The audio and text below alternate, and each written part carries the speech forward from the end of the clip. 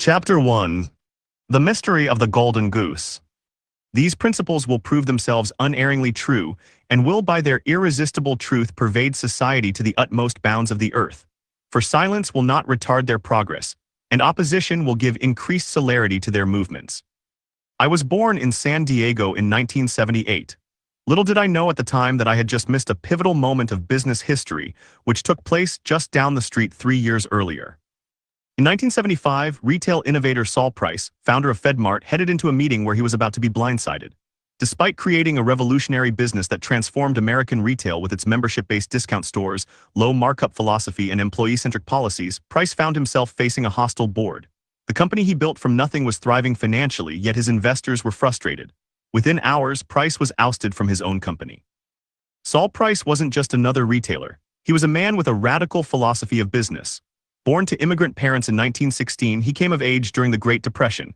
He practiced law, where he learned to act as a fiduciary, legally bound to act in his client's best interest. In 1954, Price left his career as a lawyer behind to found a new kind of retail store. The first FedMart was a no-frills warehouse near Harbor Drive in San Diego, offering high-quality goods at rock-bottom prices to members only. Fortunately, most of us had backgrounds that were alien to retailing, he later recalled. We didn't know what wouldn't work or what we couldn't do. He ranked the new company's priorities in a clear hierarchy. Our first duty is to our customers, our second duty is to our employees, our third duty is to our stockholders. He believed that if you recognize you're really a fiduciary for the customer, you shouldn't make too much money.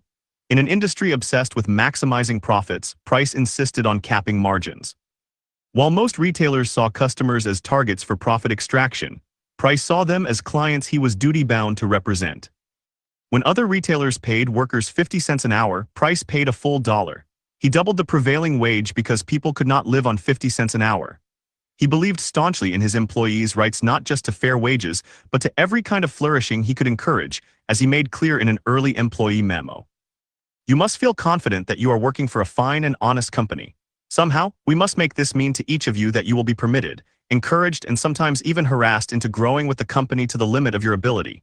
We believe that you should be paid the best wages in your community for the job you perform. We believe that you should be provided with an opportunity to invest in the company so that you can prosper when it prospers. We believe that you should be encouraged to express yourself freely and without fear of recrimination or retaliation. We believe that you should be happy with your work so that your occupation becomes a source of satisfaction as well as a means of livelihood.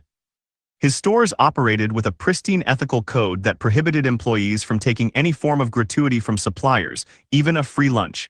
He treated suppliers with the utmost fairness. His protege, Jim Seingle, told the story this way. One time we were selling ladies' hosiery for $3.99, and Saul got the idea we should sell the package for $2.99, so he said we would give up 50 cents if the supplier would also give up 50 cents. And so we did. After about 6 months, it had not really moved the needle. So Saul asked Ira to go back to the supplier and give them back the 50 cents. The factory could not believe it. They had never had anyone buy from them who had that type of integrity in terms of the business, and that was Saul. The confrontation. By 1975, Price's approach was working brilliantly, with 40 stores boasting annual sales north of 350 million billions in today's dollars, all without spending a dollar on advertising. The best advertising, Price would say, is the unsolicited testimonial of the satisfied customer. He had created a thriving business, but growth required capital. He'd taken FedMart public in 1969 to fund expansion, only to discover that public market investors constantly pressured him to abandon the very principles that made the company successful. I wished I'd never placed FedMart stock in the open market, Price later admitted. Frustrated by this fundamental misalignment, he arranged to take the company private again at a premium price, both to reward shareholders and to secure patient capital from new partners who, he believed, would support his long-term vision. But to the investors on FedMart's board in 1975, these principles looked like missed opportunities to make more money. In their eyes, Price's ethos was an impediment to maximizing their returns. Why cap margins or pay workers double when you don't have to? Perversely, they understood that the very trust Price engendered with customers meant the company could get away with more shenanigans. They wanted faster expansion, higher margins, and a more conventional approach to retail. The confrontation had been brewing for months. Price resisted pressure to compromise his principles. At that fateful board meeting in December 1975, the investors made their move. Despite FedMart's financial success and loyal customer base, Price was voted out of the company he had built from nothing. That night, the locks on his office doors were changed. The aftermath. Put yourself in Saul Price's shoes. At 59 years old, what he thought of as his life's work was abruptly taken from him. It was a devastating and humiliating blow, but it was not the end of his story. Unfortunately, it was the end of FedMart. FedMart's investors got what they wanted but still lost everything, a self-inflicted devastation. Driven by its new ethos of greed, FedMart abandoned Price's philosophy. It spent $150 million trying to replace it with conventional retail practices. This pursuit of faster profits turned profoundly unprofitable by 1978 when losses began to mount. Leadership churned, one president after another came and went. Customer loyalty eroded, employee morale crumbled, and the distinctive advantages Price had built disappeared. By 1982, FedMart closed all 46 stores. 8,000 workers lost their jobs. FedMart was completely liquidated, a textbook case of investors killing their own golden goose. The vindication of Saul Price. Saul Price understood something that his investors did not. FedMart's success was powered by a philosophy composed of three mutually reinforcing elements that defied conventional business wisdom. First, Price believed in what he called the intelligent loss of sales, deliberately limiting selection to focus on high-volume, high-value items. While competitors stocked more than 50,000 items, FedMart carried just a fraction but sold them in high numbers, allowing for massive buying power on those products. This retail heresy demonstrated tremendous care for the customer's experience. Careful curation respected their time and reduced decision fatigue. Each item on FedMart's shelves had to earn its place, sending a clear message. We've done the hard work of selection for you so you can trust every choice. Second, he embraced what might be called harder is easier thinking. Price consistently chose difficult short-term paths that built long-term advantages. Paying double the market wage in San Antonio and higher in other locations like Phoenix and San Diego was harder on immediate profits, but created extraordinary employee loyalty and productivity. Capping margins was harder on quarterly earnings, but it built unshakable customer trust. Third, Price built his entire business around trust as the ultimate currency. Every policy at FedMart was designed to convince customers that we're on your side. His unconditional refund policy, transparent pricing, and strict ethical standards created a personal bond with customers. Members would drive miles to shop at FedMart, not just for savings, but because they trusted Price's judgment. So FedMart's decline was not due simply to the loss of its charismatic leader. Its success had been powered by something deeper, something transferable. As a result, Price knew he could do it again. As his son Robert Price recalled, about a week after being locked out of his office, he called John Alessio, owner of the Fifth Avenue Financial Center office building, to inquire about another office. Suite 729, directly above his former FedMart office, was empty and ready for Saul to occupy immediately. He signed a lease that day, purchased some furniture, and ordered a sign for the door. By the time I was growing up in San Diego, Price Club was a local fixture. FedMart was a distant memory. As a kid, I experienced the power of these commitments firsthand. My grandfather was one of those evangelists who would tell anyone who would listen about the greatness of Price Club. In my family, every school year began with a pilgrimage to Price Club for supplies. Somehow, despite its deliberately limited inventory, it always had exactly what we needed. When a friend or family member needed something, a new TV, a refrigerator, anything significant, the solution was always the same. Back to Price Club we would go. We never met Saul Price. I didn't even know that his name was the Price in Price Club. It would be many years before I would understand even the first thing about business strategy or work with my first retailer. But we nonetheless had a very intimate relationship with Saul Price because we experienced the expression of his deepest beliefs every time we shopped at his store. We did not need to read a manifesto to know exactly what he and the company he founded stood for. You may never have heard of Price Club, but its influence still radiates out and touches nearly every American. Price's philosophy was eventually and thoroughly vindicated. Today, it powers a corporate behemoth worth $400 billion, a story with a happy ending we will pick up in Chapter 6. The mystery. Who is to blame for what happened to FedMart? I bet you have one of two answers in mind. Greedy investors, sure, a naive founder, also. But there is a problem with both of these explanations. The investors were sophisticated retail experts, and Saul had spent 2 decades building one of the most successful retail operations in America. When I share this story with leaders, they always ask the same questions. Why would investors destroy something so successful? Why didn't Saul protect what he had built? Or if they've been around this weary business long enough, they don't ask any questions at all. I once had an executive tell me with complete confidence, If the mission-driven model were broadly superior to quarterly profit-chasing companies in the long term, we'd expect the economy to be mostly composed of mission-driven companies by now through Darwinian competition, yet that's not what we see. This argument sounds compelling. It has the clean logic of natural selection. There's just one problem: it assumes the market selects for value creation. Entrepreneurs have been making this mistake for centuries. The tragedy of Robert Owens. Scotland, January 1, 1800. Mill manager Robert Owen took over the unprofitable New Lanark cotton mills with two partners, acting on the belief that in a factory, care for the workers was just as important as care for the machines.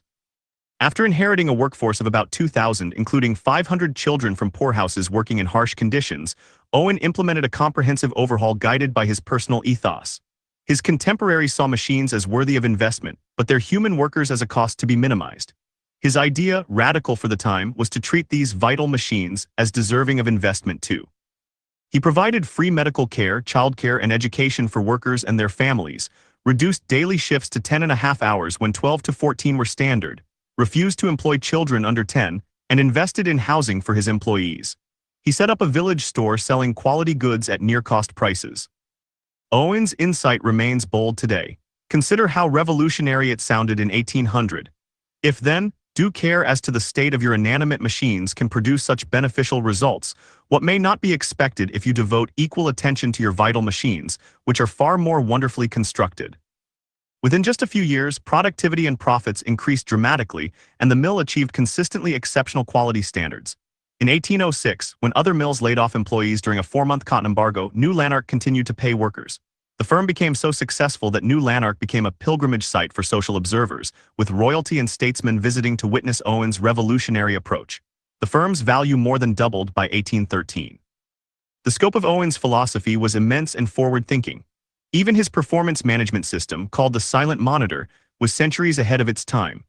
The Silent Monitor consisted of colored wooden blocks at each worker's station that were rotated daily to measure conduct: white for excellent, yellow for good, blue for fair, black for bad. Unlike the harsh discipline common in factories of the era, this system respected workers' dignity while providing immediate feedback, a precursor to modern approaches. It contributed to extraordinary loyalty and productivity. While other mills faced theft, sabotage, and high turnover, New Lanark's stable, skilled workforce helped maintain exceptional quality. After reading Saul Price's story, you already know where this is headed. The miscalculation. Owen understood his ideas were radical and anticipated they would be met with fierce resistance, writing that attempts may indeed be made by individuals who through ignorance mistake their real interests to retard the progress of this knowledge. He was right. He also believed that if he could put these ideas into practice in an industrial setting, he could prove they were lucrative even for capital owners. He was right again. But despite his prescience, Owen made one crucial miscalculation. He expected that his discovery of enlightened capitalism would make him a hero among his fellow industrialists. After all, he'd proven his reforms generated spectacular returns, 50 and in many cases 100%, compared to conventional methods. Following the core logic of capitalism, he expected other manufacturers would be eager to adopt more profitable methods. Anyone who refused would, in their stubbornness, put themselves at a competitive disadvantage and add yet more evidence to accelerate the change. As he confidently predicted, his principles would by their irresistible truth pervade society, and even opposition will give increased celerity to their movements. Here he was on so wrong. Nobody was more surprised than Owen when the opposite happened instead. By 1809, Owen's partners had grown tired of his prioritizing of worker welfare. They attempted to remove him, forcing Owen to find new investors. He faced the same scenario again in 1813, when this new group also objected to his expensive social programs. Though Owen managed to buy them out, the constant battles with shareholders continued. In 1828, a third set of investors finally wrested control of the company from Owen and ended his reforms. The return to standard practices led to declining quality and productivity. Unlike Fedmart's rapid collapse, New Lanark didn't immediately fail. Instead, it coasted along as a cash cow, extracting value from the infrastructure and reputation Owen had built.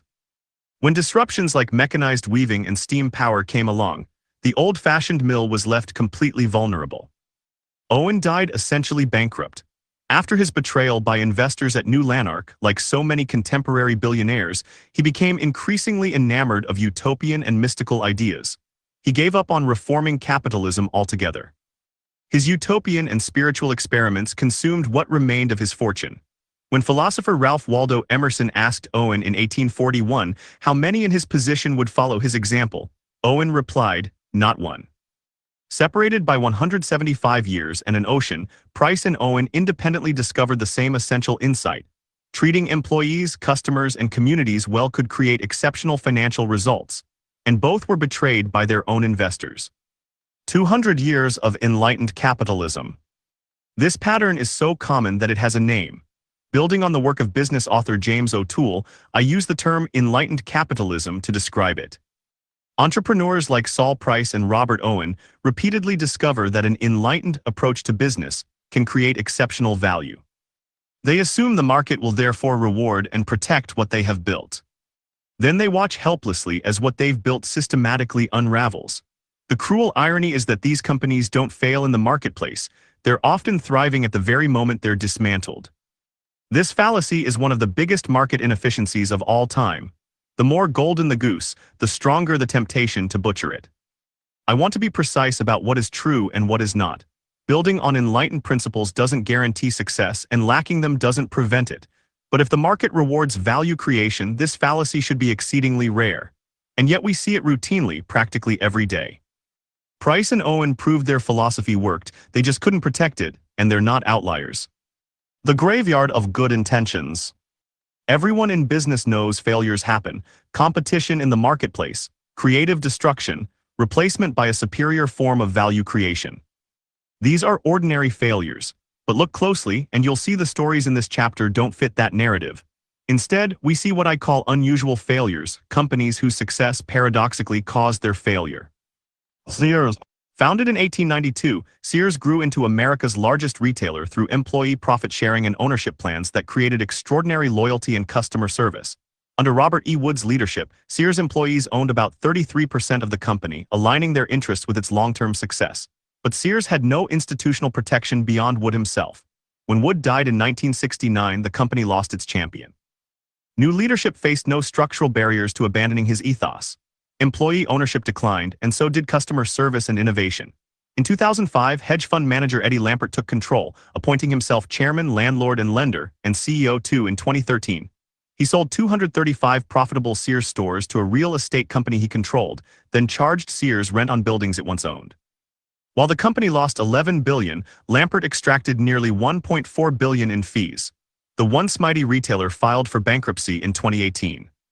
Polaroid. When Edwin Land founded Polaroid in 1937, he created more than just a camera company. He built an R&D powerhouse at what Steve Jobs memorably called the intersection of art and science and business. Jobs admired how Land built an organization to reflect that ethos. His approach produced the revolutionary instant camera and countless other innovations, building Polaroid into one of America's most admired companies, with over 1,000 scientists and engineers working on innovative new research. But Land's board was under no obligation to protect him or his ethos, and in 1982 the company directors forced him into retirement. Steve Jobs called it the dumbest thing I've ever heard, adding, "This man is a national treasure." New leadership systematically dismantled Land's culture of innovation. Within just a few years, Polaroid's research facilities atrophied, key scientists departed, and R&D spending plummeted. The company began a slow decline and filed for bankruptcy in 2001. Cadbury. In 1878, the sons of Quaker businessman John Cadbury created a moral enterprise that endured for generations. Their model employee village, Bournville, featured housing, healthcare, and gardens for workers, plus pension plans and profit sharing. Cadbury's approach generated extraordinary returns for more than a century, built on a foundation of fierce employee loyalty and brand devotion. By 2009, Cadbury was the second largest candy company in the world, with solid growth, sales, and profit. But Cadbury lacked the means to resist a hostile takeover by Kraft in 2010. Kraft immediately broke faith with the Cadbury ethos. They closed factories they'd pledged to keep open, eliminating 400 jobs. They changed the Cadbury cream egg recipe in what customers and the press dubbed the Great Chocolate Betrayal. Sales plummeted as outraged consumers abandoned the iconic product. The company lost its royal warrant, the British monarchy's mark of excellence, after 170 years of continuous service to the crown. By conventional metrics, this betrayal worked, as Kraft extracted $800 million in annual savings. But this only proves how valuable the trustworthiness of Cadbury had been. As a UK Parliament investigation put it, some of the soul of Cadbury has already been lost. Toys R Us. Founded in 1948 as children's supermart, Toys R Us revolutionized toy retail with vast warehouse stores that felt like wonderlands to children and families. But its ownership structure made it vulnerable to leveraged buyout. When private equity PE firms acquired the profitable company in 2005, they saddled it with the $5.2 billion debt that had financed their buyout. Toys R Us had to use its profits to pay off the PE firm's loans instead of investing in e-commerce or store renovations, precisely when retail was being transformed by digital competition. The debt payments consumed resources that would have gone to customer experience and innovation. By 2018, unable to service the artificial debt load, all U.S. stores were liquidated, eliminating 33,000 jobs and destroying a beloved American institution. Shall I continue? I could do this all day. A.P. Giannini founded Bank of Italy in 1904, pioneering lending to immigrants and working-class families. A century later, renamed Bank of America, it required a $45 billion bailout in the 2008 crisis after targeting those same communities with predatory loans. Circuit City, founded in 1949, came under activist investor pressure in 2003. Management spent $1 billion on buybacks while gutting customer service, culminating in the 2007 firing of 3,400 experienced salespeople. It filed for bankruptcy a year later. The casualties go on and on: Boeing's engineering culture, Wells Fargo's fake account scandal, Silicon Valley Bank's SVB collapse, GE's industrial leadership. In fact, I had a front row seat when activist shareholders pressured GE to authorize spending nearly $50 billion on share buybacks, money that could have gone to innovation and new product development instead. The same ending 20 decades in a row. FedMart and New Lanark and Sears and all the rest are not merely anecdotes or cherry-picked examples. They are symptoms of a chronic disease that has afflicted our economy for centuries. For these companies, achievements became liabilities. Skim Table 1.1 and watch the damage tick by decade with unnatural consistency. Even Frederick Winslow Taylor's reforms at Bethlehem Steel, the case study that launched the entire field of management science, were eventually undone by investors. 56. Table 1.1 Summary. This catalog outlines various causes of unusual corporate failures, categorizing them by the nature of the internal or external disruption. It highlights how companies with strong original missions or employee-centric models failed when shareholders dismantled their founding ethos, outside actors initiated hostile takeovers through leveraged buyouts and excessive debt, or boards of directors prioritized corporate best practices over the company's core values. The examples illustrate a consistent pattern where the abandonment of a successful original vision in favor of aggressive growth or financial engineering led to significant value destruction and bankruptcy. Succession failure. Table summary. The table provides case studies of companies that declined after the loss of their founding leaders, illustrating how a shift from a quality-driven ethos to cost-cutting or a lack of innovation leads to eventual bankruptcy or brand disappearance. Table summary. The table provides historical examples of companies that failed after abandoning their founding ethos in favor of short-term financial gains or shareholder value, illustrating a pattern where initial success based on trust and accessibility was eroded by a shift toward prioritizing immediate profit. Table summary. The table provides examples of corporate failure categorized by the cause of decline, contrasting companies where shareholder pressure actively dismantled a successful ethos with those that experienced a gradual abandonment of their original mission. Table summary. The table describes the decline of a brokerage firm that transitioned from a foundation of transparency and client-focused principles to a focus on proprietary trading and debt products, ultimately leading to a massive loss in stock value and its acquisition by another bank. Even more unusual failures. Believe it or not, this chart is only the tip of the iceberg. To see the expanded chart plus citations for this one, scan the QR code or go to Incorruptible Co. More failures. Image summary. This figure is a QR code. It consists of a square grid of black and white modules with 3 distinct positioning squares located in the corners. The code serves as a machine-readable optical label that encodes data for quick access via a scanning device. The presence of these markers ensures that the code can be read regardless of its orientation. Every story has its own unique villain, a greedy investor or a delusional founder or a feckless board.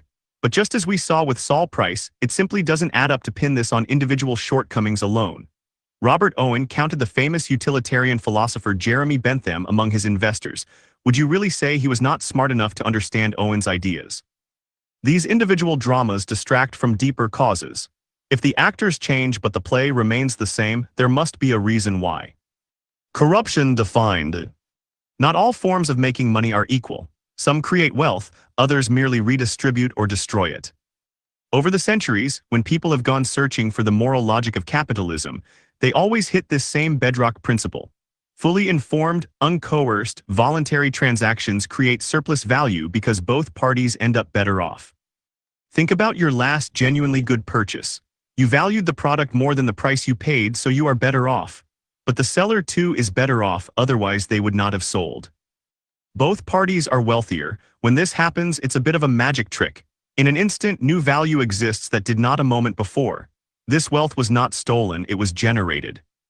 But this only works when the exchange is truly voluntary and informed.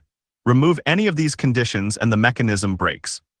This is why embezzlement, coercion, fraud, bribery, and deception are wrong. It's not only because they are illegal or even immoral. It's because they corrupt the fundamental premise of our entire economic system. They transform transactions meant to create value into ones that destroy it. This trajectory is so common these days that we hardly know what to call it. The answer is simple. Since every version of it shares the same value-destroying logic, regardless of whether the violation is illegal or even immoral, we should use the same word to describe them all: corruption. Our modern sense of corruption has become catastrophically narrow. What I'm talking about is something much broader than bribery or embezzlement. Corruption breaks the logic of capitalism itself. Every Ponzi scheme, every hidden externality, every unit of extracted value is a drag on our whole economy's potential. These corruptions don't just harm their immediate victims, they erode trust, increase transaction costs, and destroy the civic infrastructure that makes efficient markets possible. The hidden economic costs, as we'll see, are staggering. The truth is that capitalism succeeds not because of these widespread violations, but despite them. When builders express disgust at these betrayals, they aren't questioning the logic of capitalism. They are trying to defend it. Eric is such a downer. A decade ago, the CEO of a high-flying startup with a multi-billion-dollar valuation came to see me for advice on taking the company public. When I outlined the weak points in his governance structure, he was alarmed. But by our next conversation, his bankers and lawyers had reassured him, "Eric is such a downer. That won't happen to you. You're a visionary. If Eric really believed in you and your business, he wouldn't be so negative."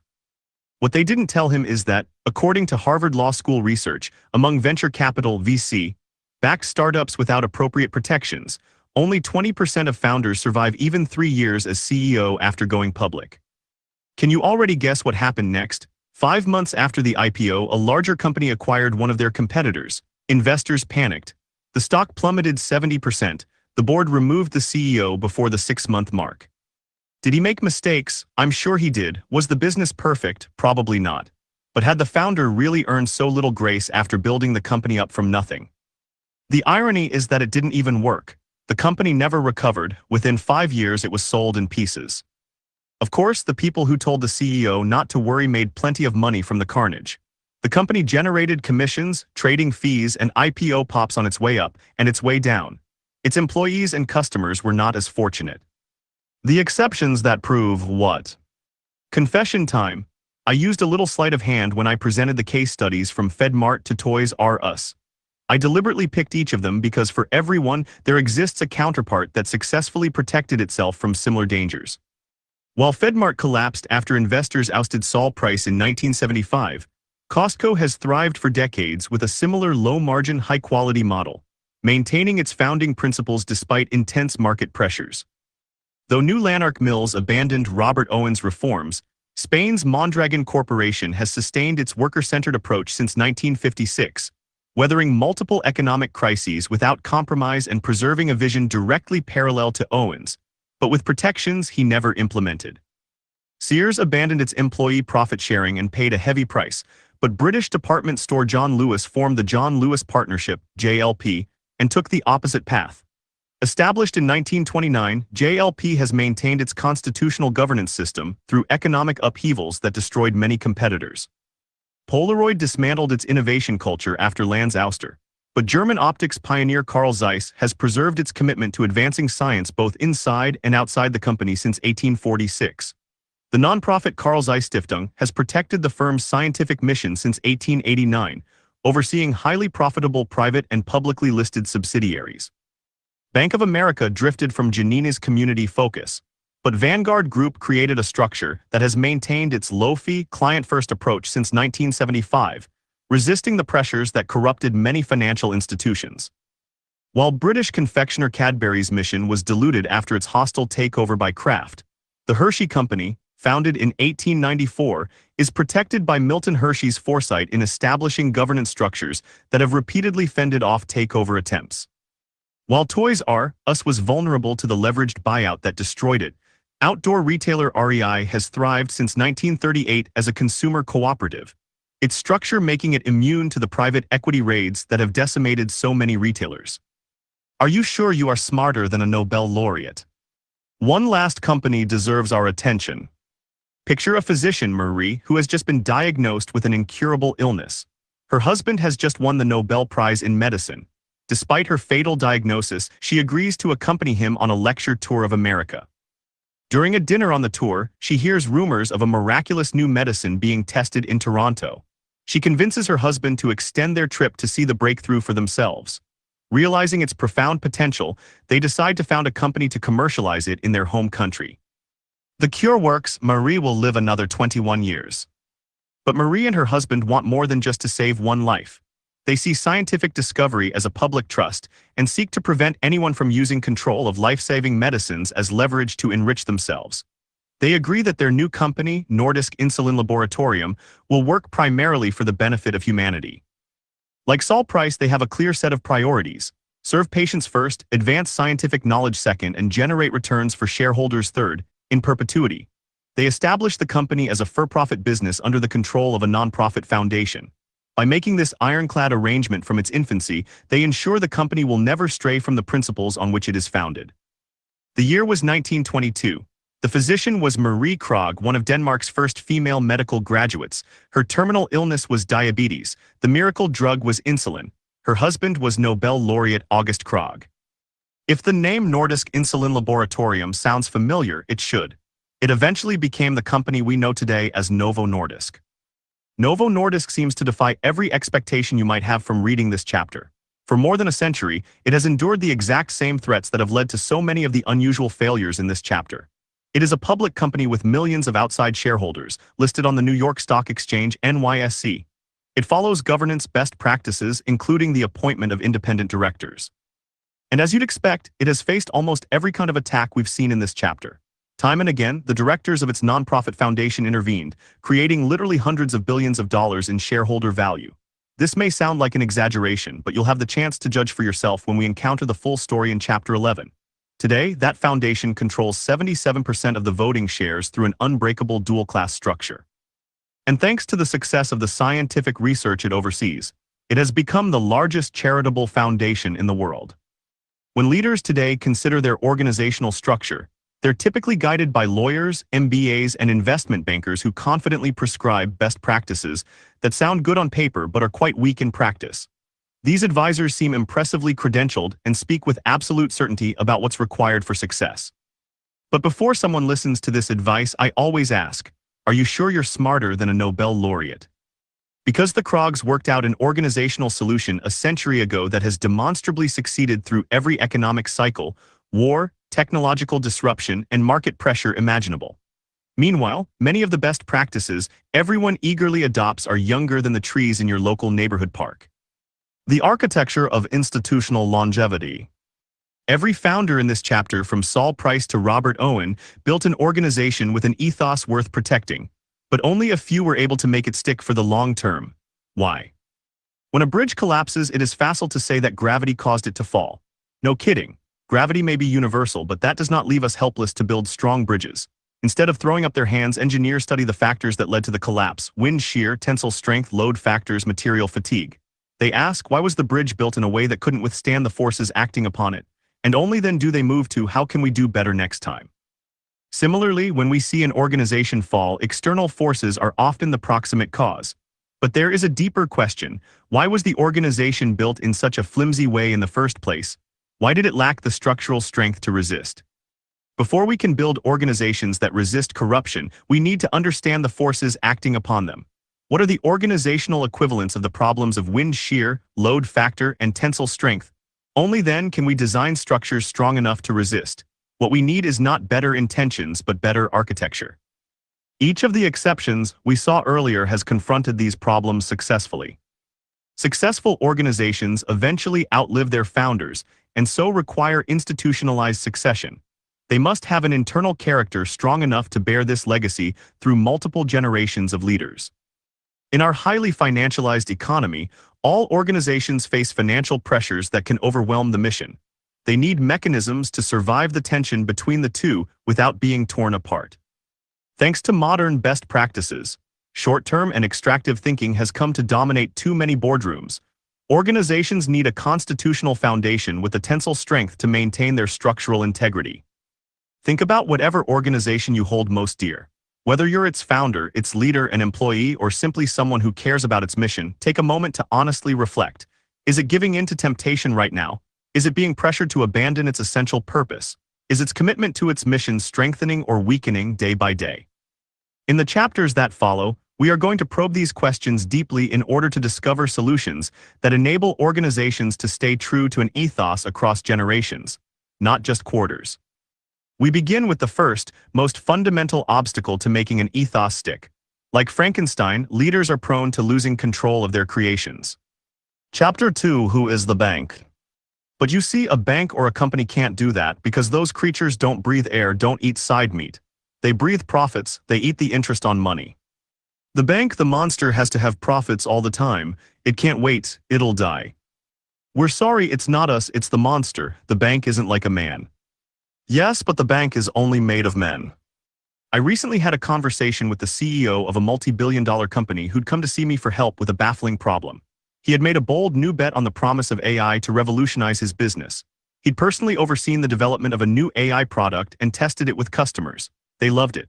Satisfied that he had created something amazing, he turned it over to the rest of his team to commercialize and scale. 6 months later, this new product was going nowhere. The sales team wasn't selling it, developers were loath to work on it, marketing would not promote it. When confronted, the executives would insist that the product was part of their quarterly priorities. Each of them was telling their teams to focus on it. Yet somehow, line employees and middle managers were consistently avoiding the AI product. It was a pattern throughout the organization. When the CEO personally intervened, he could easily get individual customers to adopt the new product. But he could not get his team to do the same, even after investing extensively in training, performance bonuses, and top-down directives. He couldn't identify any one person or group actively blocking the AI initiative. He even replaced several key executives with new ones explicitly chosen for their enthusiasm for this new direction. And yet within months, the uneasy status quo prevailed. He shook his head. You know what's driving me crazy? I founded this company 15 years ago. When I first proposed the core idea, everyone thought I was nuts. Investors, potential employees, even my family. Now that we're successful, when I suggest we need to pivot, many of the same people, including my own leadership team, resist because we can't risk what we've built. He threw up his hands. They're protecting something that exists only because I took the crazy risk they all thought was impossible. Now they think I'm reckless and can't seem to appreciate how many times they've benefited from my pushing through the impossible to get us to new success. He could feel the stress his insistence was putting on his employees. He told me as if they were being torn between two authorities. But who exactly was this other authority? Like so many founders, he had assumed that being in charge meant the organization would reflect his values. How could it be that he had all the control on paper but so little in daily practice? And if he wasn't in control, who was? The power of ethos. We've already seen the answer to this question, though you may not have realized it at the time. Saul Price figured it out. What separated Saul Price from most founders wasn't just his business acumen or his work ethic. It was his ethos. Every organization has a culture, every business has a strategy, every founder has a vision. Price built something deeper, a consistent organizational character that shaped every decision. I use the ancient Greek word ethos to describe this quality. Aristotle used it to mean the habit or character that defines a person. At FedMart and again at Price Club, this ethos reliably aligns strategy, business model, and culture like interlocking pieces of a high-performance engine. The CEO who opened this chapter has a strong personal ethos, but his organization doesn't reflect it. Somewhere along the way, it developed a different character, cautious, self-protective, resistant to change. He's on track to lose his company just as surely as Saul Price did when investors forced him out of FedMart. Both pathways lead to the same destination. You can lose your company to outside forces, or you can lose it from within. Either way, what you built stops being yours. But to understand why, we need to reckon with what it means to apply a word like ethos, which, after all, Aristotle applied to human beings, to a creature that breathes profits instead of air. Emergent intelligence. In a 2024 study, researchers at the Weizmann Institute of Science set up what they called the piano mover puzzle, a deceptively simple challenge of moving a T-shaped object through narrow slits. Take a look at Figure 2.1 and imagine how you would move the object through the passageway. Figure 2.1 Summary. This figure is a schematic diagram depicting a spatial simulation. The image illustrates a flow of entities moving from a starting area through a central corridor toward a finishing zone.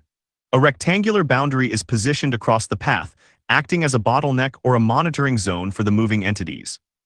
The distribution of entities shows a high density within the central passage and a more dispersed arrangement in the open start and finish areas, indicating a concentrated movement pattern through the restricted middle section. The researchers asked individual humans to perform the task. They solved it easily. Then they gave the same challenge to ants. Individual ants were terrible at it. But when the researchers tried larger groups of ants, they witnessed and measured a brand new capability. The ants began to move differently, not faster differently. If you watch the video of the experiment, you'll see individual ants swirling and shifting around the puzzle, and suddenly the object is through the gap. The swarm finds solutions no individual ant could discover, exhibiting collective memory, learning from failed attempts, and persisting in productive directions while avoiding repeated mistakes. Some groups of ants even outperform individual humans. Scientists call this emergent intelligence, a new intelligence that doesn't exist in any single ant. 5. The Weizmann experiment is a particularly elegant demonstration, but the underlying science is well established, backed by decades of empirical research. And most importantly for our purposes, these emergent properties have been studied extensively in groups of humans too. MIT researchers Anita Woolley and Thomas Malone discovered that teams develop measurable collective intelligence only when specific structural conditions are met. When humans were placed in groups to solve the piano mover puzzle without structured communication or clear coordination methods, their performance actually worsened as the size of the group increased. They defaulted to self-centered short-term solutions that proved counterproductive. But when the right structural conditions align, human groups take on emergent properties just like ant swarms do. Groups develop their own measurable moral compass, learning ability, and decision-making patterns that persist across leadership changes. Some groups consistently prefer risk while others favor safety. Some value innovation while others prize stability. These patterns are consistent and measurable. Human groups develop a character as distinct and identifiable as any individuals. Movers at work. To learn more about emergent intelligence and see the video of the ants solving the piano mover puzzle, scan the QR code or go to Incorruptible Co-Movers at Work. Image summary. This figure is a QR code. It consists of a square grid of black and white modules with distinctive larger square positioning markers in 3 of the corners. The image serves as a machine-readable optical label that encodes specific data for quick access via scanning devices. As we scale up from teams to entire organizations, these emergent properties become more pronounced. Good organizational structures can amplify the group's intelligence far beyond any individual. But bad structures can actually inhibit human ability, just as we saw in the piano mover puzzle. An organization might develop collective intelligence for problem solving while simultaneously developing blind spots. Or it might exhibit rapid learning in some areas while becoming rigidly stuck in others. Who is the bank? The CEO's plight reminded me of the famous Steinbeck passage that opens this chapter. Tenant farmers are being evicted from their land during the Dust Bowl, but when they confront the men carrying out the evictions, they can't get a clear answer as to who is making the decision to devastate them. The men sent to do the dirty work answer to the bank manager, who answers to distant owners, and those owners answer to shareholders. Each of them has a role in the organization, but somehow none of them is in charge. This leads to the farmer's bewildered question. Who is the bank? Steinbeck portrays it as a faceless system in which no individual can be held accountable, even though real people are losing their homes and livelihoods. He calls the bank the monster. Men made it, but they can't control it. My friend the CEO, grappling with resistance he couldn't locate, experienced the same bewilderment.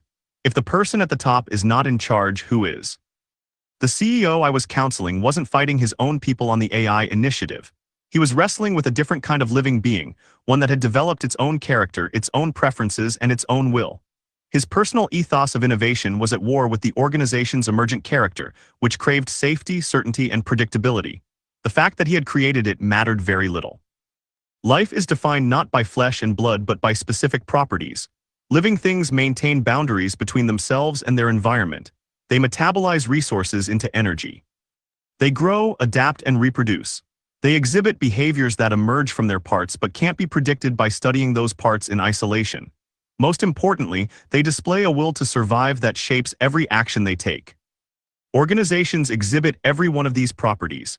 They maintain legal and cultural boundaries that define who's inside and who's out. They metabolize capital, talent, and raw materials into products and services. They grow through hiring, adapt to market pressures, and spawn subsidiaries or merge with others. A company's culture emerges from thousands of daily interactions but can't be found in any employee handbook or org chart. And when threatened, organizations exhibit a tenacity that can override the preferences of any individual within them, even their nominal leader. Each one is a superorganism unto itself, operating according to its own rules of existence. Now we can answer Steinbeck's question, who is the bank? An emergent intelligence every bit as alive as you or me, a superorganism. This is who the bank is.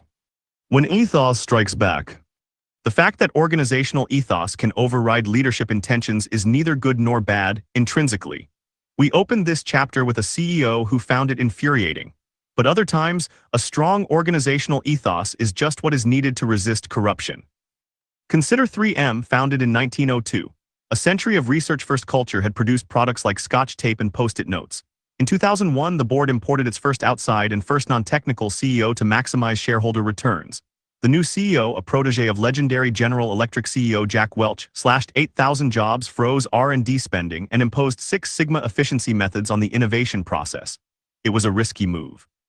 If you take over a company that's been living on innovation, clearly you can squeeze costs out, one Stanford University professor warned. The question is, what's the long-term damage? The answer turned out to be severe. Unlike the losses we examined in Chapter 1, this time something different happened. 3M's organizational being fought back. The new CEO required every research project to fill out red books with scores of charts justifying commercial applications. Scientists suddenly had to spend more time on paperwork than on research. The resistance was immediate and visceral. Veterans pointed out that Post-it notes, 3M's accident-turned-gold mine, would have been killed in its cradle under this system. The famous 15% time for tinkering, which had produced so many breakthroughs, became a battlefield. Researchers who'd spent decades exploring without permission now had to justify every experiment. Some stopped innovating entirely. Others found creative ways to hide their real work. It was another case of two different authorities in conflict. 3M's historical ethos of innovation versus the CEO's new ethos of shareholder value. But this time the outcome was different. When an organization is at war with itself, it can be hard to tell whether it is having a knee-jerk reaction to change or a healthy immune response to a dangerous pathogen. Luckily, 3M had been structured ahead of time to be able to tell the difference. This structural preparation proved decisive.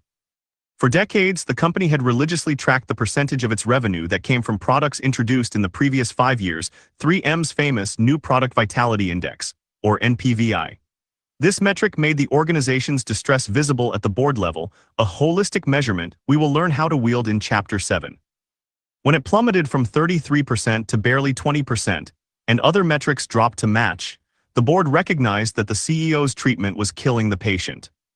The board changed course, elevating engineer George Buckley, who immediately eliminated Six Sigma from the research labs, increased R&D spending by 11%, and restored the company's innovation culture. Within a few years, the NPVI began climbing back toward its historic levels. The organizational being had effectively rejected the transplant. 3M's ethos was so deeply embedded, and crucially so carefully measured, that it outlasted antagonistic leadership. Notice how similar this is to the story that opened this chapter. Both involve a CEO unable to make their own organization comply. Whether you judge this as good or bad depends on how sympathetic you are to the CEO's aims. Same leader, different results. You may feel you are owed a happy ending story after so much carnage in these early chapters. At first blush, 3M seems to fit the bill, but this is not that kind of book. For one thing, 3M's focus on innovation left it with significant blind spots. The company would later pay $12.5 billion to settle claims over PFAS, forever chemicals, that contaminated water supplies, harm that NPVI was not designed to measure. There was one more consequence. The CEO who tried to reshape 3M was James McNerney. After leaving 3M in 2005, he was immediately hired by Boeing. This marked a complete reversal from Boeing's historic ethos. For 80 years, Boeing had functioned as an association of engineers devoted to building amazing flying machines. Technical excellence was meant to rule every decision. As at 3M, McNerney was the first non-engineer CEO in the company's history. However, unlike at 3M, the ground at Boeing had been softened in advance of his arrival. Boeing's 1997 merger with McDonnell Douglas had elevated Harry Stonecipher, a GE veteran, to president and COO of the merged company. Stonecipher was explicit about his intentions. When people say I changed the culture of Boeing, that was the intent, so that it is run like a business rather than a great engineering firm. As industry analyst Richard Abulafia observed, these Welch-inspired leaders had one consistent philosophy: crush the workers, share price, share price, share price. Financial moves and metrics come first. That's why Boeing's board wanted McNerney in the first place. Welch had been named Manager of the Century by Fortune magazine in 1999. His cost-cutting gospel was, well, gospel. The company that once invested everything in engineering excellence now began the process of returning $68 billion to shareholders through buybacks and dividends. As management focused more and more on financial engineering, engineers inside Boeing watched one program after another unfold with growing horror. We have their internal records because of the investigations into the 737 MAX tragedy. One engineer wrote, "This airplane is designed by clowns who in turn are supervised by monkeys." They knew the 737 MAX was dangerous. They documented problems. They raised concerns. Management's response was always the same: costs, deadlines, stock price. As the pressure mounted, even those who'd fought hardest began to break. Another Boeing employee later confessed, "I still haven't been forgiven by God for the covering up I did last year." Psychologists call this moral injury, the inner damage caused by knowingly causing harm. Given the scale of the harm in this case, it should be more surprising that people went along with it. But given the choice between speaking up only to be ignored, transferred, or fired, or staying silent, most people choose silence. The moral compromises went deeper. In February 2018, months before the crashes, one employee asked another, "Would you put your family on a MAX simulator-trained aircraft?" The response: "I wouldn't." They knew. They shipped it anyway. On October 29, 2018, Lion Air Flight 610 crashed into the Java Sea. All 189 people aboard died. On March 10, 2019, Ethiopian Airlines Flight 302 crashed 6 minutes after takeoff. All 157 people aboard died, 25 passengers from 35 nations, 21 UN workers heading to an environmental conference, 4 Catholic Relief Services staff, a family of 6. It can't be blamed on just one leader. In fact, McNerney had retired by the time of the crash. The same methods that 3M's immune system rejected, Boeing's culture embraced. Though their aims were quite different, McNerney at 3M and the CEO who opened this chapter have this in common: they couldn't make their reforms stick. But at Boeing, McNerney could, and the culture he championed endured after he left. Can a superior organism say, "I'm sorry"? Would you like an apology from Boeing? It's understandable. When 346 people die, we hunger for accountability. But from whom? The leaders who established Boeing's new culture are long gone. How about from the new CEO brought in for damage control? But what are his apologies worth? Indeed, is there anything more ridiculous in modern life than a corporate apology? We've all seen the ugly spectacle of the CEO who apologizes while conducting remorseless layoffs. Steinbeck's bank lackey evicting the tenant farmer. Customer service agents who are so sorry that they can't help you. The human being on the other end of the line may feel genuine remorse, but do they have the power to do anything about it? They and we both know that they don't. So their apology rings hollow. The problem is this: no individual person can ever make promises on behalf of a superorganism. This may be the single most important consequence of understanding organizations as superorganisms. If someone is replaceable, they cannot be trusted to fulfill the promise they make on their organization's behalf. How can anyone be sure their successor will honor it? The churn is everywhere. Company lifespans on the S&P 500 have collapsed from 61 years in 1958 to just 18 in 2025.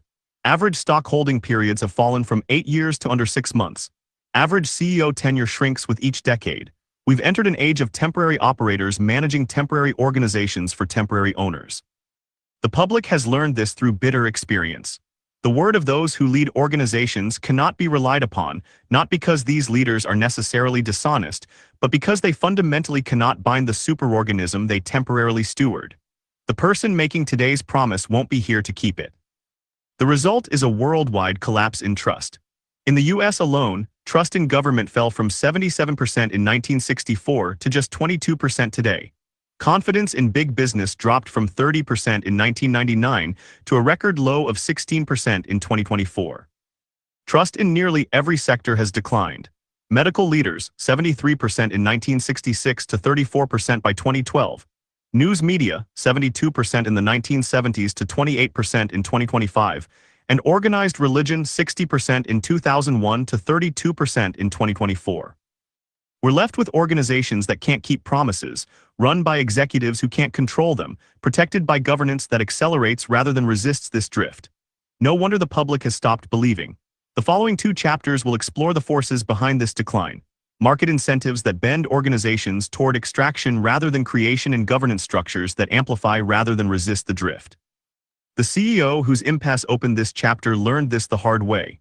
He had a strong personal ethos of innovation, adaptation, and risk-taking. He assumed this would naturally become the company's ethos. But personal ethos doesn't automatically transfer to organizational ethos. He doubled down on what he knew: directives, bonuses, training programs. It worked in the short term. He launched into founder mode, personally overseeing new product launches, replacing key executives, conducting skip-level meetings, bypassing senior managers to align junior staff. He did put the organization on a new course. But the constant pushing, convincing, and explaining to his team and to skeptical Wall Street analysts exhausted him. He was fighting the organism's nature every single day. Within 2 years, he had resigned from the job he'd previously vowed he would hold for life. Founder mode explained. The CEO's predicament exemplifies a pattern I've seen countless times. Founders cannot understand why their past success doesn't give them credibility to try something new. Yet their executives aren't quite so sure the founder deserves the credit for everything they created. When pressed, executives acknowledge the founder's role intellectually. Of course, we wouldn't be here without her, they'll say, but there's another story that lives in the back of their minds. Maybe the company succeeded because it served a market need. Maybe it would have succeeded even without this particular founder. As companies scale, this way of thinking becomes more common. The percentage of current employees who can remember those early underdog days inevitably shrinks. New managers and executives act as if the company's existence was inevitable. These 2 competing stories have diametrically opposed views of cause and effect. Was the founder a visionary genius without whom none of this would be possible, in which case executives had better follow their new vision? Or was the founder just in the right place to exploit a market need, in which case they'd better not? This mutual incomprehension between founders and their organizations has given rise in recent years to the concept of founder mode, a term that describes the effort by founders of successful companies to reassert control over their own organizations. When companies drift from their ethos, founders often respond with dramatic interventions, firing managers, dismantling procedures, and orchestrating cultural reboots that only they can accomplish. When it works, and it doesn't always, it's because the original founder has the moral authority to demand drastic changes that others simply could not. Founder mode stories make for compelling business narratives, but they leave a curious question unexamined. Who hired all those bad managers and established flawed procedures in the first place?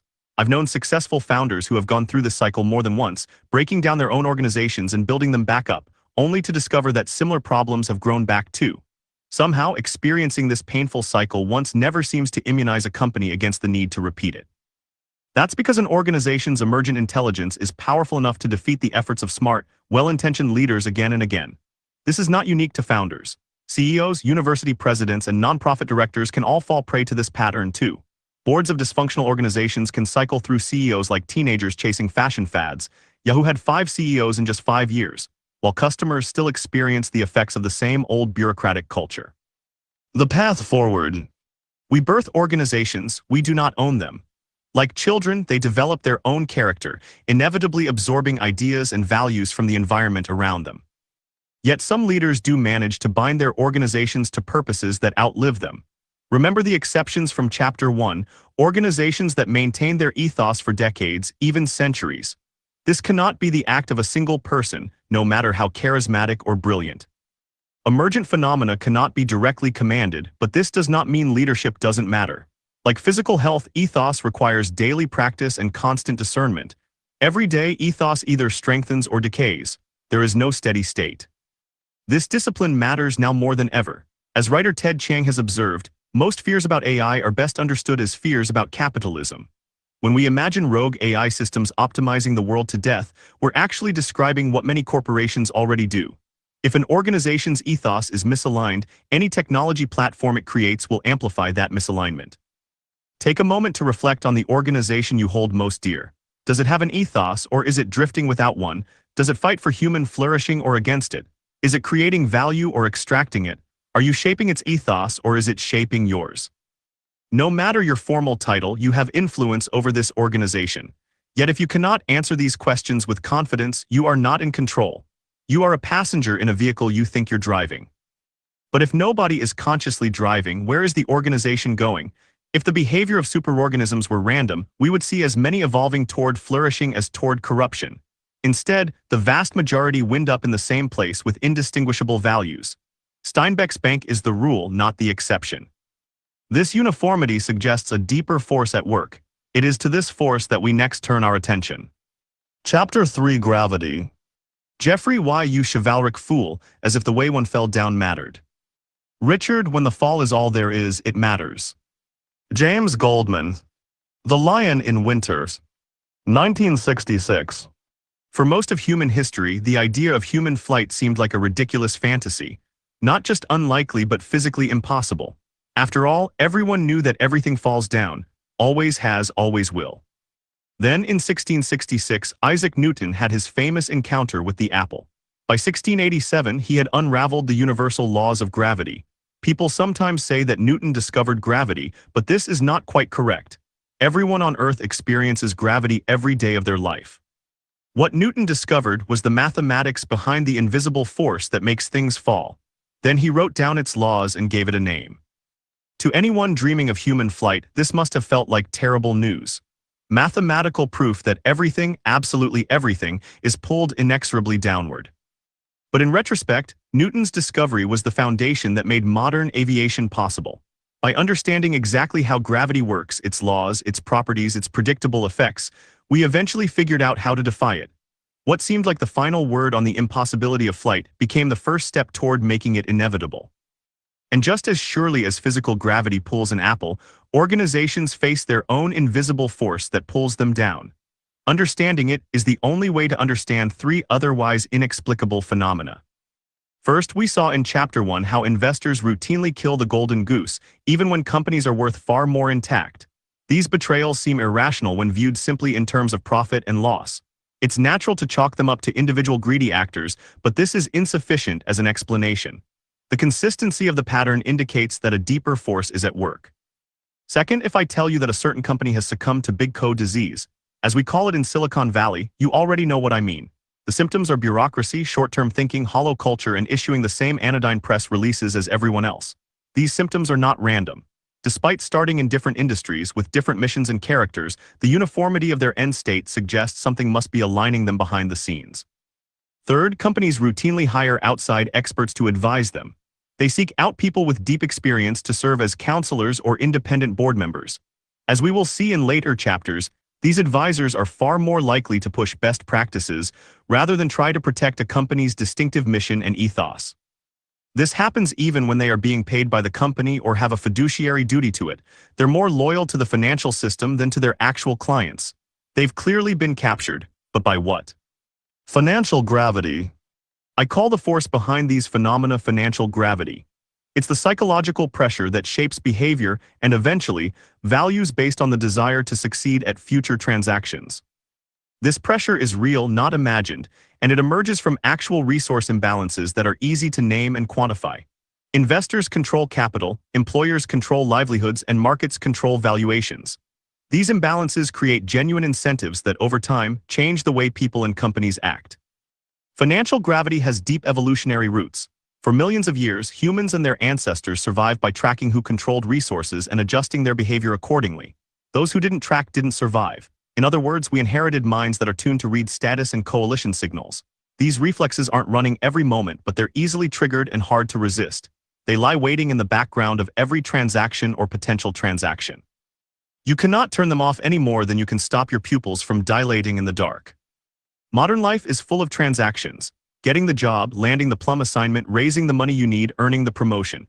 Our reflexes kick in automatically in the face of money, power, or status disparities, which in our hyper-financialized world have become interchangeable. It's why politicians get rich and why the wealthy become politicians. It's why celebrities become investors and investors become celebrities. We've all felt this force at work. That tightening in the chest before disagreeing with someone who controls a resource we need. That moment of nodding along in a pitch meeting or board meeting or strategy session to ideas that deserve challenge because the person speaking might be useful someday.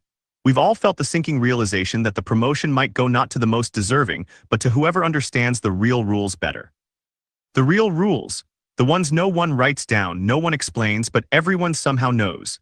These are the rules of financial gravity that organizations unconsciously obey, and before long they begin to drift. Consistently enacted behavior eventually becomes internalized as values, which gravity transmits across great distances. For example, the stock trader obsessing over quarterly earnings and the line worker may never meet, but over time the line worker adopts the trader's worldview. Numbers matter more than craftsmanship, efficiency trumps everything, the stock price is the score. If this were merely about incentives, sometimes it might work the other way. The trader might need to learn from line workers too, since such understanding might make the trader a better investor. Instead, that kind of upstream influence is practically unthinkable. Gravity is a one-way arrow that always transmits the values of those who control resources. This transmission may be unconscious or even inadvertent, but that doesn't make it any less real. Multiply these small individual transformations across thousands of people, and it's clear how powerful financial gravity truly is. It doesn't respect company boundaries or even industry boundaries. When I ask CEOs who have taken companies public to identify the biggest change they notice before and after, I always get the same answer. Every employee starts watching the stock ticker. And so a company might preach quality, the CEO might genuinely believe in craftsmanship, and the company may strive to reward great work. But when employees see the stock price crash because of a competitor who ships junk, the temptation is overwhelming to compromise just this once. If this juices the stock price, even for a short time, it's only a matter of time before employees are teaching each other that quality is an unaffordable luxury. We become what the gravitational field rewards, then forget we ever wanted anything else. Over time, this subtly changes the company's values. People become extremely wary about whatever might make the stock price go down. Notice the might in that sentence. This is different from interrogating investors to discover what they actually want. That would be a healthy dialogue. No, this is allowing the ghost of the market to be a silent participant in every strategy, product, and board meeting. It's no different from a startup wondering what investors want them to do or a nonprofit slowly conforming to the perceived preferences of the donor class.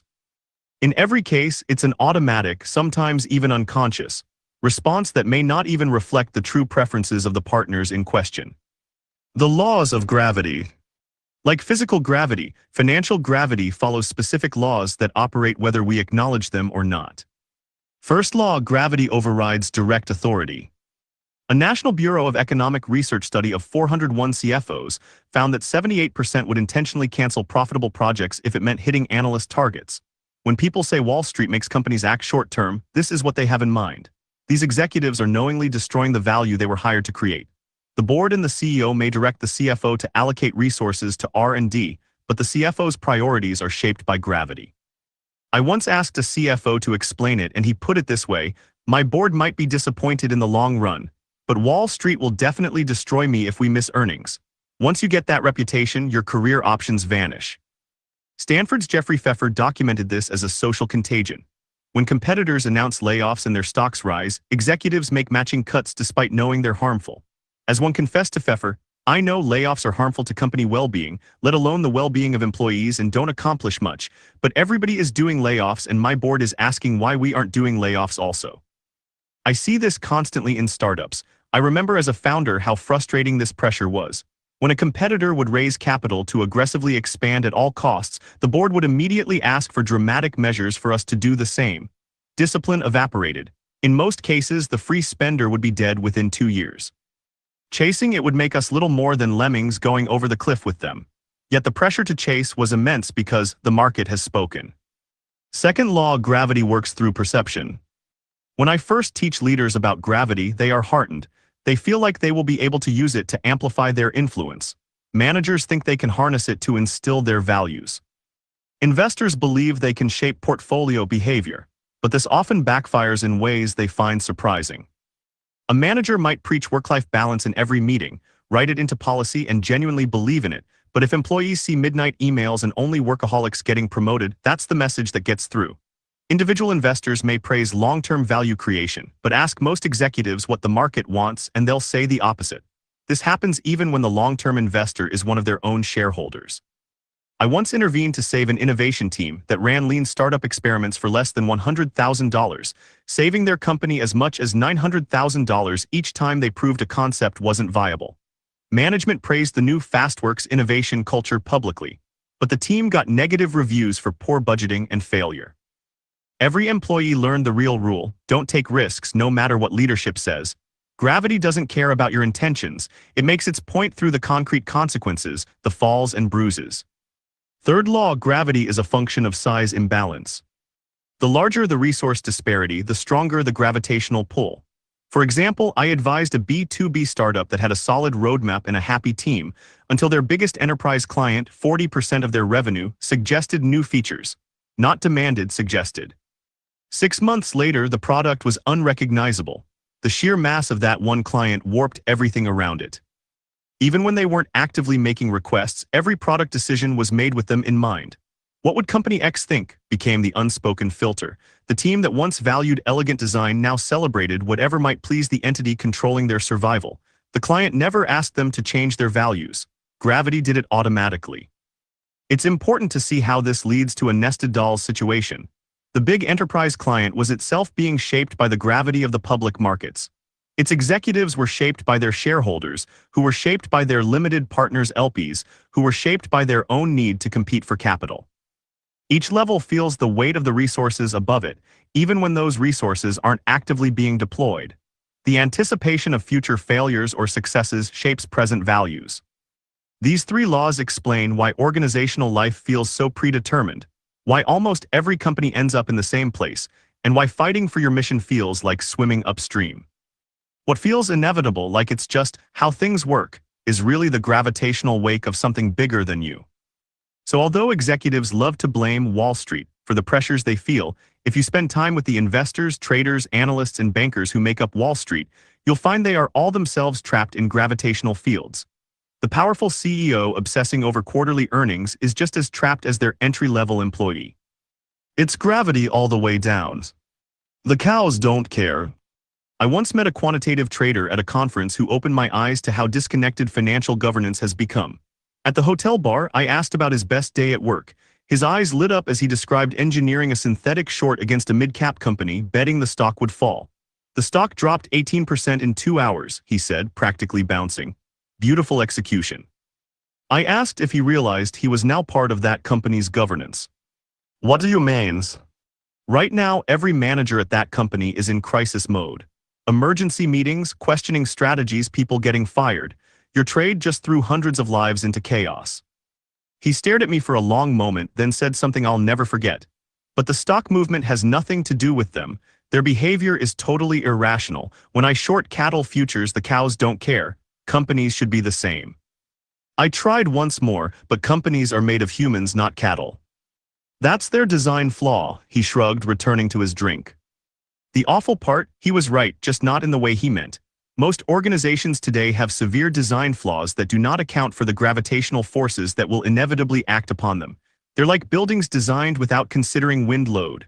When the pressure comes, they crack. Whole Foods when ethos meets gravity. In 2017, John Mackey found himself sitting across from Jeff Bezos in a boathouse, contemplating the unthinkable. After 40 years building Whole Foods from a single Austin storefront into a $13 billion company, Mackey found himself in an impossible situation. I had nurtured Whole Foods, my proverbial child, my baby, from her infancy. Was I now ready to let her go? That fateful meeting would end Whole Foods' independence forever. How does a company built on love end up for sale to the highest bidder? In 1978, Mackey was a 25-year-old college dropout who'd borrowed $45,000 from family and friends to open a natural foods store. When he and his girlfriend Renee got evicted from their apartment for storing food products, they moved into the store, bathing with the dishwasher hose. Their initial minimum viable product, MVP, may have been scrappy, but their ambition was expansive. Mackey said his goal was to create the happiest workplace in America, a workplace based on love. This love, he envisioned, would radiate through everyone the enterprise touched. In 1981, Memorial Day flooding left Austin underwater. 8 feet of muddy runoff sluiced through the Whole Foods store, destroying $400,000 in inventory and ruining everything they'd built. The store should have died that day. Instead, customers and neighbors showed up with buckets and mops. They weren't there to shop, but to rescue something they loved. Suppliers extended credit. Their banker personally guaranteed the loan they desperately needed.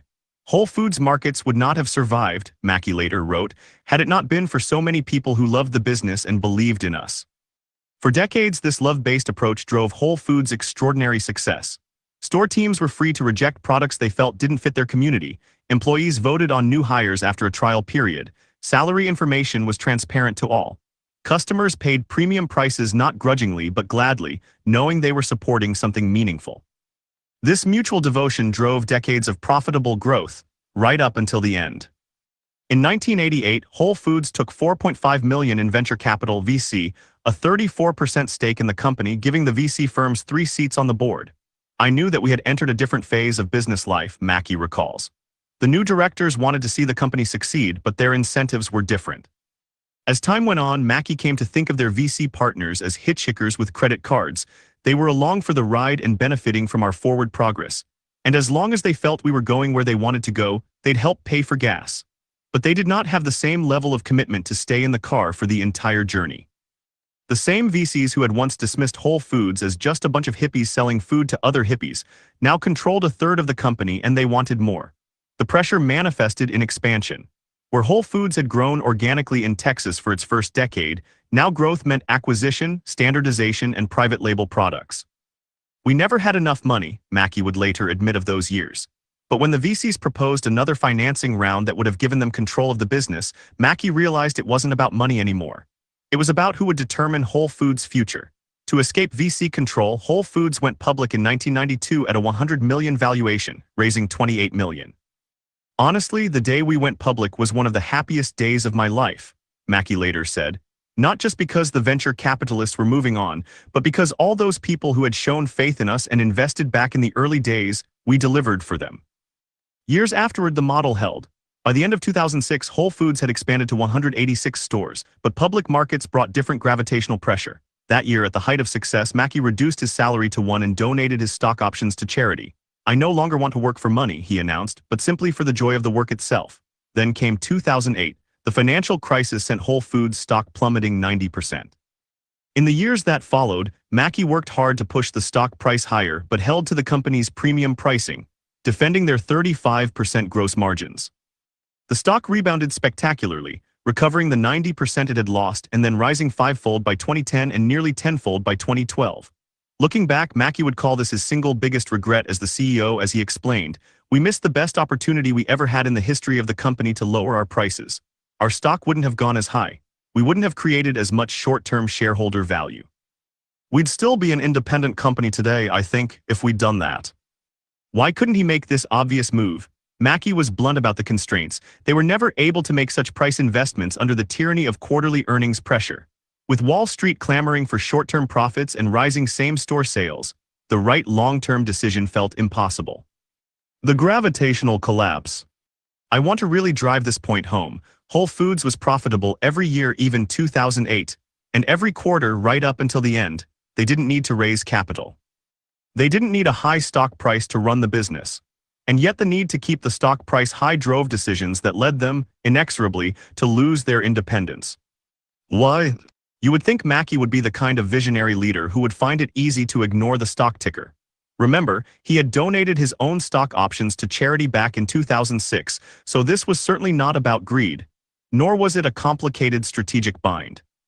The main challenge the store faced was its whole paycheck reputation, caused by high prices. Growing competition from other organic food stores led to declining foot traffic.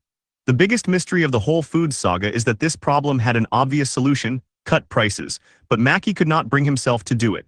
He was too worried that the stock price would go down. Again's why. Mackey had given almost every Whole Foods employee stock options to share in Whole Foods' success.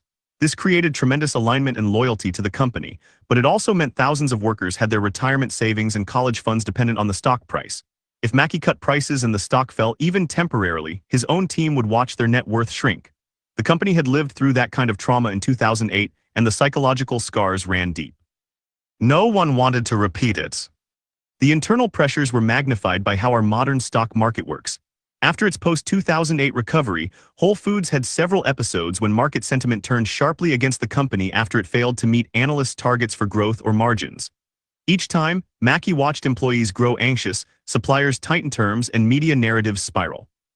Throughout this period, hedge funds and activist investors hounded him to change the way he ran the company, and he was aware that the lower the stock fell, the cheaper it would be for one of them to buy a larger stake in the company or take it over entirely. In fact, the more the market irrationally undervalued Whole Foods, the more profitable it would be for an acquirer to take it over, as Amazon eventually did.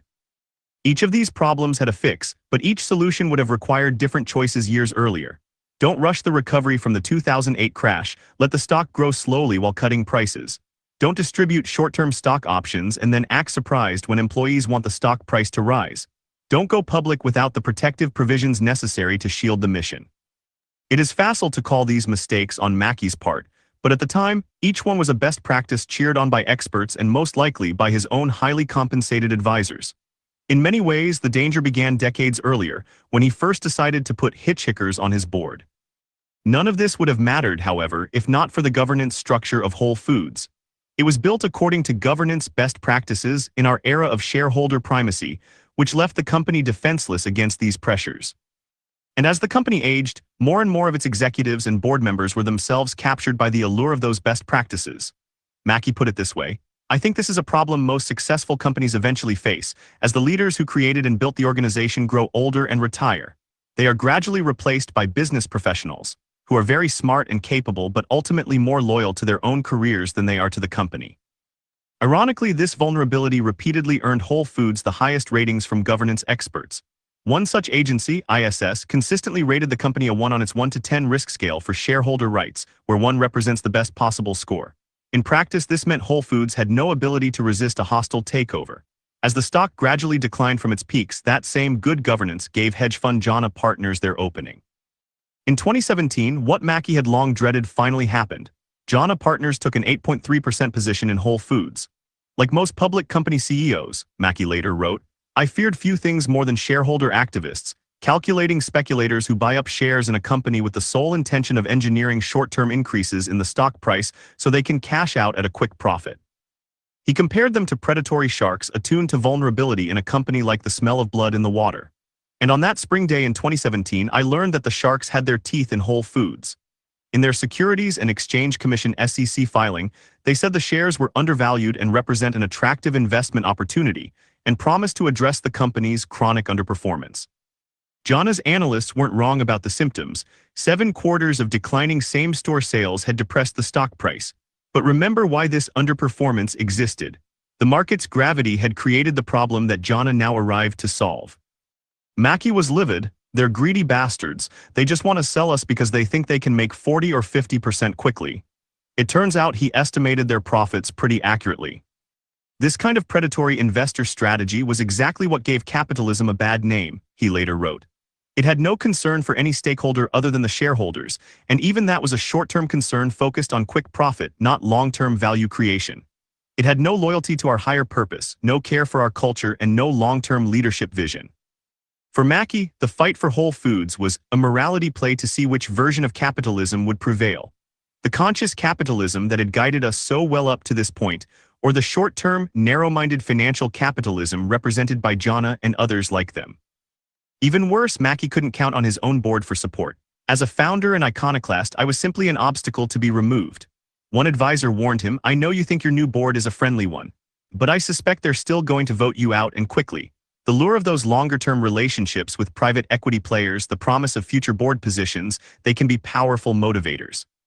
They'll apologize, say something about fiduciary responsibility and professional management, and cast their vote against you. 3. Facing Jana's assault, Mackey confronted a devastating reality. He could not figure out how to solve the fundamental problems facing his company. But once again, I want to emphasize, these were not business problems in the conventional sense. Customers still loved shopping at Whole Foods, employees still loved working there, the company was profitable every quarter. After decades of building something beautiful, Mackey found himself reduced to a single heartbreaking choice, not whether to sell but whom to sell to. He hoped that Amazon's commitment to long-term thinking would make them a more sympathetic acquirer than the alternatives. The fall was all that was left. That's how he wound up in the boathouse with Jeff Bezos. The bitter irony came immediately. On the day Amazon closed the acquisition, they slashed prices on organic staples by as much as 43%. Foot traffic jumped 25%. Amazon did in one day what Mackey had known was necessary but couldn't bring himself to do. Jana made about $300 million for their 6 months of work, more than 100 times what the typical Whole Foods employee would make in a lifetime. Jana advertises itself as a firm that leverages shareholder engagement with the goal of creating substantial value for both our investors and stakeholders, and boasts of improving governance at public companies. From the traditional view of governance, this whole story counts as a victory. Whole Foods had best practice governance the entire time. Jana made money for themselves and their investors. The aftermath for everyone else was pretty much in line with the grim stories we heard in Chapter 1. Whole Foods fell off Fortune's list of 100 best companies to work for in 2018. Customers complained about empty shelves and disappearing products. Today, the Whole Foods ethos of love is all but lost. I had some small hope that our culture might have some influence on the innovative but more transactional business culture of Amazon, Mackey reflected before his forced retirement. But not only did they largely ignore our culture, they unconsciously began to make decisions that damaged it. Was it at least a victory for Whole Foods in purely financial terms? Not really. By all accounts, adding grocery know-how and distribution to Amazon's retail empire has helped Amazon. But in terms of Whole Foods itself, Amazon's deep pockets have grown the brand only modestly.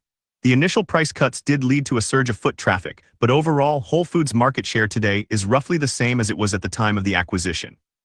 So in the end, did Jana Partners' investment create value?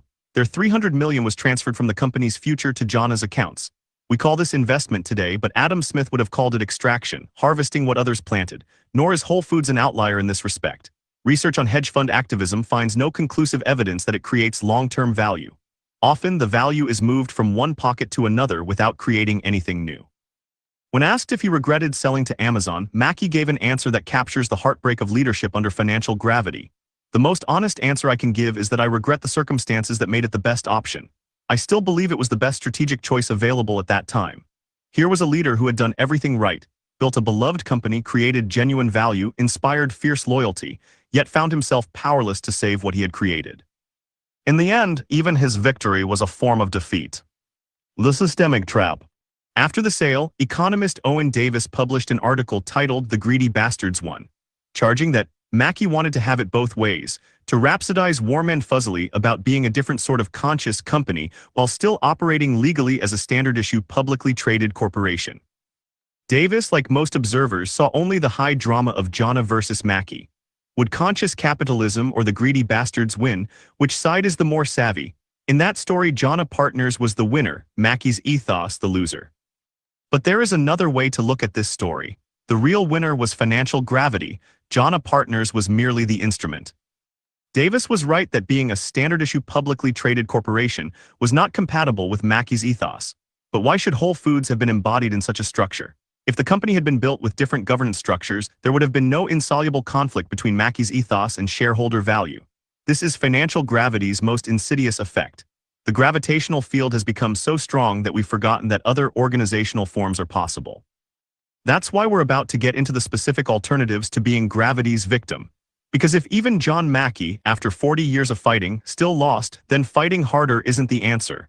Building differently is. The turn of the tide. I once talked to a founder who had led his company to tremendous success, making millions of dollars in returns for his investors, before being summarily forced out by some of his investors.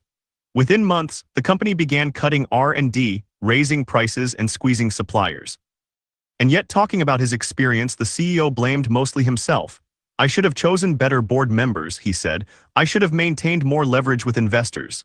As he was starting a new company, I asked what governance changes he was considering. He looked at me blankly. Like what? It's time to start answering his revealing question. Some organizations have figured out how to defy gravity. You've seen glimpses of them already. They've built the kind of strength that allows them to resist corruption. Other organizations, despite the best intentions, fall due to the design of their organizational structure. The approaches that save companies are not only proven, with long track records of success, but also learnable.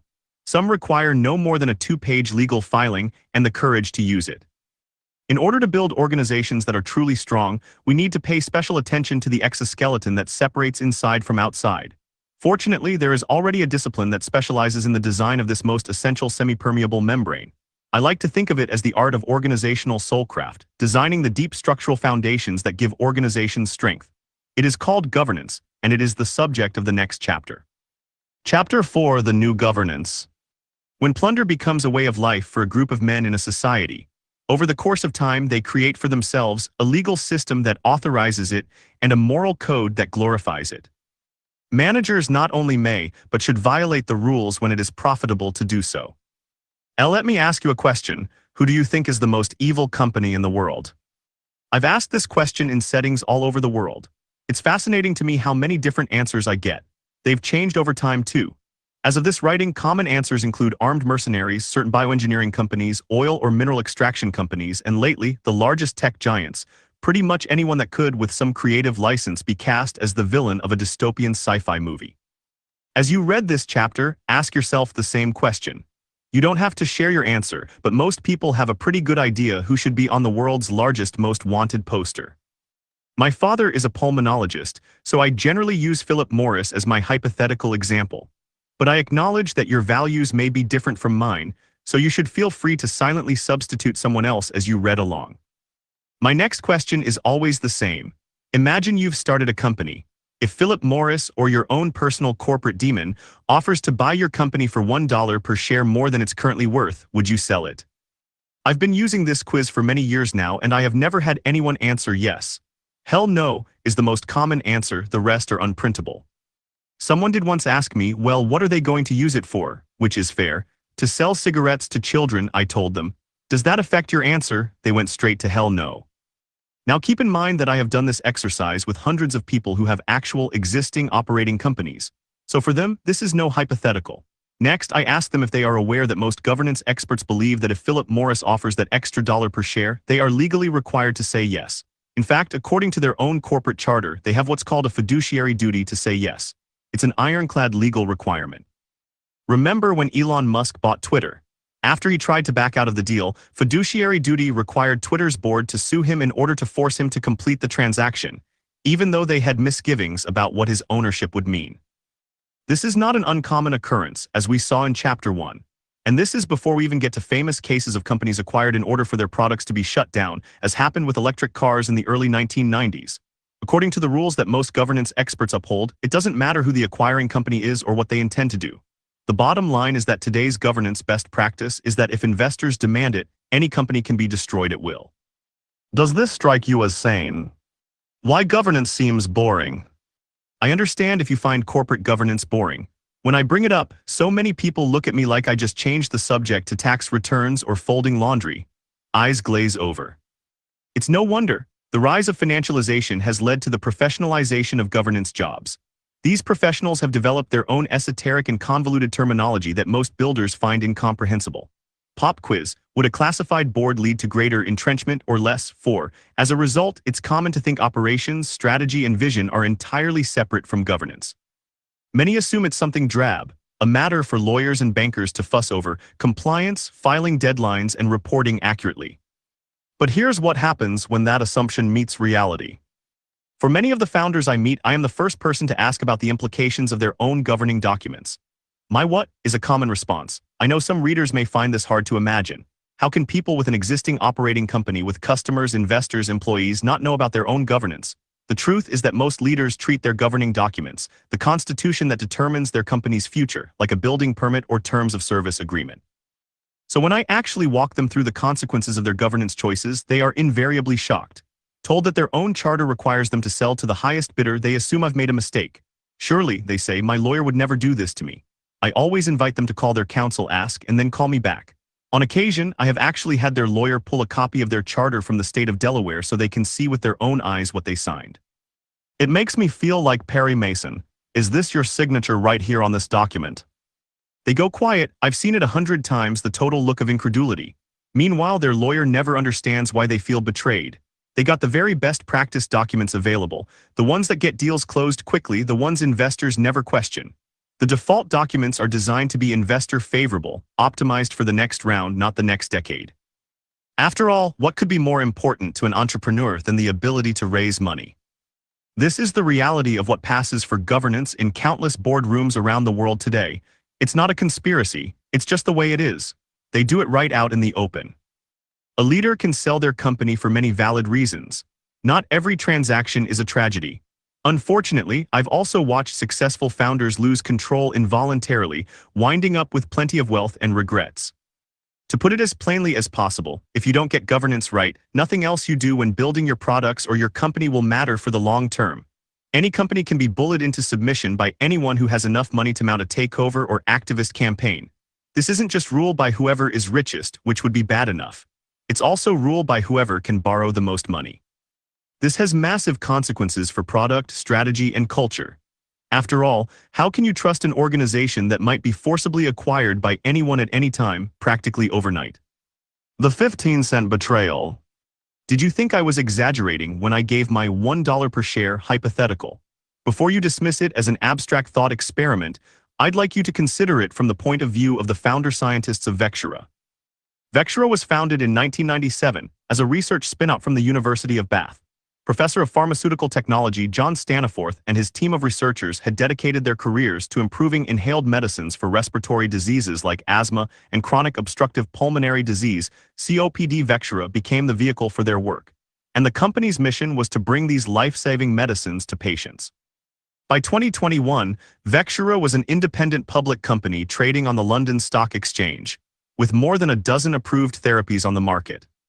Philip Morris International (PMI) attempted to acquire Vectura for £1.1 billion. At the time, PMI was in the midst of an ill-fated strategy of diversifying beyond nicotine by investing in e-cigarettes and inhaled therapeutics. This headline number sounds impressive, like the classic offer you can't refuse. But it was actually only 165 pence per share. A private equity firm had also bid for the right to acquire the company, offering 155 pence per share. To prevent further bidders, PMI had declared their intention to outbid any rival. As we'll see in the next chapter, they can afford such moves because their $7 billion in annual net income doesn't account for their portion of the $600 billion in annual costs the tobacco industry imposes on the U.S. economy alone. Vectura's board of directors had to make a choice. Stay independent, sell to private equity, or sell to Philip Morris International and earn an extra 10 pence per share. See, the dollar per share premium in my example was an exaggeration. In real life, it was closer to 15 cents. Care to guess what happened next? Health charities begged them to say no. The British Thoracic Society called the potential deal unethical. The broader British public was outraged at the idea that a healthcare company would be owned by Big Tobacco, but Vectura's board, they unanimously accepted the bid from Philip Morris International, claiming that their fiduciary duty to shareholders left them no choice. After a mere 4 months of deliberation, the deal closed in September 2021. The fallout was swift and predictable to everyone except those bound by law to ignore it. Partners fled. Executives quit. Within 3 years, PMI had taken a $680 million write-down on its investment and sold the company's assets for a mere £150 million. It was an incredible act of value destruction. It's true that some investors made some money, especially those who sold quickly to capture the 40% premium PMI paid over the per-takeover trading price. But was this transaction as a whole profitable? For Vectura, the corporation, it was a death sentence. All for 10 pence per share. This was my hypothetical made real. A company that helped people breathe sold to a company that profited when they couldn't. Gotta serve somebody. Vectura's board claimed they were obligated to sell to PMI because they were in the grip of a particular idea about the purpose of the Vectura Corporation: to maximize shareholder returns. Now a good many people think talk of corporate purpose is either fuzzy ESG nonsense or a manipulative smokescreen designed to deflect blame from executives. And I understand why. Investors frequently complain to me about leaders who use noble-sounding language about stakeholders and social responsibility to evade accountability while extracting massive compensation for themselves. They fear these executives will underinvest in performance while getting distracted by what they see as unrelated social issues. But there's plenty of absurdity in the other direction too. The recent debates about ESG and corporate purpose have taken on the tenor of a surrealist play. For example, a major investor recently spoke derisively of British multinational consumer goods giant Unilever's attempt to infuse purpose into all of its products. A company which feels it has to define the purpose of Hellmann's mayonnaise has in our view clearly lost the plot. On the one hand, I am sympathetic. A lot of corporate rhetoric about purpose is frankly ridiculous, fair enough. But what's so amazing about this quote is that, humble though the product may be, Hellmann's mayonnaise is food. Its purpose could not be clearer: to nourish and delight those who eat it. This is no abstract concern. Think how easy it would be for an efficiency consultant to suggest that the company replace one of the ingredients in the mayonnaise with an inferior chemical that is cheaper but more addictive, or even damaging to long-term health. The recipe change may damage the company in the long term, but likely long after the efficiency consultant is gone and the product manager's stock options have vested. Product managers face these kinds of trade-offs every day. How they see themselves and how they see their organization's purpose matters a great deal. There is nothing vague about purpose. Purpose is not a mission statement or a marketing slogan. It's the specific legal obligation that tells companies what they have to maximize and optimize for. Every U.S. corporation has a legal charter in the form of a founding document filed with a state government. This charter declares what the company exists to do. Check your charter, you already have a purpose whether you realize it or not. So did Vectura right up until the end. Many people claim that today's standard charters are neutral on the question of purpose. This is understandable, as most corporate charters these days use a standard formulation that the corporation exists to conduct or promote any lawful business or purposes. Sounds pretty open-ended. But there is no neutral position. Every organization serves something. As we will see in today's world, this neutral charter is widely interpreted to mean that the company is obligated to maximize returns for shareholders. That means that the company's purpose, its legal actionable goal in life, is often out of alignment with the desires of its founders, employees, and customers. It may not even be what the investors want, which seems like a sad state of affairs. So the next question is, how did we get here? Most founders assume that the way governance works today is just the way things are, the way they've always been. But the dirty little secret that every builder needs to understand is that our current system isn't a necessity, isn't ordained by natural law. It's a recent invention. Once you see how we got here, you'll understand why Vectura's board felt they had no choice. The concept of general incorporation, that a company can be legally incorporated for any purpose, dates only to the late 19th century. Delaware didn't join the party until 1899. Before that, corporations had to prove they served a defined public benefit to form at all. For example, the Philadelphia Contributionship for insuring houses from loss by fire received its charter in 1768 by declaring its purpose was for our own mutual security, as for the common security and advantage of our fellow citizens. The Union Pacific Railroad was chartered specifically for the purpose of constructing the Transcontinental Railroad. Purpose was paramount. Courts were rigid about this. If a corporation took any action beyond its stated purpose, the courts would void its charter. This doctrine was called ultra vires, beyond legal authority. Under that framing, it would have been absurd to claim a corporation existed only to enrich its stockholders. It's this earlier corporate history that gives us our modern idea of fiduciary duties. The original conception of the corporation was a three-legged stool. First, corporations were incorporated only for a specific beneficial purpose. Second, boards had a duty to the corporation itself, a positive duty to pursue the company's chartered mission without self-dealing. Third, corporations had a duty to their stockholders, a negative duty not to misappropriate their funds for some other use. As Angell and Ames stated in 1832, the funds of a corporation are entrusted to the management of its directors for specific purposes, and to divert them from their proper use would be a fraud upon the stockholders. These three legs supported each other and produced a stable, logically coherent structure. In this context, fiduciary duties made sense because any deviation from the stated purpose would be defrauding the shareholders who had invested in that mission. In exchange, shareholders began to enjoy the special protection of limited liability. They could lose their investment if a company failed, but they couldn't be held personally responsible for the corporation's debts or actions. This was sensible in a context where corporations were free to operate largely independent of investor oversight.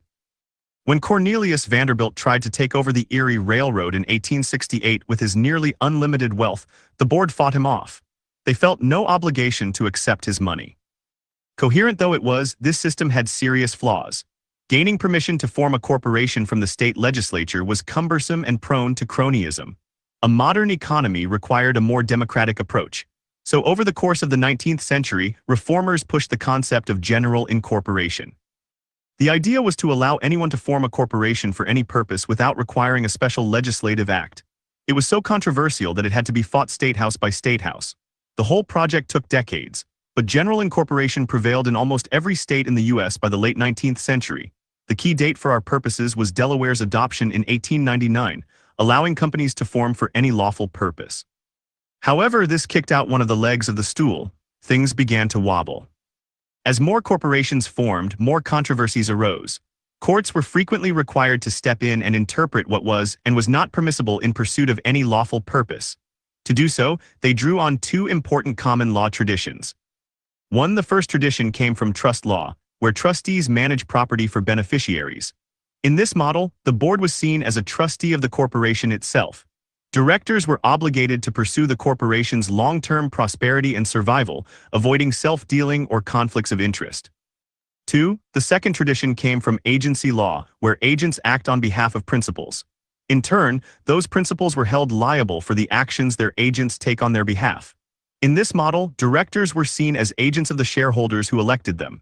Their duty was to carry out the wishes of the principals who had entrusted them with capital. These two traditions share the notion of trusted stewardship but pull in opposite directions. A trustee protects and preserves, an agent maximizes and delivers.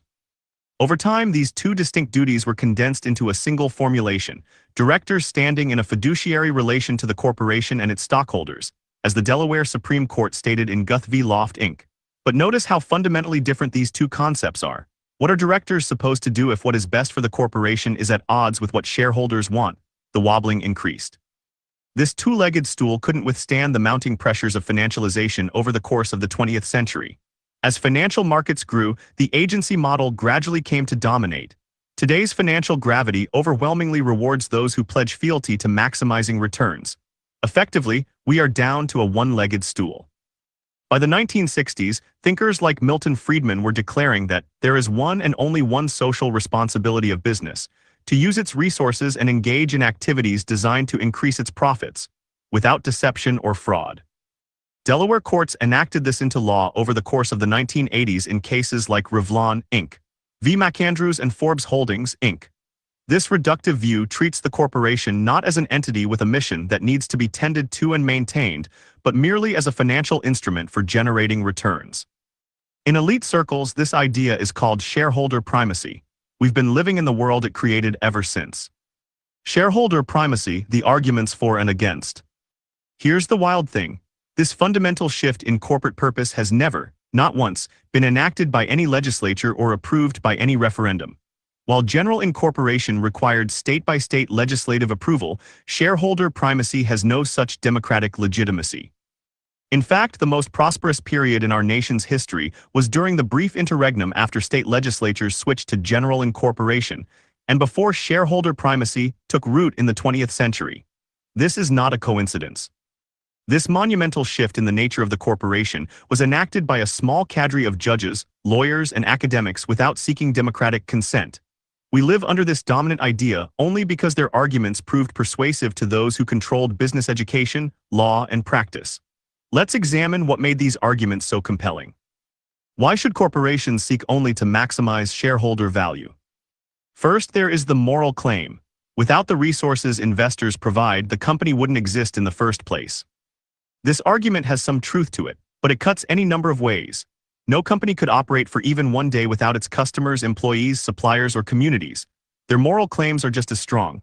What investors put into any one company is generally much lower stakes and more replaceable for them than the human resources, time, energy, talent, trust that others invest. Second, shareholders are residual claimants. They only receive returns after everyone else has been paid. This assumes shareholders are passive recipients of whatever remains. In reality, when shareholders pressure companies to cut salaries, squeeze suppliers, or reduce product quality, they're actively shrinking everyone else's share to increase their own residual. Moreover, shareholders can exit their positions at any time by selling their shares. Meanwhile, employees who have dedicated years to a company can lose their livelihoods overnight. Communities can be devastated when a company relocates. Who truly bears the residual risk? Third, shareholders face unique agency problems. They must trust managers to treat them fairly and not exploit their information asymmetry for self-enrichment. This issue is real, but once again hardly unique to shareholders. Employees trust companies with their careers, customers with their data, or in the case of many products, with their lives, communities with their economic and environmental health. The company may not be their agent legally speaking, but they are worthy of protection too. Luckily, we already have strong securities laws, disclosure requirements, and auditing standards that protect investors. Just as in the case of consumer and employment protections, these don't require giving shareholders supreme authority. Finally, a single metric, maximizing shareholder value, supposedly makes business straightforward and creates clear accountability. This one is problematic not because it is false, but precisely because it is true. It's a trap. Being customer-centric is not the same as obeying every request from a random customer. Similarly, being accountable to shareholders shouldn't mean obeying their every short-term demand. This simplistic interpretation drives otherwise inexplicable phenomena. Walk into almost any business school, and here's what you'll see. In the morning, students learn that companies aren't morally responsible for their actions so long as they follow the rules. This encourages students to trust governments and society at large to set the rules, absolving companies and investors of the need to consider the broader impacts of their actions. In the afternoon, those same students learn that it is part of their fiduciary duty to press the government to pass laws more favorable to companies, that is, to influence those rules as much as possible. As a result, in many industries, regulatory capture is a fact of daily life, as companies effectively set the rules by which they themselves will be judged. So which is it? Are the rules set by the government, in which case companies do not bear moral responsibility for their actions, or by the companies themselves, in which case they do? This contradiction is why the CEO of SVB lobbied Congress to weaken the very rules that would have prevented his bank's collapse. At the time, because these changes maximized the bank's short-term profits, this lobbying was considered a governance best practice. With the rules changed, the bank was able to take risky financial bets that would otherwise have been prohibited. These risky bets had nothing to do with serving customers. They were only designed to extract more profit from depositor funds. The bank's claimed mission, to help innovative companies move bold ideas forward, would not have benefited even if every bet had paid off. But as you probably guessed, the bets did not pay off. 5 years after the lobbying campaign, the bank failed due to the very recklessness it had lobbied to legalize. Its shareholders lost everything. In the name of shareholder primacy, SVB killed their own golden goose. The ultimate irony is that shareholder primacy is bad for long-term shareholders too. Companies that manage to the quarter consistently underperform those with longer time horizons. This creates a prisoner's dilemma. Each shareholder feels they must extract value quickly lest another investor beat them to it. When everyone does this, all shareholders lose. As a result, advocates for shareholder primacy are undermining the investors they claim to support. They insist that fiduciary duties require corporations and boards to act as agents of shareholders, maximizing their returns. But for hundreds of years, the law has understood that an agency relationship requires liability for the principal. This is logically incompatible with limited liability, the very protection shareholders value most. The victims aren't just the wealthy. They're pension funds and university endowments that need companies to thrive for decades, not quarters. They're teachers, firefighters, and retirees whose futures depend on genuine long-term value creation. As legal scholar David Berger points out, corporations have perpetual lives and shareholders, especially of public companies, have very short-term interests. This extractive mindset may seem like a collapse in governance norms affecting only corporations. But researchers across disciplines have reached the same conclusion. When ownership shifts from stewardship to extraction, institutions fail. If your favorite sports team has ownership that drives you crazy, you're not alone. Researchers have demonstrated that profit maximization produces the lowest quality team and the smallest fan attendance. Modern political parties have similarly weak governance, subject to hostile takeovers, as political scientists have warned. When private equity firms acquire hospitals, they cut clinical staff to boost profits and emergency room death rates rise 13%. Increasingly, we're not citizens, fans, or patients anymore, we're a resource being mined. but suggest shifting fiduciary duties away from shareholder primacy today, and people react as if you're proposing the end of capitalism itself. The older conception, a holistic responsibility to the corporation, has been erased. Table 4.1 Summary. This table outlines the foundational components of purposeful incorporation, described as a three-legged stool. It details how corporations were historically rooted in a specific beneficial purpose derived from legislative charters, a duty to the corporation itself based on trust law to ensure long-term survival, and a duty to stockholders based on agency law to prevent the misappropriation of funds. Weather controls. So what does shareholder primacy look like when taken to its logical conclusion? Consider a startup I met in the emerging field of geoengineering, developing technology to control weather patterns, to bring rain to drought-stricken farmers and deliver snow to struggling ski resorts. Their long-term vision is to turn deserts into farmland and dissipate hurricanes before they make landfall. It's a company with transformative potential. What constitutes good governance of a technology that could reshape the world? Imagine this company succeeds. They're making the pivot from early trials to global deployment. Then the story turns tragic. In Chapter 1, we saw how this is often due to a hostile outside actor. But we don't need that here. Imagine instead that the board, bound by their fiduciary duty to maximize shareholder value, seeks a faster path. Product growth quality. Maybe these methods for maximizing revenue are too slow. Perhaps they could become the weather arms dealer to the world. Every city, town, resort, and farm gets the same offer. Pay us to optimize your rainfall or watch us do it for your rival instead. If they pay and you don't, well, you may find the rain falls mainly on the plain next door. Immoral, certainly. Illegal, hardly. But even if it was illegal, what if the company made so much money that it could afford to lobby to have the laws changed? When I shared this scenario with the founder, he was horrified. He could see that no amount of founder mode would be enough to prevent it. Under current governance norms, if the board believes a certain strategy maximizes shareholder value, they're not just allowed to pursue it, they're arguably required to. And even if they weren't required to, they might do it anyway. Board members might correctly calculate that betraying this one company would lead to career advancement in the future. In fact, as we will see in Part 2, this kind of career equity often matters more than actual equity. There's simply no reason for transformative technologies to be governed this way. The solution isn't to abandon traditional governance, it's to complete it. A new vision for governance. I've watched so many amazing companies be surgically deboned year after year, the very qualities that made them unique gradually removed. We rationalize these surgeries as necessary compromises to raise money or as what the market demands. If you've ever wondered why so many large companies look and behave indistinguishably, this is the reason. They were left too weak to preserve what made them distinctive. If a company cannot control its own destiny, it cannot be a trustworthy counterparty. Not to customers, not to employees, not even to the investors it supposedly serves. Builders act like they run the show, but as the long, painful history in Chapter 1 showed, it's really the governance class who has the final say.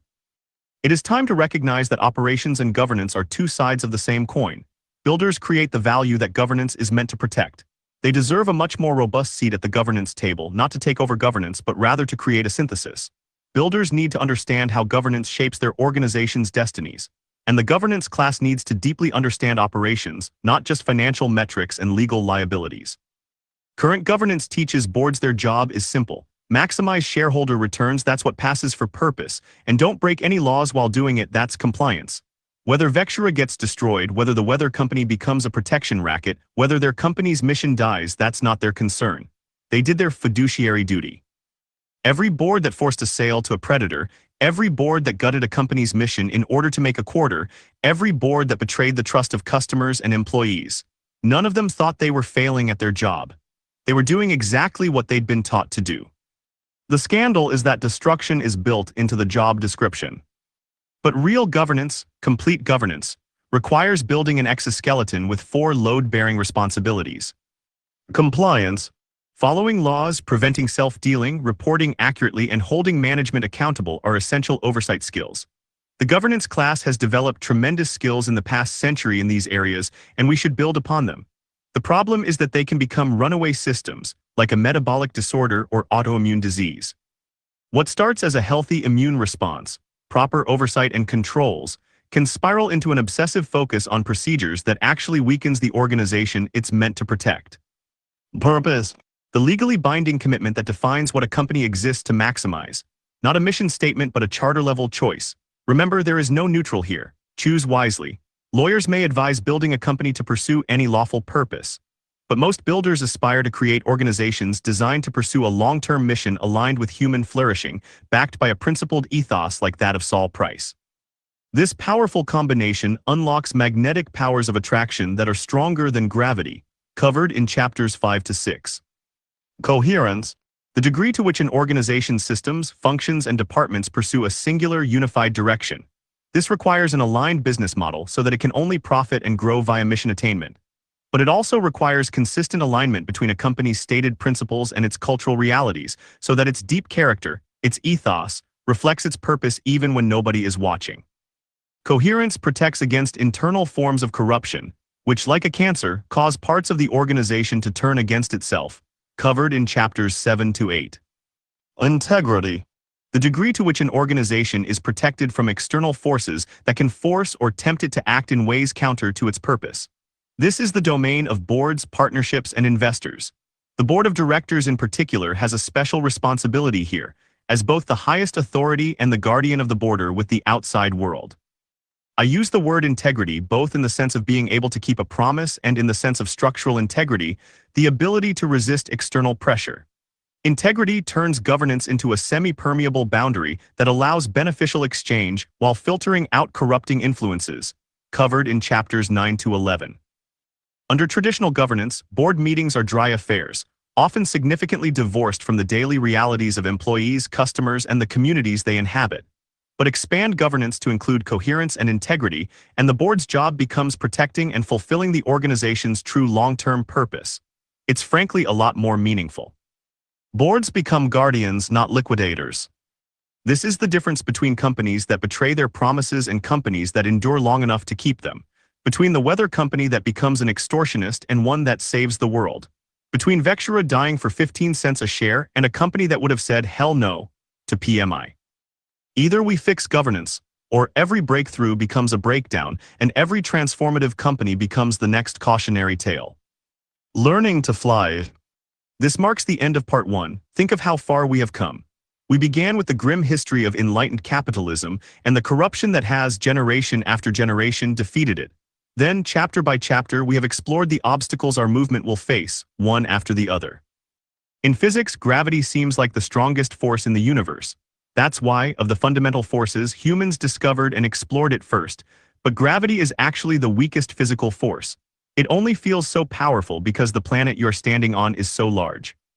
When you do something as simple as stand up, your body generates a force so powerful, it defies the pull of a planetary body 0 times more massive than you, the Earth itself. Organizations possess a counterforce as well, though it's rarely harnessed properly. This force makes it possible to build companies with the strength and integrity to stand up. We urgently need to learn to master it. Remember, gravity itself doesn't keep us from flying. Understanding gravity makes flight possible. The same force that pulls organizations down can be harnessed to lift them up.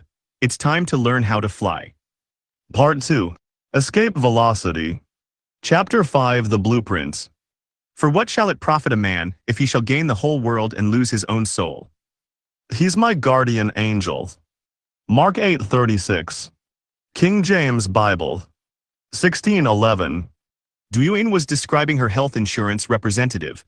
Not her doctor, not a nurse, her insurance rep. The person most of us dread calling if we can even reach them at all. The rep's name was Amanda, and she had helped Duyuan find new housing when she discovered that toxic mold in Duyuan's apartment was undermining her medical treatment. A traditional insurer might think, not our problem, we just process claims.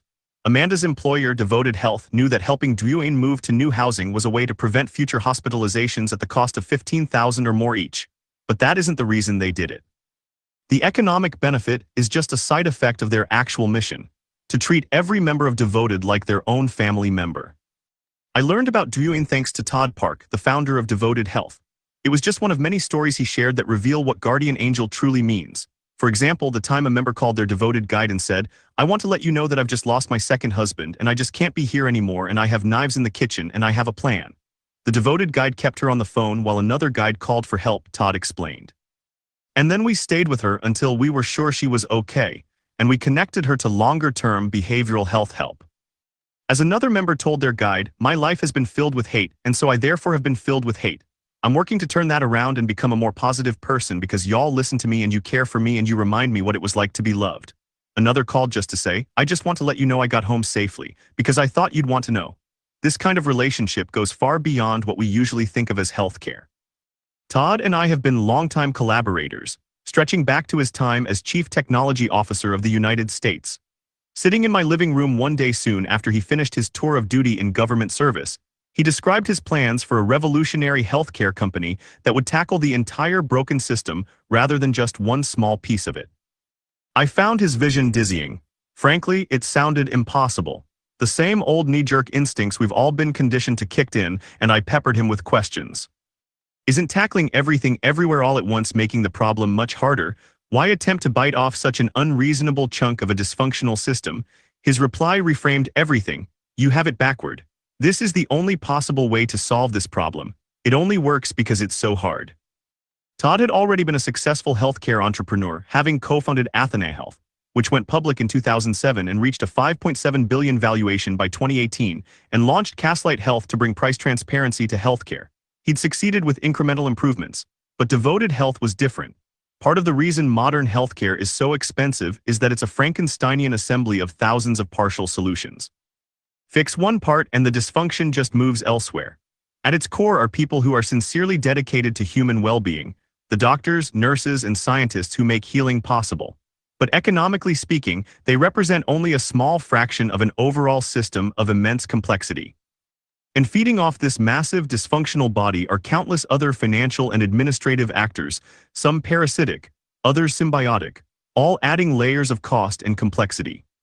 So Devoted set out to build an alternate universe full-stack American healthcare system as a service. This was necessary to guarantee the ability to deliver on our mission, because anything short of that was going to fail at hyperscaling, to everyone, the kind of care you want for your family. This meant building a constellation of 3 interlocked companies simultaneously. 1, an insurance company serving seniors, one of the most heavily regulated sectors in America, requiring state-by-state approvals, massive capital reserves, and compliance with thousands of pages of rules. 2, a technology platform called Orinoco that is not just software, but an entire healthcare operating system built from scratch to coordinate care, process claims, and predict health needs. 3, a medical practice called Devoted Medical, which recruits doctors burned out by the current system to provide virtual and in-home care, essentially creating a new kind of healthcare delivery that works to prevent hospitalizations rather than just treat symptoms. You can see why I was concerned. Most startups die trying to build one company. Todd felt called to build all 3. At once, think about the sheer operational challenge: debugging code while negotiating with state regulators, training doctors while building provider networks. Raising capital $2 billion to date to cover insurance reserves while trying to change fundamental assumptions about how healthcare should work. The economics are easy to understand but require solving a massive multivariate problem. Devoted has an aligned business model. They only profit if their members stay healthy, so they have to be relentless about driving down costs. But their members also have other options, so their member experience has to be best in breed. And besides, their ethos and their mission to build a healthcare solution good enough for mom wouldn't allow them to do it any other way. In their own words, to hear from Todd Park and others featured in this book in their own words, scan the QR code or go to Incorruptible Co. their own words. I asked him what makes this all possible. Exceptional execution, a brilliant strategy, world-class technology, his experience building other healthcare companies. He thought for a moment, then replied with one word: love. The Incorruptible Blueprints. In Part 1, we saw the common ways corruption comes for organizations as they scale. FedMart, Boeing, Whole Foods, and Vectura each represent one such archetype. Notice how each story ultimately boils down to a form of inner conflict or outer pressure. And yet Devoted Health does not seem to experience either. Customers repeatedly say they feel like Devoted Health literally loves them. Their employees love working there. And as we'll see, investors are pretty happy with the results too. Its founders have been able to scale their unique ethos, financed by traditional venture capital, without seeming to be bothered by gravity in the slightest. In the chapters ahead, we will see this same pattern repeatedly. The leaders of these organizations do not seem to see trade-offs the way their conventional counterparts do. I've asked many of them about the necessary compromises required to work this way, and they often stare back with incomprehension. It's as if I'd asked them about the trade-offs between eating food and eating poison.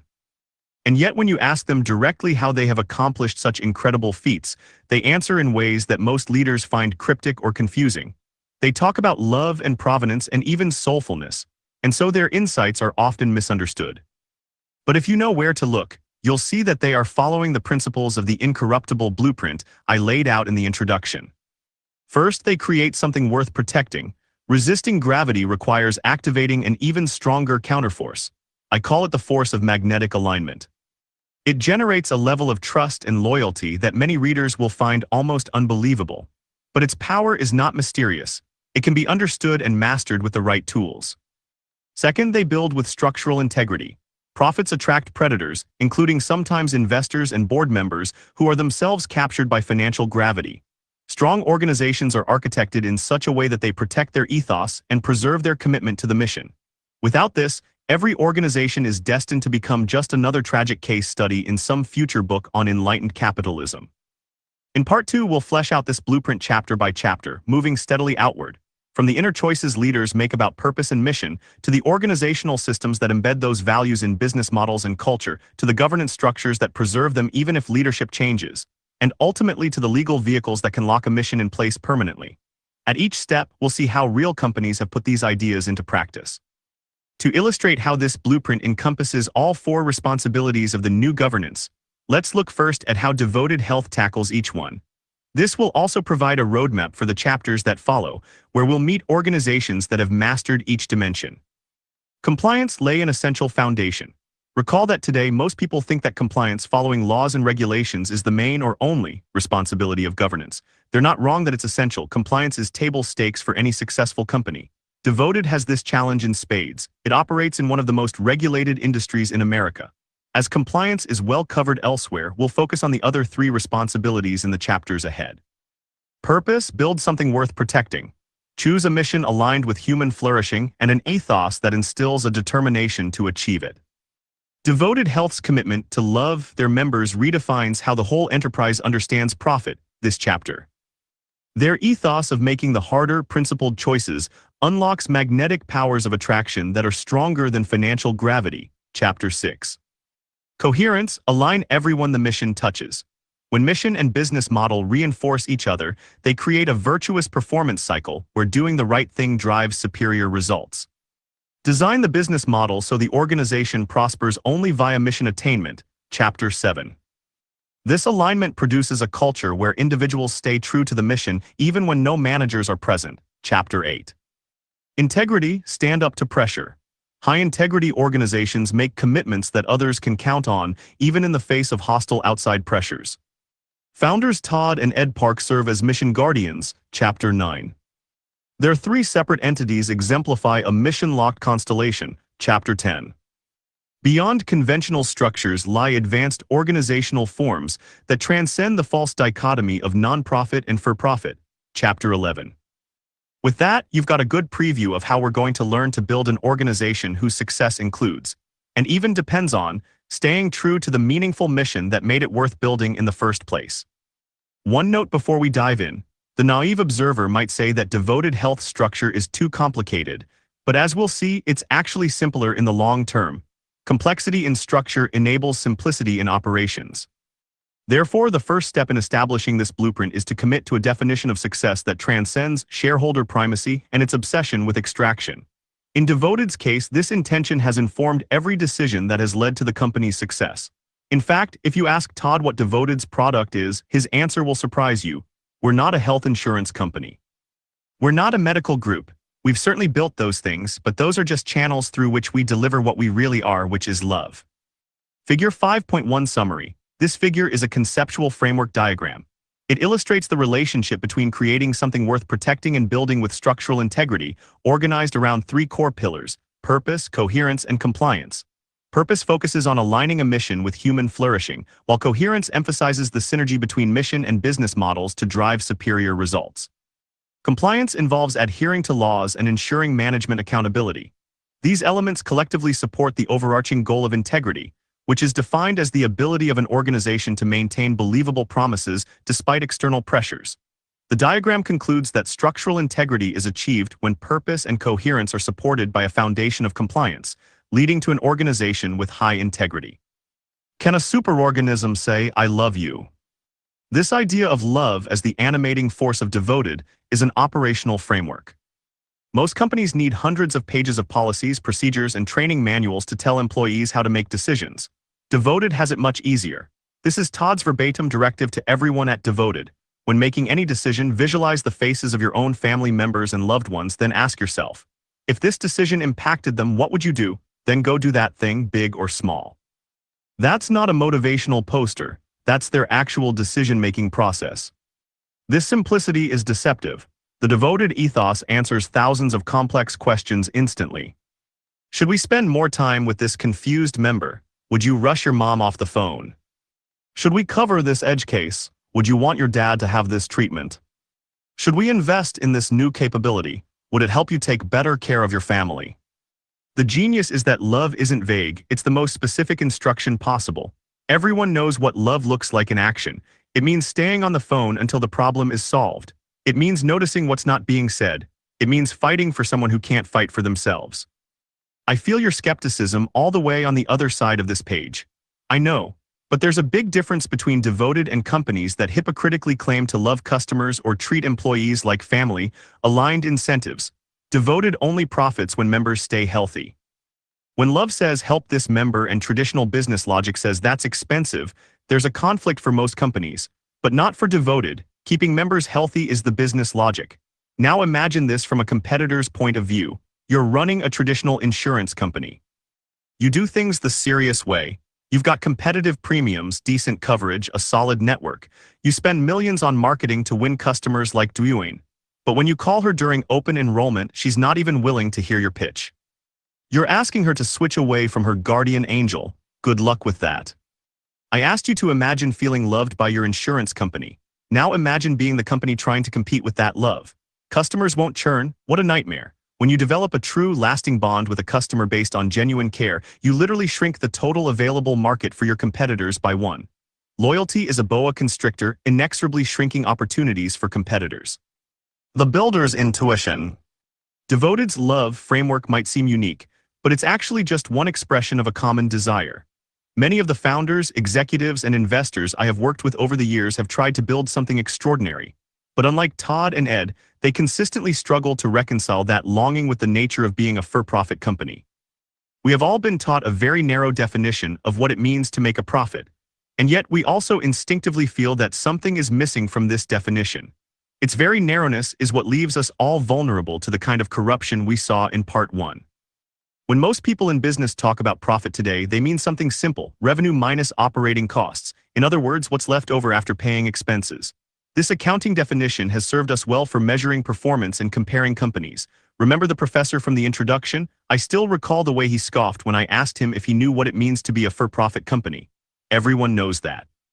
It's one that makes money, he said with the confidence of someone who just sat through countless investor meetings.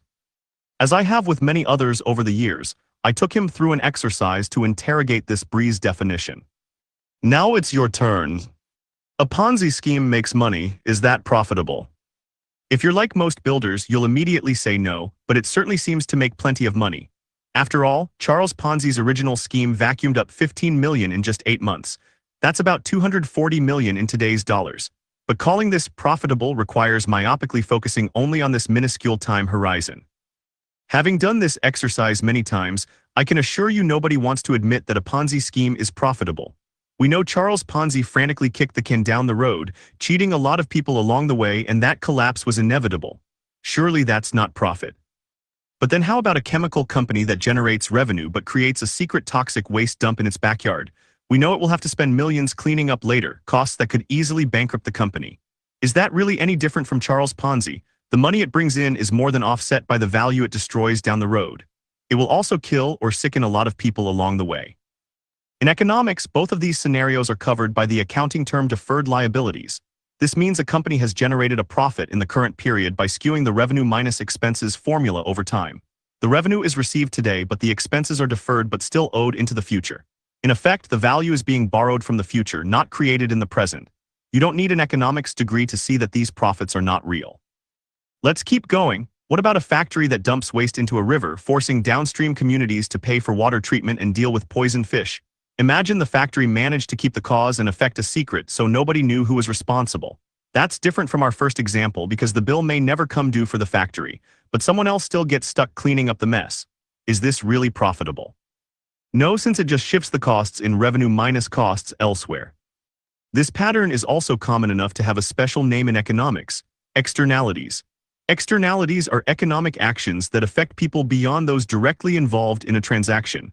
So-called negative externalities are costs that economic actors impose on third parties without paying for them. Consider cigarettes.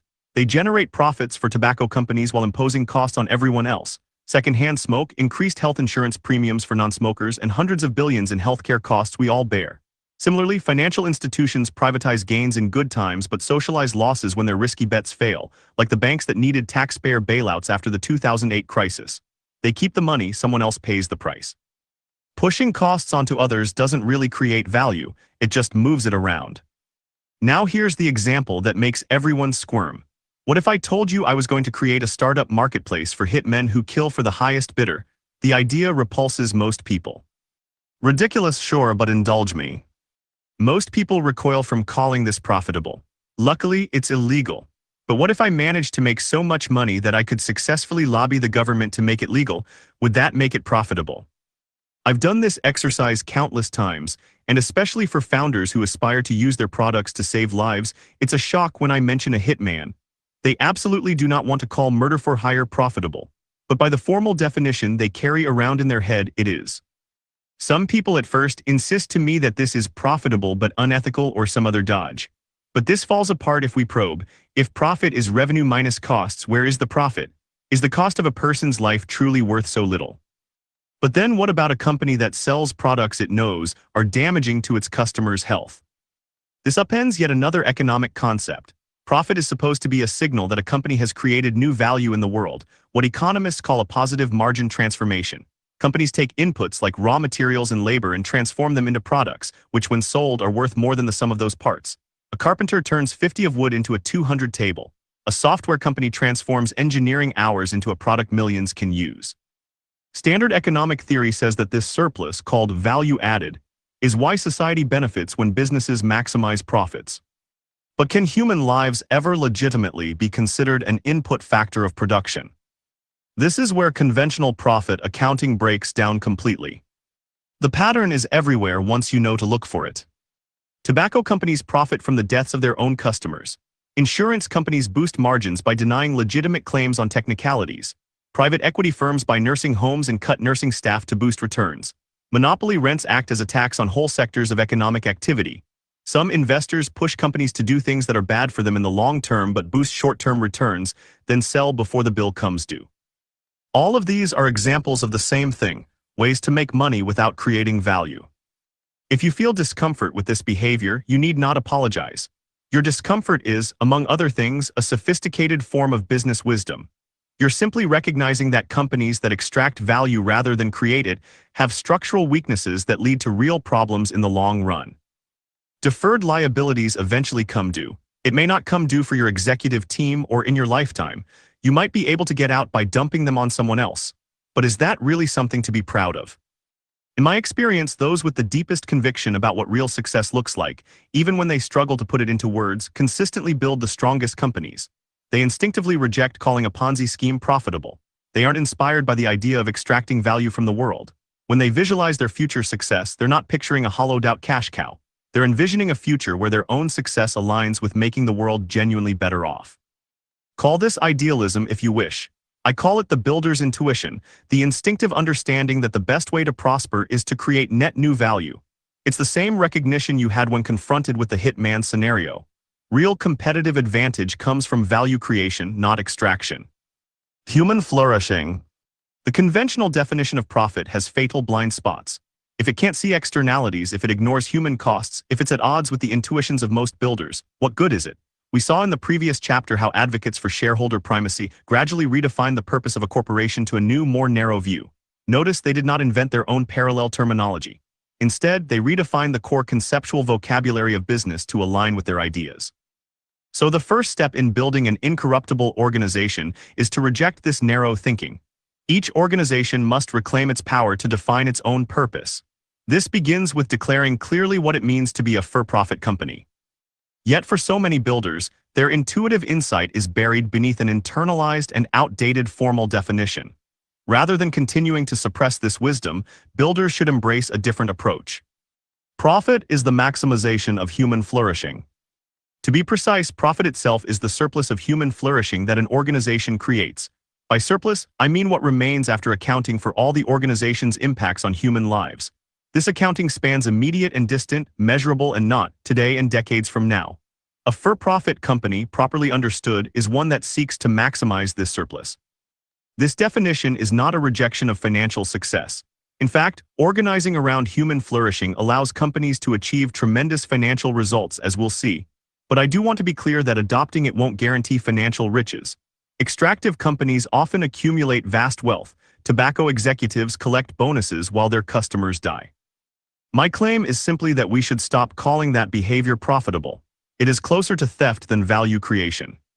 Changing how we think about profit changes how we build, measure, and govern organizations. Why human flourishing? I have been chiseling away at this definition for years, trying to find the most concise, memorable, and effective phrase that works in the real world. Every element is deliberately chosen. Maximization is important because it preserves what was valuable in the conventional understanding of profit.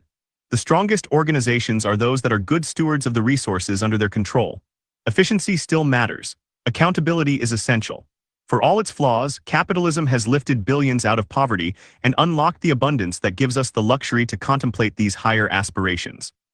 Our goal should be nothing less than harnessing the awesome power of the engine of capitalism, redirected toward a worthier goal. Why human flourishing? It's the only phrase honest enough to capture the true scale of what we're after. Happiness is subjective and easily confused with dopamine hits. Sustainability might connote a miserable, bare existence. Well-being is too easily misinterpreted as mere physical health. Human dignity isn't really something that can be maximized, only protected. Flourishing, real human flourishing, means people growing into their potential physically, emotionally, spiritually. This is the moral foundation of capitalism, the fuel that drives the engine. This is why our definition of profit matters so much. Our current financial metrics can't distinguish between genuine value creation and clever extraction. They create the illusion of profit whether customers are delighted or deceived, whether employees are thriving or suffering, whether communities are enriched or poisoned, and whether loyalty stems from satisfaction or addiction. We'll explore how to measure this properly in Chapter 7. As we'll see, organizations that create genuine human flourishing routinely outperform those that merely extract value. Metrics aligned with human flourishing consistently drive tomorrow's financial indicators. Let's look at how devoted health uses them. The virtuous performance cycle. Todd Park explained to me the mechanism that powers devoted success. There's something that we call the virtuous performance cycle that lives at the heart of our solution, he said. It is, I think, a great way to understand why love can power enormous business success and why it is in fact the key. He walked me through each step. Because we deliver spectacular, loving service to you, you trust us. Because you trust us when we reach out to you to offer you help, you accept the help. Because you accept our help and we can help you, we keep you healthy and well. Because we keep you healthy and well, our costs are the lowest in the industry. Because our costs are the lowest in the industry, we can invest in the best benefits and the best service, which enables us to grow super fast. This cycle reinforces itself, getting stronger with each revolution. That is a cycle that we're able to uniquely do in our industry, Todd emphasized, and it is powered by love. The linchpin that makes it all work is trust, which Devoted measures obsessively. After every interaction, they text members asking, based on the interaction you just had, do you trust Devoted to keep its promise to you to get you the care you truly need? Their overall trust score is 94%. After seeing a Devoted medical clinician, the trust score jumps to 99%. As Todd put it, we're talking about American seniors.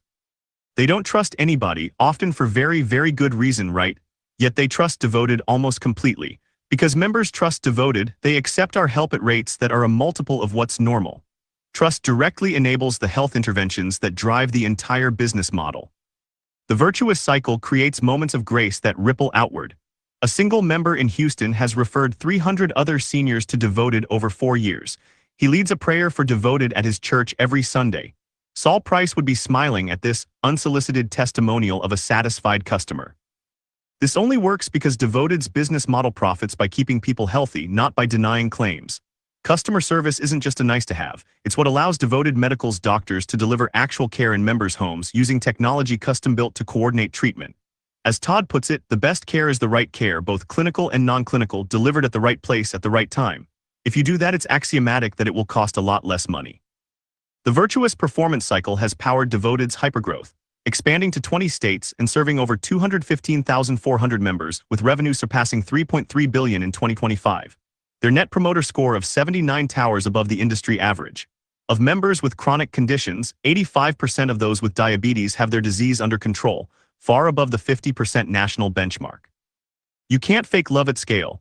Many insurance industry competitors are optimizing for the wrong variable. They're trying to minimize medical costs while Devoted is maximizing human flourishing. They see Amanda helping Dwayne move as an expense. Devoted sees it as an investment that compounds. This is why Devoted enjoys such a strong moat. Customers who call you their guardian angel don't switch for a slightly lower premium. Figure 5.2 Summary. This figure is a conceptual flow diagram illustrating a cyclical process. The diagram depicts a virtuous cycle centered around the concept of being powered by love, where spectacular loving service leads to high levels of trust. This trust encourages members to accept help at rates significantly higher than normal, which in turn results in better health outcomes. These improved outcomes lead to lower costs, allowing for further investment in benefits and service, which restarts the cycle by enabling more spectacular loving service. The inference from this model is that prioritizing empathetic service and trust creates a self-sustaining loop that improves patient health while simultaneously reducing financial expenditures. Create more value than you capture. We've seen how the conventional definition of profit omits negative externalities, the damages that don't appear on an organization's own books. But there's an even larger and more costly problem. It is blind to positive externalities. Like their negative cousins, positive externalities accrue to others but don't appear on the company's own profit and loss P&L statement. They are called positive because they are benefits, not costs. This accounts for the blindness. When a company invests in a positive way in quality, relationships, or anything that builds trust, the costs of these investments show up on the P&L, the benefits don't. For an organization optimizing for return on investment (ROI), these actions score negatively, despite being the biggest sources of wealth creation in the world. Tim O'Reilly put it simply, create more value than you capture. As we'll see, many extremely valuable companies succeed precisely because they see generosity as a moat, not just a cost. But here's what makes this principle so hard to follow. Our measurement tools are designed to miss it. Costco's generous supplier payment terms cost millions annually.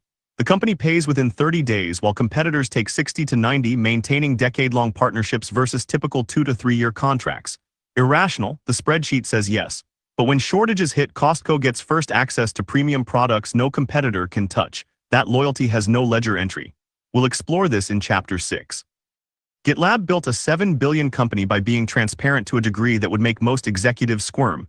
Their source code is open source and so is their complete employee handbook, yet even their competitors' employees debug GitLab's code for free. They can't help themselves, they see problems and fix them. Try putting that on a balance sheet. Chapter 8 has the full story. As one CFO told me, I can calculate the cost of raising wages to the penny, but the spreadsheet can't capture what happens when employees stop viewing us as the enemy. This asymmetry between measurable costs and unmeasurable benefits explains why conventional business analysis systematically misses the most profitable opportunities.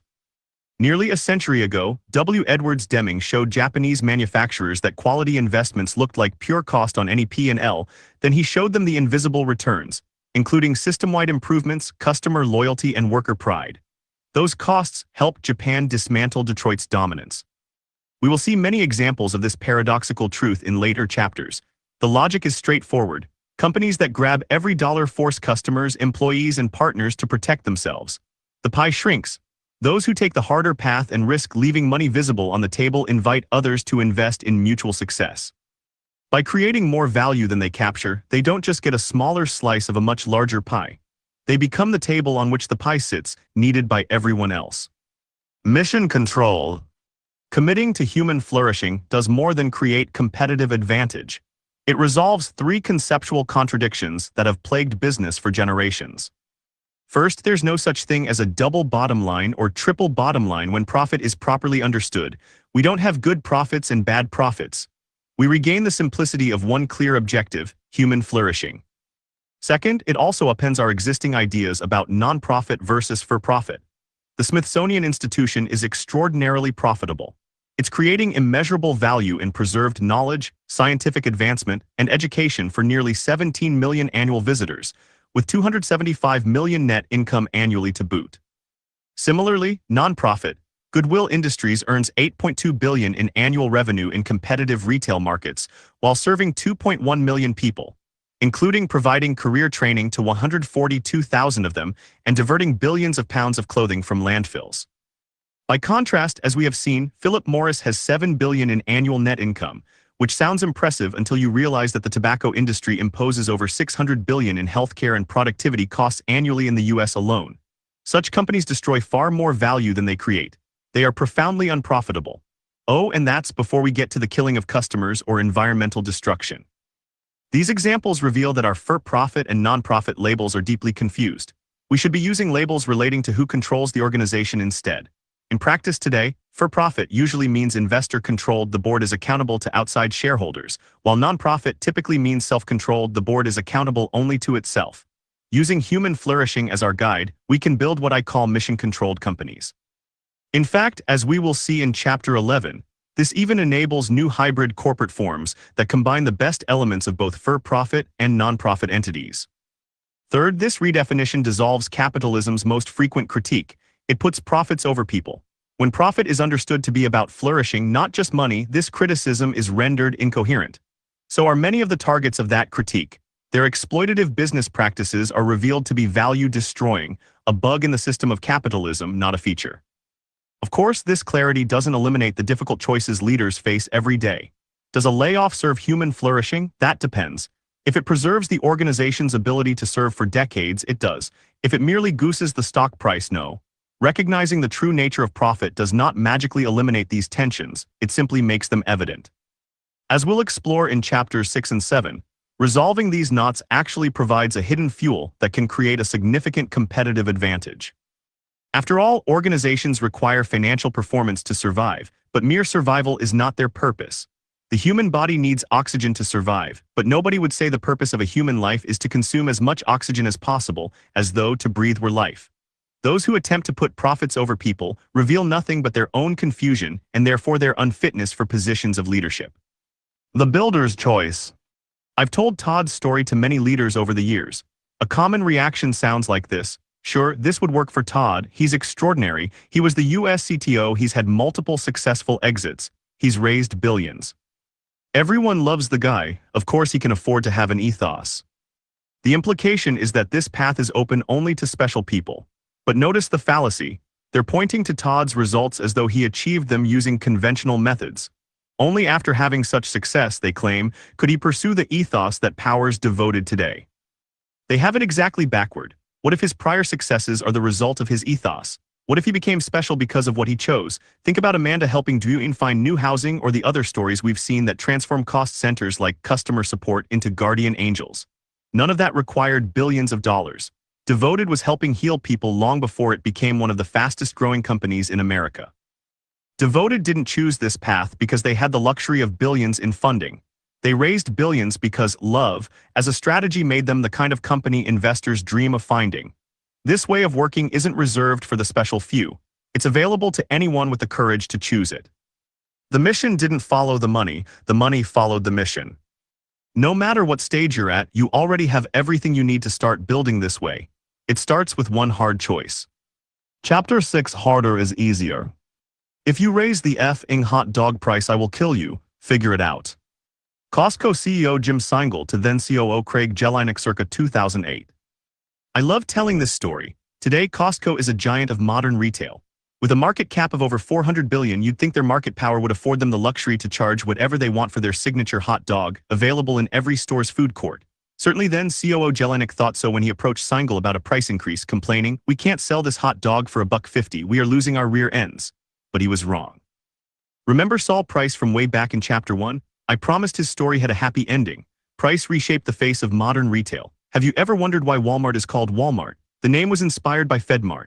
Sam Walton credited Saul Price as his inspiration, saying, "I guess I've stolen. I actually prefer the word borrowed as many ideas from Saul Price as from anybody else in the business." And yet, despite all his success, Price's most lasting legacy would be shaped by an unlikely protege. In 1954, an 18-year-old college student named Jim Singal was stocking mattresses at the brand-new FedMart when he heard a gruff voice boom out, "Put that damn thing down before you break your back, or worse yet, break something in the store."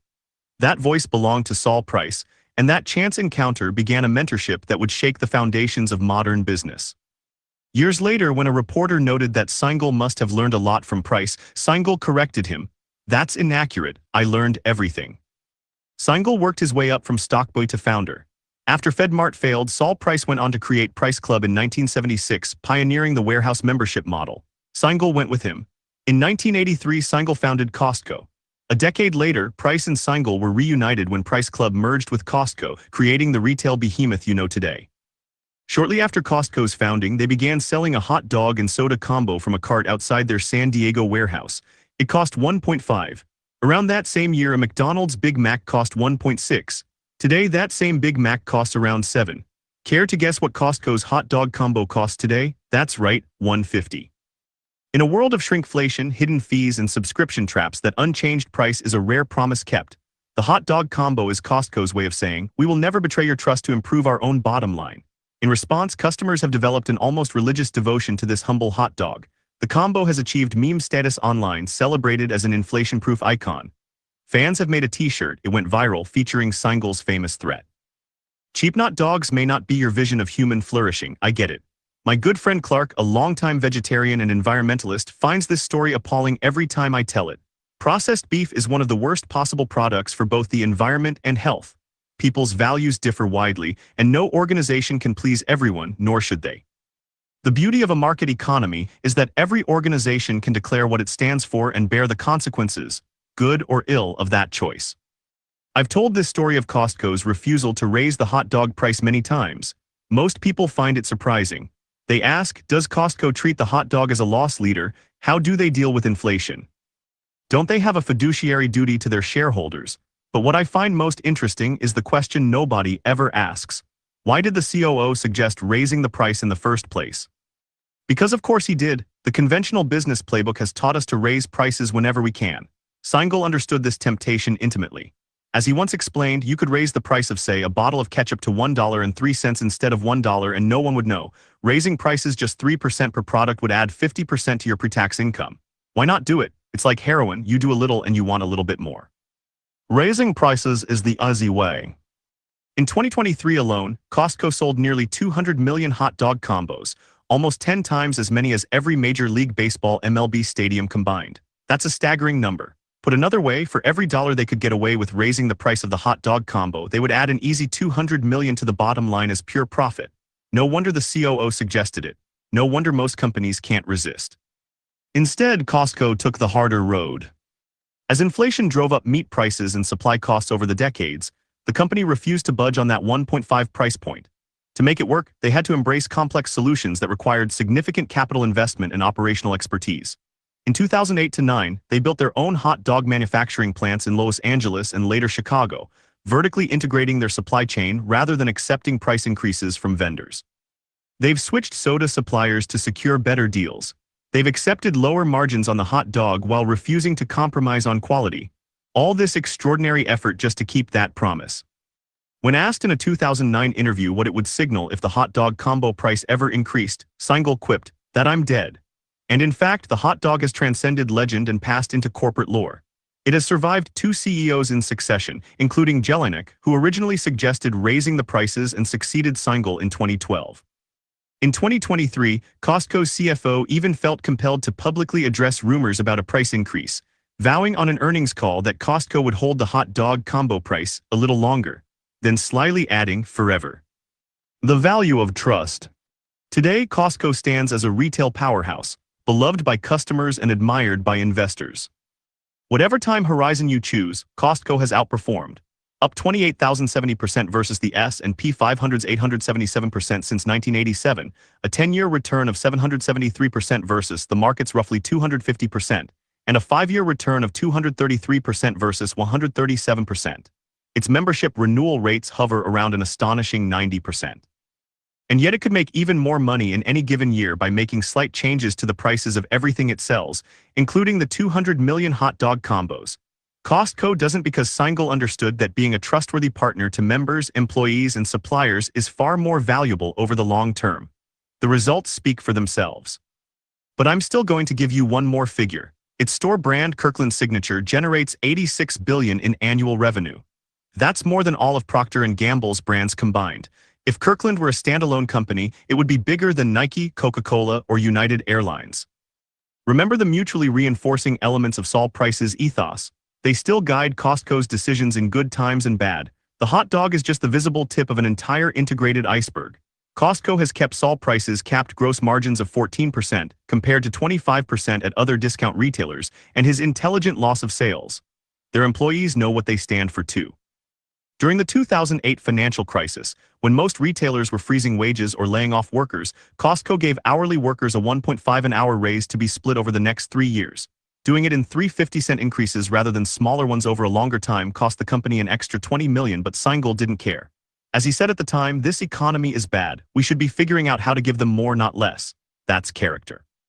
When challenges arise, be they inflation, supply chain disruptions, or pressure from Wall Street, company leadership doesn't complain that it's too hard to stick to their values. They figure it out.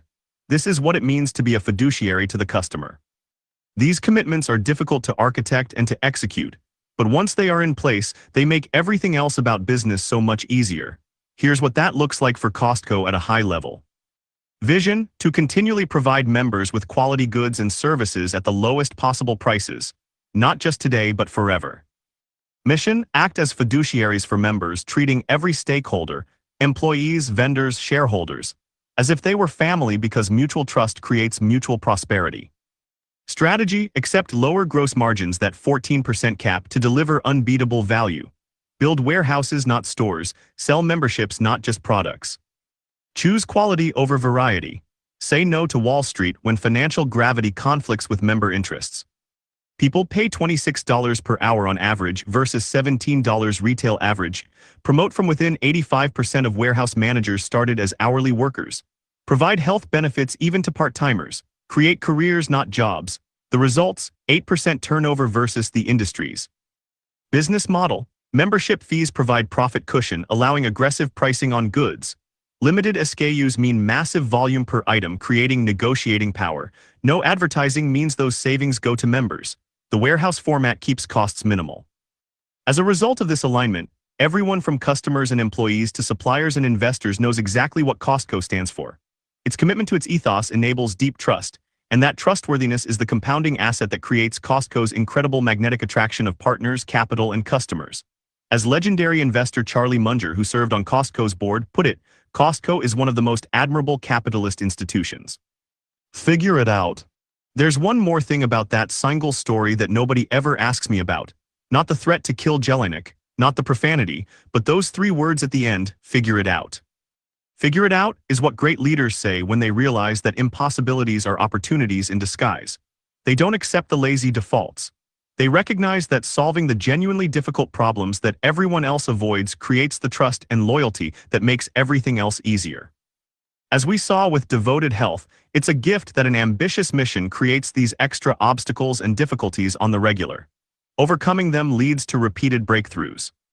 In fact, I would go further. The best leaders welcome these challenges, seeing them as an opportunity to teach. This is how ethos is built, brick by brick.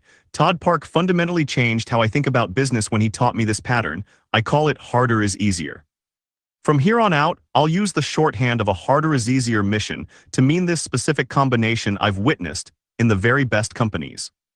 1. An ambitious mission to maximize human flourishing, aligned with the business model so the company only makes more money by accomplishing more mission. This rejects making money by any means necessary in favor of making money by doing as much mission as possible. 2. An ethos that includes an unwavering commitment to principled decision-making. A team on a harder is easier mission is willing to face the full consequences of its principles, no matter how difficult. 3. A commitment to figure it out when challenges arise. They find solutions that are both economically sustainable and mission maximizing. These companies are just as greedy as any traditional for-profit business. They're just greedy for mission. The fact that this approach also generates enormous profits is a fortuitous side effect. Costco went to outrageous lengths for a $1.50 hot dog. Now let me tell you about a company that figured out how to give their most profitable product away for free and made billions doing it. The Cloudflare story. Every company must define its own vision of how it advances human flourishing, but not all definitions are equally good. Matthew Prince, CEO of the internet infrastructure company Cloudflare, told me how they found theirs. They'd started in 2009 with a practical business idea: put firewall functionality in the cloud.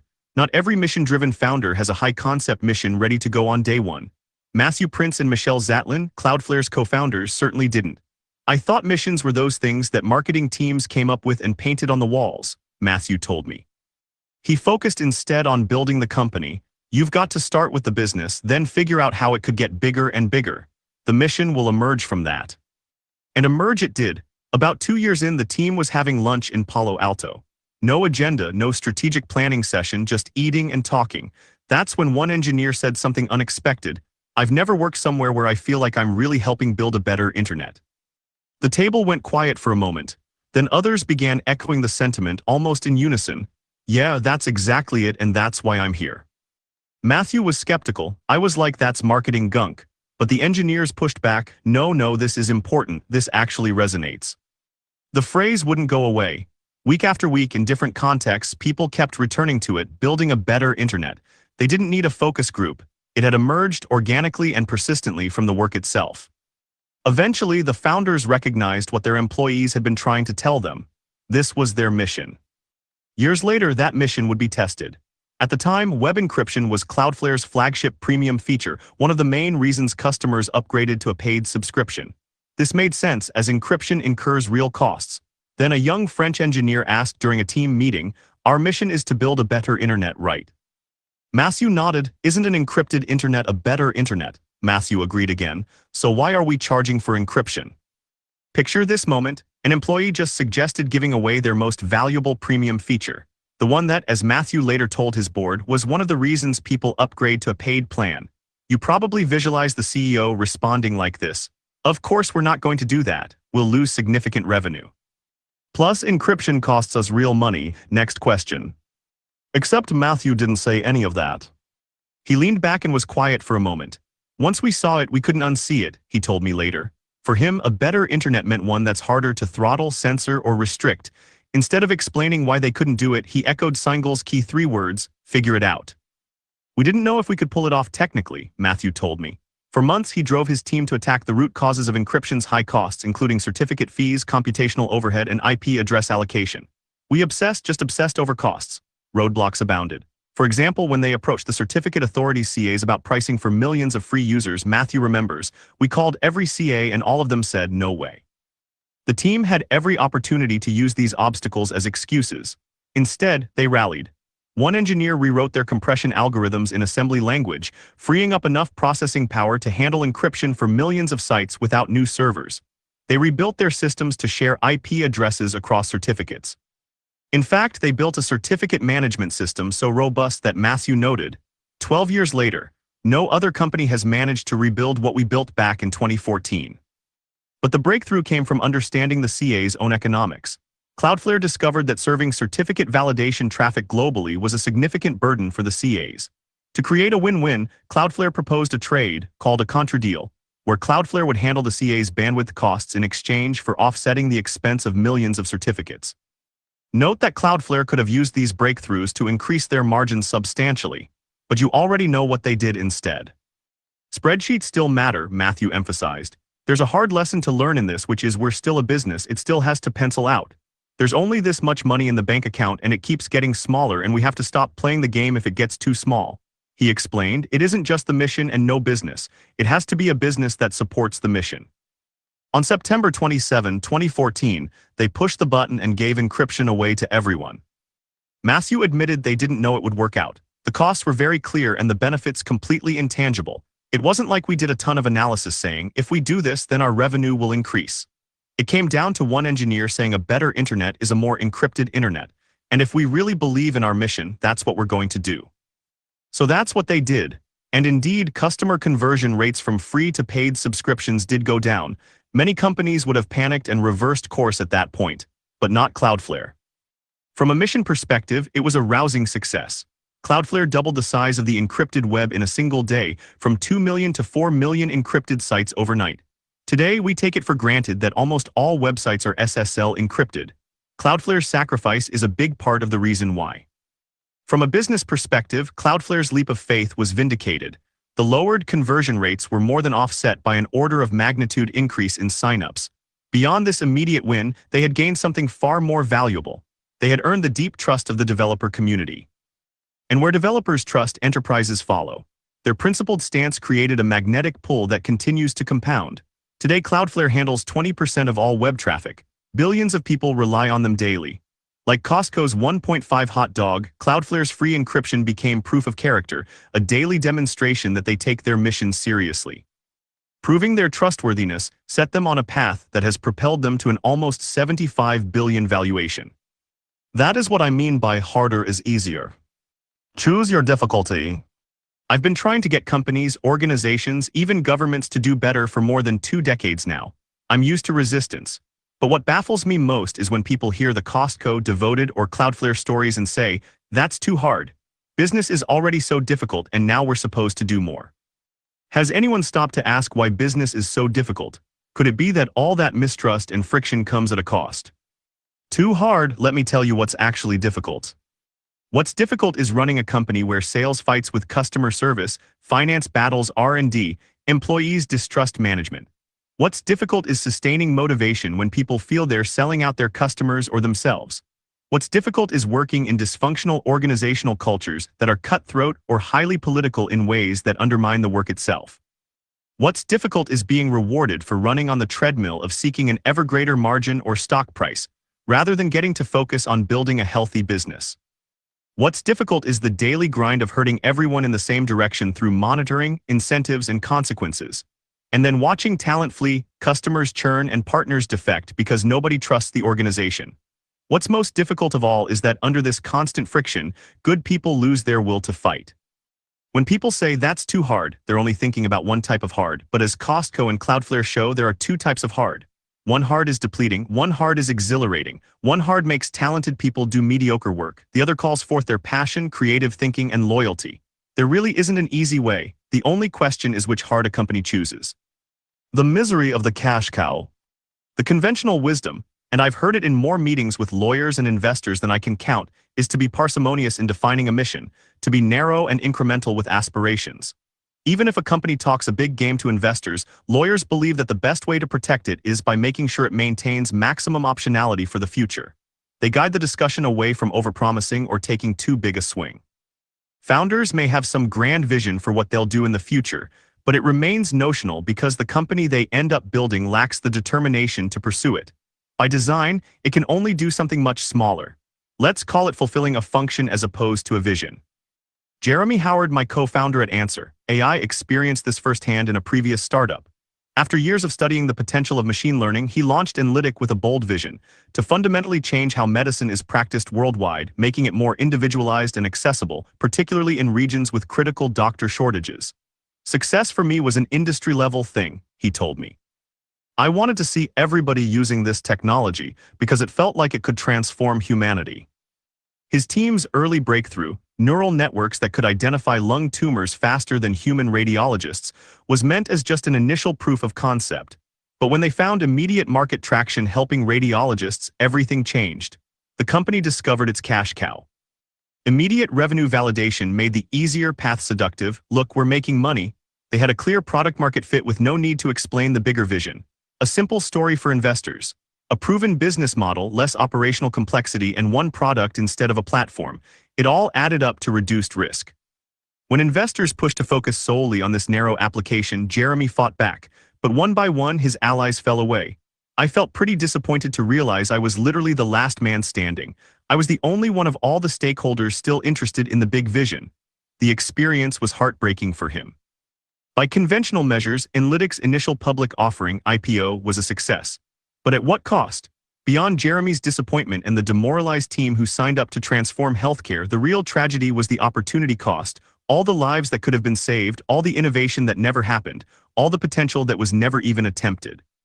What amazes me, Jeremy says, is today Analytic is a publicly listed company and it still just does radiology workflow processes. Jeremy learned from this experience. His subsequent ventures have all been characterized by a strong ethos and particularly for Answer AI, a strong governance that ensures the vision can't be so easily abandoned. Analytic is just one example of a big vision falling by the wayside. All across our economy, these silent losses hide in plain sight, masked by the appearance of success. The tragedy isn't having a cash cow, it's having nothing else. The term cash cow originally described one quadrant in a balanced portfolio, the profitable, mature product that funds investment in future growth. Today, many consider it a best practice to discover one thing that makes money and abandon everything else. They call it focus. But real focus comes from mission clarity, not narrowness. Stories like Analytic create a false impression that founders must choose between idealism and pragmatism, which is exactly backward. What seemed like the pragmatic choice, focusing on the sure thing, ultimately led to hollow success. The easier path created its own form of difficulty. Talented people leaving, vision evaporating, and a company trapped in its first win. On the other hand, the moment a company refuses to compromise its commitment to a higher principle, whether in product quality, design excellence, ethical standards, or exceptional service, it has chosen the harder road. This puts it at odds with the dominant business culture. But as we're about to see, this harder road unlocks advantages that make everything else easier. The magnetic powers. I remember telling Todd Park that his vision for a new love-centered healthcare system sounded almost too good to be true, like a utopia impossible to reach. Real Robert Owen stuff. But as I watched him execute each step, consistently refusing to compromise, I began to see it differently. And this filled me with a desire to understand why it works. Because at every step, conventional business thinking would say that what Todd is doing is impossible. He's partnering with some of the world's largest investors and most legacy healthcare players, but instead of Todd being warped by their gravity, they are buying into his vision. He's able to attract true believers from the ranks of some of the most cynical professions on earth. How? At first, I thought it was simply the power of his consistency. But that can't be right. After all, a drug addict is remarkably consistent too. Remember Seingel's warning that raising prices is like heroin? He was describing how companies become addicted to short-term rewards, predictably self-absorbed in their need for the next fix. Eventually, studying Saul Price, Jim Seingel, Todd Park, and other leaders like them, I came to understand that when a company's mission is genuinely aspirational, people think, I want to be part of that world. When its actions are principled and consistent, they realize, I can count on them. When these combine, a new asset is created, one of the most valuable and underrated assets in the world, trustworthiness. In a world of broken promises and corporate betrayals, trust powers magnetic attraction. People desperately want to work for, invest in, and buy from organizations that stand for something aligned with their most fervent dreams. This magnetism manifests in 4 specific powers that make the impossible suddenly achievable. The talent power. Amazing things happen when employees trust that their work will genuinely matter. As Matthew Prince revealed, last year we had 1.5 million people apply for 1,000 jobs. Their harder is easier mission is the magnet. This is not just about paying higher wages. In fact, research consistently shows employees will accept lower wages to find more meaningful work. MIT research found that culture predicts turnover 10 times more than compensation. Another study found that workers at mission-driven companies, where they agreed with the statement "my work is meaningful," were 2.7 times more likely to stay with their organization. Purpose revealed itself as the top driver of employee retention. When people trust that the organization's mission is real and that their effort won't be betrayed, they bring their whole selves to work, including their creativity and passion. That trust transforms a job into a calling. The alliance power. Harder is easier missions naturally have few competitors because so few organizations can sustain the commitment required. And that scarcity creates another advantage. It magnetically attracts sophisticated allies from every sector. Devoted raised $2.2 billion not despite the difficulty but because of it. I've witnessed even hardened venture capitalists, VCs, be moved by Todd's vision for healthcare delivered with love. They recognize what Charlie Munger saw in Costco, an extreme culture where everybody's bought in, that creates competitive advantages others simply cannot replicate. The magnetic force can transform even sworn enemies into allies. Consider the eternal struggle between health systems, who administer care, and insurers who pay for it. Frequently, they treat this like a zero-sum hostage situation, each holding the other's economics at gunpoint. When new insurers try to enter a market, health systems typically block them at every turn, protecting their existing relationships and negotiated rates. Todd Park once told me the story of meeting with executives from a major health system that had the ominous nickname Darth Vader because of its tenacity in battling other insurers. In that meeting, Todd explained Devoted's radically different approach. The guardian angels who answer every call, even from health systems. The commitment to pay claims fairly and fast, the focus on keeping members healthy rather than denying care. The response was immediate. These senior executives melted in front of me, Todd recalls. Darth Vader took off the helmet. Instead of blocking this new entrant, they offered really advantaged unit costs. They encouraged their patients to try Devoted. They enlisted in the Devoted vision, becoming yet another segment of the virtuous performance cycle. As their economics and patient outcomes improved, they even evangelized to other health systems, who have since invited Devoted into their own markets. By choosing the harder path of genuine care, Devoted transformed what could have been its most adversarial relationship into a most powerful alliance. The alignment powers. When employees trust that ethos is genuine, alignment is a natural consequence. Strategy textbooks are full of disdain for companies that fail to execute because they cannot get their employees to pursue a unified strategy. It's also one of the most common complaints I hear from leaders at all levels. Endless millions are spent each year on employee communications that utterly fail to get everyone rowing in the same direction.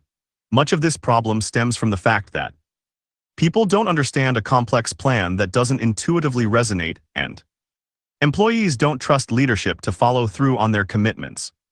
At Devoted, the endless debates and silent pushback are eliminated by one simple question that employees are asked to keep in mind. Would this be good enough for Mom? Similarly, for Costco, when the 2008 crisis hit, management didn't debate whether to raise wages. The Costco way made the decision obvious. Trust creates alignment. Alignment enables speed. Speed leads to ferocious execution that leaves competitors scrambling to understand what happened. The loyalty power. When customers trust their guardian angels to fight for them even when it's costly, they tend to stick around.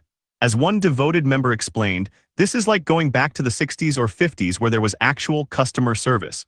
Costco's 90% renewal rate year after year tells the same story. Satisfied customers have been converted into true believers. This loyalty creates an unassailable competitive advantage. Customers with high trust are 3 times more likely to stick with a company through mistakes, and 62% of them buy almost exclusively from that brand. And for attracting new customers, money can't buy the unsolicited testimonial of the satisfied customer. A word of warnings. I want to end this chapter with a word of warning. Saul Price died a wealthy and respected businessman, but remember that Costco was his third try. His own investors betrayed FedMart, expelling him from the company and driving it into bankruptcy. Ultimately, it was his disciple, Jim Seingle, who built Costco into the behemoth it is today. Price had figured out harder is easier back at FedMart, he just couldn't protect it. Financial gravity constantly pulls organizations toward exploiting the trust they've built and milking it for short-term gain. Remember Seingle's warning that raising prices is like heroin. Modern organizations live with the ever-present temptation to go down this addictive path.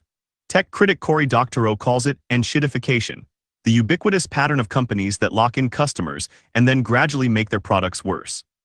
Without comprehensive alignment of mission and ethos, and the structural integrity to defend them, even the best companies eventually succumb. The first step of the blueprint is to build something worth protecting. Costco's $1.50 hot dog, Cloudflare's free encryption, Devoted's healthcare delivered with love. Each company chose the harder path and unlocked the magnetic powers that made everything else easier. But these magnetic powers attract more than just customers and talent. They also attract predators. I mentioned earlier that trust is the most underrated asset in the world today. That's why people will try to steal it from you. The more successful the organization, the more tempting a target it becomes. Saul Price learned this too late. The next generation of builders can't afford to repeat his mistake. The remainder of Part 2 covers instilling defenses into the very foundation of an organization. Not lame posters about company values, but actual structural safeguards. The business model that only makes money by fulfilling the mission, the coherent culture that executes even when nobody's watching, the governance structure that makes betrayal impossible. Next, we turn to how to install this mission drive and make it permanent. Just give the people what they want. I've been called a lot of things over the years. The same people who complain to me night and day about how hard it is to run their own business consider me too radical, and from a certain point of view I get it. The prescriptions in this chapter may sound radical. But from a different point of view, This is one of the simplest and most obvious ideas I have ever had. Instead of bending ourselves into pretzels trying to advance some galaxy brain strategy, why don't we just give the people what they want? Where do people want to work? Employees at high-trust organizations report 74% less stress and 50% higher productivity, numbers that should make any CEO take notice. We all know this to be true. People want to work where they can trust leadership and feel trusted in return. Another survey found that 79% of employees who highly trust their employer feel motivated to work. What do people want to invest in? Trust powers superior investment returns. A World Economic Forum study found that trusted companies have consistently beaten the market by 5% in times of growth and 11% in times of crisis. A 30-year analysis of U.S. firms found that companies more trusted by investors could raise money more cheaply and enjoyed a significantly lower cost of capital. A new generation of investors increasingly looks to find companies that align with their values. Companies that treat their investors in a trustworthy way benefit too. A study from April 2025 reveals that almost 73% of younger individual investors, including millennials and Gen Z, prioritize aligning investments with their social values. What do people want to buy? Products from companies they trust. Research shows that 59% of adults are more likely to purchase a brand when they trust it, while 71% of consumers will stop purchasing from a company altogether if their trust is broken. And they put their money where their mouth is. Consumers who trust a brand are twice as likely to be first to buy new products and twice as likely to stay loyal, even when facing trendy or innovative competitors. This is why lifetime value is higher, why retention is stronger, and why word of mouth flourishes. As business strategist Fred Reichheld puts it bluntly, without trust, there can be no loyalty, and without loyalty, no true growth. What do partners want? Trust's economic impact extends far beyond customer relationships. Think about supply chains. When organizations can't trust their partners, they create costly redundancies, multiple vendors for the same component, quality inspections at every handoff, elaborate contracts with enforcement mechanisms. These inefficiencies compound exponentially as supply chains lengthen, creating enormous waste, all because companies can't trust each other. High-trust business relationships require up to 40% less contractual complexity and monitoring costs. We all know it instinctively. People prefer to partner with those they can trust. The irony of all of this is that, despite the claims of conventional thinking, this approach is more profitable too. Again, trustworthiness is the reason why. It compounds over time. Companies with high levels of customer trust grow revenues at more than twice the rate of their industry peers and deliver 2 to 5 times the returns to shareholders over a 10-year period. Chapter 7: Mission Drive. I have come to the conviction that once one embarks on a concept for a building, this concept has to be exaggerated and overstated and repeated in every part of its interior, so that wherever you are, inside or outside, the building sings with the same message. So there I was, living a scene right out of a dystopian science fiction novel. Almost every day, founders of startups large and small seek my advice. Today, all I knew ahead of time was that we'd be talking about a new technology meant for agricultural monitoring. Sure, I'll take the meeting. It started with a pretty normal startup pitch. Slides, diagrams, demos, and videos of the product in action, autonomous drones that can roll, float, or even fly across difficult terrain. I tried to focus on the founder's business, but I was distracted. Every video of these spherical robots gently wafting over the ground had me looking over my shoulder. All I could think of was how sinister they looked and how easily they might be repurposed for warfare. Finally, I asked the founder directly, is there any chance at all that these could be used as weapons? His shoulders sagged. He rubbed his temples with both hands. I really don't know why, but I get that question all the time. Then, leaning forward with sudden intensity, he exclaimed, I'm not trying to create doomsday murder robots, I swear. You've heard a bit about what this technology is for. You've had a moment to share my worry about what these drones might become. Now that you've heard that the founder pinky promised not to create doomsday murder robots, do you feel any better? I don't know about you, but I certainly didn't. When I asked what would prevent a future pivot to weapons, he seemed puzzled. Why would we do that? We're an agtech company. He proudly pulled up his metrics dashboard. Customer acquisition cost, drone utilization rates, recurring revenue per farm, we're crushing it. Then brightening, he added, plus we just added this amazing board member, ex-Raytheon, really gets autonomous systems. He had just described exactly how it would happen, and he had no idea. Leaders can make all the promises they want, but we all have long experience watching organization after organization be pushed off course by financial gravity, regardless of anyone's good intentions. Intentions belong only to individuals, and as we saw, individuals can be replaced. The organization endures or doesn't. This founder wanted desperately to be trusted so that he could activate the magnetic powers that trust makes possible. He needed future employees, customers, and investors to believe that he was truly committed to his mission. He wanted to be seen as what we colloquially call mission-driven. But wanting isn't enough. Most companies are at best mission-hopeful. To be actually mission-driven requires something more deliberate. We've already seen an example of this with Devoted Health's virtuous performance cycle. The healthier we keep people, the more money we make, Todd Park pointed out. That's the simple truth of our business model. This may sound simple, but creating this alignment requires relentless effort and singular focus. I call this mission drive, the management discipline that ensures an organization only profits via mission attainment. Mission drive at Patagonia. Walk into any Patagonia store. Within 30 seconds, you'll know what they stand for. The recycled materials, the repair station, the climbing photos, the employee who actually uses the gear, everything tells the same story. This is a company founded by climbers who once hand-forged their own carabiners because the existing ones weren't good enough.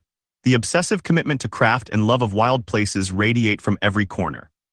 This immersion is similar to the experience customers have entering Costco, where concrete floors and steel shelving continue to palpably embody Saul Price's ethos of eschewing decor in favor of passing on the best prices to shoppers. Obviously, the similarity isn't about brand or design. The two stores are aesthetically quite different. What they have in common is that both organizations know exactly who they are. Patagonia was founded by Melinda and Yvonne Chouinard, who guided its ethos for decades. I studied their approach with David Gels, who has chronicled their story for many years. He explained the company's deep sense of self this way. Yvonne was using the same phrases, coming back to the same values, understanding the world in the same way 50 years ago as he still does today. For decades, Patagonia has obsessively aligned its business model with its mission. The result is a company that's coherent inside and out. For example, instead of dusty corporate seminars, Yvonne for years taught philosophy classes exploring questions like, what does it mean for an object to be of high quality?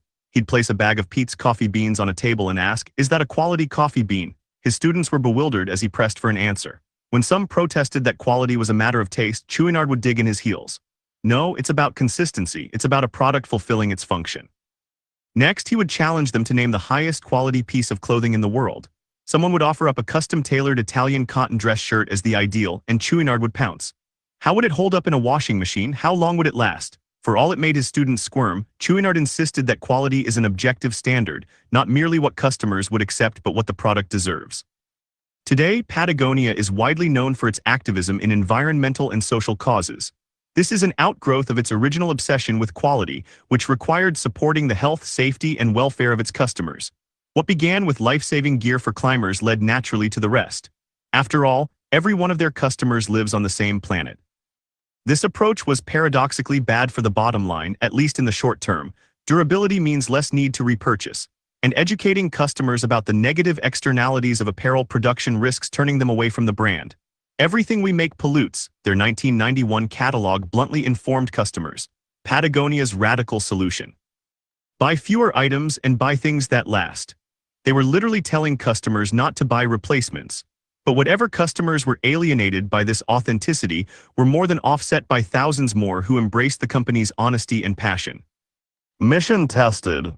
Patagonia's Harder is Easier mission activates all the magnetic powers of attraction we explored in Chapter 6. In the early 1990s, LL Bean, one of their biggest customers, wanted to buy 3,000 pairs of shorts to sell at a small discount. Keep in mind that LL Bean would pay full wholesale price, and Patagonia would make the same amount of money on each pair of shorts. The order would have made their year. Nonetheless, Patagonia refused. They felt that discounting, even the tiny 3% price break that LL Bean proposed, would weaken their promise to customers. Patagonia's whole ethos was built around quality, and allowing LL Bean to undercut its suggested retail price would have undermined that message. I don't want to paint too rosy a picture. Patagonia made plenty of mistakes along the way, at times behaving in ways Gels calls ad hoc, messy, even contradictory. For example, aggressive overexpansion in the late 1980s brought the company to the brink of bankruptcy. Their lenders were on the verge of calling in their loans. CEO Chris McDivitt negotiated a 6-month window with HSBC that would give her a chance to turn the company around. That required a painful 20% layoff. The Chouinards were particularly anguished and henceforth called it Black Wednesday. HSBC pushed for an equity sale. Chouinard refused, convinced that doing so would ultimately destroy the company. HSBC finally agreed to the plan, but on one condition: that Patagonia cease making environmental grants while it was working to sort out its debts. CEO Chris McDivitt refused, as the point of this process was to save Patagonia, not change it. The grants would keep flowing. McDivitt forced HSBC to choose between calling in the loan and getting nothing, or letting Patagonia be Patagonia. In the end, the bank relented. The company survived because customers remained loyal to a brand that remained loyal to them. As Chouinard put it, there's two kinds of growth. One where you grow stronger and one where you grow fat. Patagonia chose strength. Patagonia has almost 6 decades of stories like this. When buttons fell off products from Asian factories, operations manager Hal Harwood didn't need to ask what to do. He spent $6,000 per machine on lock-stitch equipment that was slower and more cumbersome but guaranteed buttons that stayed on. No one had to tell him to choose the expensive fix. The philosophy classes had made the answer obvious. This was Patagonia's business model. Succeed by making products so good that customers rarely need to buy them. This same approach to alignment showed inside the company too. For years, they maintained a let my people go surfing policy. When the waves were good, employees could just leave. As unusual as it sounds, it makes perfect sense once you think about it. What would be the point of a company that was dedicated to outdoor living but trapped its own people in fluorescent-lit cubicles? The policy was so central that Chouinard later used it as the title of his book about building Patagonia. Employees who lived the lifestyle designed the products. Melinda Chouinard proved herself a pioneer once again when a colleague needed to nurse her colicky newborn in 1983. Melinda parked a trailer in the parking lot and invited all Patagonia parents to bring their kids. 2 years of productive chaos followed, like Lord of the Flies, one employee recalled, as Melinda figured out what working parents truly needed to feel supported at work. In 1985, Patagonia hired professional staff and created one of America's first corporate childcare centers. As always, the costs were tangible, but the benefits were intangible. Patagonia did it anyway. With the benefit of hindsight, we can quantify the advantages of her far-sighted choice.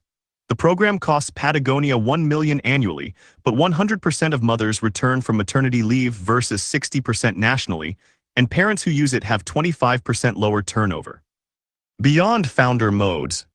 In the early days, building a mission-driven company often requires founder mode and having the courage to insist the company grow in a way consistent with its own values. But in order to last, this must evolve into institutional commitments.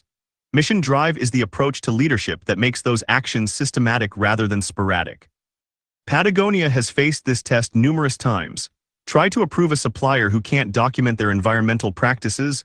Impossible. The Patagonia ethos won't let you. The procurement team will block it, finance won't process it, and if you somehow push it through anyway, you won't be there long. This total alignment has also allowed them to solve one of the most difficult problems that afflict mission-driven companies: succession. Although the legends about Patagonia often focus on its idiosyncratic co-founders, the company itself has had 4 CEOs in its 60-year life. And Patagonia has a succession plan designed to last beyond the eventual death of the Chouinards, a solution we'll discuss in Chapter 11. That same institutional strength shows in how they treat employees. In 2008, when the economy crashed and every company was cutting costs, Patagonia didn't touch their healthcare or childcare benefits. It was inconceivable to them, a non-starter. That kind of commitment acts as a talent magnet, bringing people who truly believe and creating tremendous loyalty just as it does at Costco. Patagonia has maintained around 4% annual employee turnover for years, in an industry where it's generally much higher. Every organization develops a culture.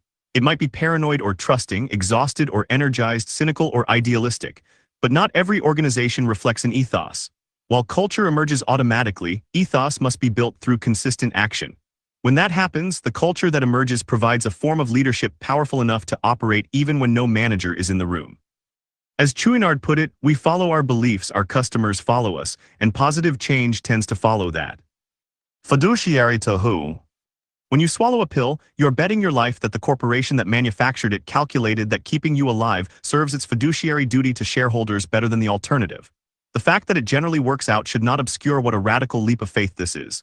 As we've seen, most companies today recognize primarily or only their fiduciary duty to shareholders. Your survival matters to them only insofar as it serves that duty. The moment the calculation changes, caveat emptor. I can't stress it enough, this fiduciary myopia is a choice, and companies are free to make a different one. Would it annoy you if I say that again, in capital letters? You are free to choose. To do so, we need to explore what it means to make this choice in practice. In Chapter 5, we saw that the first step toward breaking free of this myopia is to commit to a purpose as a for-profit company beyond simply making money. In this chapter, our challenge is to transform this commitment into an operational discipline that can guide daily behavior, as Saul Price did when he conceived FedMart as a fiduciary to its customers. This is first and foremost an operational question. We will cover the legal aspect in Chapter 9. Leaders have been grappling with this tension for generations. In 1910, Robert Wood Johnson II took an entry-level job at his father's company, Johnson & Johnson, working in the boiler room. He rose through the ranks and took the reins of the company in 1932 in the depths of the Depression. With unemployment at 25% and competitors slashing everything to survive, Johnson raised all wages by 5% and created hundreds of jobs when he opened a new Chicago factory. His calculation was that quality medicines require workers focused on craft, not survival. J&J emerged from the Depression stronger, while competitors who'd sacrificed quality for savings struggled to rebuild trust. A decade later, preparing for J&J's 1944 initial public offering (IPO), Johnson codified these proven values in what would become the company's famous Our Credo. He ranked the company's responsibilities in a clear hierarchy. 1. We believe our first responsibility is to the patients, doctors and nurses, to mothers and fathers, and all others who use our products and services. 2. We are responsible to our employees who work with us throughout the world. 3. We are responsible to the communities in which we live and work. 4. Our final responsibility is to our stockholders. Notice how similar this is to Saul Price's. Our first duty is to our customers, our second duty is to our employees, our third duty is to our stockholders. Every company must make this same choice, ordering its commitments in line with its mission. This is why the mission hopefuls are so deceptive. They may earnestly want to serve customers, make a great product, or make the world a better place, but their fiduciary commitments tell a different story. Johnson took no chances. He declared his fiduciary hierarchy before taking the company public, then had it carved in 8-foot limestone blocks at headquarters. But stone doesn't enforce itself. Johnson was inflexible about credo adherence and he had unquestioned authority. He didn't hesitate to fire his nephew from the company in 1962. A few years later, his own son was also shown the exit. The message was unmistakable. The credo was law because Johnson acted as judge, jury, and executioner. For 35 years, it worked beautifully. All the balls are red. In 1968, R.W. Johnson died. The stone remained, but the will that animated it was gone. By 1975, less than a decade later, J&J was at war with itself over the meaning of the credo still carved in those 8-foot limestone blocks at headquarters. At an executive retreat that year, a senior leader stood before his colleagues to explain what he saw as the new reality of business. We are juggling 5 balls, he said, 1 for each credo commitment. 4 were white, 1 was red. The red ball was profit. You could drop a white ball and survive, he explained, but drop the red ball and it's fatal. Where Johnson had insisted patience came first, this executive was clear. Profit came first. Heads nodded around the room. This was becoming the standard orthodoxy across corporate America. From the back of the room, a voice interrupted. My friend, I am afraid you are wrong. The room turned to see James Burke, recently promoted to company president, standing to address his colleagues. Today, all the balls are red. Imagine the stunned silence. Burke's rebuke made clear that the coherence of J&J had fractured and that leadership no longer had a unified vision of what the credo meant. It was a time for choosing. Within a year, the board made its choice, elevating Burke to CEO with a mandate to restore the credo to its rightful place at the center of the company's ethos. He immediately instituted what he called the Credo Challenge, in which leaders were faced with difficult hypothetical choices and used the credo as a guide for making them. To his top managers, he declared, if we can't live by this document together, then it is an act of pretension and we ought to tear it off the walls. Burke went further, cascading his credo challenges throughout J&J managers at every level practiced on real-world dilemmas, quality versus quarterly targets, customer risk versus brand protection. He instituted the Credo Survey, assessing how well leaders implemented Credo principles in their decisions. Year after year, leadership rehearsed until these principled choices became institutional muscle memory.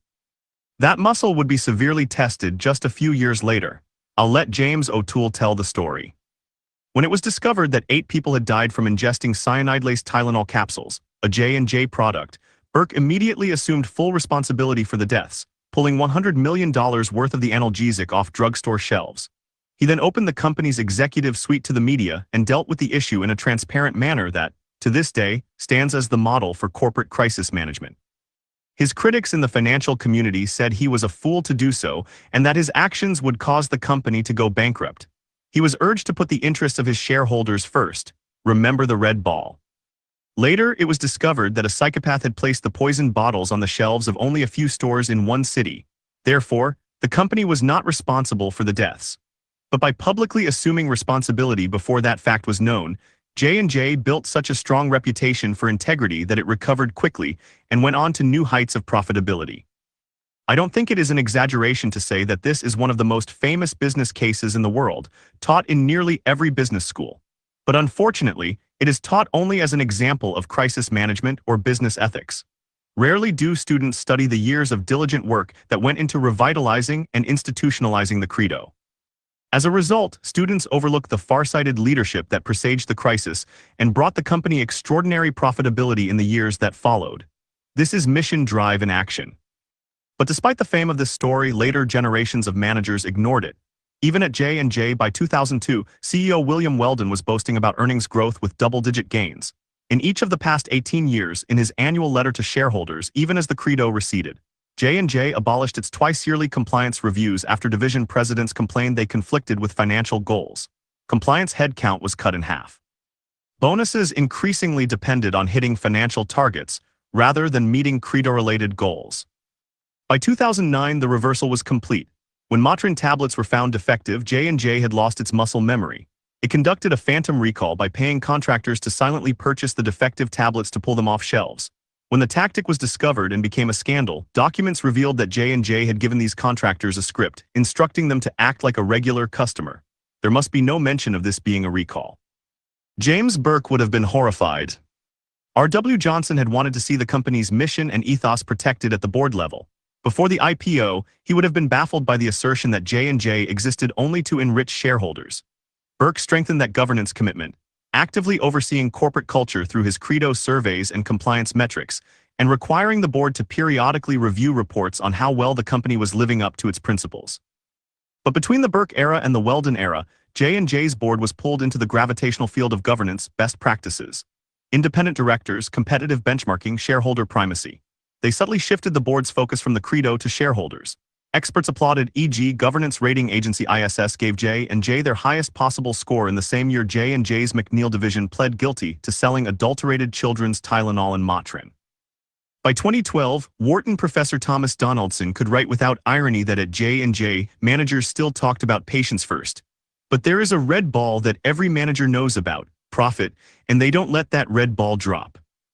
During Weldon's decade-long tenure as CEO, scandals and product recalls rocked J&J and cost the company billions of dollars.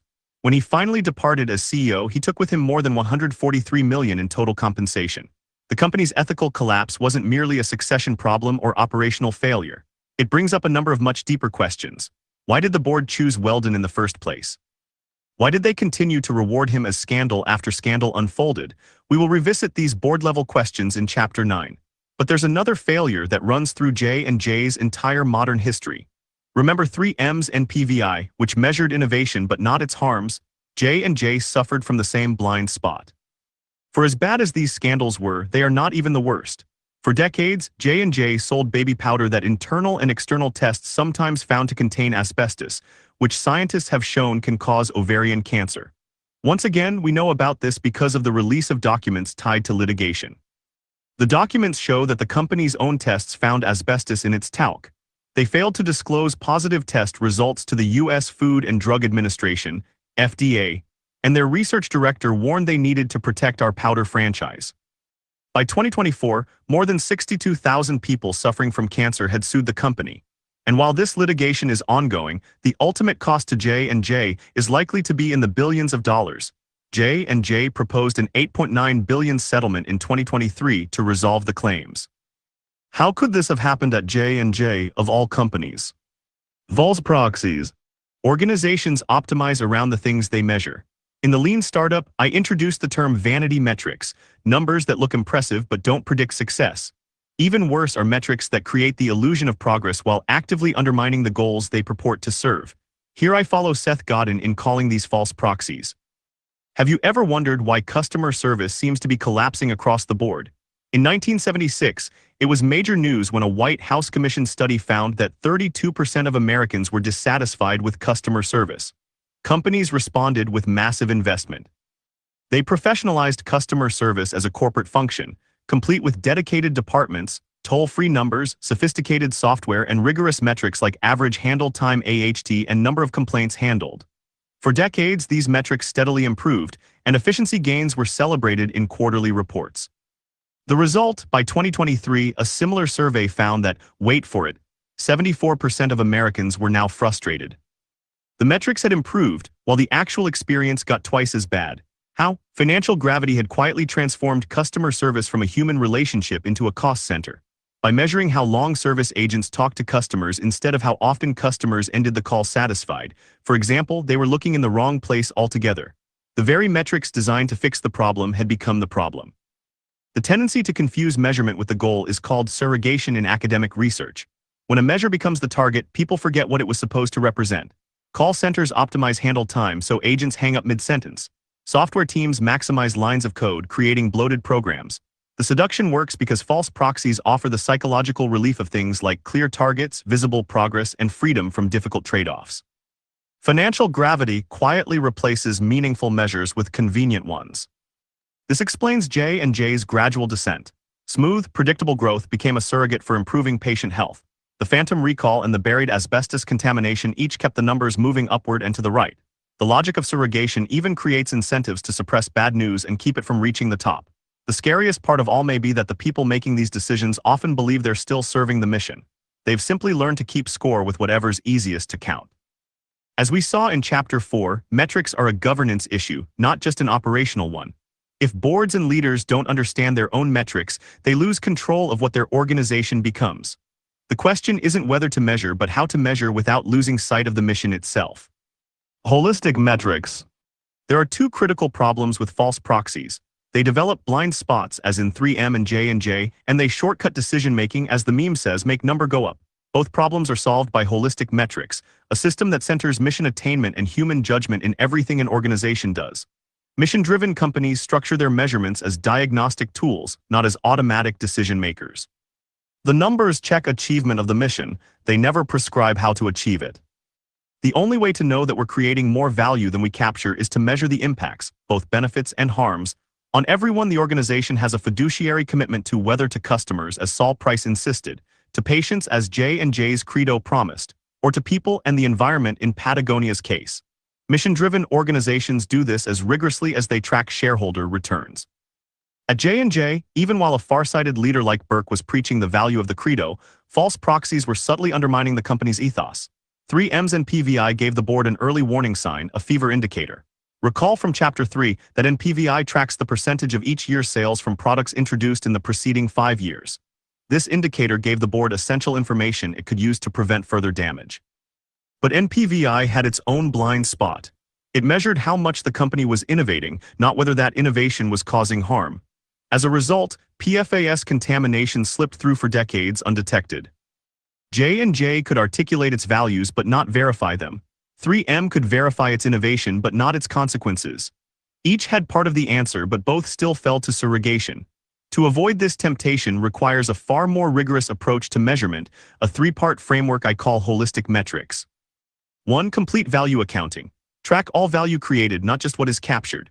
When Patagonia measures impact, they include worker wages, environmental restoration, product lifespan, even customer repair rates. Their ironclad quality index rates every product with a combined score that blends durability, design, manufacturing, and environmental factors. Their verified carbon intervention unit applies an internal carbon price to internalize the effects of carbon emissions. These metrics capture the full ecosystem of value, not just dollars in and out. 2. Fiduciary verification. For each fiduciary commitment, maintain metrics that track that promise. J&J's credo declared patients came first, but their metrics tracked earnings growth, not patient outcomes. Without a fever indicator tied to patient health, their credo became unmeasurable and therefore unmanageable. Costco's 92% membership renewal rate, by contrast, provides a continuous guardrail. 3. Natural tension. Build in metrics that fight each other. In its heyday, Southwest Airlines set its goals using a fourfold combination: lowest cost, highest employee satisfaction, highest customer satisfaction, and highest profits. They couldn't just slash staff to cut costs because employee satisfaction would immediately flag the damage. They couldn't gouge customers for profit because customer satisfaction would reveal the betrayal. That sort of tension between metrics prevents any single number from becoming a surrogate. One important caveat: metrics can only ever bring tensions to the surface. Resolving them productively requires leadership. The best companies create structured collision points in the form of venues where competing priorities must be resolved through ethos, not expediency. Build structural safeguards. The way metrics are taught today, almost every company is vulnerable to surrogation. Patagonia fell into the trap during the outsourcing mania of the early 2000s. Pursuing lower costs, they expanded to buy from more than 100 factories. By 2010, they admitted we no longer knew many of the people with whom we were dealing or what conditions were like on the factory floor. The cost savings looked spectacular on spreadsheets, while quality collapsed and customers fled. This crisis caused a reckoning. Vowing never to repeat the mistake, they built structural safeguards to hold themselves accountable. They began with an audit process for all vendors, combined with a veto system that allowed social and environmental responsibility (SER) teams to block any sourcing deal, no matter how profitable it might seem.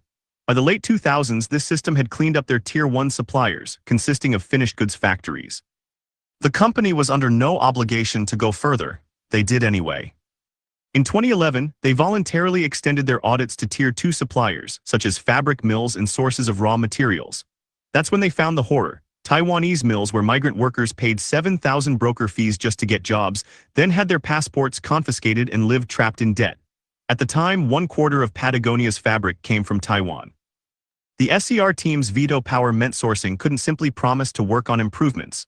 Patagonia partnered with Verite, the global supply chain labor rights NGO, convened suppliers in 2014, and issued new standards. There would be no more recruitment fees, past broker fees would be fully reimbursed to the workers, and all passports would be returned. Comply or lose our business. Suppliers complied. Ever since, the business, quality, social, and environmental departments meet every week at Patagonia headquarters. Each has veto power over any supplier decision. Senior management backs this system completely. Overruling these vetoes in pursuit of profit is not countenanced. A sourcing manager finds a factory that could save millions, with perfect margins and perfect delivery times. If SER says no, the deal's dead. No appeals, no emergency meetings, dead, same with quality. And business, for that matter, all 4 departments must agree.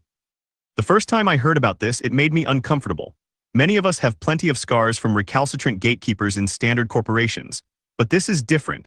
Because all 4 teams are aligned around the mission and the ethos of Patagonia, they have the tools they need for resolution when conflicts arise. And as a result, the business is far stronger than if these conflicts were resolved by meager compromise. Don't be evil versus the quarterly report. Remember Google's "Don't be evil" motto, whatever happened to that? I vividly remember talking to a longtime Googler who had recently retired.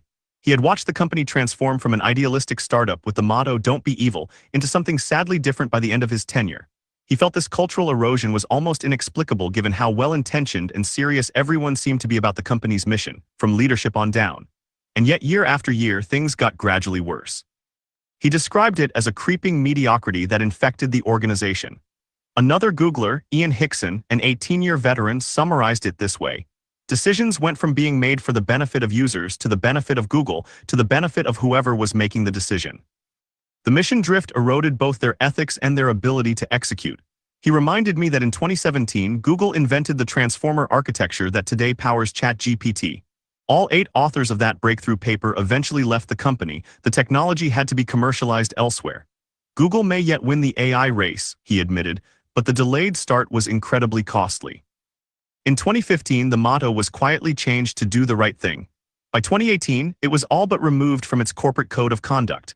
Ross Lajunas, an 11-year Google veteran, wrote, "Beating earnings expectations every quarter became the key priority." The retired Googler I was talking to shook his head. How had all their good intentions led to this? As we explored the reasons behind this change, I asked him to answer a hypothetical question.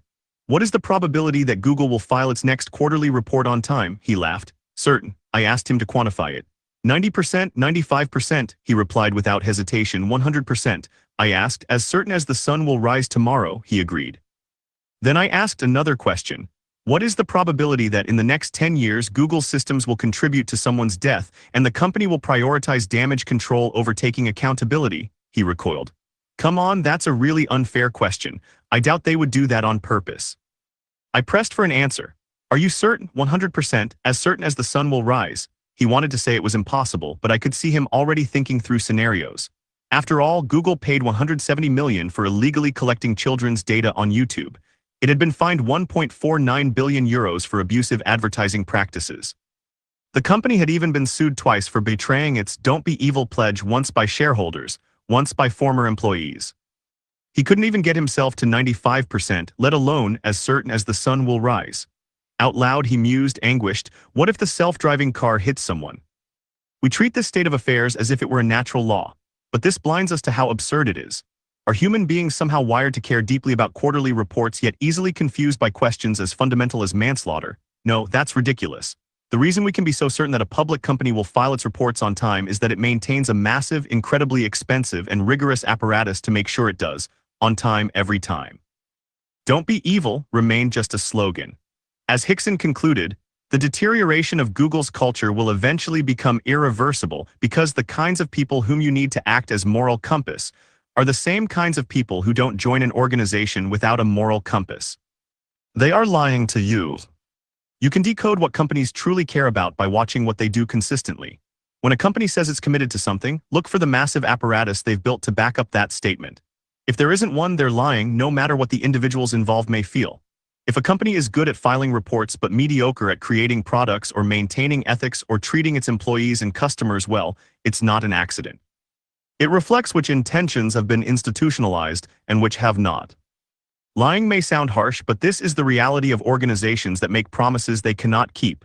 Without the discipline of mission drive, the systems, metrics, and safeguards that make mission attainment the only path to profit, companies are merely mission hopeful. The people who lead them may sincerely want to keep their promises, but wanting isn't enough. Managers may pat themselves on the back about their outstanding credo, but the vast majority of decisions an organization makes involve no managers at all. Watch what happens when no one's watching. That's where companies reveal their true character. Management creates the conditions.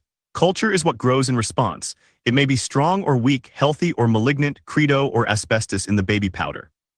The companies that endure are powered by cultures more durable than carved limestone, people who have internalized the mission so completely that betraying it would feel like betraying themselves. Like health, this can be cultivated but not commanded. The question is how. Chapter 8.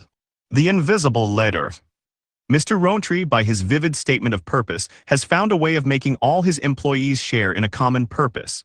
That common purpose, rather than Mr. Rowntree himself, is their invisible leader. In my work as a consultant, I often spend long days running workshops and meeting with executives. After the work is done, one of the things I most enjoy is talking shop over coffee. It's a chance to learn what working at the company is really like. Some years ago, I went out to dinner with a group of employees at a company where I'd just finished a multi-day workshop implementing lean startup practices. Everyone had seemed engaged and enthusiastic. Many of the teams had accomplished real breakthroughs. But what happened around the table that night told a different story. One of the company's ads came on the TV over the bar. It promised it was the kind of place where your work mattered, something along the lines of where scientists and engineers collaborate on product breakthroughs to make the world a better place. The table went quiet. Then someone laughed. Not a real laugh, but that short exhale people make when they can't believe what they're seeing. "Who do these guys think they're fooling?" someone said. "I'd really love to work at that company," another added, stabbing at her salad. A younger engineer stared at his phone. "I sent that exact ad to my mom when I got hired," he said quietly. I was shocked. I guess I had been taken in by the ads too. When I asked why they were scoffing, the woman with the salad put down her fork. "We all came here for that," she said, nodding at the screen, "but the people making these ads and the people who decide our promotions, different planets." When I asked what actually got people promoted, they all started talking at once. Hitting targets, cutting costs, being careful not to make waves, market share, market share, market share. No one seemed bitter, just tired. These were talented people who joined their company to do meaningful work in a place where it turned out the mission had atrophied into packaging. I left those workshops proud of everything the teams I'd coached had accomplished. But in the years that followed, I watched in horror as that disconnect slowly corroded those gains. I call this state of affairs incoherence. An incoherent organization is one where what gets rewarded contradicts what gets proclaimed, where the values on the wall are betrayed by daily reality. Some such companies claim they value innovation, but ostracize those whose experiments fail. Others promise work-life balance while ensuring only workaholics are invited to strategy meetings. Still others swear they put customers first, but praise employees who engage in deceptive sales practices. Departments clash due to opposing cultures. Product aspires to be Apple, but finance aspires to be Goldman Sachs. The result is a company at war with itself. And like a human body suffering from an autoimmune disease, it becomes increasingly weak and vulnerable. A coherent company, by contrast, is one where the company's expressed values are in alignment with its actual practices. In the previous chapter, we explored how to install an ethos through principled management. That's a necessary foundation, but coherence lives between the lines of the org chart in the thousands of daily choices made when no manager is present. This is the domain of culture, the invisible leader that guides actions, even when nobody is watching. Most people have never experienced the flow state of working in a coherent organization. Everything clicks like an athlete in the zone. The people who work the right way are the ones who get ahead. This doesn't mean that only one type of person succeeds or that the company can't evolve and change. Far from it. It just means that the path to success runs through the company's actual values, not around them. Perfect coherence is difficult to achieve and requires constant vigilance, but even the pursuit of it creates a dramatically healthier organization. Values on the wall, chaos in the halls. At an incoherent company, employees stop believing that what they joined to do is possible. As that belief erodes, cynicism takes root. Passion drains away, replaced by quiet quitting and mediocre work. The best talent leaves for companies whose values they can believe in, while those who stay stop caring about the customers they serve or the products they build. The values become a residue of past aspirations, orphaned on the walls. Those cynical comments over dinner, they're not just venting but symptoms of an organization eating itself alive. This disconnect between proclaimed values and actual behavior can destroy entire organizations. In 2009, Netflix published a presentation called Culture, Freedom and Responsibility, now widely regarded as one of the most influential documents in Silicon Valley. It makes this point with a single slide that shows Enron's values, engraved in marble in their lobby. Integrity, communication, respect, excellence. The marble was solid, the values were fiction. While integrity sat carved in stone, executives were busy committing accounting fraud. And remember, at the time, Enron was America's 7th largest company. Why does this happen? Because values carved in marble aren't values at all, they're decoration. And as much as we might wish otherwise, people do not take their orders from decorations. Instead, they follow what Mary Parker Follett called the invisible leader, the common purpose that guides actions even when no manager is present. The Enron disaster would have been no surprise to her at all. Follett was a pioneering management theorist of the 1920s whose ideas were at least a century ahead of their time. Check this out. Authority should go with knowledge and experience. That is where obedience is due, no matter whether it is up or down the line. She championed power with instead of power over and saw workers as sources of wisdom, not just labor. He wrote, "Leadership is not defined by the exercise of power, but by the capacity to increase the sense of power among those led. The most essential work of the leader is to create more leaders." Her work was so far ahead of its time that Warren Bennis, writing 60 years after her death, would credit her as inspiring just about everything written today about leadership and organizations. The great management theorist Peter Drucker went even further, calling her simply the prophet of management. Follett was a contemporary of Frederick Winslow Taylor, yet her work receded almost entirely from public awareness, while Taylor went on to become the most famous management theorist of all time. Follett's work was not republished until 1995. It is perhaps the greatest what, if in the whole management canon, how might the world be different today if leaders had listened to Follett instead? 8. What Follett understood and what Enron missed is that real values live in culture, not commands. Because culture is an emergent property, many leaders struggle to cultivate it actively. But although culture cannot be commanded, it can be fostered. To do this requires specific tools that create coherence at every level, tools that finally operationalize what Follett envisioned. Figure 8.1 Summary. This figure is a composite of 3 separate images. The content consists of a photograph showing a man in a suit facing a police officer, the corporate logo for Enron, and another photograph of a man standing with his hands clasped in front of an official. The juxtaposition of these images suggests a direct connection between the corporate entity and the legal actions or investigations involving the individuals pictured, implying a narrative of corporate scandal and subsequent law enforcement involvement. The alignment methods. The challenge with culture is that different leaders interpret it differently, creating pockets of excellence alongside areas of drift. What starts as a unified culture can fragment into departmental subcultures or outright civil war. The alignment method takes what I've learned over the years about how the best organizations create consistency across every team and every decision, and folds it into a clear system for avoiding the pitfall of fragmentation. It's made up of 3 elements.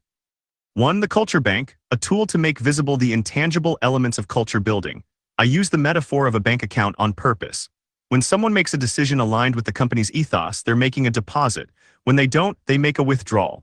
This shared vocabulary is a powerful tool everyone in the organization can use when evaluating any decision. 2. The leader's guide. Since culture forms even when no managers are present, everyone, no matter their rank, needs to know how to lead within the culture. The leader's guide is a living document of real stories showing what ethos-aligned leadership looks like in practice. Here's what Sarah did, here's how it embodied our mission, and here's how she was rewarded for it. These specific examples from named colleagues can then be used in every place in the organization where standards or communication are needed. 3. The two-way review. Most companies harvest thousands of stories every year in their employee review process, then they throw them away. That one-way review is a process aimed primarily at judging individual performance. But the two-way review recognizes that these same stories seen collectively also represent a judgment of the company and its culture. This surfaces problems before they become mission drift or worse. Like the build, measure, learn method described in the Lean Startup, these tools work as a continuous cycle. The culture bank defines what counts as a deposit, the leader's guide shows what those deposits look like in practice, and the two-way review ensures the people making deposits are the ones getting promoted. Here everything's better. Founded in 1905, H-E-B is a Texas grocery powerhouse with over $46.5 billion in annual revenue and more than 430 stores across Texas and Mexico. During a severe winter storm in Texas in 2021, an H-E-B store in Leander lost power while hundreds of anxious shoppers were stocking up on essentials. According to Tim Hennessy, there was a collective groan when the lights went out. He and his wife were standing in a checkout line 20 deep. After about 15 minutes of confusion, something extraordinary happened. The cashier started waving people through the checkout with their carts, wishing them a safe drive home. Hennessy was bewildered. At first, Deb and I were a bit confused, and I asked, how or who do we pay for our groceries? The answer was that they wouldn't. Unable to process payments without power, the store manager had made an on-the-spot decision to call all the customers to the front of the store and then let them leave with their full carts without paying. And it hit us like, wow, they're just letting us walk out the door, Hennessy recalled. Watching shoppers exit with carts piled high with diapers, milk, and crackers, all free. The moment was so moving that many customers, including Hennessy, were brought to tears. This decision wasn't dictated by some corporate memo. It emerged from 16 years of institutional muscle memory. Since Hurricane Rita in 2005, H-E-B had been building its emergency response capability, establishing a command center in San Antonio and developing an explicit philosophy. When you feed half the people in Texas, it's your responsibility to be open during times of crisis. Every store manager knows that in an emergency, feeding people comes first. This principle was battle-tested during Hurricane Harvey in 2017. H-E-B arranged for planes to fly in truck drivers, reopened 79 of 83 stores within 5 days, deployed mobile kitchens serving 2,500 free meals per hour, and contributed over $6 million in total relief. The same values guided them through the 2022 inflation crisis, when egg prices soared from 1 to over 4 per dozen. For months, H-E-B deliberately sold eggs below cost, losing millions. As H-E-B President Craig Boyan explained, we are trying to be a shock absorber, especially for low-income Texans. On that winter night in 2021, the Leander store manager didn't need permission or a manual. Years of consistent organizational behavior, from Rita to eggflation and every day in between, had long since instilled exactly what H-E-B's unwavering belief that each and every person counts meant in practice. The philosophy had become reflex. In any crisis, when the storm passes, customers remember. H-E-B is named for the original founder's son, Howard Edward Butt, who took over as CEO in 1919. But customers often mistakenly believe it stands for Here Everything's. The Culture Bank. That H-E-B store manager made a big deposit in the company's culture bank, the metaphorical accounting system I introduced earlier that tracks actions that either build or deplete organizational trustworthiness. This is a way of thinking about culture that I first learned from pioneers of strong culture companies like Devoted Health's Todd Park and Starbucks' Howard Schultz. The idea is simple but powerful. Every action either builds or degrades culture. The actions that strengthen culture, leading to a more trustworthy organization, are deposits. Opposite actions are withdrawals. Many culture bank deposits have easily identifiable costs in terms of R&D, investing in employees, or making things right for an unhappy customer. When HEB absorbs losses on eggs to protect low-income families or gives away groceries in a storm, these costs show up immediately on the balance sheet. But the payback, the invisible trust inspired by the costly choice, compounds like interest. Over time, it manifests as customer loyalty that survives price increases, employee retention through tough times, and community support when you need permits for a new store. By framing trust in banking terms, deposits, withdrawals, balances, we create terminology that can compete with financial metrics in decision-making. When faced with a trade-off between short-term gains and long-term trust, employees now have a familiar framework. Would this be a deposit or a withdrawal? The culture bank exposes the great flaw in the modern system of objectives and key results OKRs. When given a quantitative objective, employees can willfully and repeatedly boost their personal numbers by borrowing against the company's trustworthiness. Even worse, in a competitive compensation environment, those who refuse to make these trades are at a permanent disadvantage. The OKR system rewards those who spend down the company's trust without even tracking that it's happening. The culture bank provides a counterweight. Ship buggy software to hit the deadline, that's a withdrawal. Oversell a product's capabilities to close the quarter, another withdrawal. The next time someone proposes damaging your company's long-term health by acting in an untrustworthy manner, you'll see it more clearly. This is not about hard-headed making money versus soft-hearted caring. This person is proposing the liquidation of a critical asset, say so. The Todd Park Rule. Here's a simple rule I learned from devoted health CEO Todd Park. Don't make withdrawals from the culture bank, only make deposits. Everyone reacts the same way when hearing this for the first time. It sounds too difficult. Only deposits, impossible. And yet this seemingly rigid rule actually simplifies decision-making. When a company permits occasional withdrawals, it creates endless debates about when exceptions are justified. Is this crisis big enough? Is that deadline important enough? These debates are exhausting and demoralizing. The clarity of eliminating withdrawals is liberating. There's nothing to debate. This rule empowers everyone to push back against trust-damaging shortcuts. It gives institutional backing to the often unheralded people I call torchbearers, the ones who relentlessly uphold the company's mission even when nobody's watching. Engineers who understand both speed and safety. Brand marketers who treat reputation as sacred. Product managers who push back against feature bloat. In most management systems, these torchbearers are under constant siege from people wielding spreadsheets. When someone proposes cutting corners, the no withdrawals rule means anyone can confidently respond, "We don't do that. We never sacrifice our trustworthiness on purpose." This doesn't mean being a pushover. Firing underperformers who have been given fair warning, setting firm deadlines, or saying no to unreasonable requests aren't withdrawals. When done transparently and with integrity, those are deposits in the form of accountability. It's the betrayals of trust that are withdrawals, such as lying about why someone was let go or breaking promises to avoid hard conversations. To be clear, every organization will make mistakes. Unintentional withdrawals are inevitable. Servers crash or a shipment arrives late or a product contains an unforeseen defect. A clear no withdrawals policy distinguishes between honest mistakes, which happen, and deliberate compromises, which shouldn't. It's the intentional withdrawals that truly bankrupt a culture, especially when they become habitual. But how do we ensure these deposits and their stories spread throughout the organization? That's where the Leader's Guide comes in. The Leader's Guide. Duolingo calls their culture bank the trust battery because it's always being charged or depleted. It is powered by hundreds of stories that have gelled to become the startup's lore. I know some of these stories because CEO Louis von Ahn told them to me directly. But Duolingo's employees don't need personal conversations with the CEO to learn them. They're all documented in the Duolingo handbook. One entry describes a senior executive the company had been trying to hire for over a year. They aced their interviews and had a strong resume but were disrespectful to the driver who picked them up from the airport. That single moment told us what we needed to know. Excellence isn't just what you do, it's how you treat others. Another documents their ruthless prioritization when it comes to cutting features if they don't deliver meaningful impact on their mission, no matter how much effort has already gone into it. The handbook shows exactly what led to the decision. The Leader's Guide is what I call the product of this systematic recording of crucial stories. Lore is humanity's oldest technology for transmitting knowledge. Oral traditions predate writing by untold thousands of years. Every organization naturally develops lore that teaches how we do things around here, but most organizations leave the accumulation of lore to chance. The Leader's Guide, by contrast, is a valued asset deliberately compiled. Sometimes it's an actual book, physical or digital. Modern companies have experimented with embodying it in other digital artifacts. At Devoted, they have a storytelling culture, the most powerful part of which is a channel in Slack for the whole company, called MemberWins. Employees from all across the country tell each other stories about something they witnessed a devotee doing. It creates this incredibly powerful magnetic field of belief. The Leader's Guide shows every employee what leadership within the culture looks like, regardless of their formal title. These stories are more than just a teaching aid. Howard Schultz once taught me to think of organizations like a vintage or antique item. They develop provenance that can't be manufactured or faked, which is the source of authenticity that powers a strong culture that has, as he says, resistance to temptation.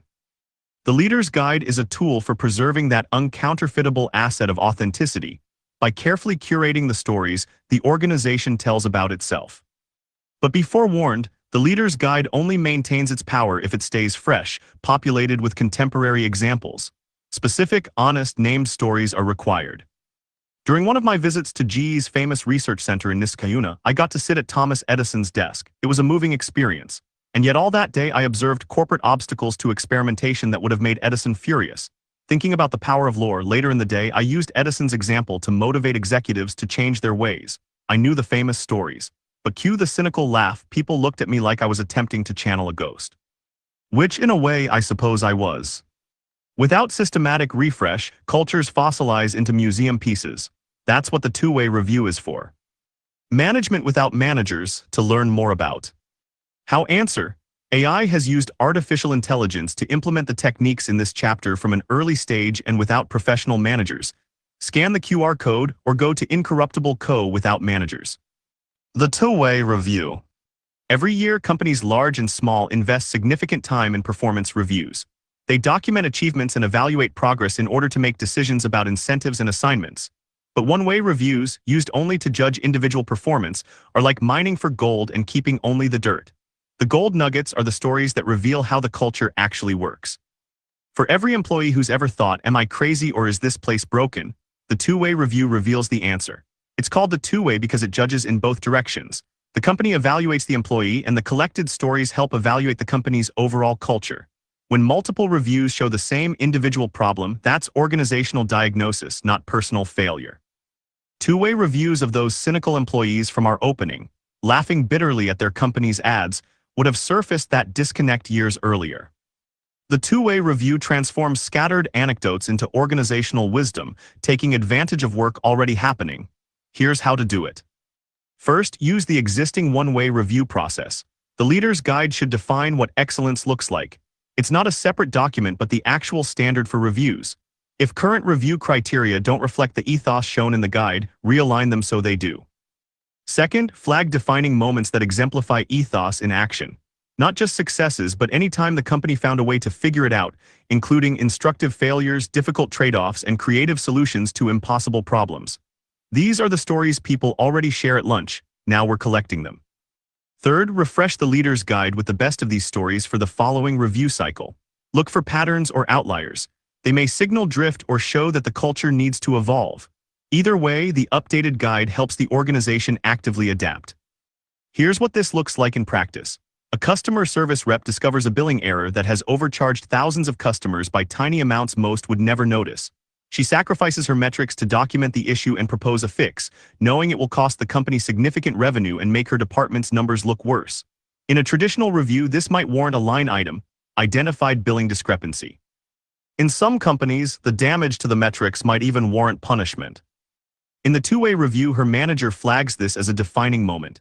An employee chose long-term trust over short-term metrics, embodying the company's true character. Next year, when another employee faces a similar choice, they'll have that much more confidence that they are doing the right thing. That's how culture is shaped, through proof that the right action pays off. The two-way review has a dual mandate, similar to comparable procedures in finance. First, it serves an audit function, verifying stories are accurate, preventing good storytellers from gaming the system and checking the underlying facts to avoid bias. Second, it spots trends before they become crises.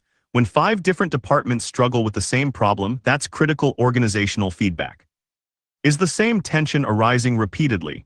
That's an interesting signal of incoherence that can now be addressed before it metastasizes. Stories from employees go into the Leader's Guide. The guide shapes employee behavior, and that behavior gets highlighted in the stories surfaced in next year's reviews. It's build, measure, learn applied to culture itself. Unlike static mission statements gathering dust, this system lives and breathes with the organization. Each cycle makes the company's true values more visible and the path to success clearer. A self-reinforcing system.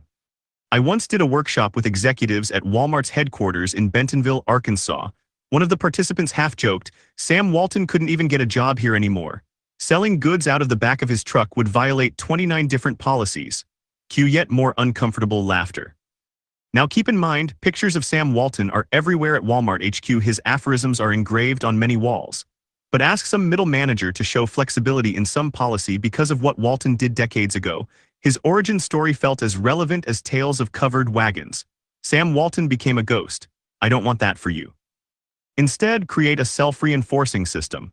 The Culture Bank gives everyone a framework for evaluating decisions. The Leader's Guide captures and shapes the company's ethos-related lore. And the two-way review gathers fresh, authentic examples of ethos in action while aligning rewards to match. This cycle transforms company culture from something that happens accidentally to something that's intentionally shaped and maintained. The result is true coherence. But who makes sure all this happens? We need to ensure that these tools become more than just another corporate initiative that fades away after the initial excitement. Enter the Department of Corporate Purpose. The Department of Corporate Purpose. I have a confession to make. That company with the cynical laughter and the terrific TV ads, they had a leader's guide. I know because I helped them draft it. We'd spent months developing a beautiful document filled with inspiring stories and clear values. 6 months later, I returned to find it gathering dust. Who's responsible for keeping this alive? I asked. The uncomfortable silence told me everything. This wasn't an isolated failure. The tools we've explored in this chapter are each powerful on their own. But without an institutional home, they become the corporate equivalent of New Year's resolutions, embraced with enthusiasm in January, forgotten by March.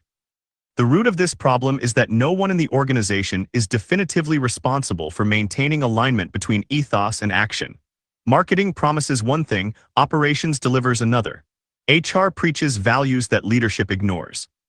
Employee communications, brand marketing, recruiting, and investor relations each tell a different story about what the company stands for. And that's just the internal fragmentation. When the company's external brand and internal culture feel like different organizations, who's accountable? In most companies, no one. We would never accept this with finance or legal, where we demand centralized responsibility with corresponding authority. So it should be with coherence. We need a dedicated function with the authority and responsibility to maintain coherence across the entire organization. I call it the Department of Corporate Purpose. This function consolidates what's currently scattered across marketing, product, HR, investor relations, and customer support. It teaches the Culture Bank framework, helping everyone evaluate major decisions as deposits or withdrawals. It maintains the Leader's Guide with fresh stories from this year's two-way reviews, not last decade's mythology. It surfaces patterns across performance reviews, compensation structures, hiring criteria, and promotion decisions to catch drift before it becomes decay. Just as the CFO ensures financial coherence across all departments, whoever owns corporate purpose ensures mission coherence. Consider how finance already operates. They're in the room during planning, not just reviewing budgets after they're spent. Corporate purpose works the same way. When marketing develops a new campaign, they participate in the creative brief in just the same way as finance approves the budget. When HR restructures compensation, they must design incentives that reward ethos-aligned behavior. Mission-driven companies already have someone who fills this role. They are the executive-level equivalent of the torchbearer. In a startup's early days, this is invariably a founder. As the company scales, configurations vary widely. Sometimes the founder CEO takes this on directly, delegating more operational responsibilities to others. But sometimes the CEO is fundamentally a chief operator and needs support, which is an advantage of multi-founder teams. As companies scale, the need for support always expands beyond the capability of a single person. Because this function has lacked a name until now, few companies today have assembled all its components into one dedicated department. Instead, it tends to be the secondary responsibility of a chief marketing officer, chief technology officer, or chief people officer. Of course, coherence can never be simply delegated. Just as in finance, it eventually requires a CFO and a team, but the CEO and full C-suite still bear financial accountability. No matter the configuration, every organization should have this simple goal: that every day, somebody is thinking about how to ensure every HEB store manager knows that giving away groceries in a crisis is exactly what the company stands for. Purpose without power is just poetry. Give it teeth and it becomes destiny. Figure 8.2 Summary. This figure is a conceptual flow chart. It illustrates the alignment method through a cyclical process involving several key organizational components. The cycle begins with a culture bank that shapes a leader's guide, which in turn informs performance standards. These standards guide performance reviews, which generate stories that are then deposited back into the culture bank. The diagram implies a continuous feedback loop, where organizational culture and leadership guidance are directly linked to how employee performance is measured and reviewed. It suggests that the lived experiences captured in stories serve as the primary input for refining the organizational culture, ensuring that the standards and leadership approaches remain aligned with actual practice. GitLab, if it's not in the handbook, it doesn't exist. GitLab powers the software infrastructure behind your bank account, your Netflix stream, and the apps on your smartphone.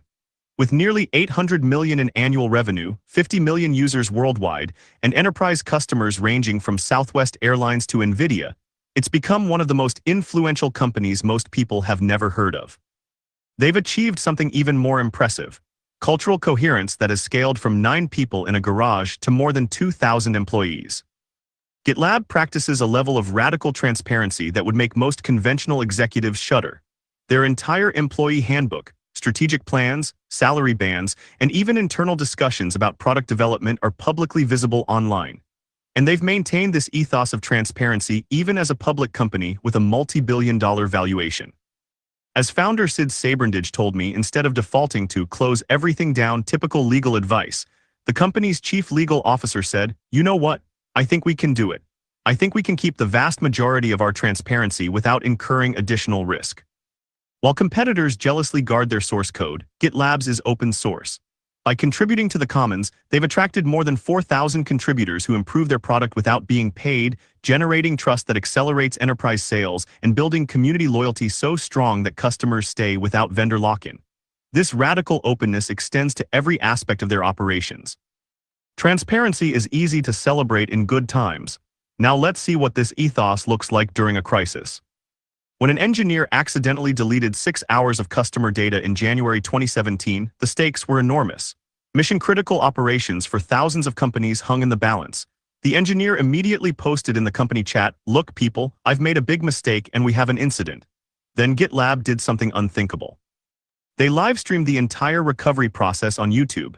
It was a stunning demonstration of their ethos of transparency. No lawyers, no spin, just engineers working frantically while the world watched.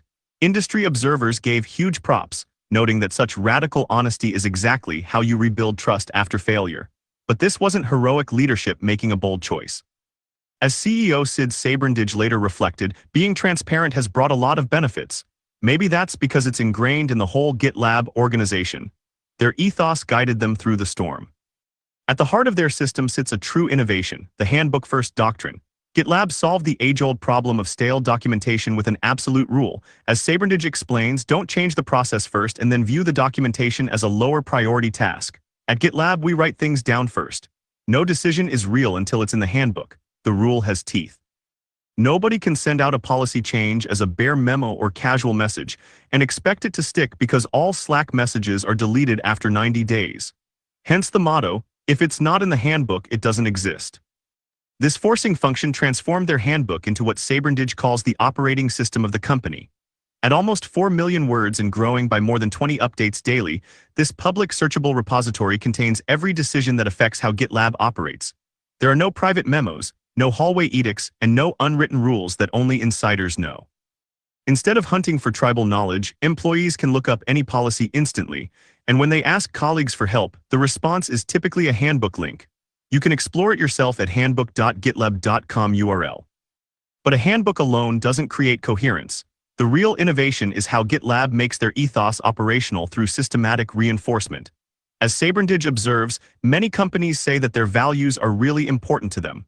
But then you ask, how many ways do you have to reinforce them? And they can name about 3. At GitLab, we have 22 ways to reinforce our values. GitLab's 22 ways to reinforce values, an excerpt from the GitLab handbook.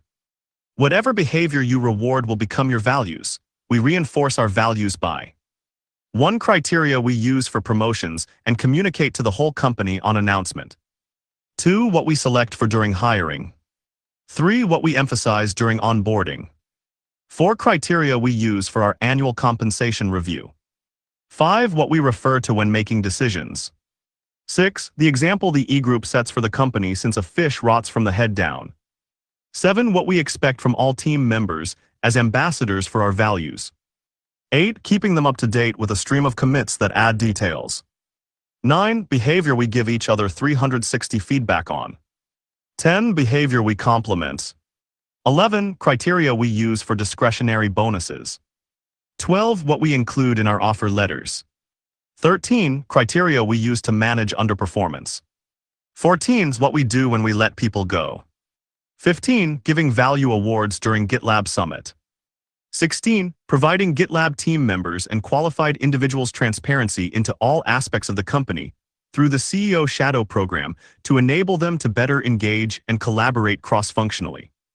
17. Linking the takeaways of courses to our values, like we did for the Crucial Conversations training. 18. The default settings of the software we use, for example, speedy meetings, document sharing, agendas, etc. 19. Reinforcing our values with features in GitLab, for example, the iterations feature.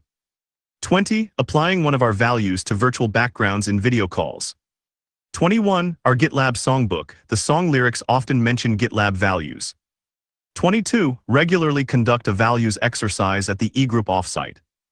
As you might expect by now, GitLab is a sterling example of a company that benefits from the magnetic powers we discussed in Chapter 6. Of course, GitLab attracts top talent. People see exactly what they're joining.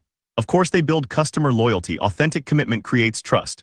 Of course, they accelerate innovation. More than 4,000 contributors improve the product daily.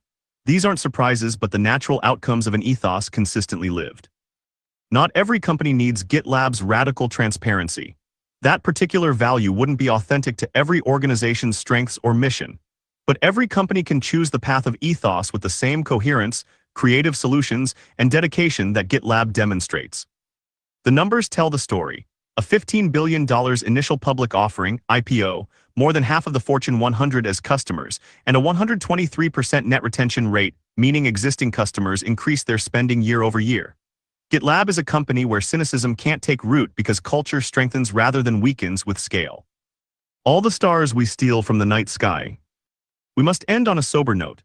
The trust GitLab has painstakingly earned also makes the company a prize worth capturing. Its $7.7 billion valuation is a rounding error compared to the Goliath surrounding it. Google is already one of the company's largest shareholders. Microsoft acquired their largest rival, GitHub, in 2018. GitLab stands as the last major independent company in its competitive category.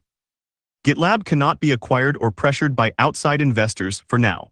That's because Sid Sabrandage currently serves as its mission guardian via his control of special, supervoting shares, a technique we will explore in detail in the next chapter. But in March 2023, Sid announced he had been diagnosed with osteosarcoma, a rare form of bone cancer. As befits an advocate for transparency, Sid courageously shared the details of his diagnosis and treatment with investors and employees. When the cancer recurred in 2024, he stepped down as CEO to focus on treatment while remaining executive chair. As I write this, the cancer has not metastasized, and he shared with me the good news that he's doing well. But no company should have to depend on founder longevity for its mission to survive. By the time you read this, will GitLab have been forcibly acquired by a larger company, as its rival GitHub was? Will its transparency and coherence survive? Every successful mission-driven company must eventually face this test. The more powerful the internal coherence, the more valuable a target it becomes to those who would commandeer it. Success alone will never, ever be enough, not when that very success is the asset worth capturing. But there is a solution.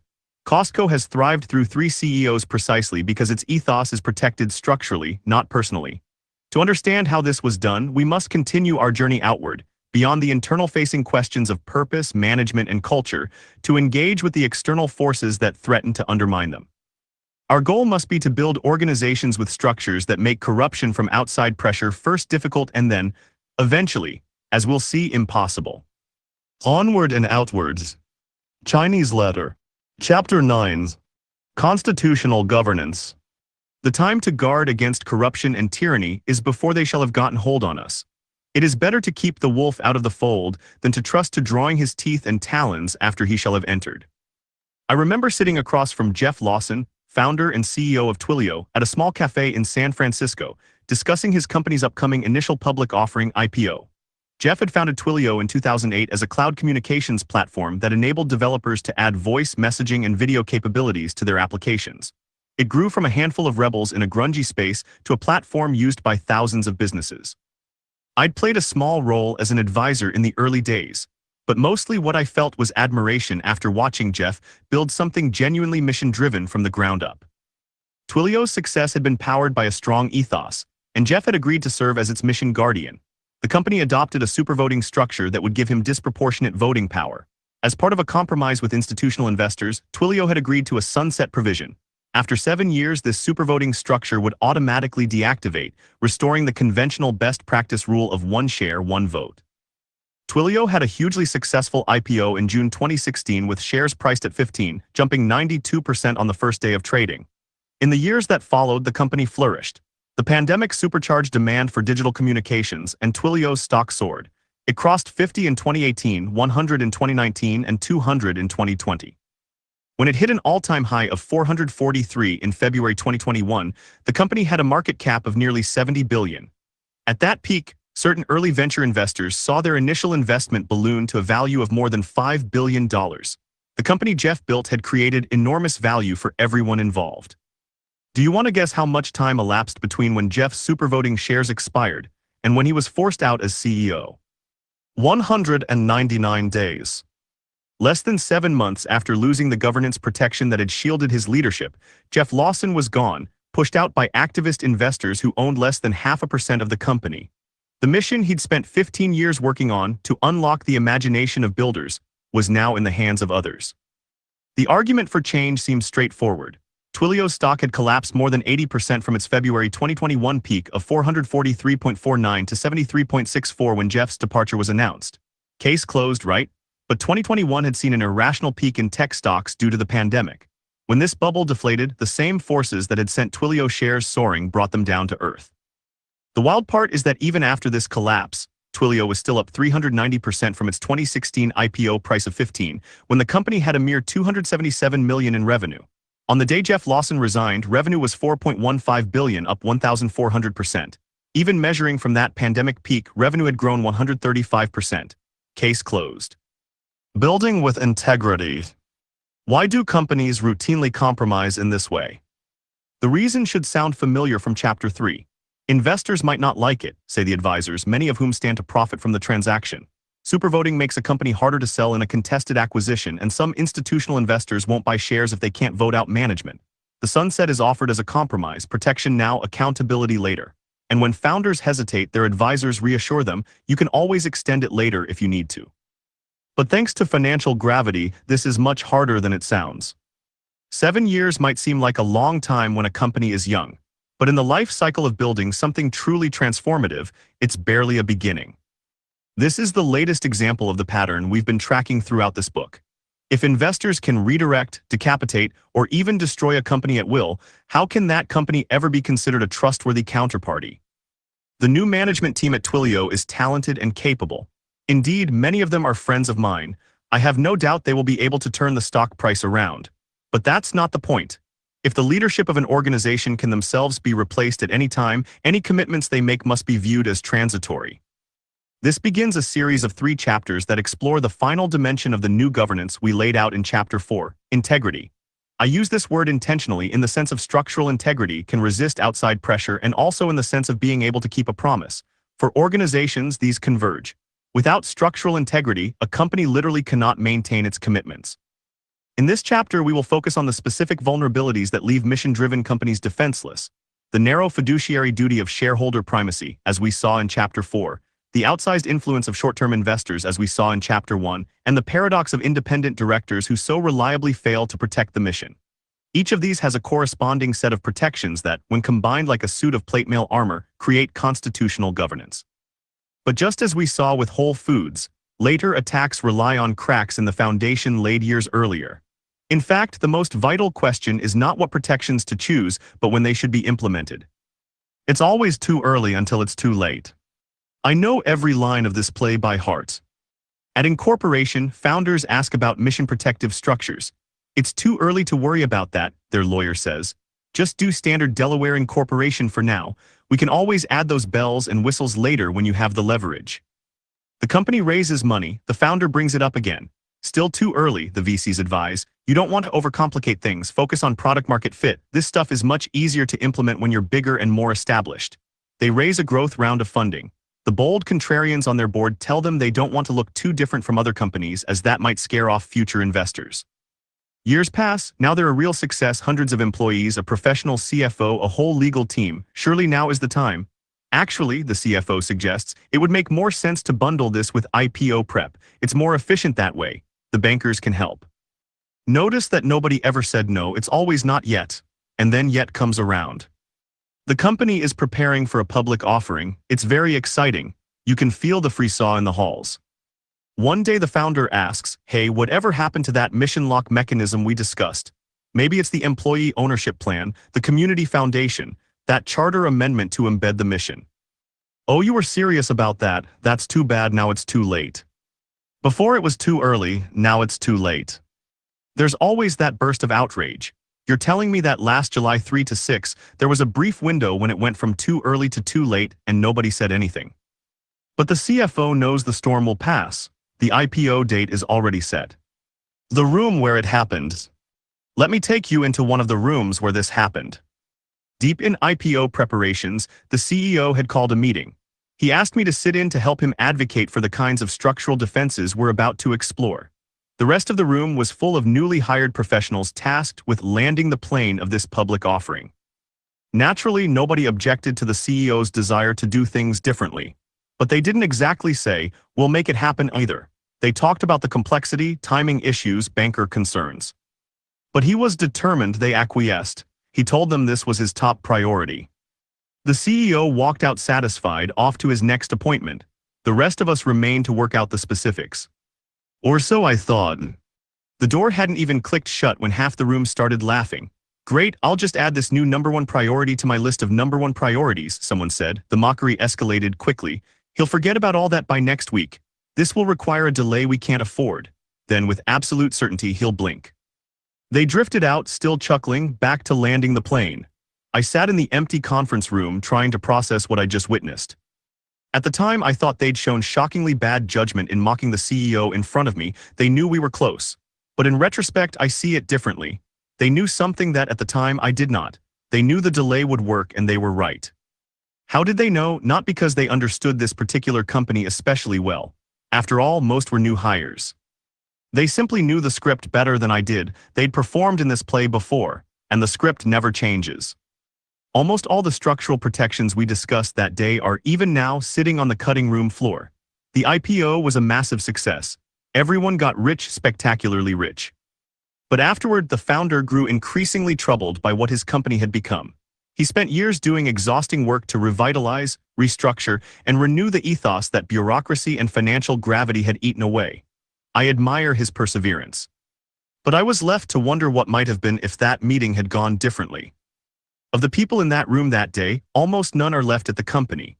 The professionals moved on to land the next plane, stage the next IPO. The CEO was left to do the cleanup alone.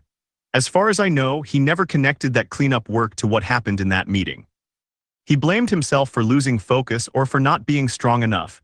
He remained blind to the forces he was pushing against. The gravity stayed invisible just the way it likes. The Public Benefit Corporation. Over the next 3 chapters, I'm going to show you the protections that ended up on that cutting room floor. My goal is that when the time comes, yours won't be laughed away. The first protection those governance experts laughed away was the simplest: encoding the mission directly into the corporate charter. Today, virtually every corporate charter contains the same boilerplate language for the company's purpose: to pursue any lawful act or activity. This language sounds innocuous. It isn't. As we saw in Chapter 4, courts and governance experts now routinely interpret this neutral purpose as establishing a fiduciary duty to maximize shareholder value no matter the cost to mission or long-term value. This interpretation is what forced Vectura's board to sell to Philip Morris. As we explored in Part 1, this same trap has caught countless companies whose directors thought they were just following their legal duties. Luckily for you, a band of corporate governance rebels has been fighting to create a new option for companies that want to explicitly commit to a mission-driven purpose. Like the movement for general incorporation before it, but unlike the shift to shareholder primacy, this rebellion has won victory after victory in state legislatures and around the world. Delaware joined the party in 2013. Meet the Public Benefit Corporation, PBC. Where neutral charters inadvertently create a legal duty to maximize shareholder value, PBCs commit to a high-level public benefit. Anthropic's charter commits it to the responsible development and maintenance of advanced AI systems. Patagonia's pledges to use business to inspire and implement solutions to the environmental crisis. Here's how it works. Directors in a PBC are legally allowed to balance shareholder interests with the company's stated public benefit. Courts give PBC boards wide discretion in making these decisions, what lawyers call an enhanced business judgment rule. Unlike standard corporations, where profit maximization is presumed paramount, PBC boards are permitted to make mission-aligned decisions that might reduce short-term returns without fear. If challenged, the board only needs to show their decision was rational and informed, not profit maximizing. The range of companies choosing PBC status tells an important story. Public and private companies alike have embraced PBC status. Viva Systems, United Therapeutics, Lemonade, Warby Parker, and most of the leading AI labs are all PBCs. The process is remarkably simple. You can incorporate as a PBC from day one, or any C Corp can convert with just a 2-page filing in Delaware. That's it. Similar structures are available in 44 other U.S. states and many jurisdictions around the world. In some, it also requires lightweight reporting, often once every 2 years. This structure isn't a rigid straitjacket. Companies can revise their stated purpose anytime, not to abandon the mission, but to refine how they express it as markets and technologies evolve. Later in the chapter, we'll see how to avoid abuse of this provision. I recommend choosing a high-level purpose rather than being overly prescriptive. In fact, PBC allows a company to adopt a specific aspect of human flourishing to maximize. For example, it could say maximize human flourishing by, and then specify, as we do at Answer. AI, something like developing ethical and beneficial uses of AI for society.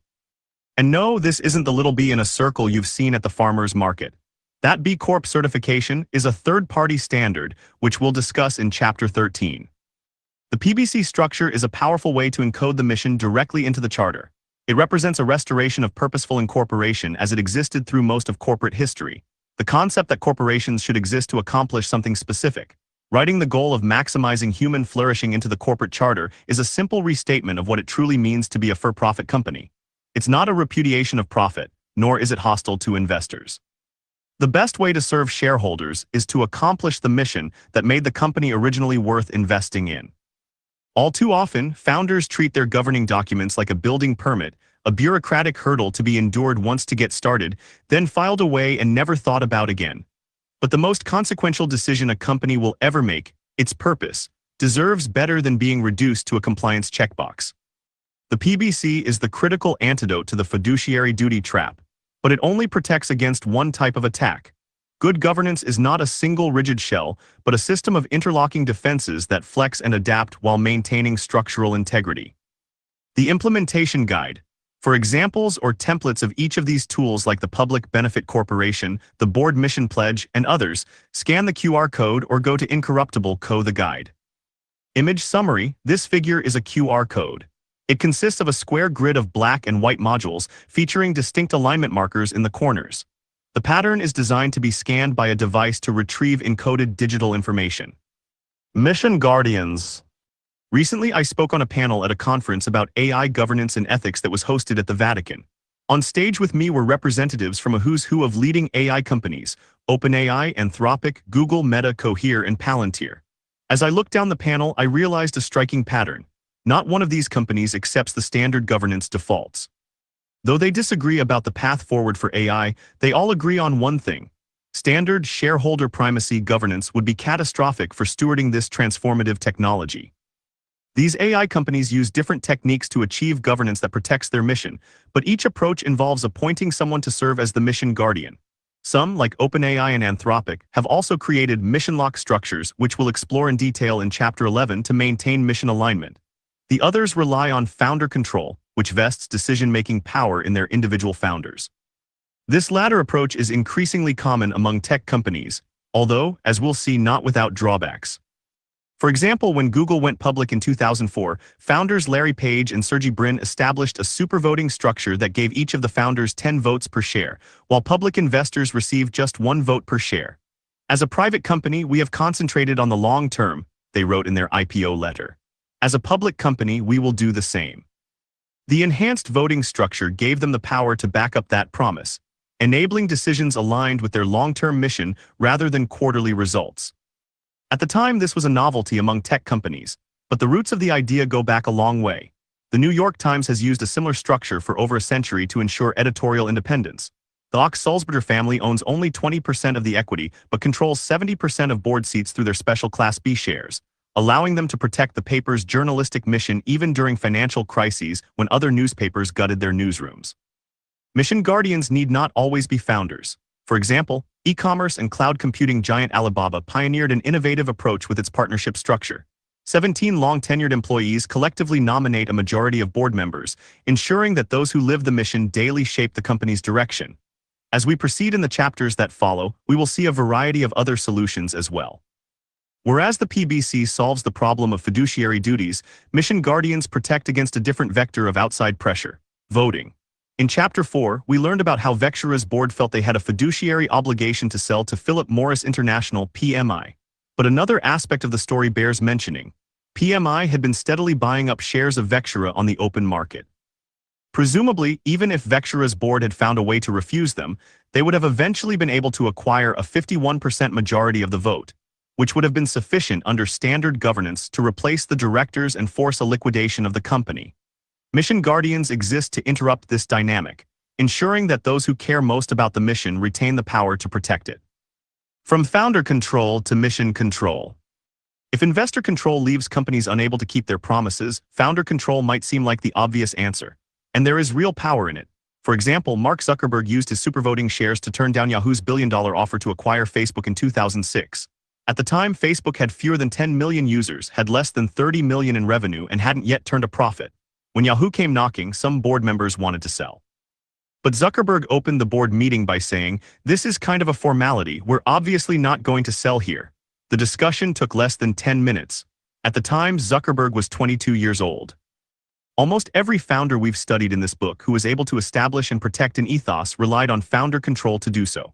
Cloudflare, GitLab, and Devoted Health all relied on supervoting shares. Todd and Ed Park insisted on these protections from inception so that we can ensure that Devoted has a long-term orientation to the creation of shareholder value. Even when investors resisted, they never wavered. We knew that with that orientation, the mission and the business model would unequivocally align 100%. Investors have learned to tolerate these structures because founder-controlled companies on average deliver exceptional returns. But this success masks serious problems with accountability, with resilience, and with the psychological toll on founders themselves. Investors often complain that founder control makes accountability impossible. But this is not true. Founders with supervoting shares still owe a fiduciary duty to the corporation, and this is often interpreted as requiring them to step aside when the stock prices or reputations collapse. Travis Kalanick Uber, Mark Pincus Zynga, Adam Newman WeWork, and John Foley Peloton all had 10-to-1 or 20-to-1 supervoting yet were forced out when stocks fell. Courts can intervene directly, as they did at Hollinger, blocking Conrad Black from exercising his supervoting control. Founder control that is not backed by a powerful ethos can destroy what it was meant to protect. During normal times, unchecked power damages the psyche of those who wield it, literally rewiring the brain to diminish empathy while amplifying overconfidence. Studies have documented this as hubris syndrome, an acquired personality disorder that develops after holding power. Having accountability kick in only during a crisis has its own problems. Precisely because it's so powerful, founder control can create the very obsession it was meant to prevent. Founders who started as mission guardians can transform into power gremlins, hoarding control for its own sake. If you've ever wondered why billionaires with more money than they could spend in 10 lifetimes refresh stock tickers like anxious day traders, this is why. But even when founder control works, it nonetheless exacts a real psychological toll on the guardians themselves. I know too many founders trapped in their own creation, feeling like Atlas but unable even to shrug. They are the only thing standing between their company's ethos and the ravages of the market, like a dam holding back a flood. That founders feel compelled to choose this despotic arrangement reveals just how broken standard governance has become. For all these reasons, founder control should be a temporary bridge, not a permanent destination. The most thoughtful founders understand they're holding the mission in trust until something stronger can protect it. The truly long-term approach is to build a system of mission protection that does not depend on any one individual.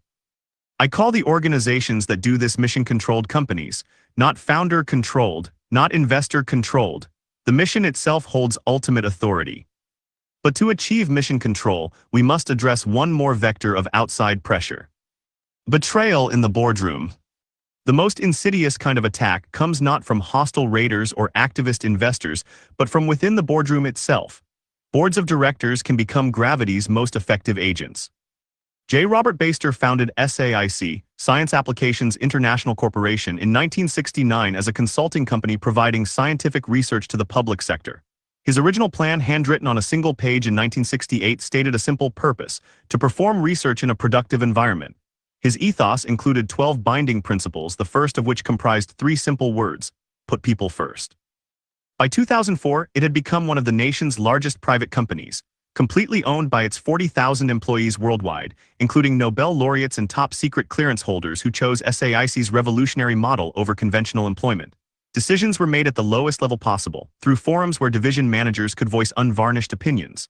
Baster's principle guided everything: none of us is as smart as all of us. I was a summer intern there in the 1990s. I can still remember feeling the zeal of the researchers who mentored me.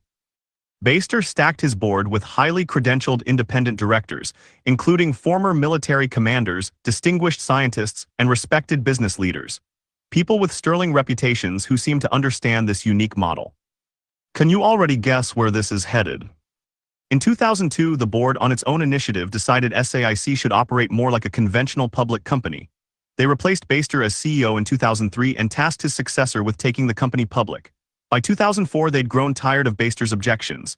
The majority of the board forced me into retirement and set the course for taking the company public, he later revealed. Baster was 79 years old.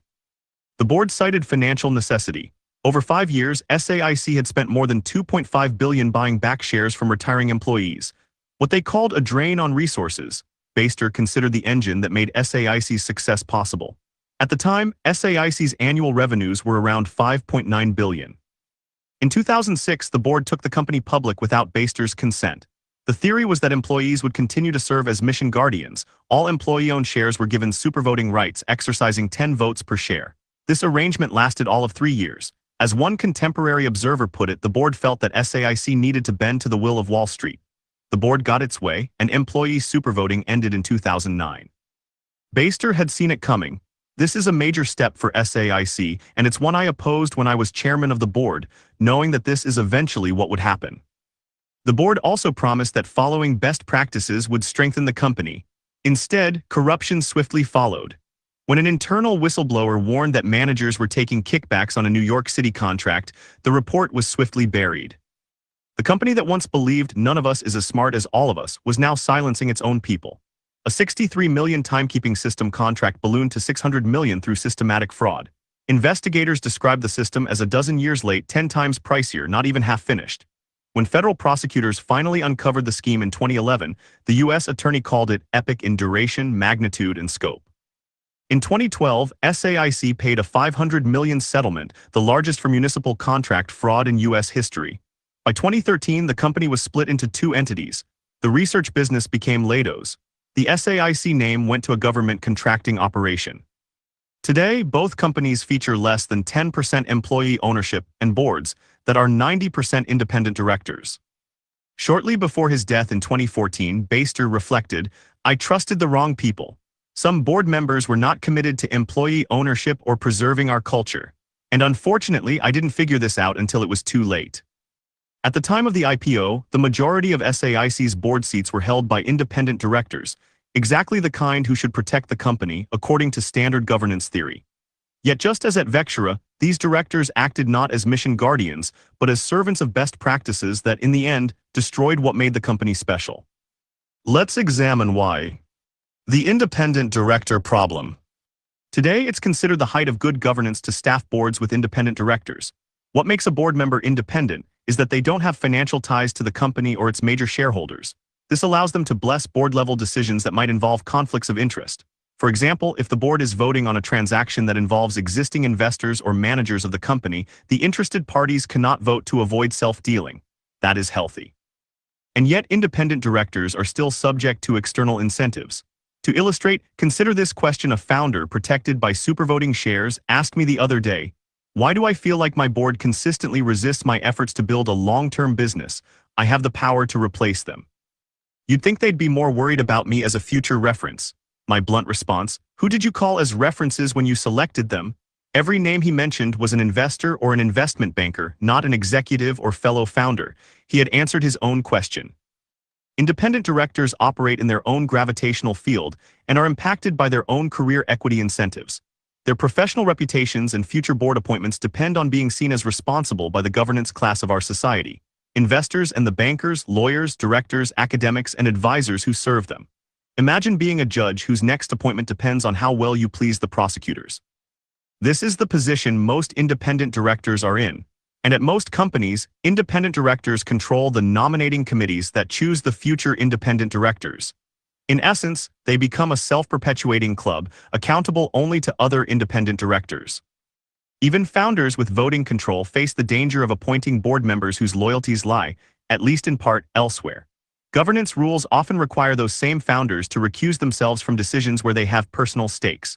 The most important of those decisions is the choice to fire or retain the CEO in those moments.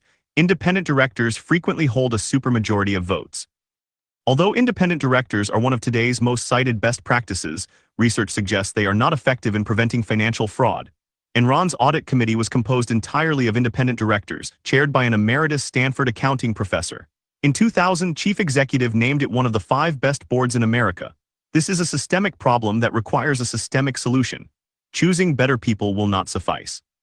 The solution is to create constitutional governance structures that bind directors and founders to the mission.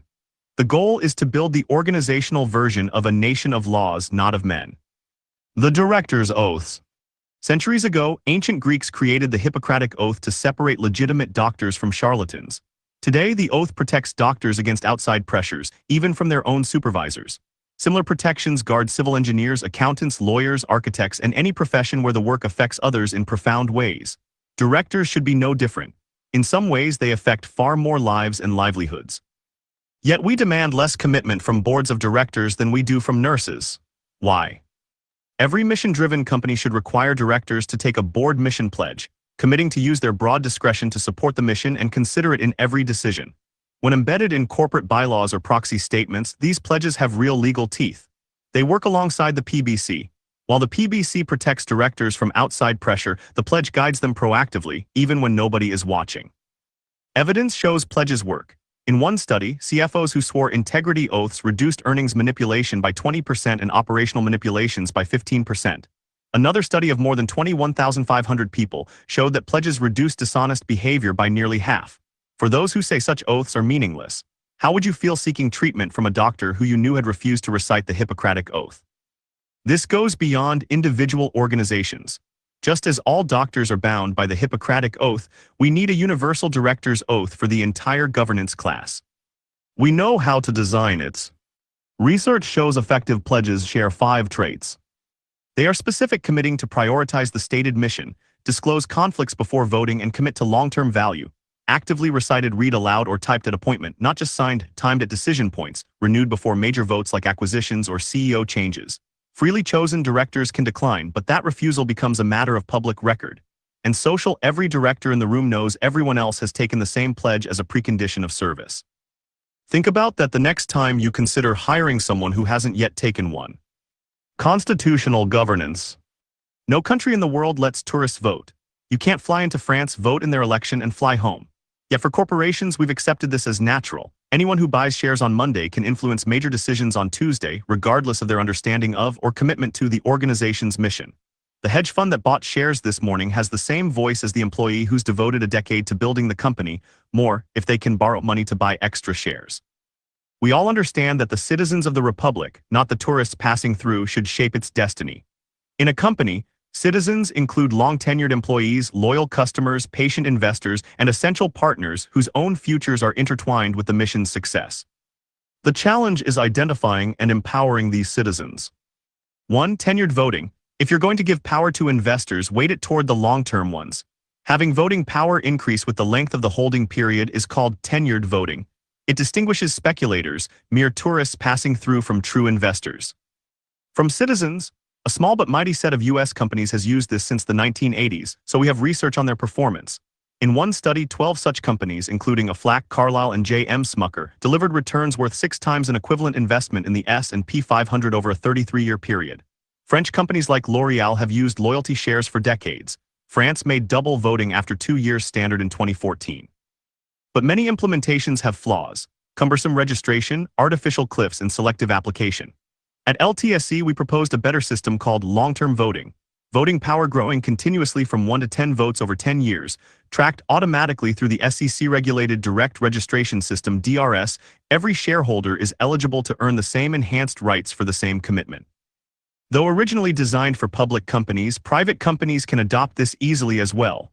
Time earns voice, the true prerogative of a citizen. 2. Economic shares. Some companies go even further by issuing economic shares with minimal or zero votes, cleanly separating voting, reserved for citizens, from economics, open to everyone. Alphabet's Class C shares and Berkshire Hathaway's Class B shares work this way. Investors participate fully in the company's financial success without complicating governance. This structure is also common in family businesses, where voting shares go to those active in the business, while economic shares let other family members share in the profits. This has many administrative benefits, including separating concerns over liquidity from the possibility of the mission guardians losing governance control. 3. Codetermination. Give board representation to the same stakeholders we committed to serve in Chapter 7's Fiduciary to Who framework. Germany requires that half of board seats go to employees, and research shows this leads to increased capital formation, as workers push for more investment because they link the company's long-term health with job security. But this can be done in a lightweight way too. Airbnb created a stakeholder committee within the board to bring hosts' voices directly into governance decisions. 4. Steward ownership. Rather than have investors and stakeholders compete for influence, make the stakeholders the steward owners. An employee ownership trust is a legal structure where a trust owns the company's shares on behalf of all workers, present and future. Profits typically surge when those who do the work own the work. REI's 25 million customer owners elect the board while generating $3.85 billion in annual sales. Vanguard has been customer-owned for 50 years. The company is owned by its funds, which are in turn owned by the people who invest in them. This gives rank-and-file customers both the authority and the responsibility for electing the board. The company manages $10 trillion with expense ratios 5 times lower than competitors, saving investors billions annually. How do you know if the mission has truly achieved sovereignty? Apply this test: delete every founder's name, delete every major investor. Can the mission still defend itself? John Lewis Partnership. The John Lewis Partnership (JLP) can answer this question emphatically. When John Spedden Lewis, the founder's son, transferred ownership to employees in 1929, he created the conditions for tremendous longevity. Today, more than 74,000 employee partners collectively own the UK department store and grocery chain through a trust, not symbolically, actually. The chairperson runs daily operations, but a 58-member partnership council, elected directly by workers in the stores and warehouses, holds ultimate power. They alone hold the chairperson to account and have done so for nearly a century. After all, they are the people who live the mission every day. Through the Depression, the Blitz, Thatcher, Brexit, and COVID, the chairperson has stood before employee representatives twice a year and answered for the company's direction. Rather than imagining what the market might want, JLP is characterized by decade after decade of steady deliberation by the people whose livelihoods depend on getting it right. John Lewis died 95 years ago. Last year, his ethos touched millions of customers he never imagined, using technology he never dreamed of, competing against companies that didn't exist in his century. The mission didn't just survive. It adapted, evolved, and thrived. Today, JLP has revenues in excess of £12 billion. Remember that the next time someone tells you this kind of thing couldn't scale. The system was tested in 2023. Chairwoman Dame Sharon White, facing financial pressure, proposed bringing in outside investors by selling a minority stake, reportedly worth $1.02 to $2.2 billion, for the first time in the company's history, which would have required a change in JLP's constitution. In any normal company, that's when the bankers take over, not here. The Partnership Council said no. The company would remain in the hands of its 74,000 owners. However, though this is a story of the strength of JLP's sovereignty, it does hint at a problem. What if an organization needs outside capital and wants to form productive long-term partnerships with investors while still maintaining a high-integrity structure, as Costco and Devoted Health have? It would need a form of mission lock that was as strong as JLP's, but as welcoming to long-term capital as today's C Corp. That longer-term solution, the one that truly solves the independent director problem, We'll have to wait until Chapter 11. Investors thrive with mission-controlled governance. What makes mission-controlled governance so powerful is that it creates more value for everyone, including investors. Companies that can't be bought can't be stopped. Research has found that mission-protected companies outperform single-class peers in both the short and the long term. The purpose-driven companies in the Firms of Endearment study outperformed the S&P 500 market index over 15 years, 681% compared to 118%. Deloitte research showed mission-driven companies grow 3 times faster than competitors, and Jump Associates found purpose-aligned companies outperformed the general market over a 20-year period. I want to underline this point: mission control is good for investors. The mission lock techniques discussed in this chapter do not prevent companies from forming productive long-term partnerships with shareholders. Further, the very fear of investors killing the golden goose robs investors of massive opportunities. Many companies remain private and closely held as a result. Increasingly, companies that do go public stay private longer, over-restricting the circle of who benefits from their prosperity. Mission-controlled structures unlock these opportunities. Mission control requires carefully designed protections for minority investors. Strong information rights, anti-dilution provisions, and guarantees of fair treatment ensure that even passive investors profit from the company's success. Luckily, in developed economies, securities law already provides robust remedies when minority investors need them. The +2 pauldrons of invincibility. After exploring this arsenal of governance mechanisms, you might be tempted to pick a favorite and declare victory. Each approach represents a powerful shield against forces that try to pull an organization from its mission, but mission resilience requires a thoughtful combination of these strategies. I have watched many times as a founder lands on one technique, convinced that it will make them invincible. They're a public benefit corporation, they have supervoting shares. Or they have tremendous leverage caused by their business success. Investors and lawyers alike encourage this magical thinking. The person who puts their faith in a single solution is, to me, like Leary Jenkins, charging into battle because their shoulder pauldrons are indestructible. This may indeed be true, but the spear that kills you may be aimed a little lower. What then? The solution is to combine many overlapping protections. Each element reinforces the others, creating what the Federalist Papers called auxiliary precautions that guard against mission drift. Think of it as plate mail armor with overlapping plates to ensure that, even if one is pierced, the others hold. This system of overlapping protections also solves the succession problem that haunts founder-controlled companies. Instead of depending on one person's virtue or longevity, the mission protects itself through structural strength. To illustrate how it works, let's return to the story of Costco one more time. The Costco Governance Fortress. Did you think Costco's ethos has endured all this time because of its $400 billion valuation and exceptional customer loyalty? Dream on. Jim Singal was there the day FedMart's investors turned on Saul Price. Most founders think like lone warriors, viewing corporate armor as protection only for themselves. Jim Singal saw something bigger. On Wall Street, they're in the business of making money between now and next Thursday. We want to build a company that will still be here 50 and 60 years from now. Building Costco, he didn't just try to protect himself. He saw Costco as a city needing a fortress. At the time of the company's 1985 IPO, Singal embedded a series of interlocking protections into Costco's structure, creating what I call a governance fortress. It wasn't because any specific threat loomed, but because he understood that success attracts predators. And unlike founder control, the fortress wasn't reliant on any one person. It is a property of the organization itself. The cornerstone was a supermajority provision requiring 66.67% of all shares, not merely votes cast, to amend certain charter provisions. In a typical shareholder vote, abstentions don't count, but under Costco's rules, every share that doesn't vote yes effectively votes no. Activists or opportunists can't prevail by mobilizing a small coalition. They need the active consent of 2/3 of all shareholders, and Costco has millions of loyal shoppers who are retail shareholders. But that's just the first stone in the fortress. See Table 9.1. Table 9.1 Summary. This table outlines the various mechanisms comprising the Costco governance fortress, detailing a series of restrictive measures designed to protect company control. These provisions include stringent voting requirements for charter amendments, barriers to shareholder-initiated meetings and nominations, and structural hurdles such as staggered board terms and takeover deterrence. Hamilton Tony James, who led Costco's IPO and served on its board for decades, explained, "The board has always been a bulwark from short-term pressures, giving management a safe space and support to build a great long-term business. Notice how different this conception of a board is from the tragic examples we've studied earlier. Seingel was prescient. Despite Costco's extraordinary financial performance, the company has faced repeated attacks from outsiders. In 2003, Wall Street punished Costco's stock, dropping it 19% in a single day.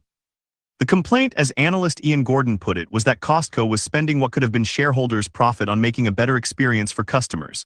Deutsche Bank famously groused that at Costco, it's better to be an employee or a customer than a shareholder. When dragged to meet with angry investors by his CFO at the time, Seingel basically told them, "I don't care." The fortress made his resolve possible. But thwarted by the fortress, the attacks only escalated. ISS is the most influential proxy advisor on behalf of institutional investors. It rates companies on a risk scale from 1 best to 10 worst. Because ISS equates risk with deviation from shareholder primacy, Costco has traditionally been given its lowest possible governance score, for example, a 10 out of 10 in 2016. They claim its fortress causes shareholder disenfranchisement. James McRitchie, a governance activist, has repeatedly lobbied to dismantle Costco's supermajority provisions, arguing they lead to entrenchment and stagnation. The Harvard shareholder writes Project even mobilized pension funds to attack Costco's structure, claiming this entrenchment leads to poor performance. Poor performance. $10,000 invested in Costco at IPO equals approximately $8.77 million today. $10,000 invested in S&P 500 in 1985 equals approximately $151,000 in 2014. The activists scored what would have given them a victory at most companies. 72% of votes cast favored declassifying Costco's board one element of the fortress. But this was Costco, and 72% of votes cast represented less than half of the total shares outstanding. The supermajority wall held. By contrast, consider what happened at Kroger. In 2006-08, Kroger's board did everything the governance experts demanded, declassified the board for annual elections, eliminated supermajority voting requirements, and let their takeover protections expire. CEO David Dillon proclaimed that these changes reflected the highest standards of corporate governance. The results speak for themselves. Since adopting these best practices, Kroger has delivered respectable but unremarkable returns while struggling with digital transformation, market share erosion, and strategic missteps. The entrenched Costco has significantly outperformed the accountable Kroger, precisely the opposite of what standard governance theory predicts. Despite the repeated failures of this theory, boards today, even at the early stage, are dominated by discussions of what is considered a governance best practice. But the people who promulgate these best practices are the same ones who gave Costco their lowest possible score. This means that if you do nothing by default, you will get a board that over time wants you to be less like Costco and more like Kroger. So tell me again, which of these approaches really serves shareholder interests? In 2018, Costco's majority independent board finally gave in to governance best practices and agreed to remove their classified board protection. The core of the fortress remains intact. That 66.67% supermajority requirement for charter amendments still stands. It has survived 2 CEO successions. Jim Seingel stepped down in 2012, W. Craig Jelinek did so in 2024. But the crack in the wall reveals the deeper vulnerability. Even with a fortress, and even with decades of proven success, the board eventually acquiesced to dismantling that one piece of the fortress. What will happen when the next campaign for best practices targets the remaining defenses? Table summary. The table contrasts common corporate governance best practices with empirical evidence, suggesting that these widely accepted standards often fail to deliver their intended benefits and may actually diminish shareholder value. Specifically, it highlights that more frequent reporting, regular earnings guidance, and high levels of board independence are either associated with decreased company valuation and performance, or show no meaningful positive impact on investor returns. Table summary. The table contrasts common corporate governance best practices with empirical data, suggesting that widely accepted standards such as board declassification, dual-class sunset provisions, and high proxy advisor ratings often correlate with lower firm value or underperformance compared to the alternatives. Table summary. The data indicates a very high level of alignment between financial institutions and specific voting recommendations. 199 days. Costco's fortress has protected its mission for 4 decades, an eternity by modern standards. But 4 decades isn't forever. At Twilio, the countdown started the moment Lawson's supervoting shares expired. Those wrenching 199 days happened because the company was open to all 4 of the vulnerabilities we've explored in this chapter. It was too early. All the way through the IPO, Twilio never became a PBC. The supervoting shares expired due to the 7-year sunset. And in keeping with best practices, the company had a majority independent board. For 199 days, I watched helplessly as gravity breached the hull. When Twilio lost its mission guardian, it was changed forever. Once a company can be forcibly pressured from outside, it can never again be fully trusted. That breach happened not because of who took over, but because someone could. And yes, in case you were wondering, the same ISS that assigned Costco their lowest possible governance rating are big fans of the 7-year sunset 99. The structures we've explored in this chapter, armor, fortress, citizenship, are designed for years, maybe decades. But what about centuries? What about building something permanent? The John Lewis Partnership hints at the answer. After nearly a century, its mission still controls its destiny. But here's what I didn't tell you: JLP isn't actually one entity. Its governance has two branches encoded as two distinct legal entities. The commercial business is overseen by a separate employee ownership trust, what lawyers call a mission lock vehicle. This may seem complex, but it's actually simpler than today's dysfunction. Understanding why and how to use it to transform an organization into something incorruptible is the subject of the next 2 chapters. The goal is to create permanent mission sovereignty using a constellation of mutually mission-locked entities. This is a difference not just of degree, but of kind. In the next chapter, I'll show you what happens when we leave the single entity behind. Elements of a governance fortress. Figure 9.1 Summary. This figure is a conceptual diagram organized as a categorized list. It outlines various corporate governance mechanisms and structural arrangements divided into 4 primary domains: charter, board, ownership, and voting, with an additional section for shareholders. The diagram lists specific tools and legal structures within each category, such as public benefit corporations under the charter section, board mission pledges under the board section, steward ownership under ownership, and supervoting shares under voting, alongside various shareholder restrictions. The figure illustrates a comprehensive toolkit of governance options that can be implemented to shift control, protect a company's mission, or alter the traditional balance of power between management and shareholders. The conversations that define your future. I need to level with you. Every mission protection in this chapter has one thing in common: someone will try to talk you out of it. Instead of seeing this as a drawback, I want you to see it as a major advantage. Who really understands what you're trying to build? Who's really aligned? You'll find out through these conversations. How to talk to your lawyer. I recently watched a founder's idealism collide with legal reality. His company had exceptional growth potential, and we were on a call with his very good lawyers, setting up the employee stock option plan. He wanted it done in the most employee-favorable way possible. The lawyers kept raising objections. 99% of companies don't do this. It's really not standard. You don't have to do this. They clearly couldn't grasp why anyone would voluntarily give employees better terms than they had to. The founder's frustration was palpable. Between meetings, the lawyers kept changing the documents back to best practices and market standard. Each meeting, the founder had to correct them. He had a company to run, and this became a time sink. Eventually, he settled for a compromise that gave certain early employees the benefits the founder wanted but left future employees' statuses in doubt. This set the company up for future battles with investors rather than establishing a clean precedent at the outset. Afterward, he called me to vent. I feel like I just negotiated with my own lawyers and lost. He had fallen into the trap that catches most founders. We're so conditioned to defer to lawyers that we forget a simple truth: the lawyer works for the company, not the other way around. Yet somehow, when it comes to setting up perfectly legal but unconventional policies that align with their ethos, founders end up asking for permission from the very people they're paying $800 an hour. Here's how to reclaim control of these conversations. Never ask lawyers what to do. Ask them for pros and cons. Of course, ask them what's compliant with the law or regulations whenever that's in question. But within the range of legal options, have them map out the benefits and costs of the available paths. I watched another founder transform a dead-end discussion by asking for the pros and cons of adopting a particular mission protective provision. The lawyer's response: pros, you'll have your mission locked in and you'll filter for aligned investors.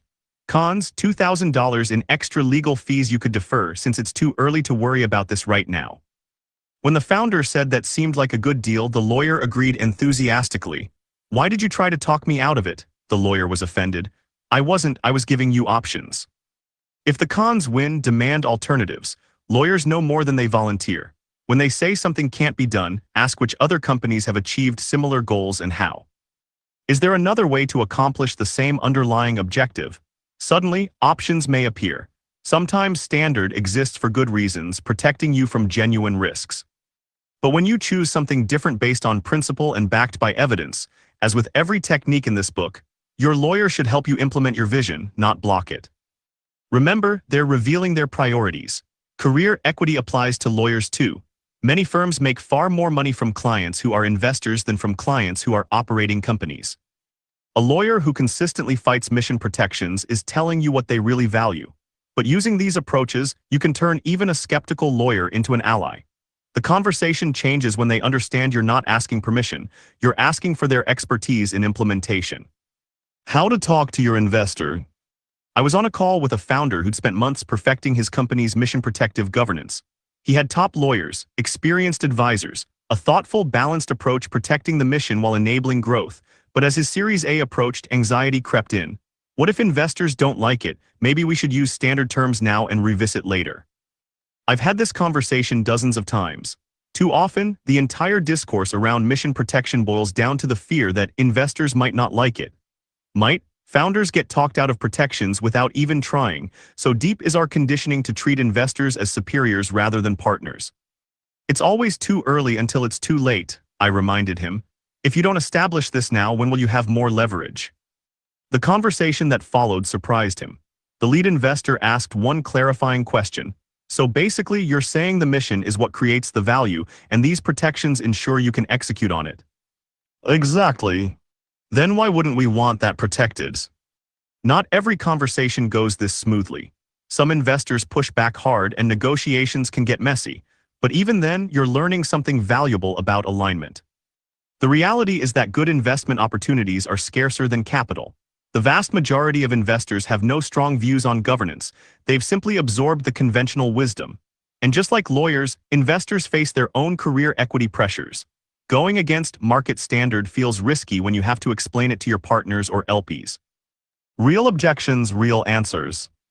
Over the years I've been writing this book, I've kept a list of all the investor objections that actual startups have reported encountering. Every one of these is a verbatim quote from a real investor. For each one, I'll show you how the founder answered it, with a little coaching along the way. It's too early to worry about these things. It's always too early until it's too late, and anyway, I don't mind doing this on the early side. Of course, I am founder-friendly, but I worry later-stage investors might not like it. They might, but they also might feel the opposite when they see our results. Why would we remove protections now for something that might not even be an issue later? If they require changes, we always have the freedom to choose to compromise then. But that's better than being forced to compromise and settle for a smaller outcome. I worry you won't be able to raise money. Plenty of companies have been able to raise billions with non-standard governance. Airbnb raised nearly $2.95 billion with supervoting shares. SpaceX raised almost $12 billion while staying private and providing liquidity via regular tender offers. Anthropic raised more than $27 billion while being governed by a trust. Novo Nordisk is a publicly traded company. This complexity will make your next round of funding impossible. Complex structures that protect the mission actually make us more attractive to serious long-term investors. They want companies with defensible moats. Mission protection is exactly that kind of moat. It allows us to make long-term commitments that competitors can't match. These multiple protections are redundant. Why not pick just one? If they are redundant, what's the harm in having the belt and the suspenders just in case? You're being unfair, setting yourself up as an emperor for life. My intention is to transition to a more robust mission-controlled framework as the company grows, but you yourself said it's too early for that now. I need to be able to promise my employees, customers, and partners that I will be able to make that transition when the time comes, unencumbered. I worry you're more committed to your mission than you are to making profit. Mission multiplies operational excellence. When we have product market fit and strong execution, mission protection becomes our sustainable competitive advantage. This is the best way to create a truly massive outcome for us and for our investors. I worry you'll attract activist employees. Wait, I thought VCs loved that whole missionaries versus mercenaries thing. We're building a company for people who care deeply about the mission. The research shows that kind of employee stays longer, performs better, and builds more value. In my experience, people who care about the mission are builders, not complainers. They're activists for our mission. I personally get it, but my partners or LPs will think I've lost my mind. Help me understand their specific concerns so we can address them. The data shows mission-protected companies outperform. That's a story your partners will appreciate once they see the returns. I'm happy to join your partners' meeting to explain why this makes us a stronger investment. This approach is unprecedented, strange, or unusual. Yes, I understand these structures may be new to you, and I totally hear your concerns. Let me walk you through some examples and the research that backs up these protections. Most importantly, know that they make sense to me as the best way to build competitive advantage by becoming a trustworthy counterparty, a business partner that customers, employees, and suppliers can rely on to keep the business's promises. The magic words. Practice saying this sentence in front of a mirror until you can deliver it with confidence. As the leader, it is my judgment that it is essential to our business strategy to be a trustworthy counterparty to whom, and to do that, we need to implement provision in order to make promises they can believe. What's magical about this sentence is that it forces the person you're talking with to object to something specific. What exactly is it that they don't agree with? That you're not the leaders. That it's not your call to make. That your judgment is flawed. That this is not your strategy. That trust is not important to the strategy. Try this out using any of the provisions in this book. You'll realize that anyone who says these things probably does not really understand your vision. Are they really the right partner for you? When to capitulate. One last piece of advice. Don't forget, you can always capitulate. I wish I could tell you that you will always have the leverage to run your company the way you want. But even the strongest leader and the most successful company won't always have the leverage to get everything they want. If you find yourself in a situation where the only person who wants to invest is someone who won't accept these provisions, you can give in. Swallow your pride, live to fight another day, but at least try. If nothing else, you'll learn who you're really partnering with. And if you wind up having to remove one or more of these protections, what have you really lost compared to if you never tried? I once worked with a founder of a hot startup raising from famous Sand Hill Road VCs. He asked me to help him negotiate for the works, a term sheet with every mission protective provision we could think of. Naturally, he did not have these protections added at the time of incorporation. His lawyer had told him it was too early to worry about that. He had the leverage and he used it. The VC agreed to add 10 protections to the term sheet. At the 11th hour, his co-founder quit unexpectedly. Overnight, his leverage evaporated. The same founder-friendly VC squeezed him on everything, valuation, board seats, and all but 2 of the mission protective provisions. He called me upset. Why did I bother adding all that stuff if they were going to make me take it out? I answered in a way he did not expect. You see only the 8 things you lost, I said. I see +2 you'd never have gotten if you hadn't asked for 10. Even when you have to capitulate, you're still better off for having tried. It would have been even better if he'd established his governance before the term sheet negotiation began. Image summary. This figure is a network diagram. It consists of several circular nodes of varying sizes connected by straight lines to form a closed polygonal shape. The nodes are distributed around the perimeter of the shape, with some nodes being significantly larger than others. The arrangement suggests a relationship or a sequence connecting the nodes, where the larger nodes may represent primary points of interest and the smaller nodes represent secondary or intermediate points. Chapter 10. The Constellation View. O Libertà, O Malata, either your ledger or your suitcase. Father José María Arizmendi Arrieta, 1960. A Catholic priest walks into a war-torn Basque town in 1941. Naturally, the locals expect prayers and consolation. Instead, he arrives with a wooden suitcase full of books and an audacious plan to rebuild their economy from the ground up. It's not the punchline you expected, but then again, nothing about this story follows the script. The priest was José María Arizmendi Arrieta, and the town was Mondragón, a small industrial community devastated by the Spanish Civil War. While government officials and business leaders saw only economic casualties deserving charity or migration, Arizmendi Arrieta saw potential. He believed that through education and hard work, the people of Mondragón could take control of their economic destiny. The enterprise that grew from his vision is named for the town where it was born. Today, Mondragón is Spain's 10th largest business.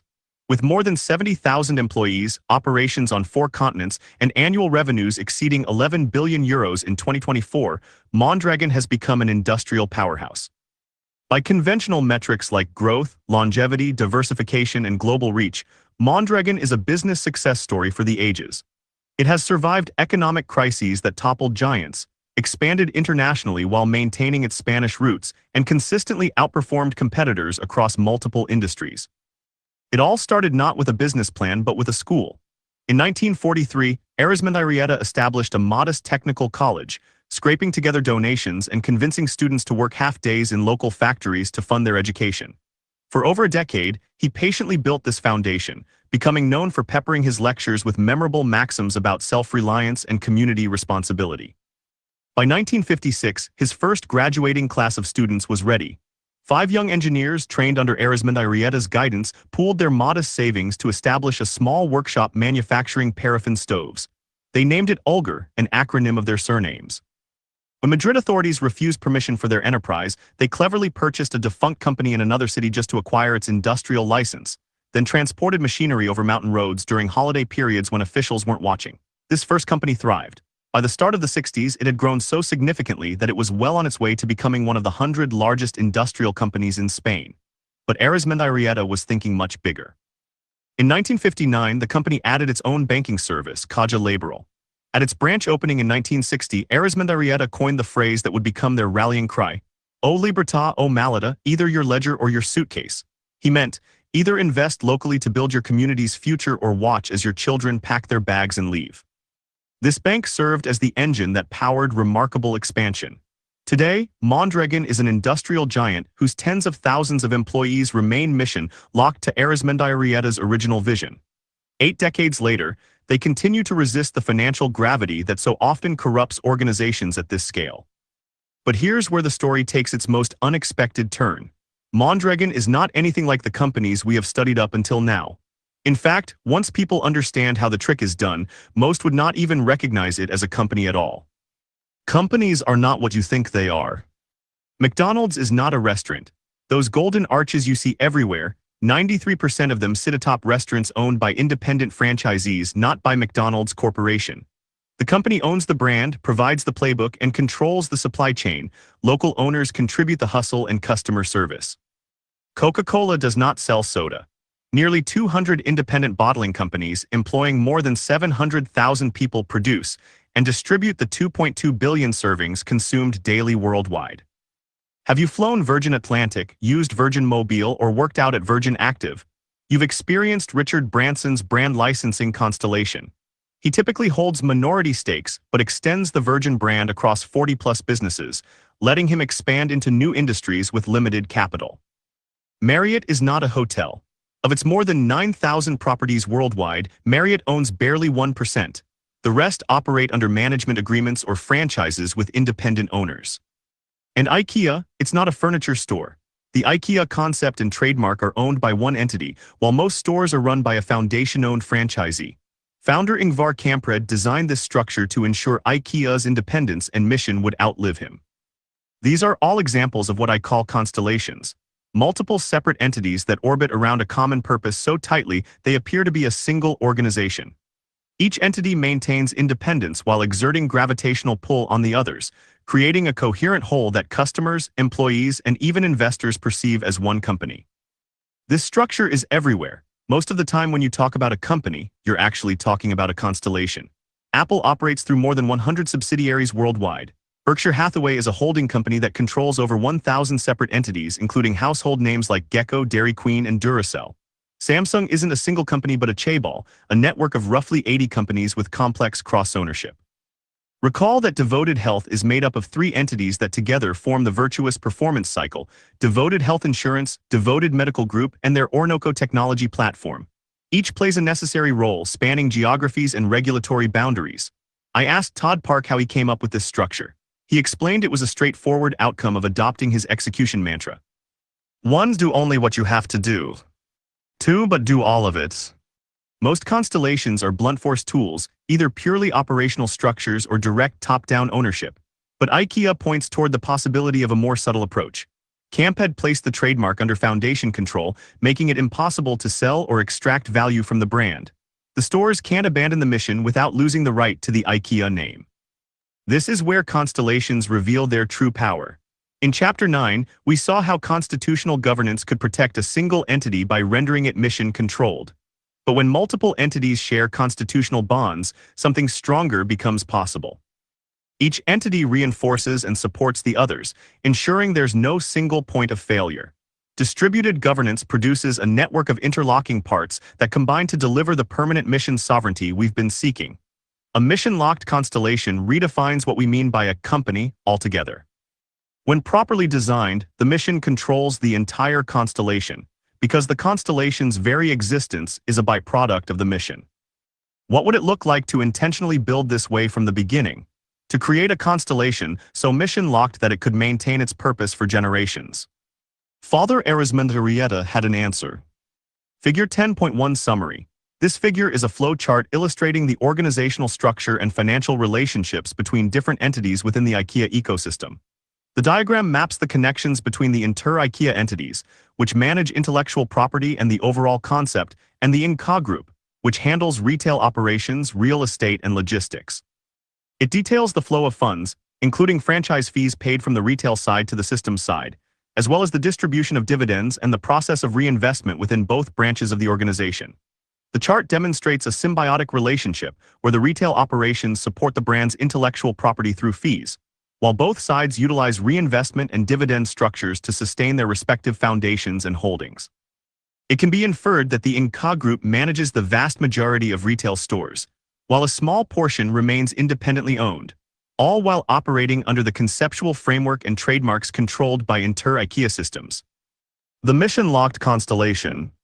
Mondragon is not a corporation in the conventional sense. It's a federation of worker-run cooperatives where the employees are also the owners. Get into a European kitchen and you might find appliances with components made by IKEA, one of Mondragon's cooperatives. Ride an elevator in a Spanish building, it might be Orona built. Shop at Eroski, one of Spain's largest supermarket chains, and you're experiencing another piece of this remarkable enterprise. To customers, these companies appear as different brands within a larger holding company, in the same way that Crest toothpaste is made by Procter & Gamble, but so is Tide detergent. They don't need to realize they're dealing with separate pieces of more than 90 independent cooperatives, each with its own workers, governance, and books. The constellation appears as a single figure in the night sky. These cooperatives support and rely on each other throughout their supply chains, creating deep symbiosis rather than mere affiliation. Orona depends on machine components produced by Danabat Group, which in turn sources specialized metal parts from other worker-owned cooperatives. Value circulates within the network instead of leaking out to external suppliers or shareholders. When one cooperative faces financial difficulty, others step in because their futures are intertwined. They sink or swim together. This interconnection isn't accidental. Arizmendi understood that isolated cooperatives would be vulnerable to market pressures and might eventually drift from their founding principles. The result is a mission-locked constellation where each protects the other's purpose. The protection mechanisms are concrete. Every successful cooperative contributes 10% of profits to a solidarity fund, their insurance policy against anyone's failure. Laboral Kuksa, the cooperative bank that was created when the original Kaja Laboral merged with another cooperative bank called Ijar Kuksa in 2012, sits at the Constellation's center. Its staff includes business consultants who sit alongside cooperative managers, helping them develop new products or enter new markets. When a cooperative struggles, the bank helps the entity restructure or merge with a stronger partner. The traditional banking relationship becomes a partnership. No single cooperative can drift from the mission or succumb to short-term pressures without the bank stepping in. This structure doesn't create what makes Mondragon special. It protects the ethos instilled in the first generation of cooperatives by the founder himself. For 13 years, before launching a single one, Arizmendi technical school taught not only engineering and metalwork but his own distinctive philosophy rooted in Catholic social teaching. He preached human dignity, mutual aid, and one principle above all: the common good comes before the individual good. By 1956, when his first graduates founded Ulger, they were not only classmates with technical skills but believers in a shared mission, which is now entwined with elements like the Solidarity Fund and the Cooperative Bank. The ethos animates the structure protects the ethos. Kill either one and the whole thing dies. Any cooperative can leave the federation. Some have taken that path, choosing independence over interdependence. This freedom to exit keeps the whole system honest. The federation must continuously earn its members' loyalty through real value, not just rules. Mission lock only works when people choose it.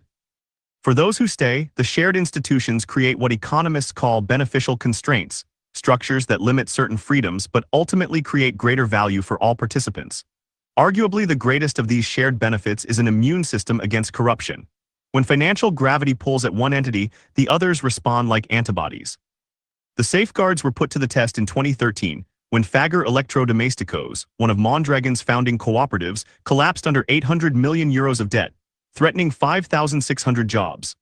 75,000 workers across the federation voluntarily took a 3% pay cut for 5 years, injecting $70 million to save their colleagues. After a restructuring, 1,736 worker owners from Fager wound up displaced and out of work. The network rallied to their aid. 81% found new positions, including 577 who became members of other cooperatives in the network. When one entity fell, the others caught its people. Arismendi Arrieta passed away in 1976, but his dictum that the common good comes before the individual good was still a living reality decades later. Figure 10.2 Summary. This figure is a conceptual flow chart and organizational diagram. It illustrates the structural hierarchy and interconnected functional entities of the Mondragon cooperative system, showing the flow of authority from the highest governing body through the standing committee and general council down to specialized cooperatives. The diagram highlights the synergy between various sectors including banking and finance, education and training, retail and distribution, agricultural cooperatives, social welfare and research and development. The layout indicates a highly integrated ecosystem where financial services, talent development, and social security are shared across different operational units. It can be inferred that the system is designed for mutual support and collective stability, utilizing a centralized management structure to coordinate decentralized, specialized cooperatives that provide comprehensive services to their members. It is dangerous to go alone. I know what you're thinking. Mondragon took decades to build. You just want to ship your product. You may not want to build a cooperative, let alone a network of them. But constellations inevitably form, planned or not. When they work, they create what author Bruce Schneier calls institutional trust. The faith we place in entire constellations of organizations working together. When you board an airplane, you're trusting not just the airline but 1,000 different entities, parts suppliers, maintenance crews, regulators, training simulators. This invisible web of accountability is what keeps planes in the air. Each entity checks the other's work. The same miracle happens every time you turn on a light switch, swallow a pill, or eat food you didn't grow yourself. You've put your life in the hands of a set of interlocking organizations, many of which you can't even name. This institutional trust creates tremendous economic efficiency, eliminating the need for exhaustive contracts and constant verification. It's the hidden economic engine behind successful constellations. Yet most companies try to be their own parts supplier, maintenance crew, and regulator all at once. Every single entity company eventually lies to itself, not maliciously, just inevitably. You commission research, get inconvenient results, and find reasons to discount them. You're both the experimenter and the judge. Of course you'll find what you want to find. Facebook buried research showing that Instagram can be harmful to teens, then kept pushing the product to younger users. Tobacco companies warped science for decades, weaponizing uncertainty itself. And don't forget Johnson & Johnson's asbestos-laced talcum powder. A mission-locked research entity with its own board and governance mandate would make this structural deception impossible. Some of the world's most successful companies already understand this. The Novo Nordisk Foundation uses pharmaceutical profits to fund independent diabetes research. The Wellcome Trust transformed from a drug company into the world's fourth-largest charitable foundation, supporting biomedical science without corporate pressure. Even Carlsberg Brewing funds the Carlsberg Laboratory, where scientists pursue fermentation research free from marketing influence. These mission-locked constellations don't just avoid self-deception. They accelerate discovery by separating truth-seeking from profit-seeking. Yes, it's more complex at the start, but self-deception is a luxury you can't afford. The truth will surface eventually in customer reviews, regulatory rulings, or lawsuits. The only question is whether you'll structure your organization to find it first.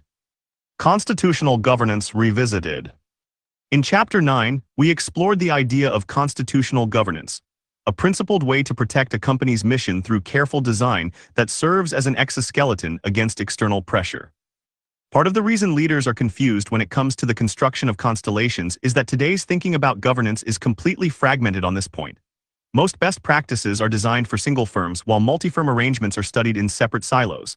Thus, you can build an entire career studying industrial clusters, stakeholder capitalism, sectoral governance, and more, each with its own separate vocabulary. Our new understanding of governance allows for a unified perspective. Mission lock is constitutional governance applied to our broadened definition of a company, one that encompasses an entire constellation. Neither missions nor gravity respect firm boundaries, so governance must be similarly expansive. Once you realize this, constellations are easier to understand. Each one encodes a different philosophy about how power and resources ought to flow. To see this difference of ethos in action, compare Fager's collapse to that of Lehman Brothers. Mondragon's worker owners chose shared sacrifice and preserved thousands of jobs. Lehman's executives paid themselves billions while 25,000 people lost their jobs. People act surprised when these betrayals happen. but the differences in structure presage the result for those with the eyes and skill to look. Governance, properly understood, is a means not for protecting a particular entity but for protecting a mission itself. This insight explains the bewildering array of organizational forms in the world, which number far more than the typical entrepreneur or business student ever encounters. The problems of long-term alignment and succession have as many valid solutions as there are political philosophies, and for similar reasons. Each such philosophy embodies a set of choices about how power should flow. Traditional holding companies are like autocracies. The parent commands, the subsidiaries obey. Franchises create feudal hierarchies with limited local autonomy. Mondragon operates like an anarcho-syndicalist commune with worker assemblies and federal structure. The John Lewis Partnership resembles a Hamiltonian democracy with employees as the citizens, the chief executive serving at their pleasure. Cooperatives such as Vanguard and REI function like a classical polis, independent republics governed by and for the benefit of their citizens. Seen this way, a founder is more like a lawgiver than just a business owner. Their ethos has the potential to remain a living reality long after their death, no matter how far-flung its constituent parts. The challenge of building a constellation is to match its form to the unique mission and ethos of its central purpose. When structure and mission align, the whole constellation can keep its promises. When they diverge, hypocrisy and division are inevitable. To build thoughtfully requires understanding both the raw materials from which constellations form and the binding forces that hold them together. Mission lock materials. Mission lock requires 3 elements. 1. Multiple entities. Separate legal structures with distinct governance, not just divisions pretending to be independent. 2. Interdependence. Economic or operational bonds that create mutual survival stakes. When one entity's failure means everyone suffers, corruption becomes self-harm. 3. Common purpose. A shared mission that transcends any individual entity's profits. When these 3 elements align, the constellation becomes more resilient than any single company could be. Companies spawn new entities constantly. Joint ventures, licensing arms, nonprofit foundations, international subsidiaries. Business schools teach this as pure economic calculus, vertical integration for control, or franchising for capital efficiency, or partnerships for risk sharing. But here's the maddening paradox. If vertical integration is so powerful, Apple controls everything from chips to stores, why doesn't one megacorporation eventually own everything? And if decentralization works so well, McDonald's has 40,000 franchise locations printing money, why have firms at all? Why not just contracts all the way down? Ronald Coase developed a pure economics answer to this in 1937. He introduced the idea of transaction costs, searching, bargaining, and enforcing contracts as the key friction. Firms internalize transactions when markets are too costly but expand only until internal bureaucratic costs outweigh those savings.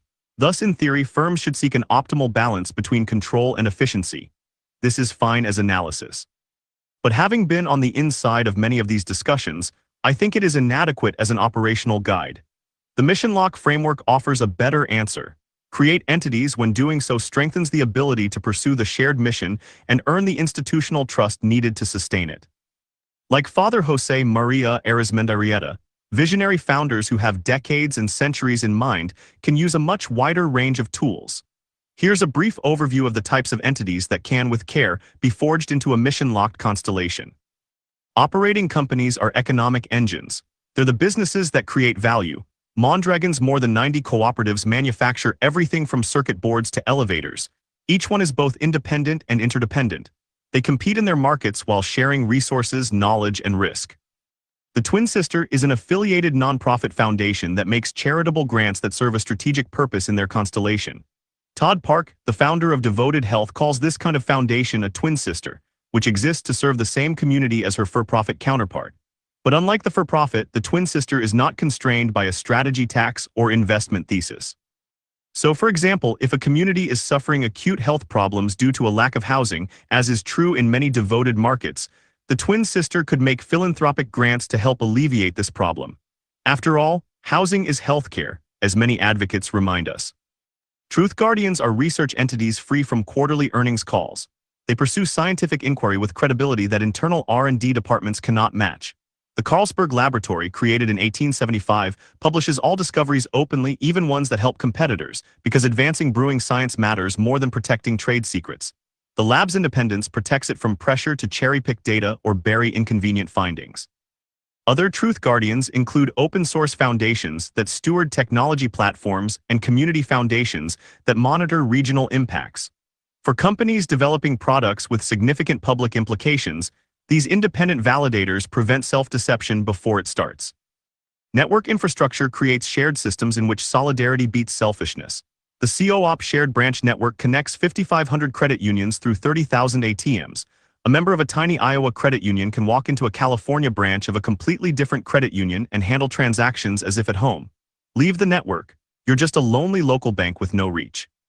Specialized vehicles encompass many different entity types that are specific to certain jurisdictions, regulatory regimes, or industries. Investment management companies oversee anything from pension funds to venture funds. Care delivery organizations are specific to healthcare. Standard-setting bodies shape the gravitational field of a whole industry, a theme we will come back to in Chapter 13. Gravitational engineering. A constellation in the sky is merely an illusion. Orion's stars aren't connected. They're not even near each other. Some are 240 light-years away, others 2,000. But from Earth, the eye perceives the hunter. So too with business constellations. To a customer, they may appear as unified wholes, but underneath, they're independent entities frequently working at cross purposes. What distinguishes a mission-locked constellation is that, behind the scenes, the entities involved are bound together.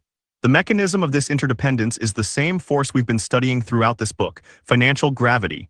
By now, we are accustomed to seeing gravity as a purely negative force, but this too is an illusion. On March 5, 1979, the spacecraft Voyager 1 found itself falling toward Jupiter at breakneck speed. NASA wasn't fighting this fall, they were using it. Jupiter's gravity became a slingshot, transforming downward pull into extreme acceleration. Voyager 1 left Jupiter traveling over 100,000 kilometers per hour, fast enough to escape the solar system entirely. Similarly, financial gravity isn't inherently destructive. As we saw in Chapter 3, it merely transmits values over distances, whose values are up for grabs. With different engineering, gravity can lock companies into a shared mission as powerfully as it now pulls toward the stock ticker. Just as Voyager used gravity to reach the stars, mission-locked constellations use it to achieve what isolated companies never could. Without such engineering, a constellation's entities drift into competition or indifference. The mechanisms that transmute this chaos into coherence are concrete. Intercompany agreements. The basic building blocks of constellation alignment are intercompany agreements. In traditional vendor relationships, each side protects itself, maximizes its take, and minimizes its risk. Contracts become weapons. Trust erodes with every negotiation. Rather than allow entities to freely negotiate every time they need to interact, their relationship is governed by a long-term mutually beneficial arrangement. Sounds like it would work only among small players with close personal ties. Procter & Gamble P&G and Jones Lang LaSalle JLL would beg to differ. When JLL took over managing P&G's facilities worldwide in a $4.2 billion partnership, their vested outsourcing agreement tied JLL's profitability directly to P&G's success, to actual value created, not metrics like hours worked or square feet managed. When JLL cut P&G's energy costs by 10%, they earned a share of those savings. The more P&G saved from the improved quality of their facilities, the more JLL earned. Over a decade, facility services consistently improved while costs fell by 33%. JLL was named Supplier of the Year twice among P&G's 80,000 suppliers. Why? Because their intercompany agreement tied their destinies together. JLL's success depended entirely on P&G's success. Ownership alignments. Most constellation failures come down to ownership conflicts. Different entities, different owners, and different incentives equal a recipe for organizational civil war. Consider a healthcare constellation as follows. The insurance entity has one cap table, care delivery another, and technology a third. What happens? The insurance entity profits by denying care. The delivery entity profits by providing more services. The technology entity profits by maximizing engagement. Each optimizes for its owners while the patient suffers. The solution is aligned cap tables for identical ownership across all entities. When every shareholder holds the same percentage of each entity, they have zero incentive to push for revenue to flow to one over the other. This makes inter-entity civil war much less likely. This cross-ownership also helps the insurance company consider its impact on care delivery because it is accountable to the same owners. When the technology entity designs features, it optimizes for health outcomes, not screen time, because it shares in the whole constellation's success. Structural gravity. How do Mondragon's 90-plus independent cooperatives act as one while maintaining autonomy? Nested accountability in the form of multiple governance layers that create freedom through structure. Each cooperative governs itself through a general assembly, where worker members vote directly. These operate under the supervision of sector councils that coordinate related businesses. Above them sits the Cooperative Congress, which meets every 4 years to set federation-wide principles. Crucially, each level has strictly defined powers. Local assemblies run operations, sectors coordinate, Congress protects core principles. This might sound like bureaucracy, but nested structure actually creates agility. Local cooperatives can move fast while the federation protects the mission. The Constellation Toolkit. I've mentioned only a few of the tools in the Constellation Toolkit. We will see others soon, in the chapters that follow. For example, profit-sharing arrangements that pool rewards across entities. Airlines do this for transatlantic routes, splitting revenue regardless of whose plane in an allied group carries passengers. Shared services that create natural collaboration. The Society for Worldwide Interbank Financial Telecommunication, or SWIFT, network for electronic fund transfers connects more than 11,000 banks through a common infrastructure. Unified measurement systems that make values visible across boundaries. Other constellations are bound together by procurement or shared standards, which we'll get into in Part 3. But even with all these alignment tools, something fundamental is still missing from our discussion. The movement. Eileen Fisher was the second of 7 children in Des Plaines, Illinois. She wanted to go to college, but her father told her she'd have to pay for it herself. The priority was her younger brother's tuition, since he would need an education to support his family someday. So Fisher waited tables to pay her way through the University of Illinois, learning early that if she wanted something, she'd have to build it herself. In 1984, with $350 in startup money and 4 simple pieces inspired by a trip to Japan, she launched her clothing company. Her first trade show brought a $3,000 order. 3 months later, $40,000 more. By the early 2000s, she'd built a $400 million empire with her name on the door. That's when the investment bankers came calling. The extractive gravity of the typical startup playbook started pushing her down its standard track. Fisher tested the idea of an IPO but found the roadshow dispiriting. I remember being up on stage and looking out at a room full of men in suits, no women wearing my clothes, no conversation about clothes. It was all about the numbers, it was really just about the money. Later, when she asked the CEO of Liz Claiborne why they wanted to buy her company, the answer was brutally honest. We can't meet our mandated 10% annual growth without buying other companies. As Fisher said, I realized that most people were interested in what they could get out of the company, not what they could give to it. The woman who wasn't worth educating had built something incredible, something worth taking. So in 2006, she chose her employees over Wall Street. She converted her company into a constellation, beginning with selling 40% to an employee trust, called an Employee Stock Ownership Plan, or ESOP. In 2022, she entrusted the CEO role to Lisa Williams, a 20-year Patagonia veteran. Today, the 1,200 employee owners of Eileen Fisher, Inc. generate $440 million in annual revenue. Over time, these profits, not worker contributions, will buy Fisher's remaining 60% stake. As Fisher described it, the company will ultimately belong to the people who put their blood, sweat, and tears into it, the people who love it and care about it and think about it every day. Mondragon and JLP might initially seem like pioneers from a century gone by, but Eileen Fisher is part of a decidedly modern movement. Mission-locked structures have exploded in popularity in recent years. It's partly driven by a desire to escape the strictures of shareholder primacy. But it's also partly out of necessity. Nearly 3 million U.S. businesses are owned by baby boomers approaching retirement, creating a monumental succession crisis. Businesses also have fewer places to exit than ever before. U.S. public markets are no longer the attractive destination they once were. Public listings have shrunk by more than half since 1996. High-growth private companies are increasingly staying private longer, 11 years on average today versus 4 in 1999. And many successful mid-sized businesses are now considered too small to go public. In fact, increasingly, private equity PE firms are only able to exit by selling to another PE firm in a totally unsustainable game of musical chairs. Apart from these pragmatic considerations, there's also the question of regret. This may surprise you, but according to the Exit Planning Institute, 76% of business owners who sell their company regret it within a year. A sale seems like it would offer freedom and vindication, but many companies are dismembered or destroyed as a result. For someone who sees their company as their life's work, this can be devastating.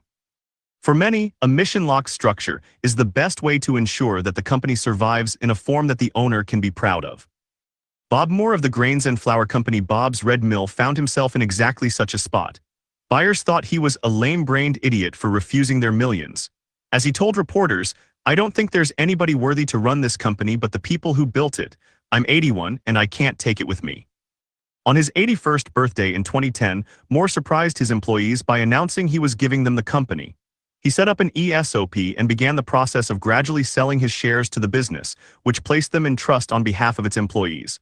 By 2020, the company was owned entirely by its 700 employees. Since then, the company has grown from 60 million to over 100 million in revenue while expanding to more than 200 products in 70-plus countries. As the CFO who helped structure the plan said, "Through a financial lens, I could clearly see the benefits of the ESOP, but in my heart, I could feel the power of employee ownership igniting a fire within our employee owners to do more, to be better, and to take pride in their daily work." The ESOP has been one of the most powerful drivers of our growth and innovation.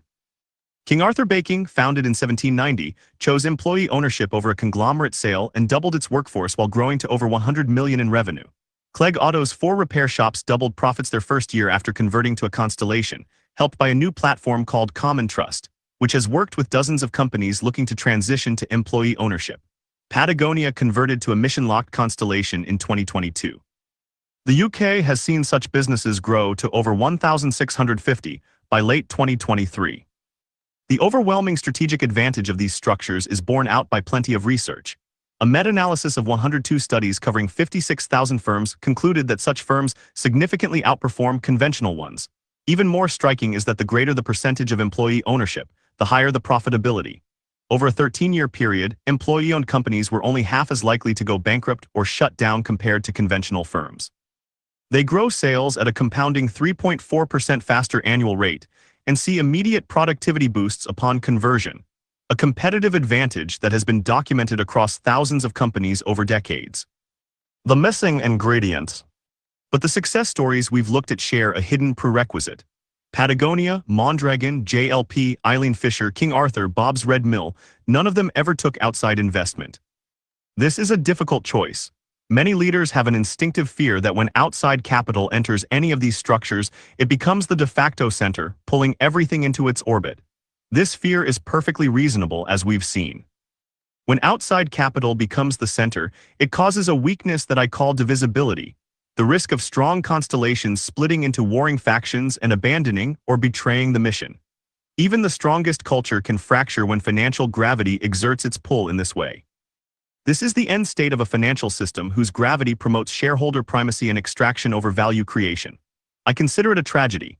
Thousands of incredible ethical companies now view investment capital as corruption, despite many investors entering the business hoping to back exactly these kinds of long-term companies. This mutual avoidance costs investors and managers alike. Every Bob Moore or Eileen Fisher represents a tremendous lost opportunity for both sides. There is a glaring need for a better way, one that works with investment capital, not against it. The mission lock vehicle. In our solar system, the sun keeps the planets in stable orbits, but many constellations lack this element of central control. In some cases, that's a deliberate design feature. Mondragon, as we've seen, has sometimes had cooperatives pull free and leave.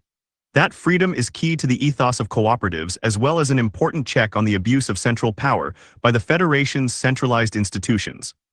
When a constellation does have a central entity as its heart, lawyers call it a mission lock vehicle. Such an entity carries the main responsibility for ensuring the whole constellation stays true to its mission over time. These vehicles come in many shapes and sizes. By themselves, they do not create mission longevity.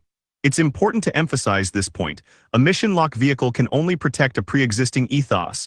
It does not cause it to come into being. It is this coherence that makes it possible to amend the lock should that ever be required without fear of corruption. The most durable constellations have a mission lock vehicle designed to play the constitutional governance role in perpetuity. A structure with cohesion so strong, it allows true long-term partnership with outside shareholders, free of the fear that financial gravity could tear the constellation apart. Imagine an entity designed so that the center can hold. Its purpose is to keep the mission immovable. Such a thing does exist. Compared to the array of balancing structures at Mondragon, it is elegantly simple. It's powerful enough to resolve the challenges of cohesion with the supernova force of a breakthrough, even though it's practically the oldest idea in this book. And yet, despite its long pedigree, it is still the most radical idea in this book. I call it the spiritual holding company. Chapter 11. The spiritual holding company. We must assert that the intellectual principle, which we call the human soul, is incorruptible. You've already done business with dozens of spiritual holding companies. You just didn't know it. How can I be so sure? Well, have you ever eaten a Hershey's chocolate bar, shopped at IKEA, banked at a credit union? Do you own a Patagonia fleece? Did you buy it at REI? Have you browsed the web with Mozilla Firefox, built something with Lego bricks, used Bosch power tools, or relied on their automotive components? Do your glasses have Zeiss optical lenses? Does anyone you know wear a Rolex watch, or take a prescription medication made by Novo Nordisk? If you've cheered for the Green Bay Packers or laughed at Wallace and Gromit, if you have a Vanguard mutual fund or exchange-traded fund ETF in your portfolio, if you've ever enjoyed a Carlsberg beer, you have dealt with a spiritual holding company. And as we'll see in a moment, if you've ever used Claude, the generative AI produced by Anthropic, you have. On the surface, these companies and products have nothing in common. They span industries from food to fashion to sports and pharmaceuticals. They're both private and public. Hundreds trade on stock exchanges with billions in outside capital and range in size from small cooperatives to global enterprises worth billions. Zeiss was founded in 1846, Anthropic just a few years ago. And yet they all share a deep fundamental architecture that makes their success and their longevity possible. Welcome to the most radical idea in this book, the Spiritual Holding Company, SHC. Introducing the Spiritual Holding Company. A spiritual holding company is a separate entity with governance authority over one or more organizations, designed specifically to protect and advance their core mission over the long term. An SHC functions like a traditional holding company insofar as it exerts oversight of the subsidiary entities in its orbit. But unlike a traditional holding company, it does not have to be the exclusive owner. Instead of existing purely for financial control, it exists to safeguard the mission. It exercises the same level of authority as any holding company, through a mix of ownership, special voting rights, board appointment powers, and other mechanisms, ensuring that the organizations under its protection can raise capital, bring in investors, and even go public without ever compromising their purpose. I use the word spiritual here not in the religious sense but as something older and more primeval, an animating spirit or essence. Mission and purpose describe what an organization does. Spirit describes what it is. This approach may sound exotic, but that impression is an illusion. Companies with this kind of alternative governance structure run a decent chunk of the world economy. Many of them have endured past the century mark, capable of careful deliberation and resisting every manner of temptation or pressure to betray what they stand for. The SHC is the legal architecture that ensures an organization's spirit remains permanently fused with its operations, immune to both internal civil war and external capture. It's the difference between a constitution on paper and the reality of one nation, indivisible, between words that can be ignored and a living force that cannot be separated from the whole. There are many competing camps that each advocate for a specific legal approach to mission protection, so I want to be clear that the term SHC doesn't refer narrowly to one specific legal structure.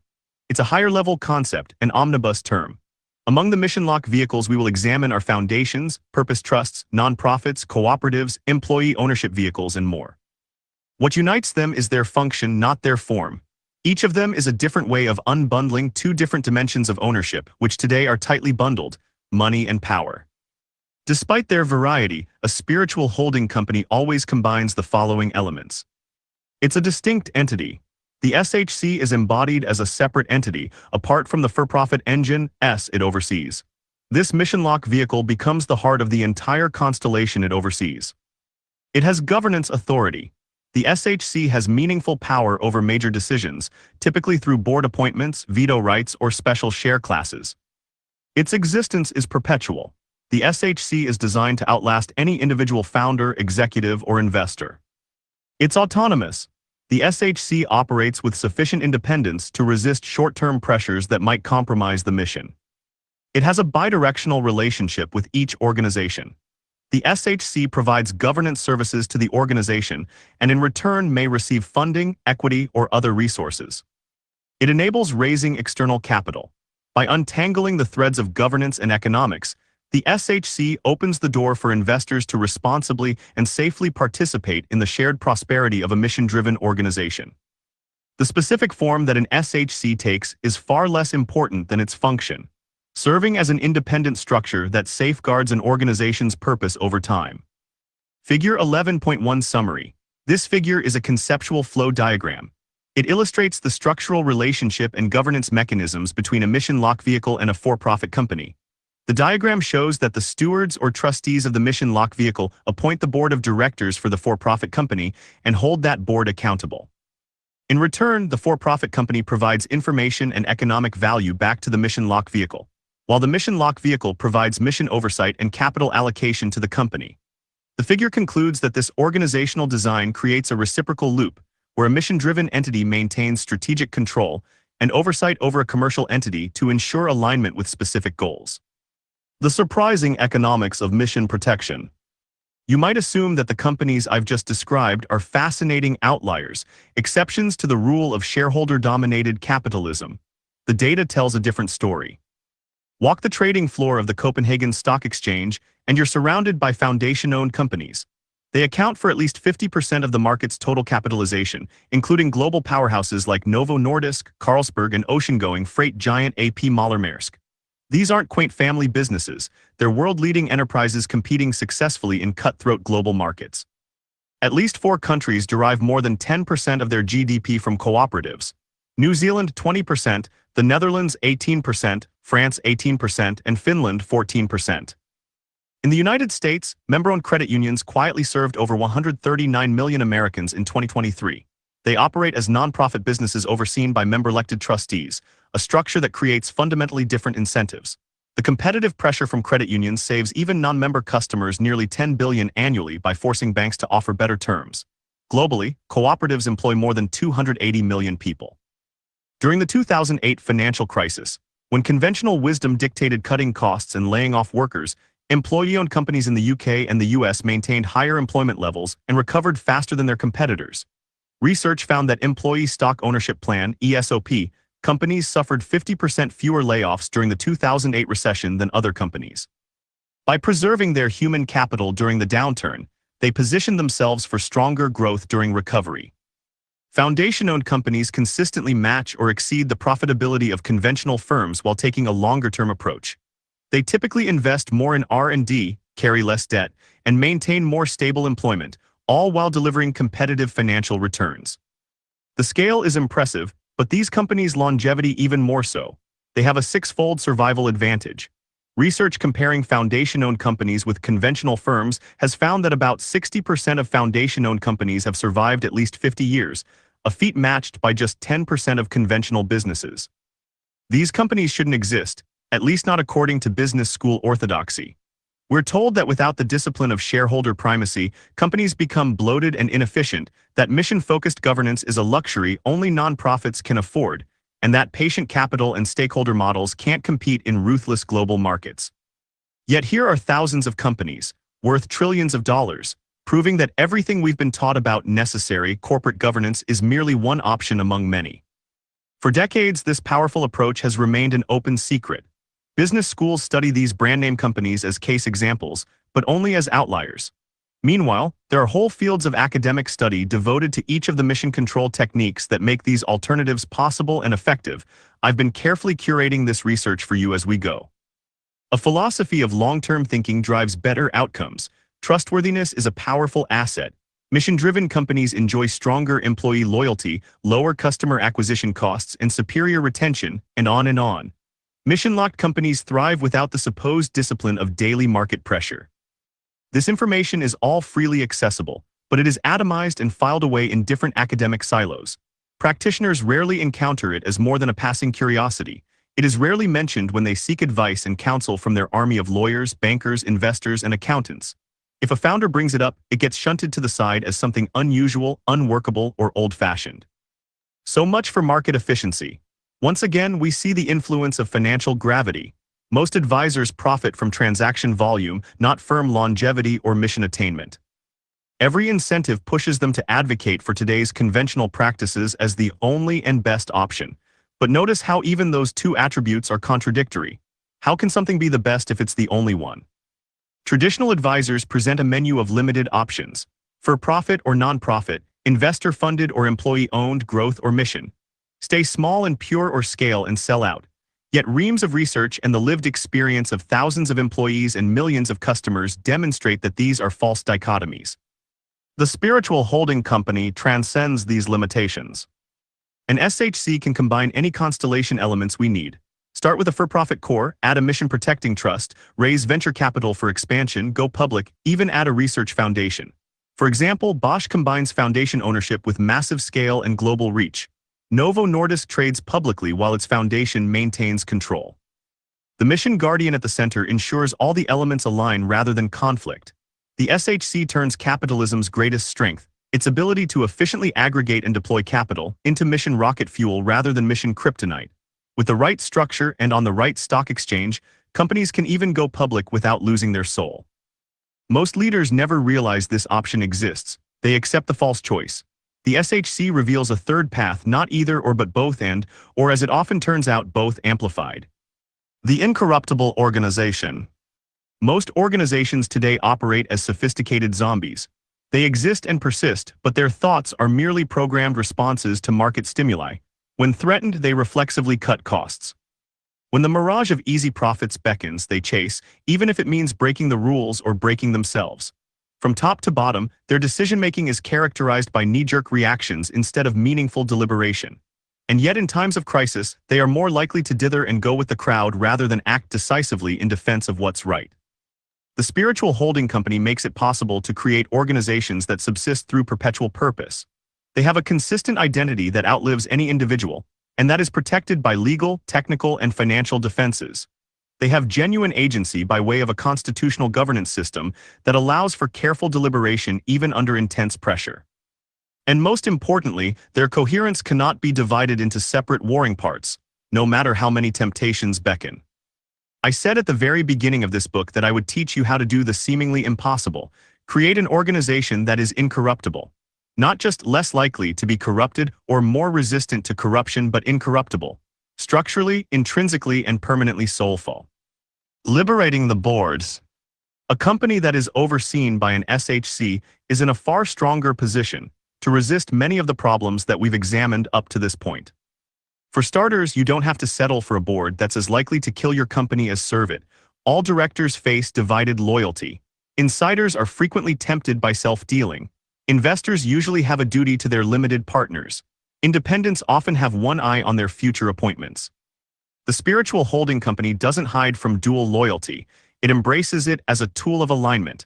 Directors become accountable to both the business and the trustees who guard the mission. This is no more complicated or difficult to navigate than the dual duty that investors routinely manage today. In the tragedies of Vectura, Whole Foods, and SAIC, we saw boards that lacked this crucial element of accountability to mission. An SHC provides it. Later in this chapter, we'll examine how this dual loyalty at Novo Nordisk prevented the for-profit subsidiary from destroying $500 billion in shareholder value. Believe me, I know that sounds like an exaggeration, but it's not. It just shows how powerful and how valuable an SHC can be. The mechanism is simple. SHC trustees hold the specific powers of appointing and removing directors and exercising vetoes on mission-critical decisions. The details vary by company, as we will see. They serve as judges, not managers. They rule on mission alignment, not day-to-day operations. This separation of powers liberates both groups to excel. When mission protection is absolute, directors stop looking over their shoulders at what some investors might think. When business execution is in competent hands, trustees can be unwavering guardians. Today, leaders often hesitate to bring bold or aggressive partners onto the board. It's too risky, since they might advocate to gut R&D or slash vital programs for quick profits. On the other hand, bold ideas might be just what is needed to shake up a stagnant board. With an SHC in place, that same director is far less of a risk because they must operate within guardrails set by the SHC. The director can bring their full expertise and energy without compromise. The mission stays protected without interference. Both win because the roles are clear. The SHC transforms board governance. The stories that follow make the real-world benefits clear. The Anthropic story. Most people get hooked on generative AI through its dazzling feats of computation. I am one of the rare few who got involved through governance. I have Dario Amodei to thank for that. The year was 2021, and Dario plus a few other key researchers had left OpenAI to found the AI research lab Anthropic. The split had sent shockwaves through the AI research community, and for good reason. Dario had pioneered the scaling laws that showed AI models would keep getting more capable as they grew larger. a discovery that turned AI development into a race for computational power. He was also a co-author on the key paper covering RLHF, reinforcement learning from human feedback, the technique that would transform raw AI models into assistants that could actually understand and follow human intentions. Together, these breakthroughs laid the groundwork for today's advanced conversational AI systems like Claude and ChatGPT. But back then, few understood their promise or their peril. Dario was a technical pioneer. He'd also spent years studying how these systems could go catastrophically wrong. His 2016 paper, Concrete Problems in AI Safety, cataloged the ways AI systems could develop unexpected capabilities, pursue goals that conflict with human values, or concentrate unprecedented power in the hands of whoever controlled them. For years, philosophers had warned of the danger of autonomous agents capable of self-improvement at a pace humans couldn't match. Dario was convinced, get the governance wrong, and humanity could lose control of the most powerful technology we've ever created. As OpenAI's own charter had stated, artificial general intelligence would lead to highly autonomous systems that outperform humans at most economically valuable work. Yet OpenAI itself, initially founded as a nonprofit to ensure that AI benefited humanity, had created a for-profit arm and taken a billion-dollar investment from Microsoft. The company has since raised tens of billions more and in October 2025 converted into a public benefit corporation. Many safety researchers worried about the nature and structure of this partnership. The risks inherent in artificial intelligence weren't abstract fears to Dario, they were engineering problems that demanded structural solutions. Having seen how even well-intentioned tech companies can become untrustworthy, the early Anthropic team was obsessed with getting it right. When I met Dario, the company had already taken many important steps to protect its mission. They had deep trust with an initial set of mission-aligned investors who shared their vision. In fact, it was one of these early investors who suggested they come talk to me. They'd assembled a team of researchers who shared their commitment to AI safety and were building a culture committed to never abusing the trust of their partners, customers, or the rest of humanity, a classic harder is easier plan. The question hanging in the air was existential. Could researchers committed to developing AI safely maintain that mission when billions or even trillions of dollars might be at stake? Anthropic was in a uniquely privileged position. They were at the dawn of a new technology paradigm with backing from mission-aligned investors and a commitment to best practices for mission-driven organizations. They'd carefully curated their cap table, accepting investments only from those who they thought shared their commitment to AI safety. They'd hired only true believers and built a culture where safety was the primary metric of success. You'd think they would be completely secure, completely safe from corruption, and yet they instinctually still felt vulnerable. I agreed. Despite all these advantages, you're still fundamentally at risk, I told Dario. Conventional safeguards, no matter how carefully implemented, can unravel in unexpected ways. Together, we explored what this meant for Anthropic's future. In fact, our conversations sounded a lot like the earlier chapters of this book. Anthropic needed a spiritual holding company. What makes Anthropic's story remarkable is that, unlike so many founders who nod along to governance advice but ultimately default to standard structures, Dario and his team actually followed through. From their earliest documents, they signaled their intention to establish a mission-protecting trust. It required defending this unconventional approach for more than 2 years, scrutinizing every term sheet to ensure investors were properly bought in and didn't have unnecessary veto rights.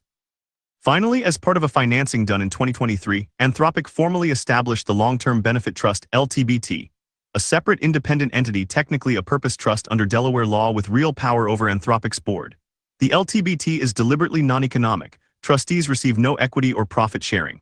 Instead, it holds a special class of shares with governance rights but no financial benefits called a golden share. The trust's sole purpose is to ensure Anthropic develops AI for humanity's long-term benefit, regardless of whether that commitment ever conflicts with short-term financial interests. It was designed to achieve this purpose by allowing it to select directors who would be focused on the long-term mission of the company rather than just its short-term economic interests. The trust's influence grows incrementally. As Anthropic achieves commercial milestones, the LTBT's class of stock gives it the right to elect additional directors. Under this structure, as the company achieves greater technical and financial success, the trust would eventually obtain the authority to elect a majority of the company's board of directors. This gradual approach built trust with investors and gave the founders time to refine the design, ensuring the mission lock would strengthen as the company matured and the stakes grew higher. Critically, Anthropic selected trustees who are genuine believers in AI safety, not simply impressive names added for credibility. They include experts in AI safety, national security, and public policy who deeply understand both the technical and the ethical dimensions of Anthropic's work. Our early conversations would prove prophetic.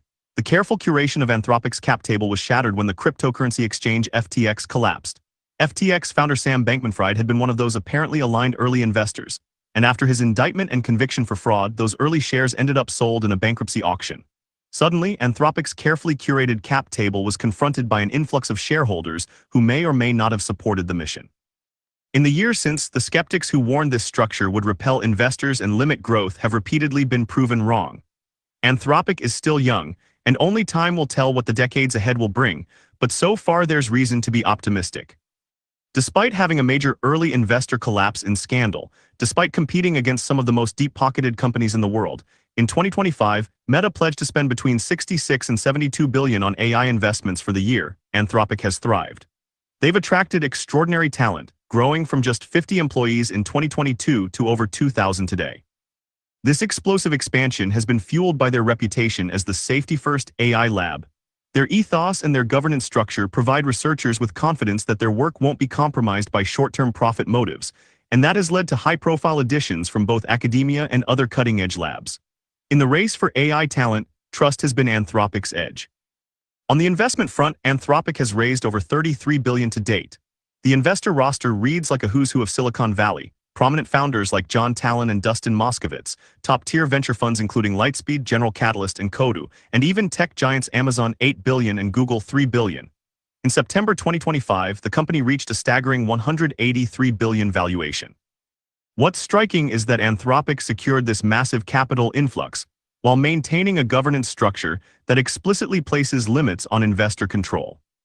In a world where more than 3/4 of Americans believe AI companies prioritize profits over safety, Anthropic's trust premium has translated directly into business results. Claude launched in March 2023 when Anthropic had zero revenue. By December 2024, they'd reached $1 billion in annualized revenue. Just 5 months later, they'd already passed $3 billion, and by August 2025, they were generating over $5 billion in run-rate revenue with over 300,000 business customers. As Jack Clark, Anthropic's policy chief, put it, the essential bet of Anthropic is, we will show in business that a safer technology makes more money. Anthropic had the advantage of establishing the legal groundwork for their SHC from inception, embedding it in their charter, term sheets, and pitch materials so investors knew exactly what they were signing up for. While they didn't formally implement the LTBT until their Series C financing, the commitment was there from day one and every investor had explicitly agreed to it. But as we'll see, companies that fail to get such an early start can still protect their mission this way. The Grundfos story.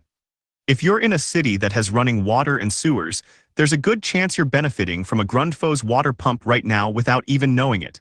They're hidden heroes of modern infrastructure, moving the lifeblood of buildings that serve billions of people worldwide. I first encountered the company while giving a talk to their leadership team a few years ago. Being an advisor to many different companies, I see many of the same problems and complaints, so when I meet a company that sounds different, I sit up and take notice. Grundfos was one such company.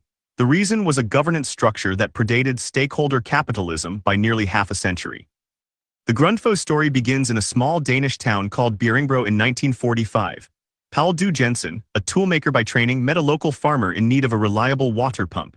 Post-war shortages had made finding one nearly impossible. So Powell figured out how to make one piece by piece in his blacksmith workshop. That first pump was the start of what would become a global enterprise. His motto, "The world is full of problems that can be solved in a better way," would come to define an entire organizational philosophy. By the 1970s, Powell found himself in a founder's dilemma that will sound familiar. He was in his 60s, aware of his mortality, and deeply concerned about what would happen to his life's work after he was gone. As one of the Grundfos executives explained to me that spring day, he did not like any of his options. He did not want to sell the company, or be subject to public pressures, or saddle his children and grandchildren with an unwanted obligation to operate a huge organization. And yet he wanted to ensure that the work and organization would live on. Powell had to address the question at the heart of this book. In 1975, he made a bold choice, transferring the majority ownership to the newly created Powell Du Jensen Foundation. The foundation's charter was crystal clear. First, ensure the continued existence and development of a healthy commercial and financial basis for the company, and second, pursue charitable donations. This meant the foundation would safeguard Grundfos's commitment to solving water challenges through innovation, maintain its tradition of inclusive employment, including workers with disabilities, and ensure decisions were guided by the founder's values rather than quarterly pressures. It was a deliberate act of corporate succession planning that prioritized mission continuity and organizational independence. Powell's timing proved prescient. He passed away just 2 years later, but the foundation structure he created has continued to steward Grundfos for nearly half a century since. The foundation now owns approximately 87.9% of Grundfos, with employees holding 3.3% and the founder's descendants about. The company has grown from a small local manufacturer to a global leader with over 20,000 employees and annual revenue exceeding $4.5 billion. This transformation was enabled by the foundation's patient capital. Grundfos consistently invests 5% of revenue in R&D, matching or exceeding listed competitors. 33 maintains an exceptionally strong balance sheet with 68% equity ratio versus 20%-40% typical for industrial firms, and can invest countercyclically during downturns when others retreat. 34 employee representation on the foundation board has created deep workforce trust and alignment, with Grundfos regularly ranking among Denmark's most admired employers.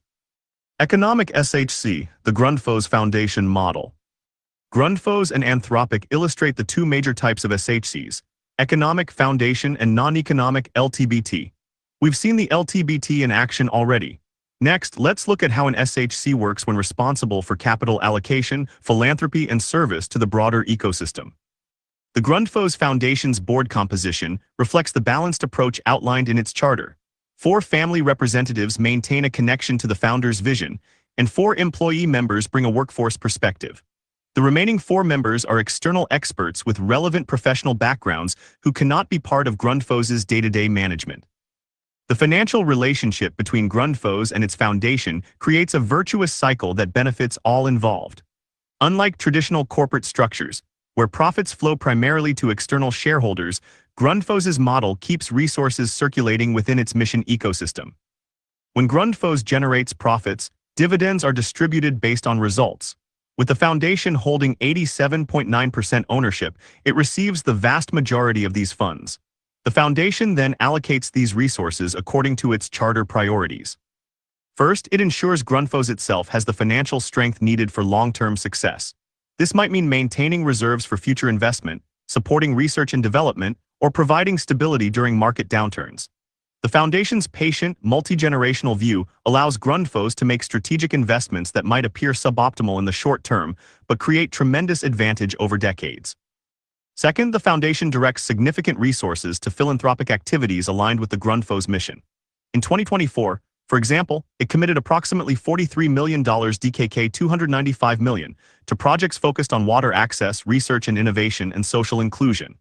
These aren't random charitable donations, but strategic investments in areas that complement and extend Grundfos's core purpose.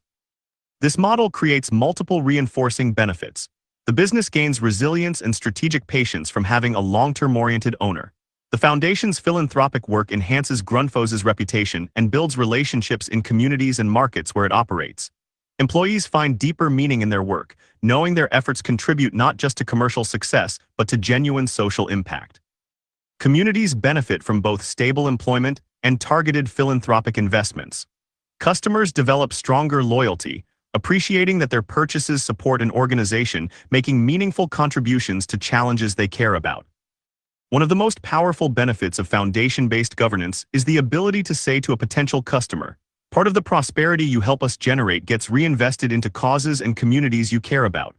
When this promise is authentic, it generates profound trust. Figure 11.2 Summary. This figure is a flowchart illustrating the organizational structure and financial relationships within a corporate ecosystem. The diagram depicts the Powell Du Jensen Foundation as the primary owner, which provides philanthropy to initiatives focused on water, research, and inclusion, while also managing capital allocation and mission oversight for Grundfos Holding AS in turn. Grundfos Holding AS provides dividends back to the foundation. The bottom of the chart shows the Grundfos ecosystem, consisting of the community and customers, which receives support from the philanthropic initiatives and generates revenue for Grundfos Holding AS. The model demonstrates a circular relationship where commercial success fuels philanthropic efforts, and those efforts support the community and customers who drive the company's revenue. How to add a spiritual holding company, the Patagonia story. We met Patagonia in Chapter 7 as a paragon of mission-driven business, generating over $1 billion in annual revenue while maintaining its ethos of environmental conservation. But by 2017, the Chouinards faced an existential question. What happens when the founders are gone? That year, something unexpected happened. Forbes magazine placed Yvon Chouinard on its World Billionaires list. Many wealthy people expend tremendous effort trying to get onto this prestigious list and even lobby to move up spots. Chouinard, as you might imagine, felt differently. As the Forbes article dryly noted, a spokeswoman for Patagonia told Forbes, "We strongly oppose being included on this list." They could not have printed Chouinard's actual reaction. As David Gelles reports, Chouinard freaked out and called it one of the worst days of his life. He went around the office demanding, "Get me off that list." By 2020, his frustration boiled over. He threatened his team. "If you guys don't start moving on this, I'm going to go get the Forbes magazine list of billionaires and start cold calling people and offer to sell the company." In September 2022, after 5 years of searching, 2 years of intensive meetings, and a year of design work with specialized advisors, the Chouinards finally executed their solution. They transferred their company, by then worth $3 billion, to a trust that would protect its mission forever. Patagonia's approach provides a clear roadmap for implementing an SHC. Step 1. Clarify the mission. Patagonia's mission statement, "We're in business to save our home planet," served as the North Star. Chouinard had watched other mission-driven companies drift after going public or being acquired, and he wanted a structure to permanently prevent this fate. Step 2. Design the ownership structure. Patagonia created a two-entity structure. Patagonia Purpose Trust holds all voting stock 2%, controlling corporate decisions. Holdfast Collective owns all non-voting stock 98%, receives profits and distributes them for climate action, over $71 million granted in the first 2 years. Patagonia's structure uses 2 different entity types in its constellation. The nonprofit foundation should be familiar, but the other is a perpetual purpose trust, PPT, a relatively new legal structure that allows a trust to exist indefinitely for a stated purpose rather than for beneficiaries. A PPT has trustees just like a foundation, but also a role called a protector or independent enforcer, with the authority to hold the trustees themselves accountable should they deviate from the mission. This creates a constitutional structure that enlists multiple stewards in service of Patagonia's mission: the for-profit board, the PPT trustees, the protector, and the nonprofit directors, each with distinct roles and mutual accountability. Step 3. Select the stewards. Patagonia chose trustees and directors deeply committed to its environmental mission, including family members and long-term advisors with proven alignment with the company's values. For example, the Holdfast Collective is helmed by Greg Curtis, who joined Patagonia in 2014 and helped develop its new structure. Step 4. Establish clear rights and responsibilities. Each entity has defined roles. Purpose Trust controls board appointments, has veto power, ensures B Corp certification. Holdfast Collective receives dividends, funds environmental causes. Patagonia Works maintains operations, distributes excess profits. Step 5. Execute and communicate. The Chouinards transferred shares in September 2022 with Yvon's simple message: "Earth is now our only shareholder." Day-to-day operations continued unchanged. The conversion has been by all accounts a success. After so many years worrying what would happen to his life's work when he died, Yvon told David Gelles he could finally die in peace. But before we move on, I want to call your attention to how difficult this conversion turned out to be. 5 years elapsed between Yvon's first insisting that his team figure it out to the final conversion. The voting share transfer incurred $17.5 million in taxes, all of which could have been avoided if Patagonia had been structured this way from day one. Why wasn't it? You already know the answer. Nobody presented it to them as an option. In fact, even after Chouinard tasked his team with finding a solution to the succession problem, they still required multiple rounds of lawyers and advisors. Eventually, they connected with the boutique bank BDT, which specializes in serving family-owned companies. BDT was familiar with succession challenges and brought them the Purpose Trust idea. The whole time, Patagonia believed they were pioneering something new. As David Gelles notes, they thought it was something no one's ever thought about before. Isn't that interesting? I tell you this part of the story to illustrate how deeply these techniques have been buried. When it's your turn, whether you are starting from scratch or already up and running, I want you to be better equipped. We need new templates and new vendors that make adopting this structure as easy and simple as possible, even at the early stages. The Advanced Implementation Guide. For templates and examples for each of the techniques in this chapter and recommendations for aligned vendors, scan the QR code or go to Incorruptible Co. Advanced Guide. Image summary: this figure is a QR code. It consists of a square grid of black and white modules with distinct positioning patterns in 3 of the corners. The image serves as a machine-readable optical label that encodes specific data for quick access via scanning devices. Mission Lock Vehicle Decision Points. Having a spiritual holding company is compatible with virtually any business structure, from an employee co-op to a global public company. Investors can still participate in governance. In fact, by allowing each for-profit entity in the constellation to have its own board, the SHC facilitates a more productive and active role for long-term investors to be involved in operations. It is the place where all factions come together in service of the mission. First and foremost, a spiritual holding company must have a mission lock vehicle, a structure designed specifically to protect and advance the company's purpose over time, regardless of leadership changes, market pressures, or ownership transitions. Creating one requires working through 5 key decision points. Decision point 1: what form will the mission lock vehicle take? We've seen a variety of options already. Foundations in the cases of Grundfos and Bosch, nonprofits like Mozilla, employee ownership trusts like John Lewis Partners, purpose trusts like Anthropic, or special share classes with mission guardians. Believe it or not, there are many more out there. Consider what legal structures are available in each jurisdiction. What are the tax implications? How much complexity can your team realistically manage? What ongoing costs can you sustain? Remember that you can write legally binding requirements into your legal charter as things the company is committed to do in the future. This often gives the best of both worlds by combining the commitment to take action with the flexibility to defer implementation until a stage-appropriate time. Decision point 2: will it be economic or non-economic? Economic structures receive dividends or hold equity as an owner, the way Grundfos' foundation uses its ownership stake to fund both business reinvestment and mission-related philanthropy. Non-economic structures hold governance rights only. As in the case of Anthropic's LTBT, choose economic when you want the vehicle to fund mission activities or provide patient capital back to the business, or when the stewards will require independent staff. Remember, at the earliest stages, you can make commitments in the charter even before the SHC entity exists.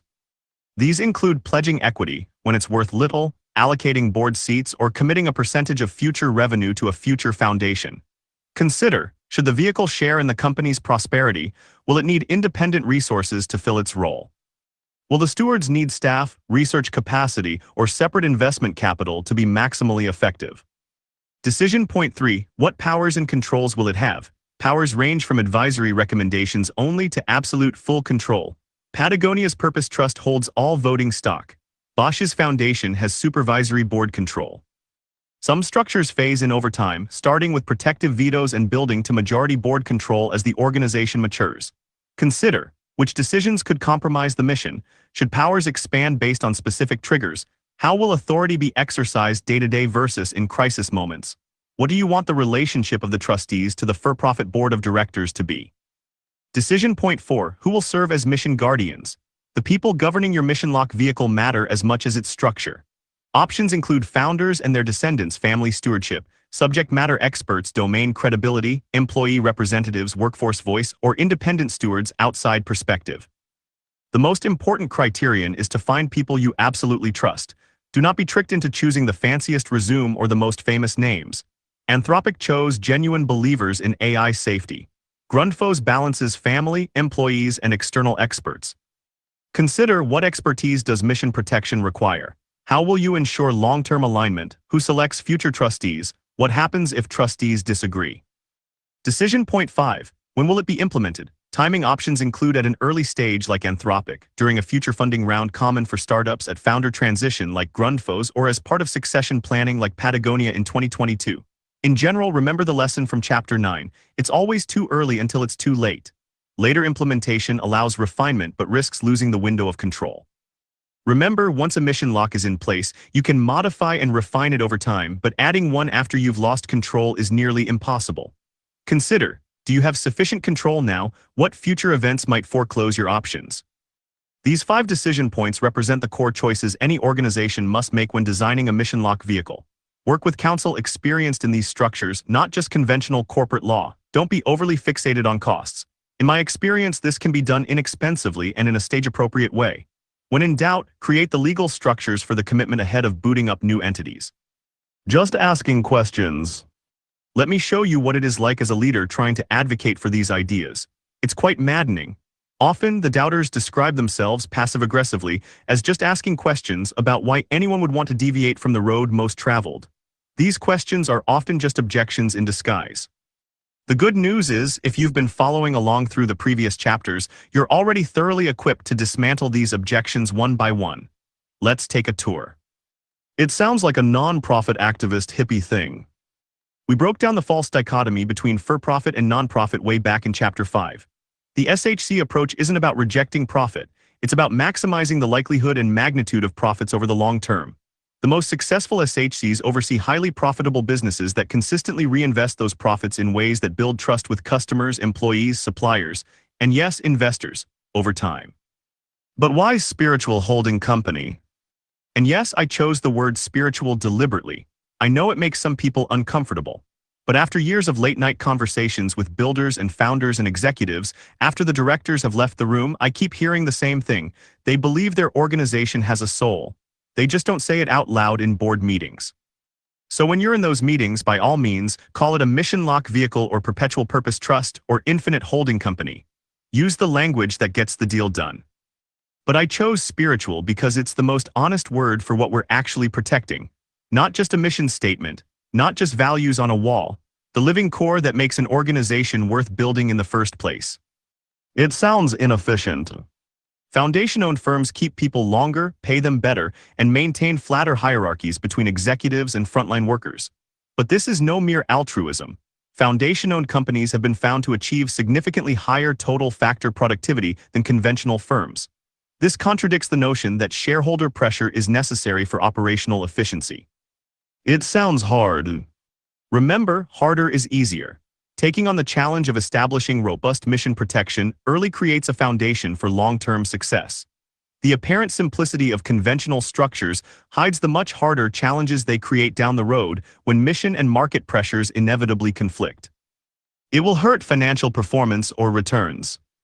Foundation-owned firms compare favorably to conventional companies in all key financial metrics: returns on assets, equity, and even Tobin's Q, a measure of market valuation premium. But in several crucial areas they outperform. Their earnings experience 25% less volatility. They carry stronger balance sheets and equity ratios, 60% 70% versus the more typical 20% 40%. They compete successfully in international capital and research-intensive sectors and enjoy high profit-to-sales ratios. During the 2008 recession, employee-owned companies suffered 50% fewer layoffs, then recovered faster.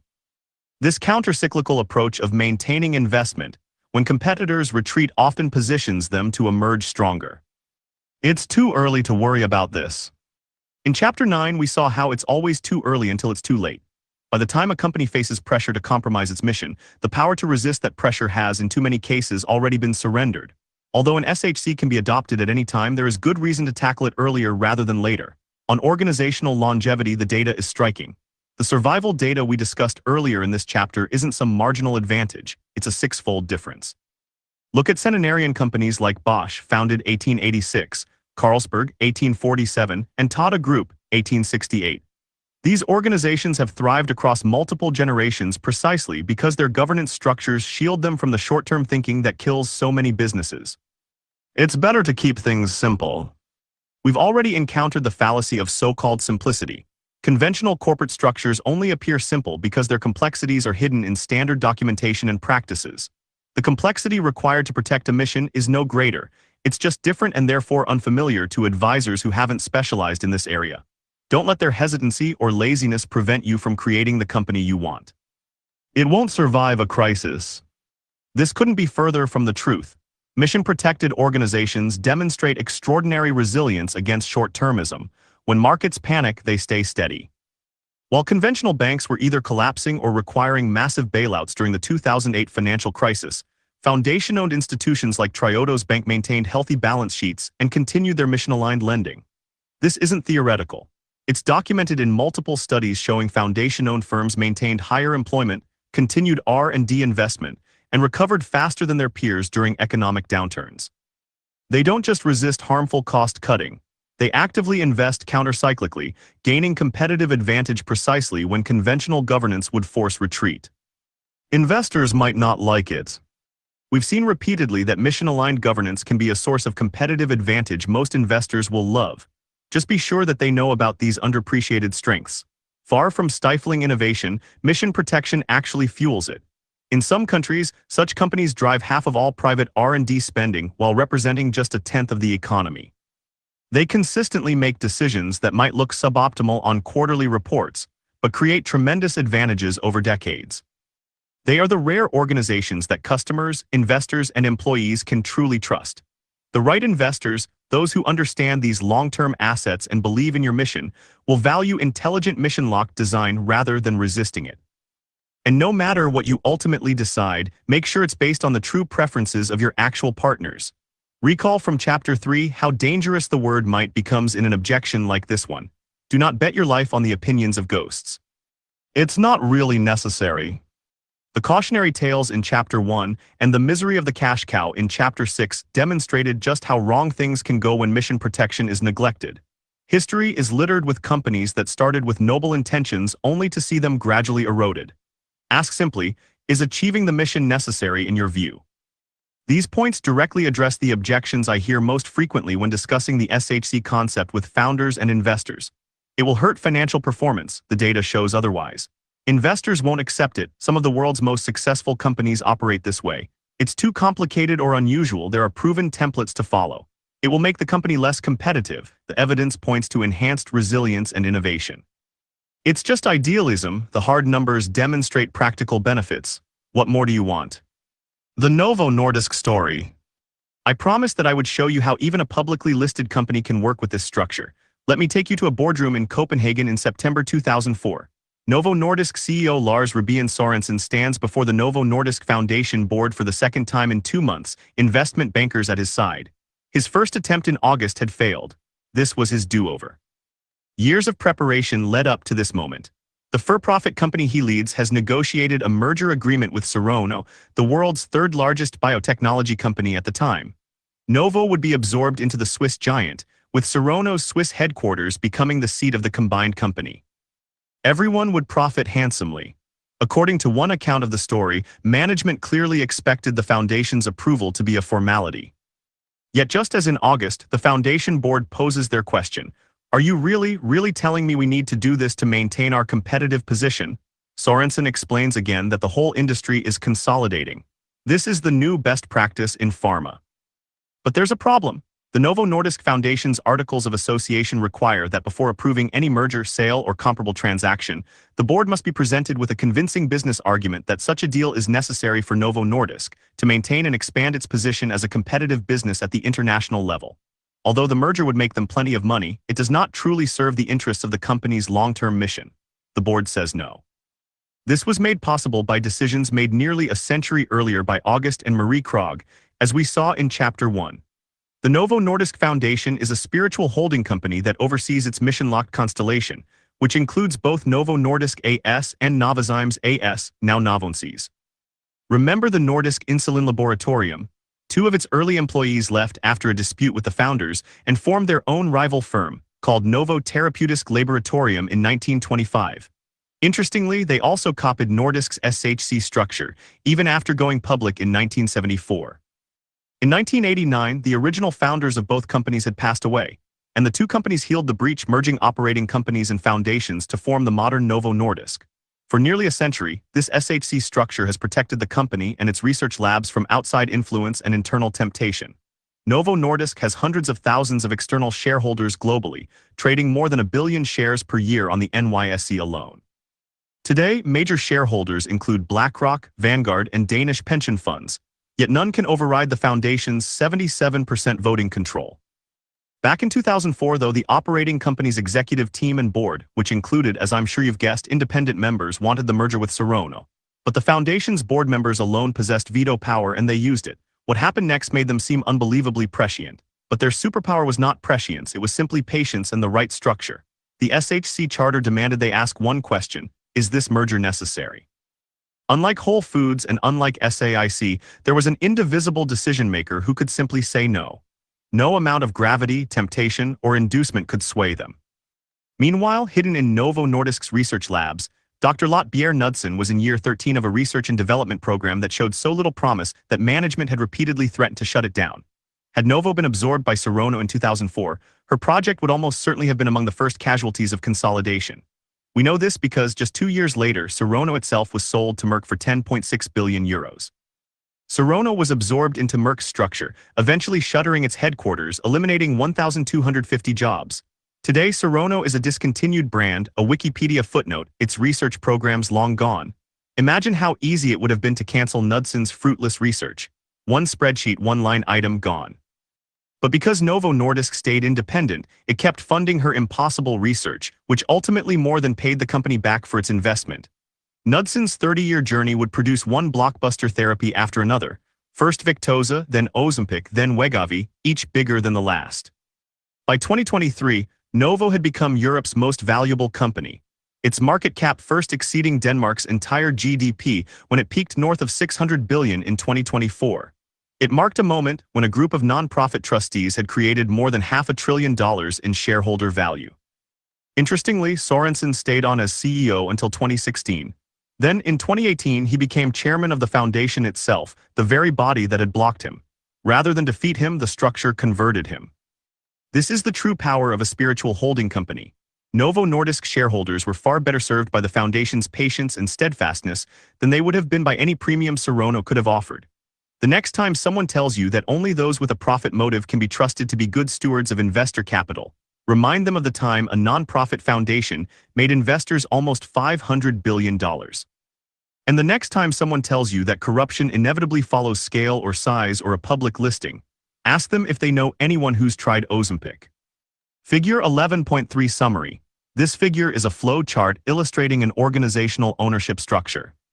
It depicts the hierarchical relationship between the Novo Nordisk Foundation, Novo Holdings AS, and two public companies, Novo Nordisk AS and Novonsis AS. The Novo Nordisk Foundation acts as the top-level entity, maintaining full ownership of the steward holding company, Novo Holdings AS in turn.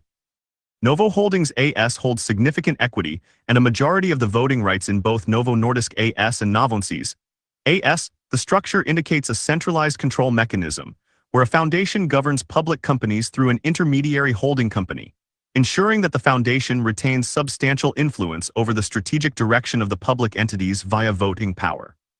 This isn't even my final form. There's something deeply human about responsible, multi-generational stewardship.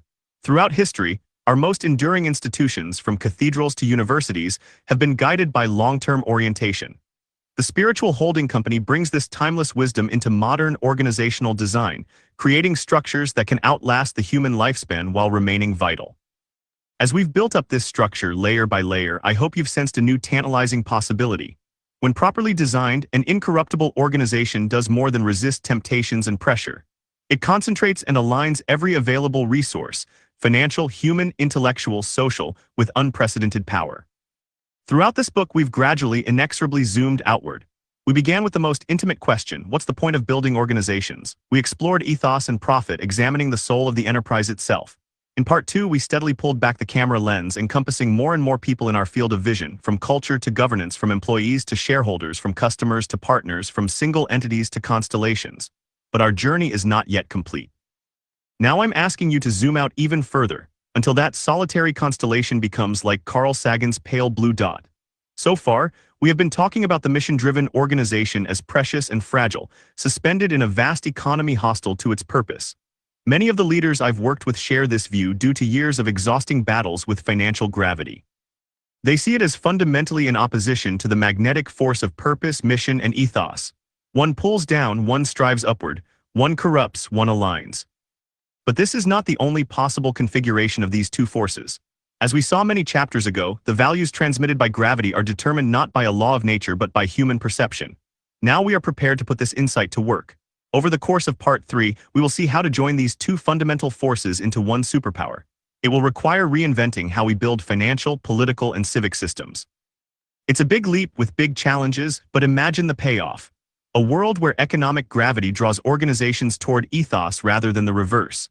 where tomorrow's organizations feel the pull toward human flourishing as strongly as today's crave, number go up. Part 3. To Bend the Light. Chapter 12, Mission Transmission. A promise is a direction taken, a self-limitation of choice. Every day, millions of Americans eat safer food because of decisions made in a Costco boardroom in Issaquah, Washington. Most of them have never set foot in a Costco warehouse. Here's how it works. Costco requires every food supplier to meet safety standards that often exceed federal requirements. When one of Costco's produce suppliers installs expensive pathogen testing equipment in order to keep Costco's business, that same equipment tests all of the produce leaving that facility, including those sold at competing grocery stores. When Costco demands X-ray inspection systems to detect foreign objects in packaged foods, suppliers upgrade their entire production lines, not just the Costco-bound products. While only part of America's food supply flows through Costco's supply chain, these heightened safety protocols affect a far larger percentage of all food production, creating a private safety net that strengthens the entire U.S. food system. Let me drive home the vast expanse of this shield under which we live. In 2010, Costco directed 6,925 food safety audits for Costco's vendor program, while the FDA inspected 17,609 domestic food facilities that year. Costco set a goal of auditing every vendor every year to ensure compliance. Meanwhile, HHS's Inspector General found that from 2004 to 2008, 56% of FDA-regulated food facilities had gone 5 or more years without a single FDA inspection. A single retailer controlling 9% of grocery sales performs roughly 30% of the nation's food safety audit workload, and is doing it more frequently and consistently than the federal government itself. Costco's commitment to member safety doesn't stop at their warehouse doors. It radiates outward through supply chains, competitors, and industry standards, shaping the kind of world they want their members to live in. I call this gravitational influence organizations exert beyond their own walls mission transmission. Wielding gravity beyond the walls. This marks the second turning point in this book. Until now, we've viewed gravity as a purely negative force and focused on building organizations strong enough to resist it. But organizations that achieve structural integrity are positioned for something far more powerful. I mentioned in Chapter 5 that the conventional definition of profit leaves businesses blind to opportunities created by positive externalities. Now it is time to witness the full scope of this opportunity. Having learned to resist gravity's pull, these organizations can use their influence to project gravity outward. Costco shows how this works in practice, but this is not pure altruism. Mission transmission is an integral part of their performance engine. Unfortunately, many organizations, family offices, and nonprofits degrade their own mission through supposedly neutral choices. As Luther Rajan, former VP of Investments at the Heron Foundation, put it, why should a foundation use only 5% of its assets to work for the greater good, while the rest is working like an investment bank? The consequences can be surreal. In 2007, the LA Times discovered that the Gates Foundation, while spending hundreds of millions on health programs in Africa, held $423 million in oil companies whose pollution in Nigeria was contributing to the very respiratory diseases the foundation was trying to cure. Remember ISS from the battles of activists trying to dismantle Costco's governance fortress. Their recommendations guide the votes of many neutral index and mutual funds. As a result, even mission-driven companies can inadvertently use their own balance sheets to lend gravity to actors opposed to their interests. Instead, mission-driven organizations should embrace mission transmission as a core corporate discipline, as fundamental as strategy or human resources. It's the systematic practice of ensuring that every transaction and relationship extends an organization's values beyond its own walls. The organizations we're about to study earn their way to mission transmission with a strong foundation, ethos, mission drive, and structural integrity, all right out of Part 2. Each treats their structure, including the spiritual holding company, as a springboard, not a destination. Transmission multipliers. To understand how this transmission works, we need to understand two aspects. Transmission happens automatically every time an organization conducts a transaction. It follows the same rules of gravity that we first encountered in Chapter 3. Thus, transmission happens via the same fiduciary pathways we encountered in Chapter 7: customers, employees, partners, and communities. I once worked with a company that had to scan local obituaries to find new customers. No, they weren't selling funeral services. Their clients were municipal agencies that had a clear public service mission, yet they were so locked into long-standing vendor relationships that they wouldn't consider alternatives until someone retired or died. Every purchasing decision transmitted a clear message: convenience matters more than the public welfare. The private sector is just as guilty. The father of modern management science, W. Edwards Deming, urged in 1982, end the practice of awarding business on the basis of price tag. Yet most organizations still default to the cheapest, most established, or most popular vendor, actively choosing convenience over mission. Because every purchase, partnership, and contract transmits values, these transactions often exacerbate the problems organizations exist to solve. Companies can intentionally wield mechanisms to reverse this default. I call these practices transmission multipliers. The following 5 can ensure any organization transmits, rather than undercuts, its mission through every transaction. The first practice is simple. Consider mission in every transaction. Whenever money, power, or status changes hands, ask whether mission and ethos were considered alongside conventional factors. This sounds obvious, but when I talk with leaders about whether they did it before deciding to contract with a vendor or enter into a partnership, you'd be amazed at how often I hear it didn't come up.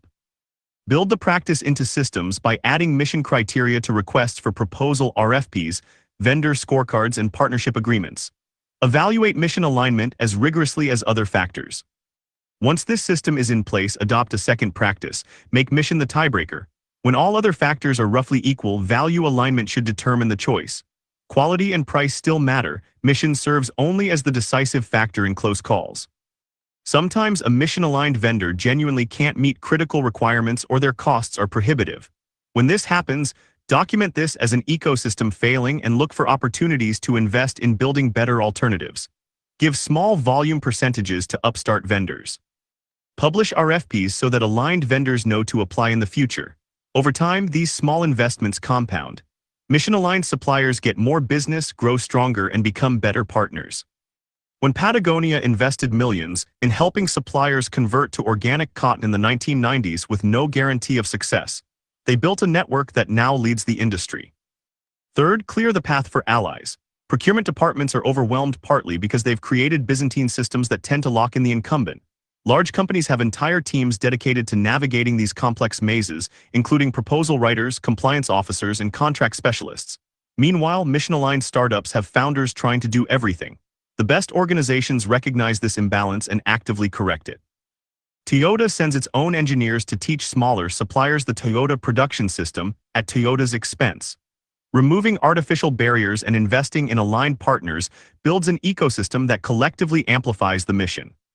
The fourth practice is to signal with costly commitment. Remember that gravity is shaped by perception. People have to believe in the organization's commitment, and the most credible way to accomplish this is through actions that require real resources. At dinner several years ago, Thomas Friedman and I were debating well into the night the best way for Airbnb to achieve this kind of transmission. The Pulitzer Prize-winning columnist made a memorable point about trust that I'll never forget. I need to see blood on the floor. This principle is evident throughout Airbnb's approach to its hosts, from its commitment to compensate them during pandemic cancellations, when the company could have simply invoked its existing policies, to its host endowment. In the run-up to its IPO, Airbnb and its founders set aside 9.2 million shares, worth more than $1 billion, into an endowment for the benefit of hosts. As the company put it, the host endowment is intended to provide support for the host community, now and for generations to come.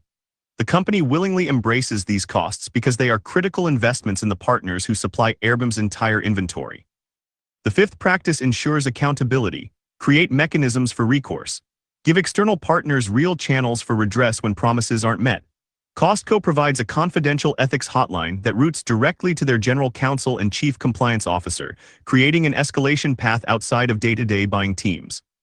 A partnership called the Fair Food Program persuaded major food buyers, including Walmart and McDonald's, to voluntarily sign binding agreements to follow a code of conduct that protects farmworkers from harsh working conditions and sexual assault, resulting in over 2,100 complaints investigated and resolved with no retaliation.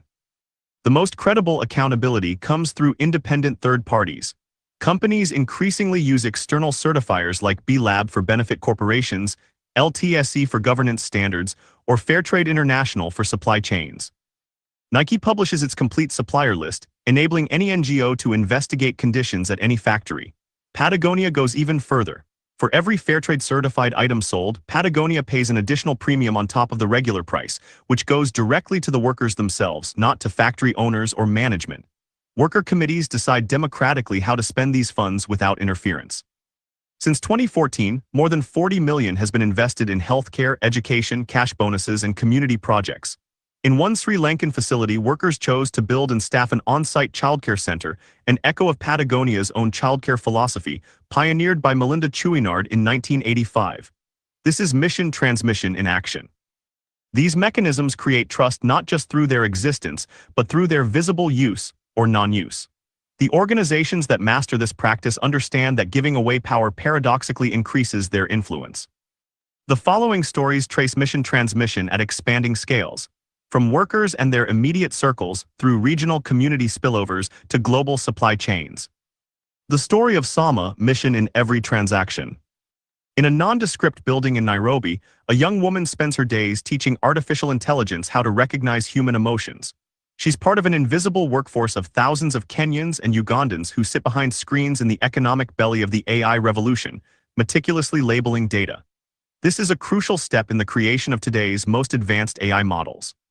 Every time a chatbot answers a question or a self-driving car recognizes a pedestrian, it is, in part, because someone taught it what human sounds or looks like. This is the world of a company called Sama. Leila Jannah founded Samasource in 2008 as a nonprofit with a simple mission: give work, not aid. The organization initially provided basic digital task outsourcing, connecting low-income workers in Kenya and later Uganda and India with dignified digital work. The goal was to lift them out of poverty by connecting them to the global economy. Jannah didn't foresee when she started that her organization would become an early pioneer of the human feedback step in training AI models. The HF in RLHF today, Sama employs thousands of people and competes in one of the hottest sectors on the planet. Jannah could have been satisfied with having built a successful nonprofit, but as the organization grew, it faced resource constraints that limited its ability to invest in technology and compete in the exploding data labeling market. In 2019, she made a pivotal decision to transition to a mission-locked for-profit structure. She ensured that the newly formed for-profit entity would be majority-owned by the original nonprofit, later renamed the Leila Jannah Foundation, creating a spiritual holding company structure. Sadly, less than a year later, Jannah died of a rare cancer at age 37. The structure she built ensured that Sama would continue to operate according to its mission and ethos, with its profits and shares able to fund social programs through the foundation that now bears her name. When her successor, CEO Wendy Gonzalez, explained Sama's journey to me, she revealed something profound about how the company found its way into AI around 2012. Their success attracted increased competition from outsourcing firms competing on price. Sama's commitment to living wages meant they wouldn't participate in this race to the bottom. But they had also recognized that tech companies needed human judgment to label images and text for training machine learning models, work that demanded higher skill and commanded better prices. Sama bet their future on it, years ahead of the recent AI boom. Their cost disadvantage became a first-mover advantage in what would prove to be the foundation of the generative AI revolution. Sama's commitment to paying living wages meant that they were forced to move upmarket and find premium customer segments. This constraint drove Sama from providing low-value data entry tasks to becoming pioneers in high-value AI training data labeling. Our whole goal is to create a place where people can begin to build their next careers, Gonzalez told me. Because we had such clarity, it became really obvious to me that we cannot be the cost leader. We need to be on the premium side, in a place where we can actually command a higher price point. Most business consultants I know spend their days pulling their hair out trying to get companies to take differentiation seriously. Yet here was Sama, where the mission itself, despite creating a harder cost structure, had forced genuine differentiation and created a sustainable competitive advantage. The constraint that should have killed them became their moat. It also became an opportunity to show their commitment to transmitting their mission through client relationships. In 2022, Sama made headlines by exiting the content moderation business entirely, walking away from significant revenue because the work, which required employees to review disturbing content for hours daily, conflicted with their mission of providing dignified work that enables human flourishing. This decision sent ripples through the industry, forcing competitors and clients to confront the human cost of content moderation and raising the bar for what constitutes ethical digital work. Sama also employs the transmission multipliers. Their supplier code of conduct requires all vendors to pay living wages and maintain safe working conditions, even if that means that Sama pays more for services. The company preferentially sources from local social enterprises in Kenya and Uganda, multiplying its community impact. And when Sama pays living wages to workers who previously earned subsistence incomes, that increase doesn't just benefit individuals. It flows through local economies as workers spend on housing, education, and family needs. The company reported lifting more than 59,000 individuals out of poverty, with workers increasing their spending on education by 50% and contributing 60% more to household housing expenses. The Walmart effect versus the Costco effect. Academics call these ripples spillover effects, systematic changes in local communities that result from organizational choices. Decades of research have documented how they work. Good jobs create more jobs through local spending, employment quality shapes community health and family stability, and how people are treated at work affects their civic participation. These aren't separate phenomena. They're all manifestations of mission transmission. It's common to hear complaints about the negative externalities of discount or big box retailers, but this obscures important differences. Community effects are a choice. An entire branch of research studies the Walmart effect to understand the spillovers of Walmart entering a new community. The findings: when Walmart enters a county, local retail wages drop 5% per store. Business closures increase on surrounding blocks.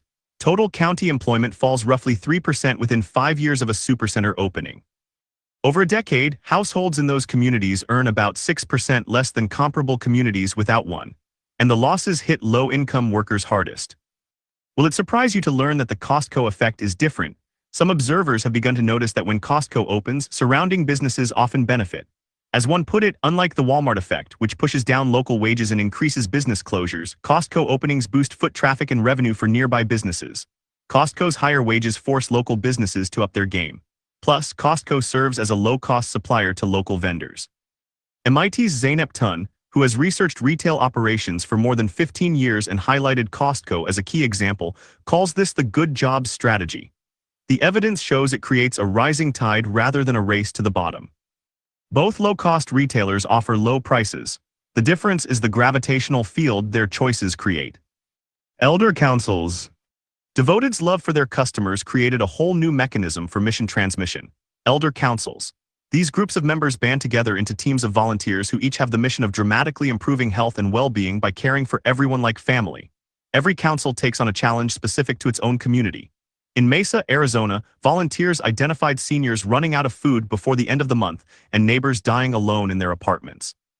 They partnered with Feeding America to deliver boxes of fresh produce twice monthly to 75 elders, then created a food exchange program so members could swap items they couldn't eat due to health conditions. In Fairfield, Alabama, a council planted a community garden that now provides healthy food to a big swath of the neighborhood. In Houston, 3 elder men host kitchen table talks, mentoring younger men who never had father figures. Odessa Flores Vasquez, a mental health practitioner of Maya and Ojibwe ancestry who leads the program, describes the challenge. Some of our elders are not supported in being leaders even within their own families. They lose their role and their identity in the larger society. Many had come to see themselves as the throwaway population. The councils restore that role, giving elders the platform to reclaim what Flores Vasquez calls their innate power as wisdom keepers. Flores Vasquez explains that the elders don't just lead in their communities, they also help lead devoted. They meet regularly with company leadership where their voices are heard, their opinions are heard. Todd Park sums it up this way: the councils have externalized devoted spirit. As a result, they even admit people who aren't devoted members because it seemed the natural thing to do. Or money will eat everything we love. Zita Cobb grew up in a place that barely existed on maps. Fogo Island sits off the northeast coast of Newfoundland. The island is a rocky outcrop that didn't join Canada until 1949. Her illiterate parents, descended from Irish and English fishing families, lived without electricity or running water. They didn't use money. Her father traded cod for flour and molasses as 7 generations had before him. Then in the early 1970s, massive vessels appeared on the horizon, fishing day and night. Lambert Cobb, who knew every current around Fogo, watched the cod disappear. For months, he puzzled over these foreign ships until it clicked. He explained to 10-year-old Zita that these ships were trading fish for money. They weren't fishermen, they were mining the ocean. Lambert Cobb understood that where the fish went, their community would follow. Young people would flee to Toronto and Calgary. It was the same choice Father Arismendi Arrieta saw in Chapter 10, O Libertà, O Malada. Without economic sovereignty, communities die. In 1975, Cobb burned his fishing boat while his teenage daughter watched. He told her, when you grow up, you're going to have to go away and figure out how this money thing works. You have to study business. And then he added, because if we don't understand how this works, it's going to eat everything we love. Cobb studied business, made a fortune in telecommunications, and returned to Fogo in 2004 as one of Canada's wealthiest women. Her father's prophecy had come true. The population had plummeted from 5,000 to 2,400. She and her brothers created the Shorefast Foundation using the spiritual holding company structure to ensure their for-profit ventures remain mission-controlled. Shorefast's flagship is a luxury in that charges premium prices, but the structure ensures that money feeds the community rather than devouring it. Local craftspeople make the furniture. Islanders run everything. Every dollar of profit flows to community development. The high prices reflect the cost of paying fair wages, and Shorefast publishes economic nutrition labels showing exactly where each dollar goes, like a nutrition facts panel for money. Beyond the Inn, Shorefast launched Fogo Island Fish, reviving traditional handline cod fishing and workshops preserving quilting and woodworking traditions. From 2013 to 2024, these businesses contributed over $235 million to Newfoundland's GDP. The model is spreading. 4 Canadian communities have adopted Shorefast's framework, and Harvard Business School now teaches it as a case study. In addition, the family recently launched the Shorefast Institute for Place-Based Economies, an engine for economic development that will bring together capital and local communities, enabling them to contribute to Canada's overall prosperity. It matters who owns what, Cobb says. The inn can't be sold, profits can't leave, the mission controls everything. Each community that adopts Shorefast's model learns the same lesson. You don't have to accept financial gravity as fate. Build structures that reverse the flow. Her father feared money would eat everything they loved. His daughter learned to make it feed them instead. Tony's chocolonely. What kind of person tries to get themselves arrested for eating chocolate? In 2002, 3 Dutch television journalists were investigating the chocolate industry for the consumer protection show Keuringsdienst van Waard. Their reporting revealed the horrifying scale of modern slavery and child labor on West African cocoa farms, where in 2020, an estimated 1.56 million children worked in unsafe and inhumane conditions. Like many journalists who enter the profession to make change, they found themselves infuriated not only by the injustice but also by the public's and their own complicity in it. Here they were, exposing chocolate companies that profited from child labor while continuing to eat chocolate themselves every day. The hypocrisy and the suffering of these kids gnawed at them. In 2004, they orchestrated a kind of civic stunt that captured the absurdity of the situation. Teun van de Keuken, one of the 3, reported himself to Dutch authorities as a criminal demanding prosecution. The elaborate media production was calculated to highlight a moral paradox. If child labor is illegal, why isn't financing it also illegal? When prosecutors predictably refused to prosecute, the team felt they had exhausted the tools available to them as journalists. They decided to try something different by proving that it was possible to make chocolate ethically. In 2005, they committed to making 5,000 Fairtrade certified bars. The dark chocolate was wrapped in bold red packaging intended to raise the alarm and named Tony's Chocolonely, Teun's anglicized nickname, plus the feeling of isolation in the cocoa industry. What happened next surprised everyone. They presold 13,000 bars in just 2 days, even before the chocolate was produced. The supposed public indifference to child labor vanished the moment people had a concrete alternative. Given the chance to vote with their wallets, Dutch consumers responded overwhelmingly. Despite their background in journalism, they decided to start a company. Within 7 years, they were the #1 chocolate brand in the Netherlands, surpassing Mars, Nestlé, and local giant Verkade. Like Sama's living wage constraint, Tony's ethical requirements forced premium positioning, turning mission constraints into competitive advantage. Today, Tony's Chocolonely generates over €200 million annually, operating across multiple countries with over 300 employees. They've consistently achieved positive earnings while paying cocoa farmers 78% above standard prices in Ghana and 73% above in Côte d'Ivoire. The mission has survived multiple leadership transitions since Van de Keuken stepped down in 2011, and more importantly, multiple investment rounds, proving that their principles were built into systems rather than dependent on any individual. Teun's philosophy guided them. We would never, ever let the commercial interest of the Tony's bar prevail over the interest of the cacao farmer. Tony's has changed their industry in a much wider way. Have you or your kids tried YouTube star MrBeast's Feastables chocolate? Then you've been part of Tony's mission transmission, even if you didn't know it. Instead of hoarding their ethical supply chain, they opened it to competitors through Tony's open chain platform. By 2024, 20 Mission Ally companies sourced roughly 23,000 metric tons of cocoa through Tony's open chain, nearly doubling the ethical impact beyond Tony's own 17,700 metric tons.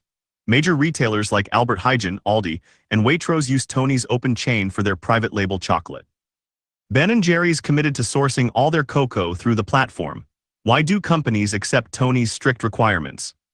Because using shared infrastructure is far less expensive than building from scratch. Tony's open chain traces every bean from farm to table, pays verifiably higher wages to farmers, and produces higher quality chocolate. Together, these allow partner companies to sell premium products that command superior economics. When Waitrose joined Tony's open chain, they raised chocolate prices by 10%. But year-over-year sales jumped 43%. Tony's had transformed a moral imperative into a market advantage. The key is Tony's no cherry-picking rule, which requires wholesale cocoa customers to adopt all 5 of their sourcing principles: traceable beans, higher premiums to farmers, strong cooperatives, long-term contracts, and productivity investments. To have access to Tony's cocoa supply chain, partners must transform their own cocoa supply chain from one end to the other, not just the Tony's portion. This prevents greenwashing and ensures systematic change. Dutch supermarket chain Albert Heijn couldn't just launch one ethical bar. They had to convert their entire Delicata chocolate range to Tony's standards. When partner cooperative Sakupakti and Côte d'Ivoire showed traceability lapses, Tony suspended them entirely until they fixed their systems and passed external audits. Tony's also demonstrates their ethos through costly transparency. In 2022-23, their monitoring found 1,072 child labor cases, a significant increase from 366 in 2020-21 due to network expansion. Most companies would bury this data. Tony's chose radical transparency, publishing exact numbers prominently in their annual report. "We want to find the children," they explained.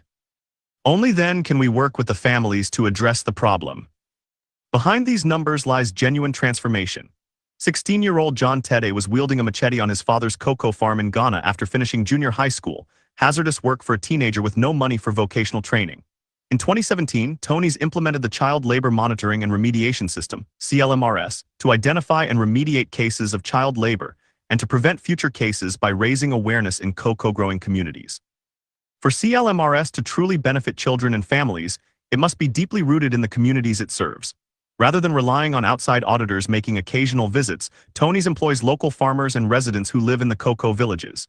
These community facilitators check on every household annually, creating the trust needed for real change. Tony's invests in training these community facilitators to spot child labor and help families solve it.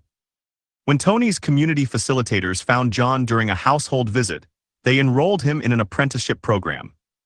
"I am now training in masonry, steel bending, and tiling," John reports. His story represents thousands of children swapping machetes for schoolbooks, or in John's case, for construction tools and a skilled trade. The impact extends from helping individuals to transforming whole communities. In Ghana's eastern region, cocoa farmer and community facilitator Joseph Mensah helped 8 communities in the ABOCFA cooperative draft and adopt binding bylaws on child protection. These community-driven rules address nighttime noise that disrupts children's sleep and protect school environments from livestock. At cooperatives that have worked with Tony's open chain for more than 3 years, child labor rates are below 5% compared to the industry-wide average of nearly 50%. The company has helped secure 3,440 birth certificates in Côte d'Ivoire, so children can enroll in school, and provides bicycles to help children reach classrooms, making good on their motto that children should be able to play, go to school, and dream big. The transmission power comes from systematic commitment. Tony's guarantees premiums across 5-year contracts regardless of market conditions. During the 2022 inflation crisis, instead of reducing premiums, they increased them by 82%, raising payments from $792 to $1,096 per ton. Tony's could only take this bold action because the mission is protected by a spiritual holding company. Called Tony's Mission Lock, it's a governing structure with golden share veto power held by 3 independent mission guardians: Seth Goldman of Honest Tea, Ikena Azuike, a lawyer and social activist, and Anne-Will Dykstra, Tony's former chief of impact. These guardians can report concerns directly, publish critiques in Tony's annual report, or if they see fit, take out a full-page newspaper ad criticizing the company. Tony's structure assigns them fiduciary obligations and grants them legal protections similar to shareholders if the mission is threatened. Any stakeholder can raise a concern with the mission guardians through the company website. True to the company's transmission philosophy, they've open-sourced the entire governance structure at tonysmissionlock.org URL, ensuring their governance innovation can spread industry-wide. Projecting gravity through coordinated action. Costco, Sama, Tony's, Devoted, and Shorefest each had to build structures strong enough to withstand the downward pull of financial gravity. But success makes every organization a gravitational body, whether it likes it or not. Because these companies achieved coherence, their gravity transmits values consonant with their mission, bending the field around them. Rather than shy away from that influence, all recognized it as central to their purpose and worked to amplify it. In fact, their individual success stories point toward an even greater opportunity, intentionally wielding standards as gravity-amplifying tools. Standards don't just shift industries, they reset the starting line. One company's breakthrough becomes everyone's new floor. The next chapter explores how to forge these tools, turning individual breakthroughs into coordinated transformation. Chapter 13: The Power of Standards. In 1534, Douglas Weineger of Hawkhurst, England, gave his grandmother roses for her birthday. He picked them himself, walked them over to her, she was happy. Boom, 145 points. Now in 2009, Doug Ewing of Skaggsville, Maryland, also gave his grandmother a dozen roses, but he lost 4 points. Why? Because he ordered the roses using a cell phone that was made in a sweatshop. The flowers were grown with toxic pesticides, picked by exploited migrant workers, delivered from thousands of miles away, which created a massive carbon footprint, and his money went to a billionaire racist CEO. Eric Ries. Audio by paper to audio. LEED certified building, an FDA approved bottle of pills, organic eggs, a Fairtrade certified pair of shoes, a PG-13 movie. What do all of these things have in common? Everyone is a product that meets a recognized standard. Each of these standards doesn't just ensure quality, it transmits values across vast networks of strangers who will never meet. And the product meeting that standard tells us something as consumers about its key attributes, such as quality, safety, or reliability. Once you start looking, you'll see standards in your daily life everywhere. Planning to renovate your kitchen, you'll probably want to hire a licensed contractor whose training and business practices meet the industry standard for safety and quality. Need to have surgery, you'll probably very much want it to be done by a board-certified surgeon. Transactions move at the speed of trust, and standards are trust accelerators. Standards enhance the attractiveness of products by letting them borrow brand attributes. When you see Amy's organic pizza in the freezer aisle, the word organic right in the brand name instantly conveys a set of values. It seems healthier, a premium product from an environmentally conscious company. Amy's doesn't have to build these associations from scratch. They draw on the credibility that thousands of organic farms and companies have collectively established over decades. Chapter 12 revealed how companies transmit their missions to adjacent partners. Standards represent something even more powerful: the ability to reshape entire industries and touch lives on the other side of the world.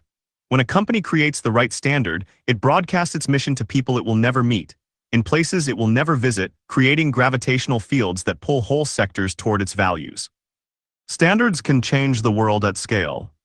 The Volvo heist. In 1959, engineer Nils Bohlin invented the three-point safety belt that is the same kind of seat belt you and I still use today. A vast improvement over existing belts, the three-point belt made car travel much safer for passengers. Volvo could have kept this patented innovation for themselves or licensed it out. Instead, they open-sourced the patent so that other companies could use three-point belts free of fees. Volvo's seat belt story is often retold in business circles, but nobody ever tells it from the Volvo investor's point of view. Inside the boardroom, did the decisions spark a battle? Did financial projections show the company was walking away from millions of krona in licensing fees? It's not hard to imagine the scene at any number of companies you know well. Board members calling it giving away a golden idea, directors threatening to resign, the CEO facing pointed questions about violating his fiduciary duty, investment bankers and consultants called in to evaluate this oil well of recurring revenue. All to explain why it would be foolish to voluntarily forfeit all that money. But Volvo CEO Gunnar Engellau saw something that modern boards generally don't. Standards are the ultimate positive externality. They create value for everyone while positioning the creator as the permanent leader. By giving away the patent, Volvo wasn't losing control. It was gaining something far more valuable. They were encoding their mission, no one should die in a car, into the DNA of the entire industry. Once every car in the world used Volvo's safety design, the association between the company and safety would be cemented. Doug Speck, president and CEO of Volvo Cars North America, referred to this as a little bit of Volvo in every car on the road. Engelau's decision was vindicated. When he became CEO in 1956, Volvo sold 31,000 cars annually. By his retirement in 1971, that number had grown to 214,000, nearly 4 times faster than the auto industry during the same period. Volvo has outlived many regional automakers of that era. The company that gave away its most valuable patent could charge premium prices because customers trusted it so much. Even today, Volvo still means safety in consumers' minds, a brand association worth billions. In opening up access to a patented innovation, Volvo grew their brand, their influence, and their visibility. Their product became ubiquitous in the industry, but it wasn't the official standard yet. The insurance industry took note. Because insurers bore the cost of every crash, they had every incentive to study what would reduce these costs. Studies showed that three-point belts reduced serious injuries by over 50%. By 1977, insurers' own data translated this to bottom-line benefits. Cars with advanced belt systems generated significantly fewer injury claims. This evidence gave insurers the justification to offer better rates for safer vehicles, creating yet another market incentive for manufacturers to adopt Volvo's innovation. In 1974, Volvo's standard became government regulation in the U.S. when the National Highway Traffic Safety Administration, NHTSA, made it a legal requirement for cars to use three-point belts because of their effectiveness in reducing injuries and fatalities. Federal Motor Vehicle Safety Standard 208 now saves hundreds of thousands of lives annually. This progression from a single company's brand promise to an informal industry standard to mandatory regulation reveals how standards come to be. Volvo's brand promise became more valuable, not less, as their standards spread. Over time, Volvo's sacrifice transformed the entire industry.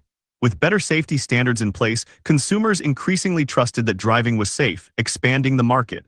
The auto industry as a whole became far more valuable. In this way, standards often grow the total industry, expanding opportunity for all companies within it. Most leaders see standards as constraints. Volvo used them to create a gravitational field that pulled the entire industry toward their values. They also bound themselves to that path. The company that set the standard became defined by it, a strategic commitment that shaped Volvo for generations. What makes a standard good? Look at any electronic device within arm's reach, your phone, charger, or laptop or desk lamp. Somewhere on it, you'll find a small UL mark. This tiny logo represents one of the most successful standards in history, Underwriters Laboratories Safety Certification. UL's story began in 1893, when electrical engineer William Henry Merrill was hired to inspect the revolutionary and terrifying electrical installations at the Chicago World's Fair. With 160,000 light bulbs blazing and alternating current crackling through wires, many feared the fair would burn down. Merrill's inspections prevented disaster. Armed with a mere 350 of equipment, Merrill went on to build UL into a massive company. Naturally, it is a mission-controlled company with a spiritual holding company made up of a pair of research nonprofits. But Merrill didn't build UL alone. The Chicago Fire Underwriters Association and the Western Insurance Union funded its creation. They had internalized the costs of every electrical fire, so this new standard solved a major economic problem for them. UL's safety certification possesses the three essential attributes of any good standard. Together, they transmit the fundamental value that commerce must not come at the cost of human life. First, crystal clarity. The mark means one thing: this device won't burn your house down, no lengthy explanations needed. No confusion about what it represents. Just like organic unequivocally tells you some specific things about how a food was grown, UL unequivocally tells you key things about a product's electrical safety. One mark, infinite peace of mind. Second, independent verification. UL doesn't take manufacturers' word for it that a product is safe.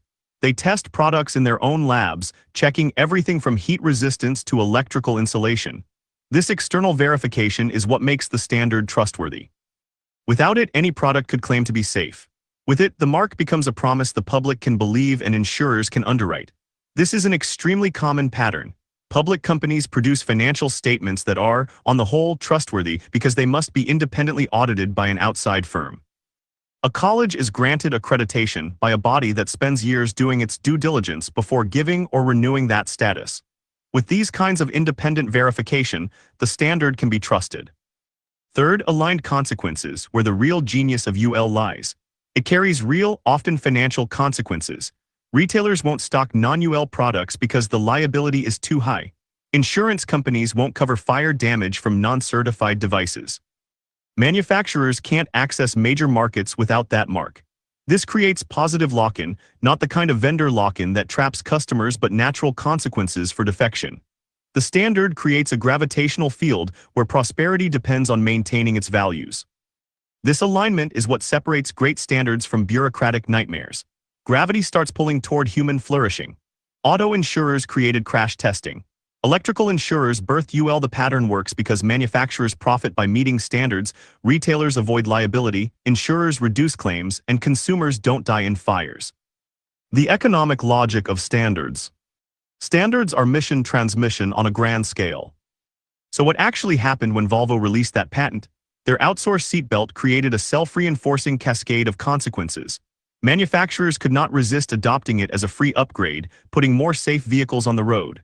Once this happened, it was only a matter of time before insurers noticed the difference in their claims data. They acted rationally, adjusting their rates to offer better prices for safer cars. This lowered the total cost of ownership of safer cars. Manufacturers who'd resisted seat belts as too expensive found them too expensive to live without. But Volvo was not the first to discover the principles that make this cascade work. Benjamin Franklin worked them out in 1752. He transformed Philadelphia's skyline by making fire-resistant construction the economically rational choice, not through mandate but through market incentives. Fires had ravaged Philadelphia, where wooden houses were packed closely together for decades. There was also a governance vacuum where no one bore the full cost of negligence. Franklin's innovation was an entire ecosystem of insurance, building standards, and fire inspections that made safety profitable. His Philadelphia contribution ship fire insurance company first refused to insure wooden buildings, then later excluded those with large shade trees, creating direct economic pressure to construct buildings more safely. In just over a decade, brick buildings with manicured landscapes replaced tinderbox structures. Franklin built the insurance company, the standards body, and the inspection service simultaneously. His integrated approach compressed decades of evolution into a single venture, revealing the entrepreneurial opportunity hidden in every standard, the chance to architect and profit from an entire ecosystem rather than just participate in one. The container that conquered the world. In 1937, so the story goes, Malcolm McLean sat in his truck at a New Jersey port, watching stevedores unload his cotton bales piece by piece. It took most of the day. As the owner of a small North Carolina trucking company, McLean knew every wasted hour meant lost profit, but he also saw something else, an opportunity. What if you could lift the entire truck onto the ship?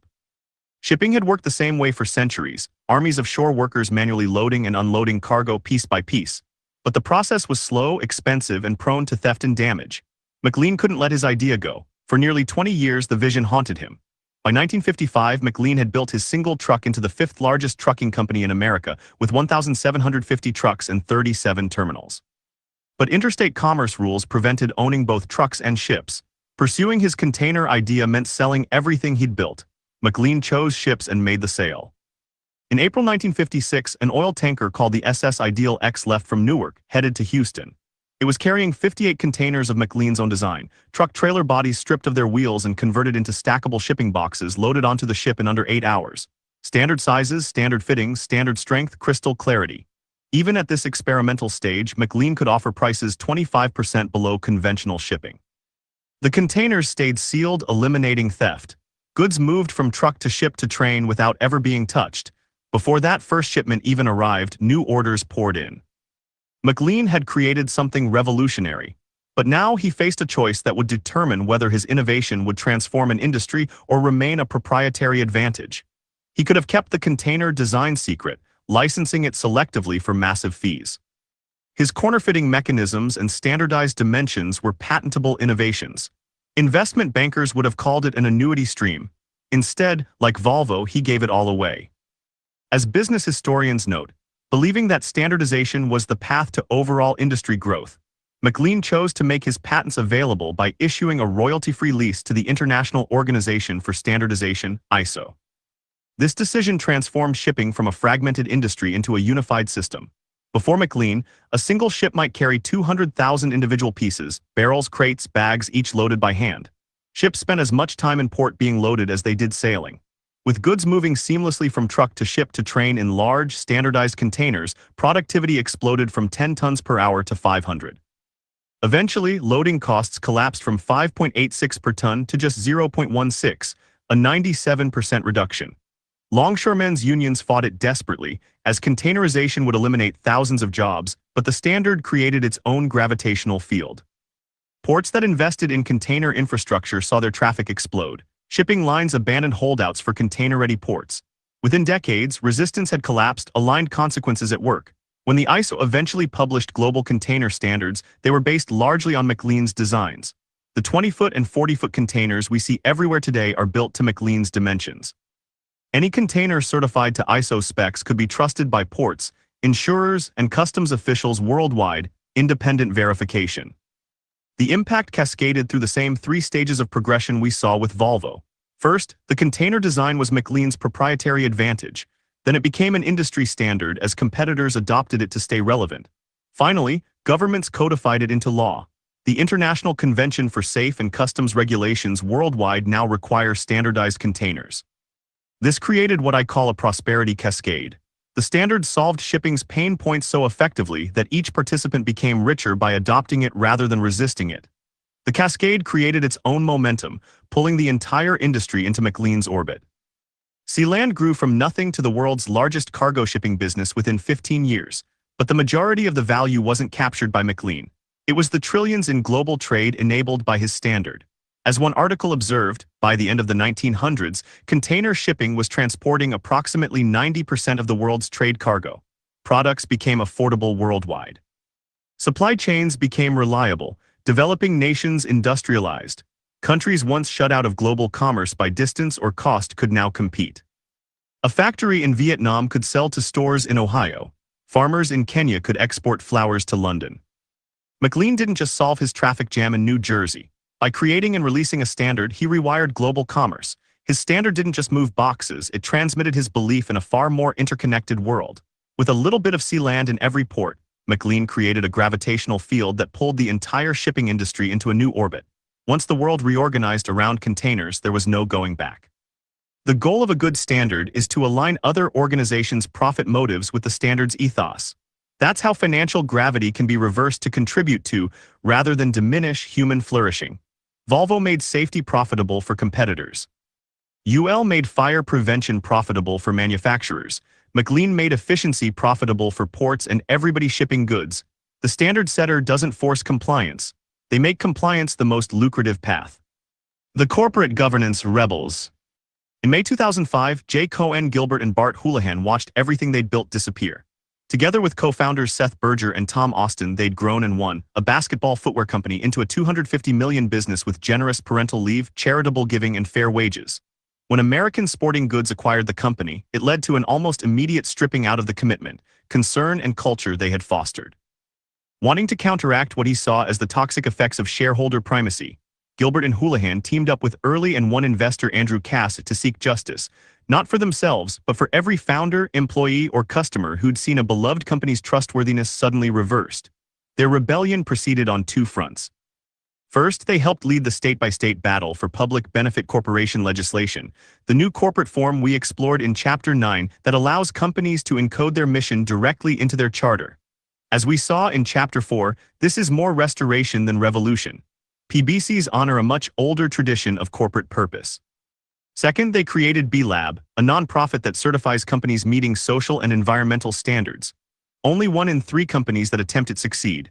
But those that do see real benefits. In 2020, as the COVID pandemic hit hard, only 4.5% of American B Corp failed, far lower than the 12.5% of American businesses in total that went under.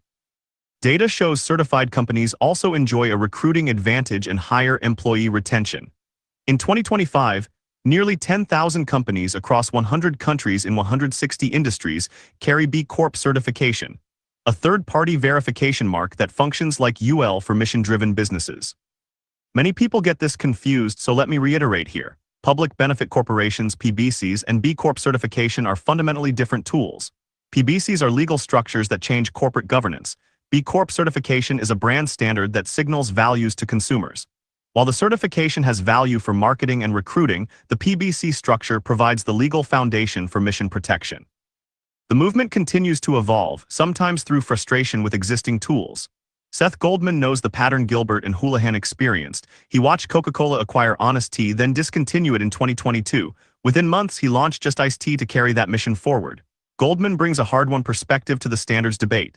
Just because you can fill out paperwork doesn't mean you're meeting a high standard, he told me.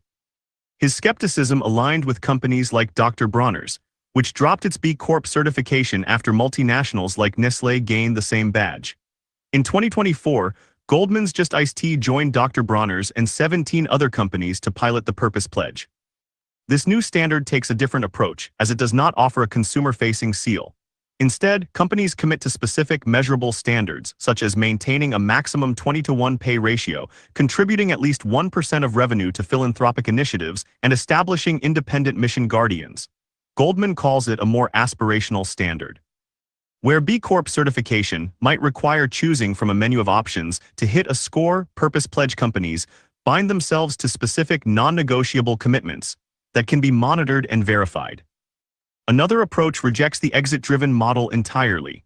Dave Horton spent years in Silicon Valley as a venture capitalist before noticing a different breed of company, those built not to flip but to last for generations. In 2013, he founded the Tugboat Institute to certify what he calls evergreen companies. To earn the certification, companies must demonstrate commitment to purpose, perseverance, and paced growth. In return, they join a community of like-minded founders committed to building durable businesses. PBC's encode mission into legal DNA. B Corp signal values to consumers. Purpose Pledge creates accountability through non-negotiable commitments. LTSE gives public companies a way to commit to long-term value creation. Evergreen certification identifies outliers in the private markets. Together, these standards make it easier for customers, employees, and investors to choose the right organizations to transact with and trust, those that are more likely to honor their commitments. The creation of a new standard. Lest this discussion of standards seems purely historical, meet entrepreneur Rune Kavist, a former Anthropic employee who came to me with an ambitious vision. He'd seen firsthand how AI was advancing rapidly, creating unprecedented risks that moved faster than any system could contain them. I want to build one of the world's most valuable companies, he told me, by solving AI risk through insurance. What Rune saw was a $500 billion problem hiding in plain sight. Every company integrating AI agents faces novel forms of liability they can't even name yet. What if an AI lending system denies mortgages in patterns that mirror historical redlining? Or a customer service bot confidently fabricates return policies that don't exist?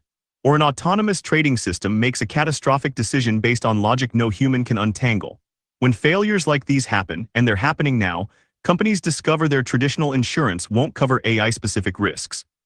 Just as Franklin's fire insurance made Philadelphia safer, AI insurance could create economic gravity that pulls the entire industry toward responsible development.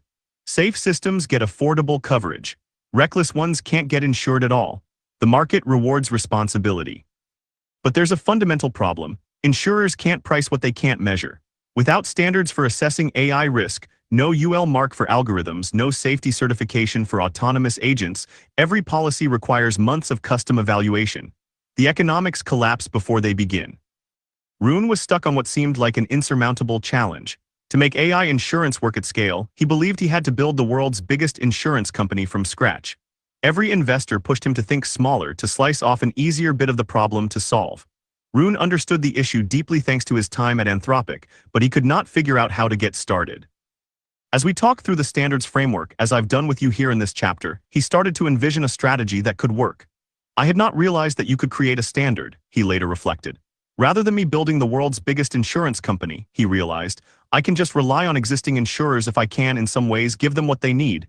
That is, a widely accepted standard for AI risk assessment. Instead of building another insurance carrier, he could be the one to create the AI risk insurance market itself, wielding standards as his tool. You can create a whole new market where you are influencing and orchestrating the whole supply chain. Rune immediately saw the paradox in its elegant solution. Every standard faces the same chicken and egg problem. Nobody wants to go first, but somebody has to. Each early adopter would make it easier for the next. The first company to get audited faces much higher risk and lower reward than the 10,000th. But once the flywheel starts spinning, when almost every vendor has this certification, then every other vendor will feel the pressure to conform. No one's going to want to buy from them otherwise. By the end of our conversation, Rune was thinking in completely different terms. He wasn't building an insurance company anymore. He was architecting an ecosystem. Rune developed a theory he calls the incentive triangle to show how insurance, standards, and audits create self-reinforcing market governance. In 2025, Rune's artificial intelligence underwriting company emerged from stealth mode with $15 million in funding to implement exactly that vision, and is now building the standards infrastructure that will govern a $500 billion market. Security enables acceleration, Rune explains. Seat belts let us drive faster. AI standards will let us deploy powerful systems with confidence rather than fear.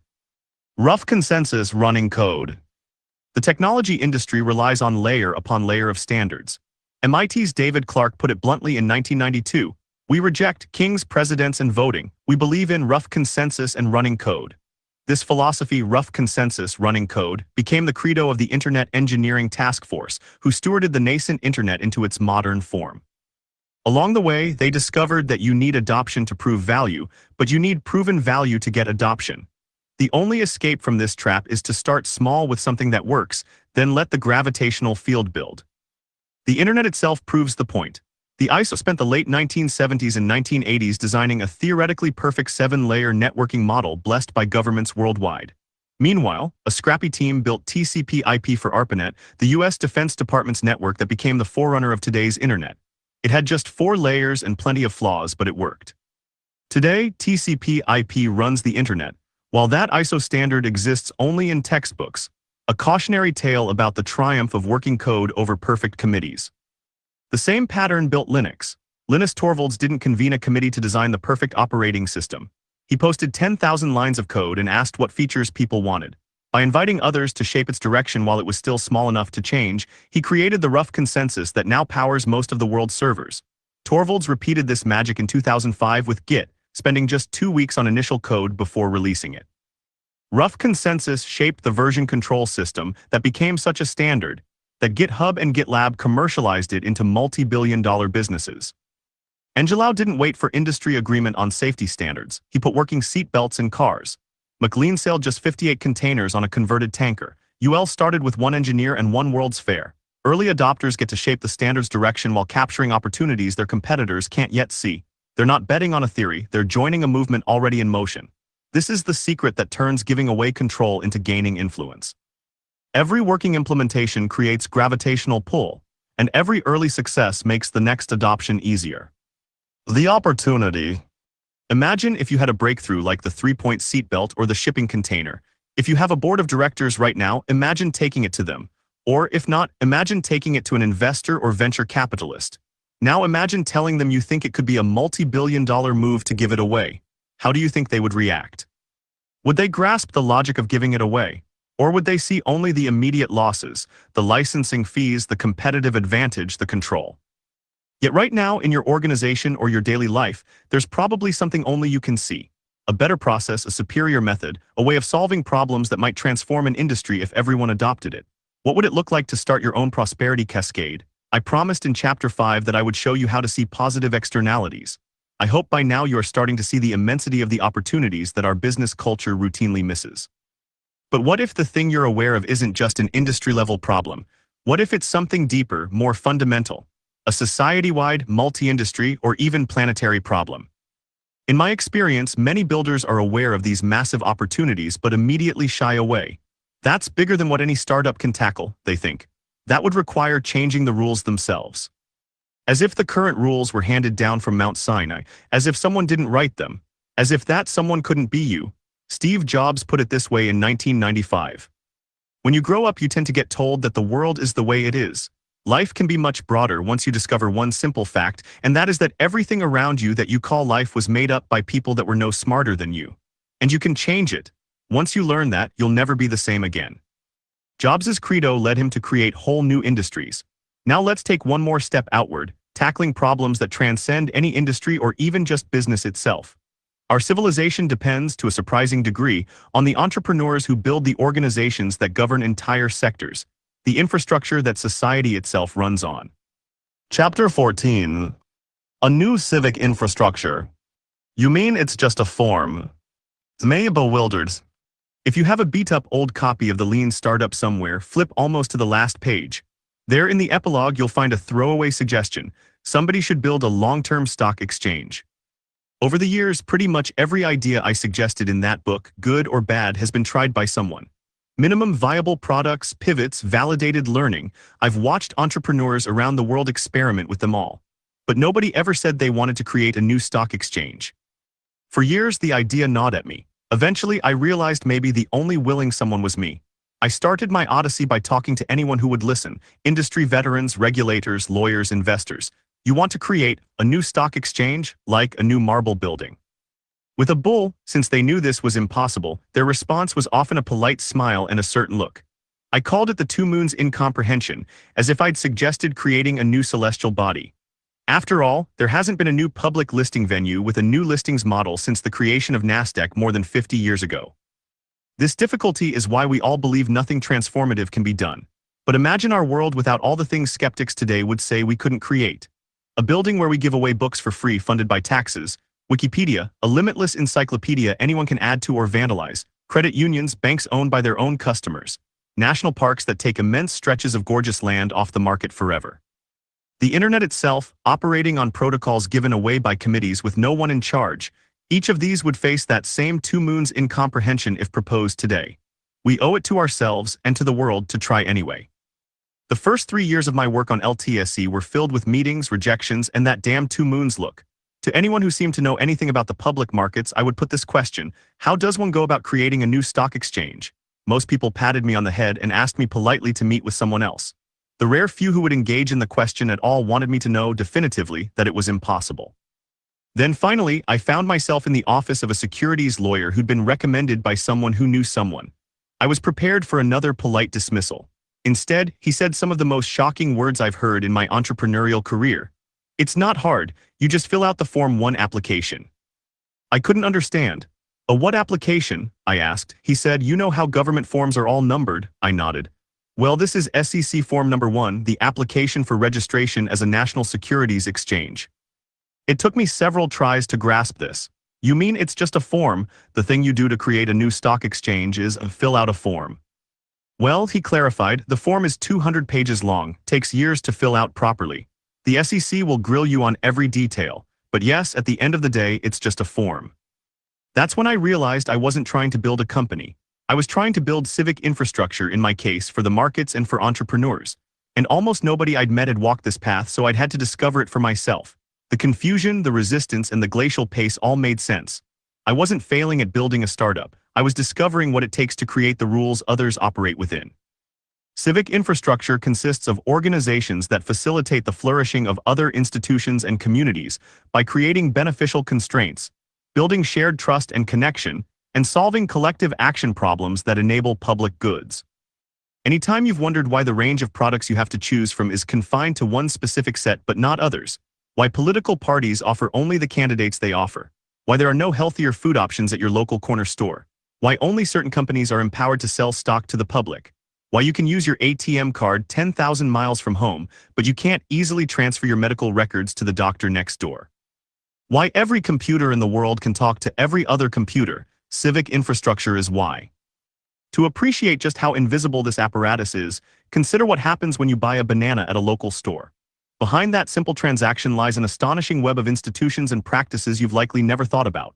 The UPC, Universal Product Code, barcode, the shipping container, the food safety rules, the store's buyer and the banana's distributor, the security standards, advertising standards, import licenses, and phytosanitary certificates. And don't forget your friendly local central bank, which makes the currency you paid impossible. If you paid by credit card, at least 2 more banks were involved, yours and the merchant's, the Visa or MasterCard network, plus their fraud detection systems and a dozen other standards.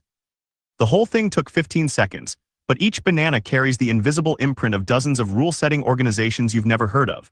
In defining the term civic infrastructure, I'm deliberately merging 2 schools of thought. The social science view, from thinkers like sociologist Eric Kleinenberg and Mario Small, sees social infrastructure as community-enabling institutions like libraries, civic associations, and public forums. The economic view, from Douglas North's Rules of the Game to Hernando de Soto's Invisible Infrastructure, focuses on how institutions enable Western prosperity. My synthesis posits that the rule-setting organizations that govern business and economies are all civic infrastructure because they shape not just markets but the civic life of entire societies, regardless of whether they are physical, economic, or even purely virtual. By calling them civic, we acknowledge they should serve public purposes, not just technical or economic ones. Just as earlier chapters broke down the distinction between for-profit and non-profit, civic infrastructure breaks down the distinction between the public and private sectors. Some civic infrastructure organizations are for-profit companies, some are NGOs, and others are branches of government. Still others are hybrid forms like UL, which we saw in the previous chapter, or the so-called self-regulatory organizations, SROs, which are private entities that hold a grant of authority from a sovereign government. It's common for people to say that certain collective action problems can only be solved by regulation. This is often true, but it overlooks the fact that many of today's regulations were pioneered by private actors. We saw this with electrical safety certification and seatbelts in the previous chapter, but the same pattern appears with everything from the 40-hour work week to food safety standards. In many domains, regulation reifies a solution that has already been worked out by private actors. This creates conditions for experimentation and learning before widespread mandatory adoption. Here's a simple test. If a particular organization suddenly changed its rules, disappeared, or lost the public's trust, would entire sectors struggle to function? If yes, you're looking at civic infrastructure. It is time to bring these creatures out of the shadows so we can see their effects more clearly. If a product can't be assigned a UPC code, if a medical procedure doesn't have a billing code, or if credit card processors won't transact it, you can't buy it. Often, you won't even be able to discover that it exists. This is the dark side of the standard-setting power that we saw with UL in the prior chapter. Unsafe products cannot even be sold, but who gets to decide what is safe? Recognizing these systems and conventions as civic infrastructure also reminds us of a crucial fact. They're human institutions, as subject to capture, corruption, and mission drift as any organization discussed in this book. But why a long-term stock exchange? The average holding period for stocks has plummeted from 8 years in 1960 to 4 months today. High-frequency traders drive close to half of all U.S. equity volume, capturing profits in milliseconds. As one trader proudly put it to me, "We have built the most efficient market in history for trading 50-share lots." And from his perspective, he's right.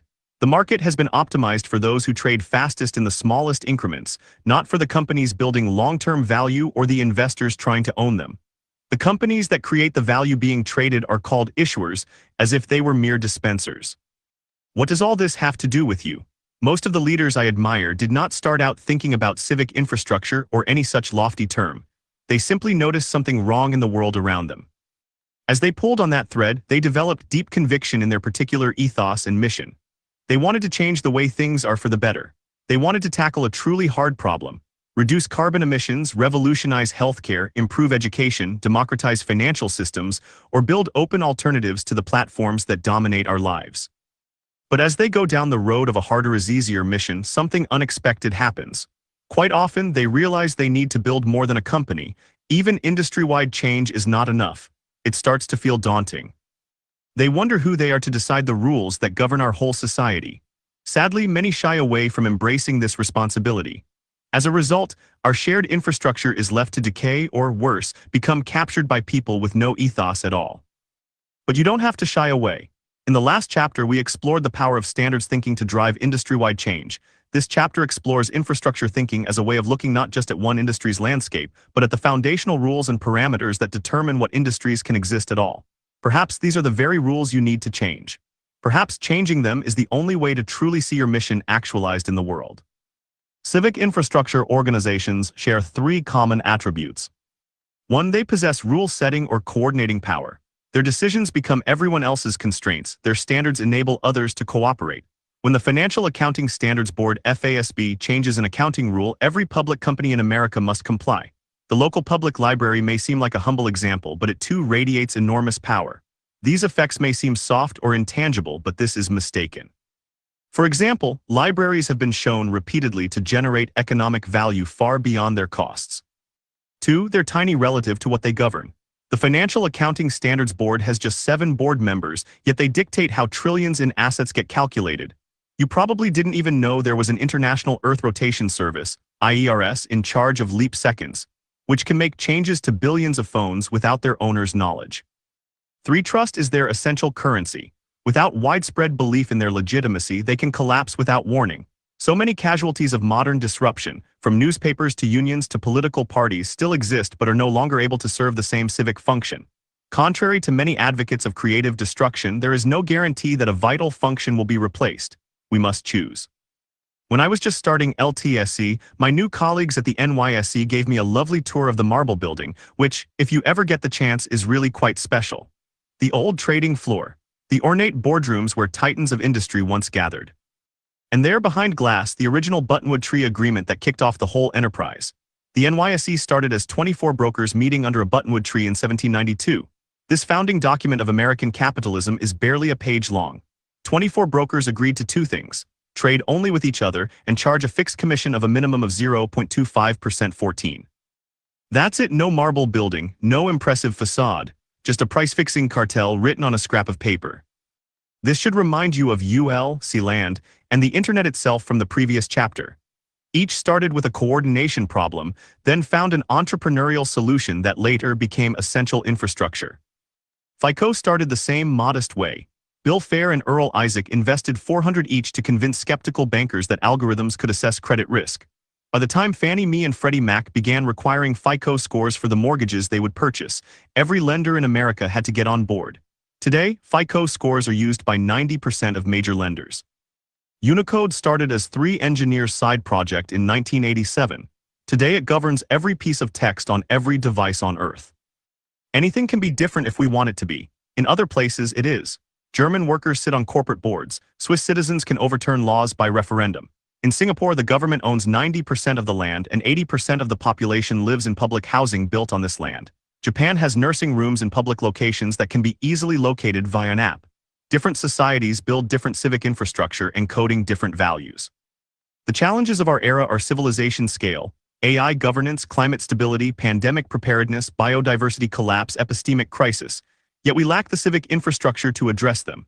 New technologies and changing values mean we are about to get a whole lot of institutional turnover whether we choose it or not.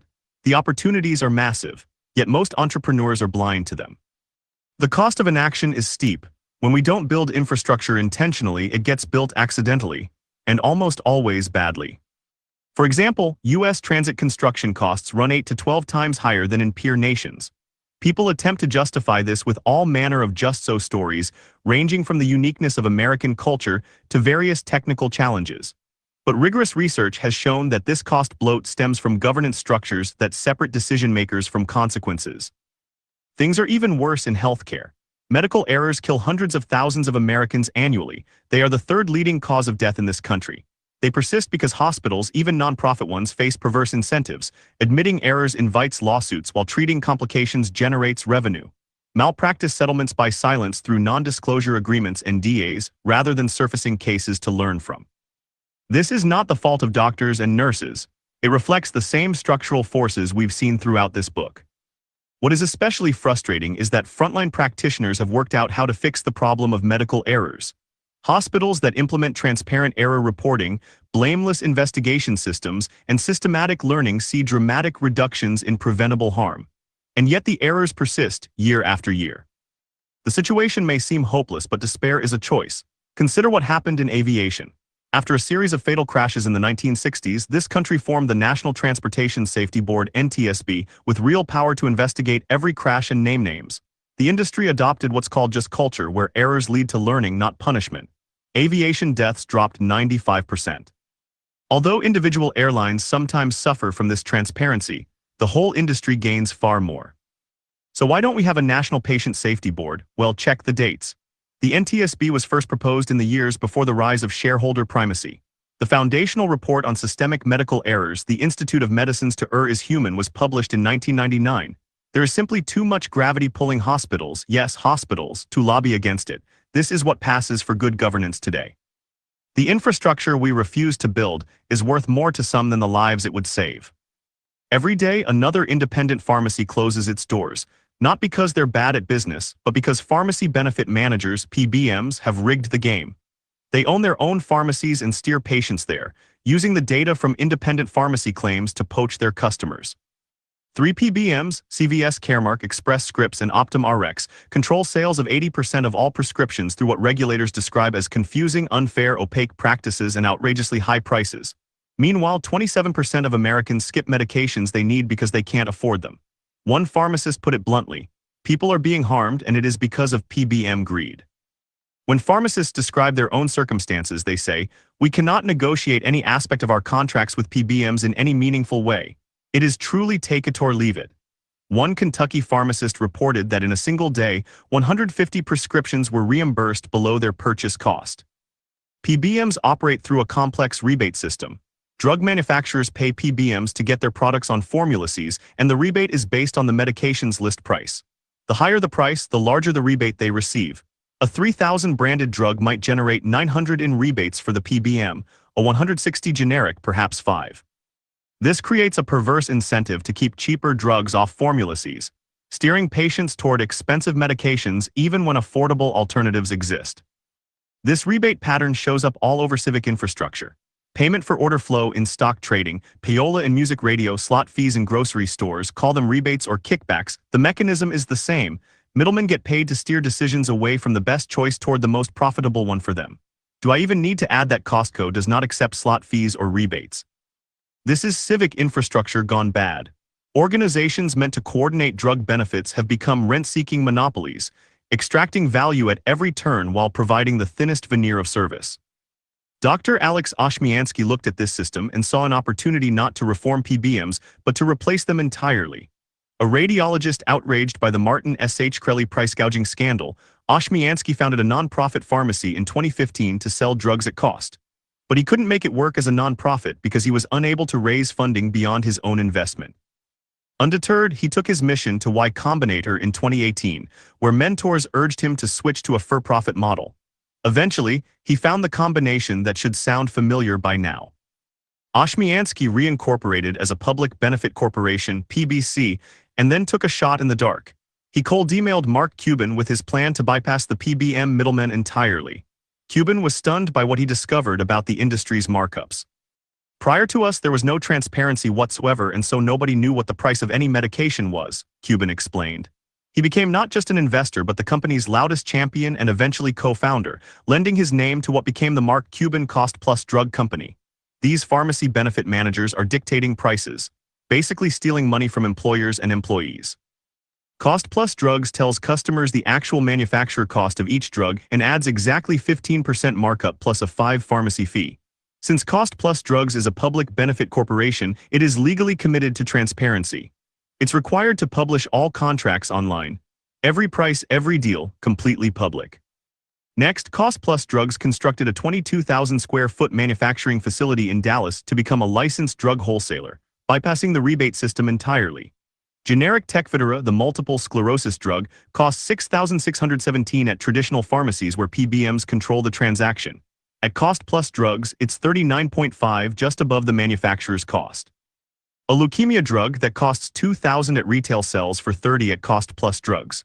A study in the Annals of Internal Medicine found that Medicare alone could save $3.6 billion annually on just 89 generic drugs if it used Cost Plus Drugs pricing.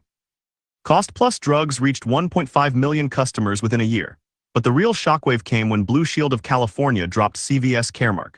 Blue Shield CEO identified the breaking point. They'd found a cancer drug for $160 per month versus $3,000 retail, but CVS Caremark refused for months to add it to their formulary. They initially refused and they kept refusing, he said. It's like pulling teeth to get that to happen. Blue Shield now uses Cost Plus Drugs for generics, expecting to save $500 million annually. CVS stock dropped 8.5% on the announcement. Cuban has long argued that the dominant 3 PBMs put stock price over health. Cost Plus Drugs is rewiring the relationships between doctors, pharmacists, pharmaceutical companies, and the employers who provide insurance. They are becoming a new part of the infrastructure that determines how the entire healthcare system works.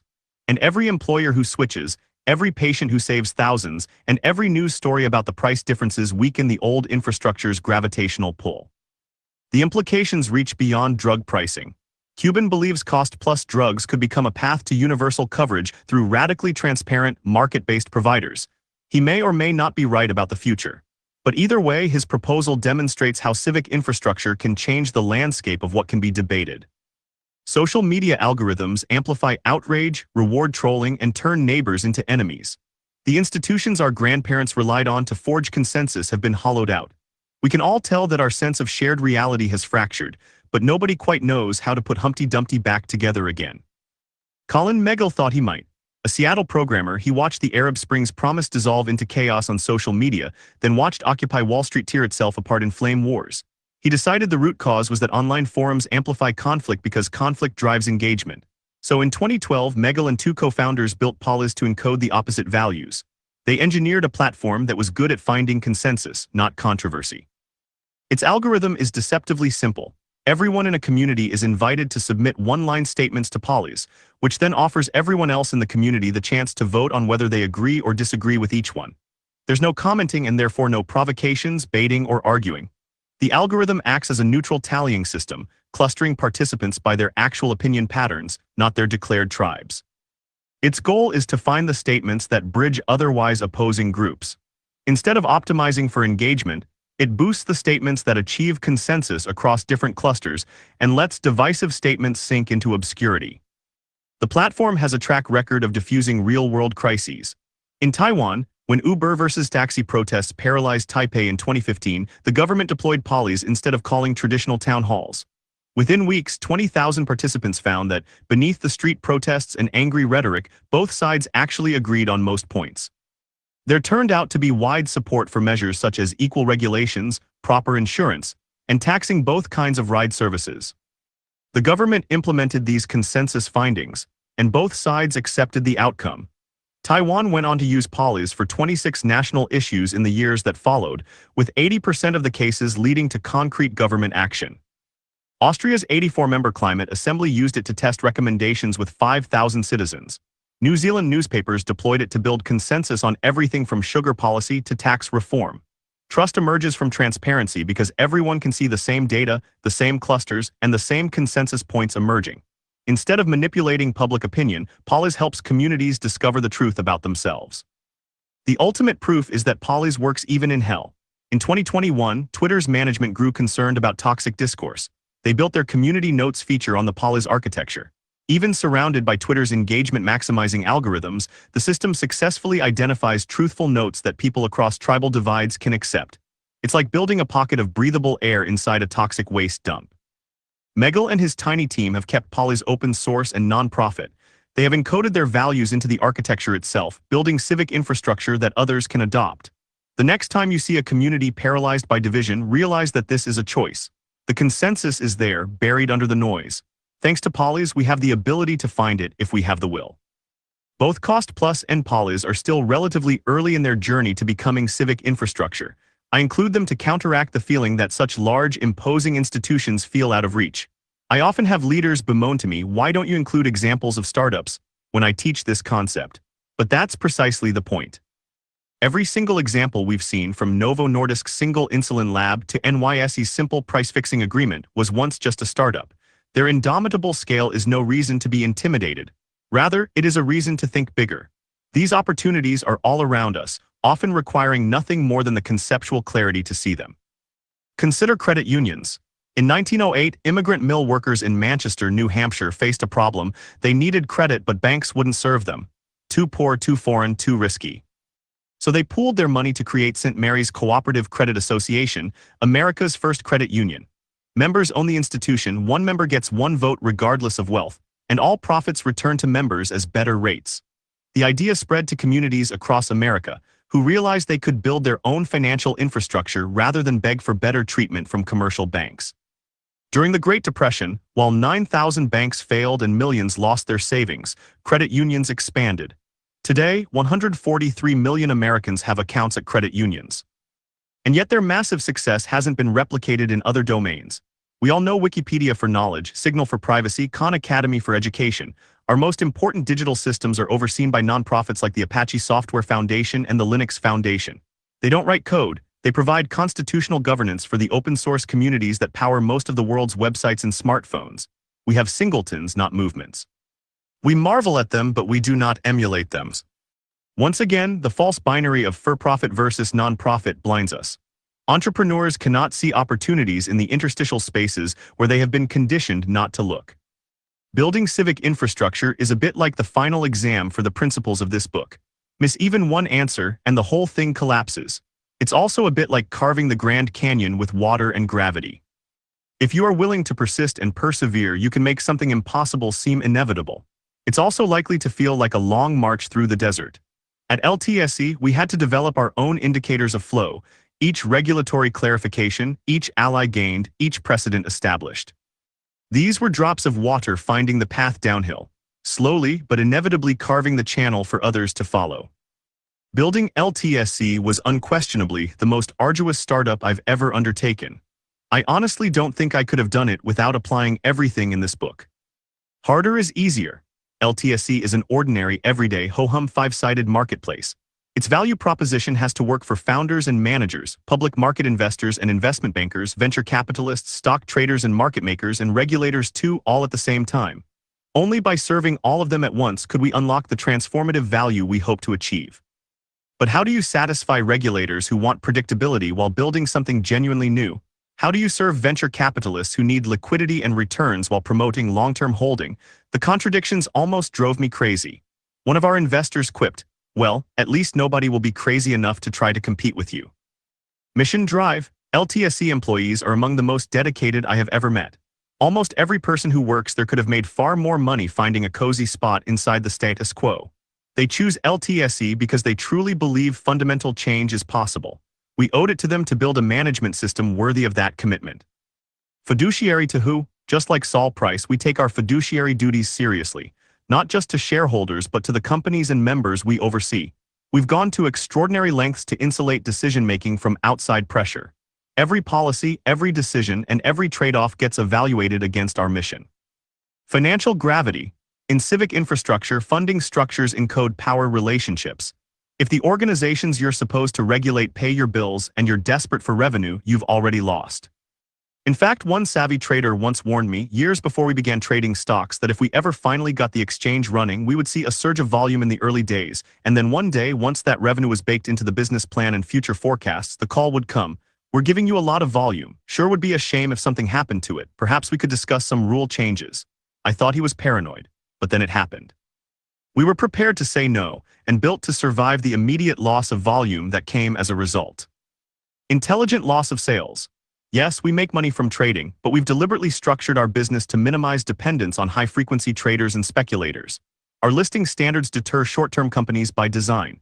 Instead, we cater only to the very best companies, the ones organized around a philosophy of long-term value creation and the aspiration to be mission-controlled in everything they do. Structural integrity. LTSE is a three-entity constellation that makes it possible to make promises people can believe. Each entity reinforces the others while maintaining appropriate independence. We have aligned cap tables and intercompany agreements just like we discussed in Chapter 10. Many people called it complicated, but to me, it is actually the simplest solution to a complex problem. When a large potential customer wanted to list but didn't meet our standards, they were turned away automatically, even though the revenue would have transformed our trajectory. The standards are the standards. Standards and mission transmission. Here's where we had our biggest breakthrough and our biggest failure. Initially, we had rigid rules-based listing requirements, including a few I had proposed back in the final pages of the Lean Startup. We got pretty close to getting this approved before we were ambushed by financial firms that objected to one of the specific rules. But changing that rule would have required betraying other firms that were committed to it. One size fits none. It almost killed the company, but as it turned out, necessity provided the mothering we needed. Forced to pivot, we birthed a breakthrough, principles-based standards. Each company proposes how they'll implement our 5 core principles. Then once they commit, it's legally binding. Since our standards require public disclosure, they are subject to true enforcement. No greenwashing allowed. An ethos of human flourishing. At the end of the day, LTSE's original mission, to become a sanctuary for company builders, reflects this ethos in the most fundamental way. Every decision we make is evaluated through this lens. Not does this maximize revenue, but does this create an environment where builders can focus on long-term value creation? I'm enormously proud of the progress we have made to date and especially of the remarkable customers, partners, and team that have come together to support this mission. For all that it has achieved, LTSE is by far the hardest and least likely to succeed project I have ever worked on. It's only in its first innings. I stepped aside as CEO in 2022 in part to write this book. The company today is led by an extraordinary leadership team helmed by Malis Beams. The work of civic infrastructure necessarily unfolds across decades. By the time you read this, LTSE will have written new chapters I can only imagine today, authored by the leaders who will advance this mission in the years to come. LTSE Case Study. If you're interested in learning more about LTSE, its history and present, scan the QR code or go to Incorruptible, co/LTSE Case Study. Image summary. This figure is a QR code. It consists of a square grid of black and white modules with 3 large square positioning markers located in the corners. The image functions as a machine-readable optical label that encodes specific data for quick access via scanning devices. The presence of these markers and the structured pattern indicate that the code is designed for rapid scanning and accurate data retrieval. But that uncertainty is itself instructive. Building civic infrastructure requires accepting that you might only succeed in laying the groundwork for others to build upon. When I was a younger entrepreneur, I would have found this impossible to accept. I was impatient for success, fame, riches, all manner of worldly rewards. These longings were sometimes helpful motivators, but far more often distractions. They would have been fatal to LTSC. The scale of civic infrastructure requires a distinctive personal ethos. What would I feel satisfied having built regardless of whether it succeeds or fails? Whatever the future brings, my hope is that this work will help others birth new civic institutions that extend this mission far beyond what any single company could achieve alone. Either way, our goal should be that someday when our children ask us, at that moment in history, what were you doing? We will be able to answer them. Over the broad sweep of this book, we have been steadily zooming outward. From the spark of an idea to the organization it becomes, to its management system, its culture, its structure, and finally everything caught in its orbit. Here in part 3, we've zoomed out even further and seen how organizations can project their own gravity, create standards, and ultimately participate in building the very architecture of our civilization. We've been climbing these hierarchies looking for the source of legitimate authority, the person in charge, the wizard behind the curtain. Who is the bank? We have seen CEOs and tenant farmers, and everyone in between, be brought low by this question.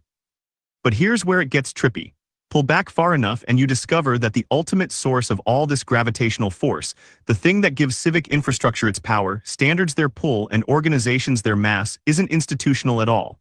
Turn the ladder upside down and you may experience a moment of vertigo. You're not stuck in traffic, you are traffic. Image summary: this figure is a silhouette illustration.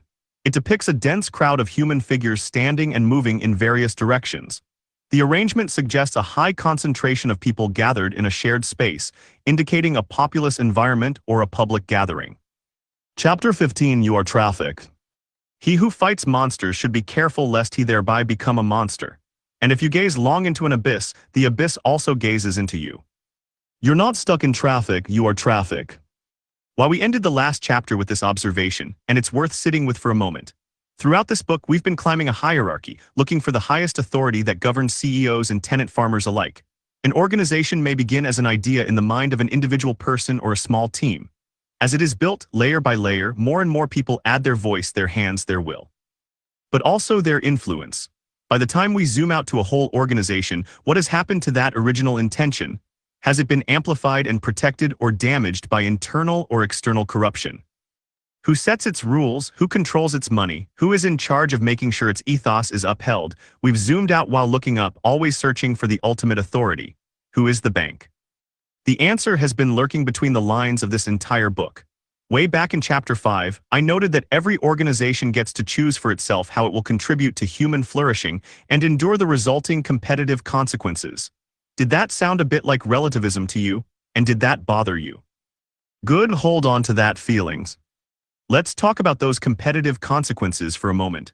Throughout, we've seen organizations aligned with human flourishing generate seemingly impossible advantages. They attract better talent, inspire deeper loyalty, create unshakable trust. But why does it happen? Because we all carry an instinct, sometimes buried, sometimes dampened, but always present, to move toward our own flourishing and to support what helps others flourish too. Some of us are drawn to products that make life easier, others to beauty that elevates the everyday. Still others to innovations that promote health or belonging or justice. The particular expression varies, but underneath them all runs the same current. When organizations genuinely align with human flourishing, they tap into this universal instinct. That's the source of the magnetic powers from harder is easier. That's why all the alignment techniques in part 2 actually work. Notice one more thing. When we studied financial gravity, we saw how it works, driven primarily by people's perception of what values they must embrace in order to further their goals. This non-stop pull can be tremendously destructive, as when organizations are held down by a critical mass of short-sighted profiteering. But it can also be a source of great strength, as in mission transmission. Either way, it is a major source of tension in modern life, between the still small voice that knows better and the unconscious pressure to conform. But where does this gravitational pull actually come from? You are generating it right now. I know how that sounds. Here you are maybe reading this during your commute or in a stolen moment between meetings, and I'm telling you that you're the secret architect of the entire economic system. It seems absurd. After so many chapters of emphasizing structural causes, this may sound to some like a retreat, as if we could solve climate change by recycling, but I have something different in mind. Think back to what we discovered when we first defined gravity. Every transaction transmits force. Every moment of attention creates pull. Every choice adds mass to the order it supports. Indeed, in this era of surveillance capitalism and attention economy, organizations are obsessed with you. I've sat in countless meetings where executives debate what to do with their product. Add features or remove them, raise prices or lower them. Use a healthier ingredient even though it adds 3 cents to the cost. The room fills with spreadsheets, market research, competitive analysis. The analysis almost always comes down to one thing, which goes by the innocuous-sounding phrase, willingness to pay. Companies spend untold millions trying to decode it. Will customers pay the extra 3 cents, will you? Willingness to pay is only one name for this obsession. The same idea appears in so many other places. Employment brand, customer retention, switching costs, capital inflows, customer lifetime value, and more. Every click, every swipe, every like, every purchase fuels their algorithms. They all boil down to the same thing. What will you do? You, the customer, the subscriber, the potential investor, the employee. Even when you think nobody is looking, every choice you make reverberates in gravitational waves. Of course, there is one way to avoid having to measure willingness to pay: sell addictive products. The same ill logic applies to tobacco and social media, as well as many varieties of the benign-sounding business strategy of vendor lock-in. As we saw in Chapter 1, this corruption breaks the logic of capitalism itself. Why? Because only voluntary, uncoerced, fully informed exchanges are sure to create surplus value. An addict cannot consent, their choice has been hijacked. I once talked to an early Instagram employee who shared their anguish at watching the ratio of organic posts to advertised posts slowly shift under years of Facebook's ownership. They were falling behind competitors because the product was loaded with too much advertising. Yet they couldn't give up the extra advertising revenue, not even for a quarter. By now we have a clear understanding of why this happens. Jim Singal likened it to heroin. Once started, it is almost impossible to stop. In Chapter 7, we saw how the surrogation of false proxies leads companies astray, sometimes with deadly consequences, as at Johnson & Johnson. These companies themselves are addicts, desperate for advertising revenue, for clicks, for outrage, whatever feeds their insatiable hunger. This addiction breaks capitalism's core logic just the same.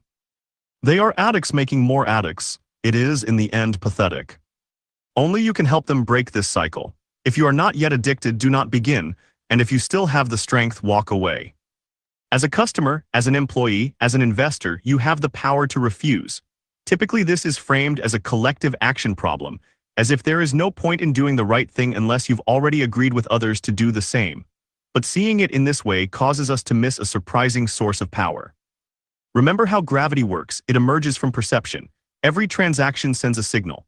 In the age of surveillance capitalism, those signals are tracked, aggregated, and analyzed with obsessive precision. When you walk away, that action becomes their data, and someone's OKR. When enough people make similar choices, even without coordinating, leaders see the pattern. That's how individual gravity becomes a collective force. Naturally, when organizers or civic infrastructure help accelerate this aggregation, they magnify this force. Perhaps there are entrepreneurial opportunities in these murky depths.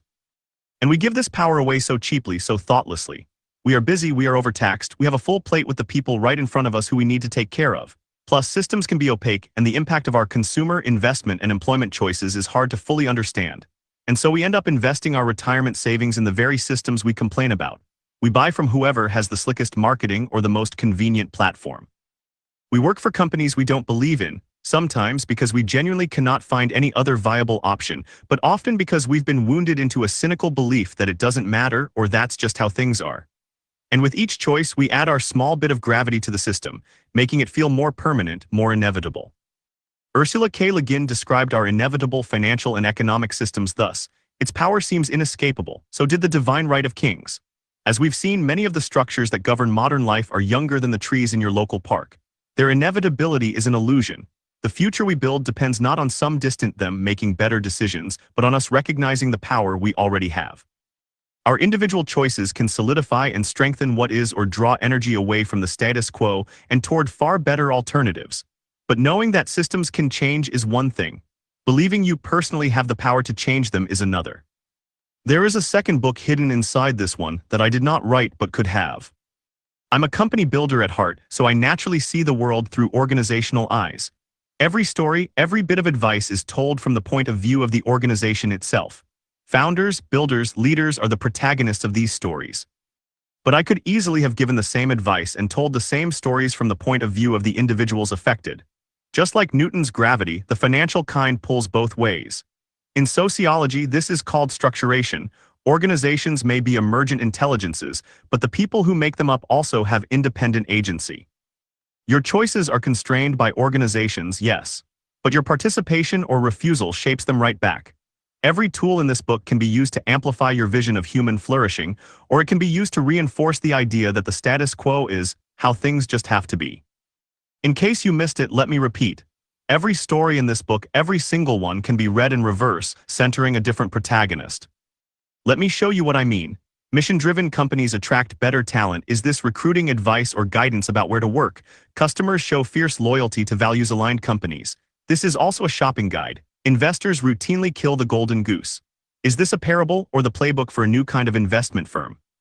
Selective pressure, carefully applied, can redirect whole organizations toward human flourishing. Even if you never start a company, you are a builder nonetheless. Choose accordingly. When you choose to work for a company that values human flourishing, you're not just making a career decision, you're participating in mission transmission. Your labor becomes a vote for that organization's approach to the world. When you refuse to work for extractive companies, you're contributing to a talent scarcity that forces them to change or die. When you buy a product, you're supporting or even shaping standards that entire industries will eventually adopt. We credit Volvo with setting in motion the events that led to the universal use of three-point safety belts in cars. But the prosperity cascade only started because early adopters bought those cars and wore the belts. That's what created the data that clued in the insurance industry. Those anonymous early drivers have their fingerprints on the millions of lives saved since. Each gravitational choice ripples outward. A company sees demand, competitors take notice, suppliers adapt, regulations follow. Standards don't fall from the sky, they emerge from the gravitational pull of millions of individual choices. When you move your retirement savings to funds that invest in human flourishing, you're not just managing your portfolio, you're architecting civic infrastructure. Capital flows where you direct it, and capital creates the institutional landscape that shapes everyone's choices. So why do we feel so powerless? Why does the current system feel so inevitable, so permanent, so impossible to change? I have spent many years of my life being told that my work was pointless, that the way things are is inevitable, and that I was doomed to fail. That the thing I wanted to build or change or scale was impossible. People said this even about the humble A/B split test in the lean startup, not to mention the many other ideas I've championed since then. Now I am not asking for your sympathy.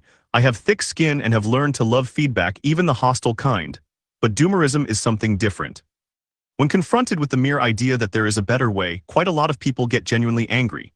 They invest incredible amounts of time arguing, not that the new idea is bad, but that it is doomed to fail.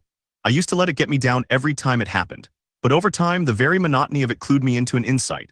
If a reform will inevitably fail, why spend so much time and money trying to convince me not to make the attempt? Why not just let me inevitably fail and enjoy the spectacle? There's a vast pundit industrial complex dedicated to amplifying the just so stories. Shareholder primacy is natural law. Markets are perfectly efficient. Lethargy or even malignancy is a byproduct of scale. I eventually came to see that the people getting angry are just repeating this inherited orthodoxy. When they argue for the inevitability of the status quo, they're trying to shape the gravitational field. If everyone believes reform is impossible, then this becomes true. And all too often, sadly, this prophecy is self-fulfilled. Your optimism is the fuel that must be burned to make this engine turn. Look around. The very people telling you that individual choices don't matter are the same ones spending billions to influence those choices. So make your choice to pull toward the world you want to live in, not the one they want to keep you in. What does that look like in practice? Let me share some examples, not prescriptions, but possibilities that might spark your own thinking. As a customer, you're engaged in mission transmission every bit as much as the mission-locked companies we studied in Chapter 12.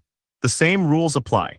If you want to see your values amass gravitational force, 1. Choose the values-aligned vendor when you can, and 2. See it as your obligation to give new vendors a chance. I can't tell you how many people complain about the status quo to me, but also say they're too busy to take a risk on a new startup trying to fix the very problems they're complaining about, even as a customer. Every dollar earned in extraction has a cost to the future we're longing for. But every dollar earned by creating genuine value is pure gravity pulling the whole world toward human flourishing. As a source of talent, your labor is one of the most powerful gravitational forces you control. When you take a job, you're not just trading time for money, you're adding mass to an organization's gravitational field. Your skills, creativity, and reputation become part of what pulls others toward that company's vision of the world. This is why companies fight so hard for talent. They know that where the best people go, others follow. I want to share a thought experiment with you. Imagine yourself as an organization of one. You can apply the same gravitational analysis we've used throughout this book to your own choices. Just as organizations must choose between maximizing human flourishing or extracting value, so must you. But this does not need to be a stressful choice. If your work aligns with human flourishing, then you should feel free to prosper without limit. If you create more value than you capture, then by definition, anything you make helps others even more. But what if your work isn't aligned, or if you're just not sure? In that case, you're lending your gravitational mass in ways that may undermine your own values. Gravity is treacherous because as you're strengthening it, it reshapes you. Your values align with what gets rewarded. Your definition of normal shifts. I can't tell you how many people I know feel trapped in lucrative jobs that they realize, or at least suspect, are extractive. They wind up adding years of gravitational force to systems they oppose. The future they wanted becomes that much harder to build because they help strengthen its opposite. If you find yourself in this situation, I totally understand. Sometimes that kind of work choice is unavoidable, or sometimes we have other, more urgent priorities. It happens. In our world today, there are far too many people who struggle to meet their basic needs or take care of their families. This battle is not for them. If you're struggling, I honor your struggle, and everyone else should too. Do what you have to do. But if you're fortunate enough to have choices, this thought experiment is for you. There is a third path, distinct from the two that feel most obvious. You don't have to compromise, slowly becoming what you once opposed. But you also don't have to drop out entirely, retreating into cynicism or purely private satisfactions. Instead, you can seek opportunities to shape the world to your ethos. We all know people who earn more money than they need from an employer they despise. Research shows that above a certain income threshold, additional earnings don't increase happiness. Studies vary, but most agree that happiness plateaus above an annual salary of $100,000 in developed economies. Again, if you earn more than that and your earnings are aligned with human flourishing, there is no ethical conflict. Earn as much as you can, but if not, be as rigorous as Costco with its margin cap. Calculate exactly how much money you need and why. Are you supporting yourself, your family, a loved one in need, building genuine security? Put a number to it. I call this threshold the maximum ethical salary, your personal margin cap. If you find yourself with the option to earn more than that from an employer misaligned with the builder's intuition of value creation, do one of these things instead. Whenever you get a raise, before that gets reflected in your spending, see if you can use that surplus to work fewer hours, fewer days, or less intensively. Use the extra time and energy to network or find values-aligned work. If you need a cushion to exit, get to work. Accumulate the cushion and then execute an exit plan. Contribute your surplus labor and energy to a worthwhile cause. This is not just about volunteering. Find someplace you can contribute to by building, like an open source project. Who knows, maybe you'll find a new job that way. Better yet, start a company aligned with human flourishing. This is, in the end, one of the most satisfying ways to profit. Whatever you do, do it consciously. Write it down, don't let gravity slowly shape you. I've had many people come to see me worried about their path, and in every case, we've been able to get them into a new and better situation. They often wind up making far more money, in addition to sleeping better at night. Some became founders who are now independently wealthy, all by choosing to align their work with human flourishing. While you're at it, invest those profits in companies that prioritize human flourishing too. After all, you've seen the evidence across these pages that they outperform for their investors too. That's you. Throughout this book, we've seen how much more effective it is to find breakthrough solutions rather than asking people to settle for less. Jim Seingold didn't ask customers to pay more for a hot dog. He insisted his COO effing figure it out. Tony's Chocolonely doesn't serve inferior chocolate. Their bars are 28% larger, cost less, and taste great. Devoted Health doesn't compromise on health outcomes. Costco makes excellent returns even with capped margins. The organizations that truly serve human flourishing don't need sacrifice. They win by being better. In 2020, Brian Chesky told me something that helped me suddenly make sense of the forces and dynamics in this book. Businesses are built on love and trust. Not just the good ones, all of them. Even mercenary companies depend on employees who love someone enough to perform work for money and who trust that they'll be paid if they do what the organization demands. This is why your choices matter so much. You can lend your gravity to organizations that commit to maximizing human flourishing, that embrace love and trust. Whether as an employee, investor, or customer, you'll be better off. After all, when given the chance to compete fairly, these companies just make more money. It's that simple. Our task now is to imagine a world where this reality is generally recognized. Just take a moment to contemplate that future, one where gravity pulls inexorably toward human flourishing. That gravity would pull the next generation into a future we can scarcely imagine. To see this dream to fruition, nobody has to attend meetings or learn secret handshakes. But we do have to use the gravity we've been given, however much or little it may be, to maximize our mission transmission. One more thing. 15 chapters ago, I told you about the professor, a biotech founder whose breakthrough could be used to save lives or create bioweapons. Top scientists were refusing to join him because they feared investor corruption. That's why he sought my help. The story of our conversations launched this entire book. Who was the protagonist of that story? Naturally, I told the story from the professor's point of view. He was the one seeking solutions and trying to build something useful and important. And he was the one who embraced new ideas about governance, saw the need for long-term thinking, and courageously protected that builder's intuition about what profit really means. But you can see more clearly now, who came first? The scientists. Their challenging questions, their refusal to settle for fuzzy answers, that's what created the gravitational force that pushed the professor to my door. They did not organize with one another formally. They didn't have a multi-step plan or even any answers at all for the questions they were asking. They simply did something we can all do. They showed up for the conversation with their genuine values, their conscience, their real concerns and reservations, and they let those values guide what they said and did. They were having the right conversation but fumbling with shadows. The scientists wielding power they didn't understand, sending the professor to seek solutions he couldn't name. Now you are armed to do better, not just with words but with physics. Every story in this book can be read this upside-down way, revealing a different protagonist altogether. Turn back to the introduction and read the professor's story again. You'll see it differently now. Epilogue: Queen of the Dead's book lives like Merlin in reverse. These words died the moment I set them down on the page. They are only born when you read them. They live only as you metabolize them. You get the final say. I know that few readers will walk this journey with me all the way to the end. So for those of you who have come this far, perhaps you will walk just a few steps further. This book has been littered with open secrets and hidden truths. Which of these you choose to perceive is up to you. You are the arbiter of their meaning and their impact. Perhaps you will use these tools to build a new and vibrant future. Excellent, but perhaps you have realized that each one can also be used in reverse. Is financial gravity a force to be reckoned with or a way to get ahead? If you wish, you may use these words in that way. You are the living and do not need my blessing, but I give it anyway. Do what you need to do. I have taken it for granted that you will choose to resist gravity with the tools in your hands. But of course, you have always known the opposite choice is available. You have felt it your whole life. Perhaps even now you have realized the wealth, the fame, the career acceleration that may be yours, gravity lifting you as easily as sailing. Perhaps you will publish a thorough takedown of these ideas and reap the incalculable rewards. I picture you now taking notes as you read, pencils and knives sharpened. You easily find the seams in the argument. If you have understood my message so far, you have by now realized an uncomfortable truth. What you write does not need to be correct in order to advance your career. Your takedown need only elevate you into the perception of the proper few. I wish you luck. But perhaps one day, even as you are writing your notes, preparing for your ascent, you will have a moment of confusion. You may wake suddenly as if out of a dream and have a moment of altered perception. You will look around, bewildered at a barren wasteland, strip-mined already, and you will look up in terror at the megalithic beasts that roam there.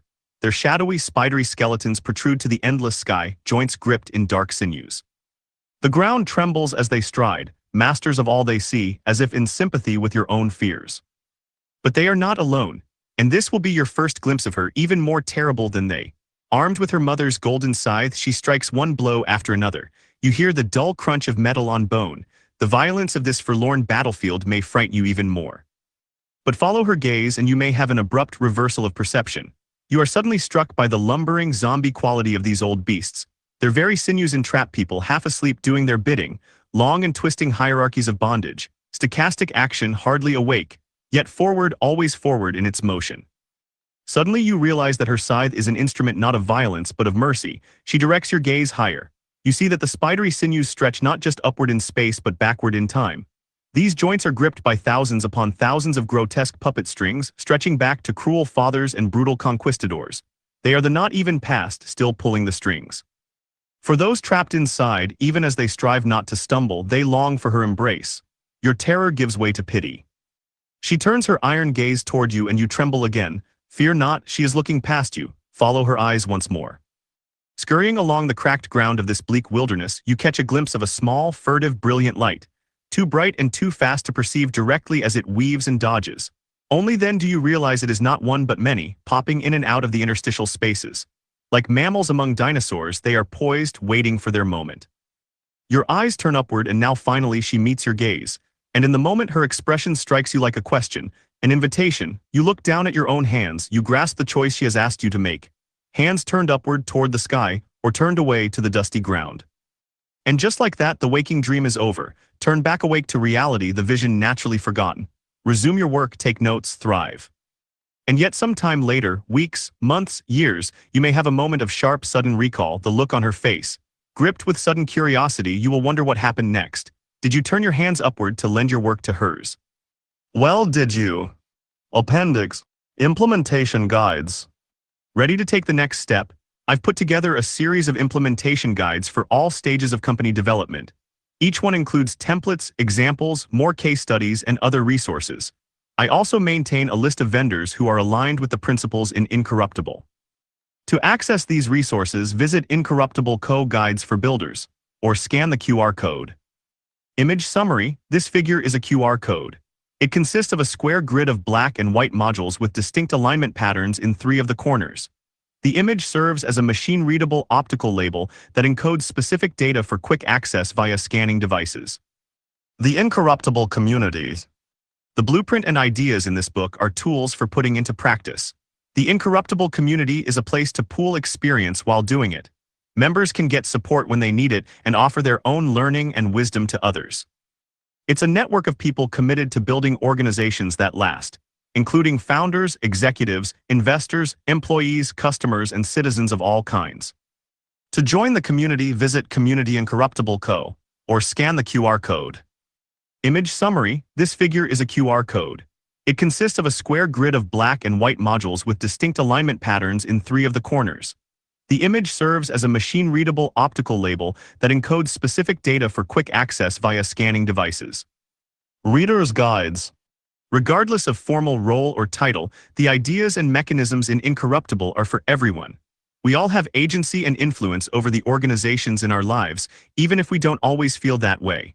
We all have opportunities to help build a more prosperous future. Each guide is designed to help its readers apply Incorruptible's principles from a particular perspective. They include reflection questions, practical tips, and techniques specific to each position.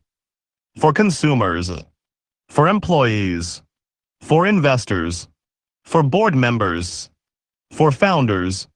To access the reader's guides, visit Incorruptible Co. All Reader Guides, or scan the QR code. Image summary: this figure is a QR code. It consists of a matrix of black and white squares arranged in a specific pattern, featuring 3 larger square markers in the corners to facilitate scanning. The image serves as a machine-readable optical label that encodes specific data or a link for digital retrieval. Glossary. Career equity: the professional reputation and future job opportunities that directors, lawyers, and executives prioritize, often at the expense of a specific company's long-term mission. Fiduciary duty: a legal obligation to act in the best interest of another party. In modern business, this is often narrowly interpreted as a duty to maximize shareholder value. Financial gravity: the psychological and systemic pressure that pulls organizations and individuals toward financial values, fueled by the desire to succeed in future transactions.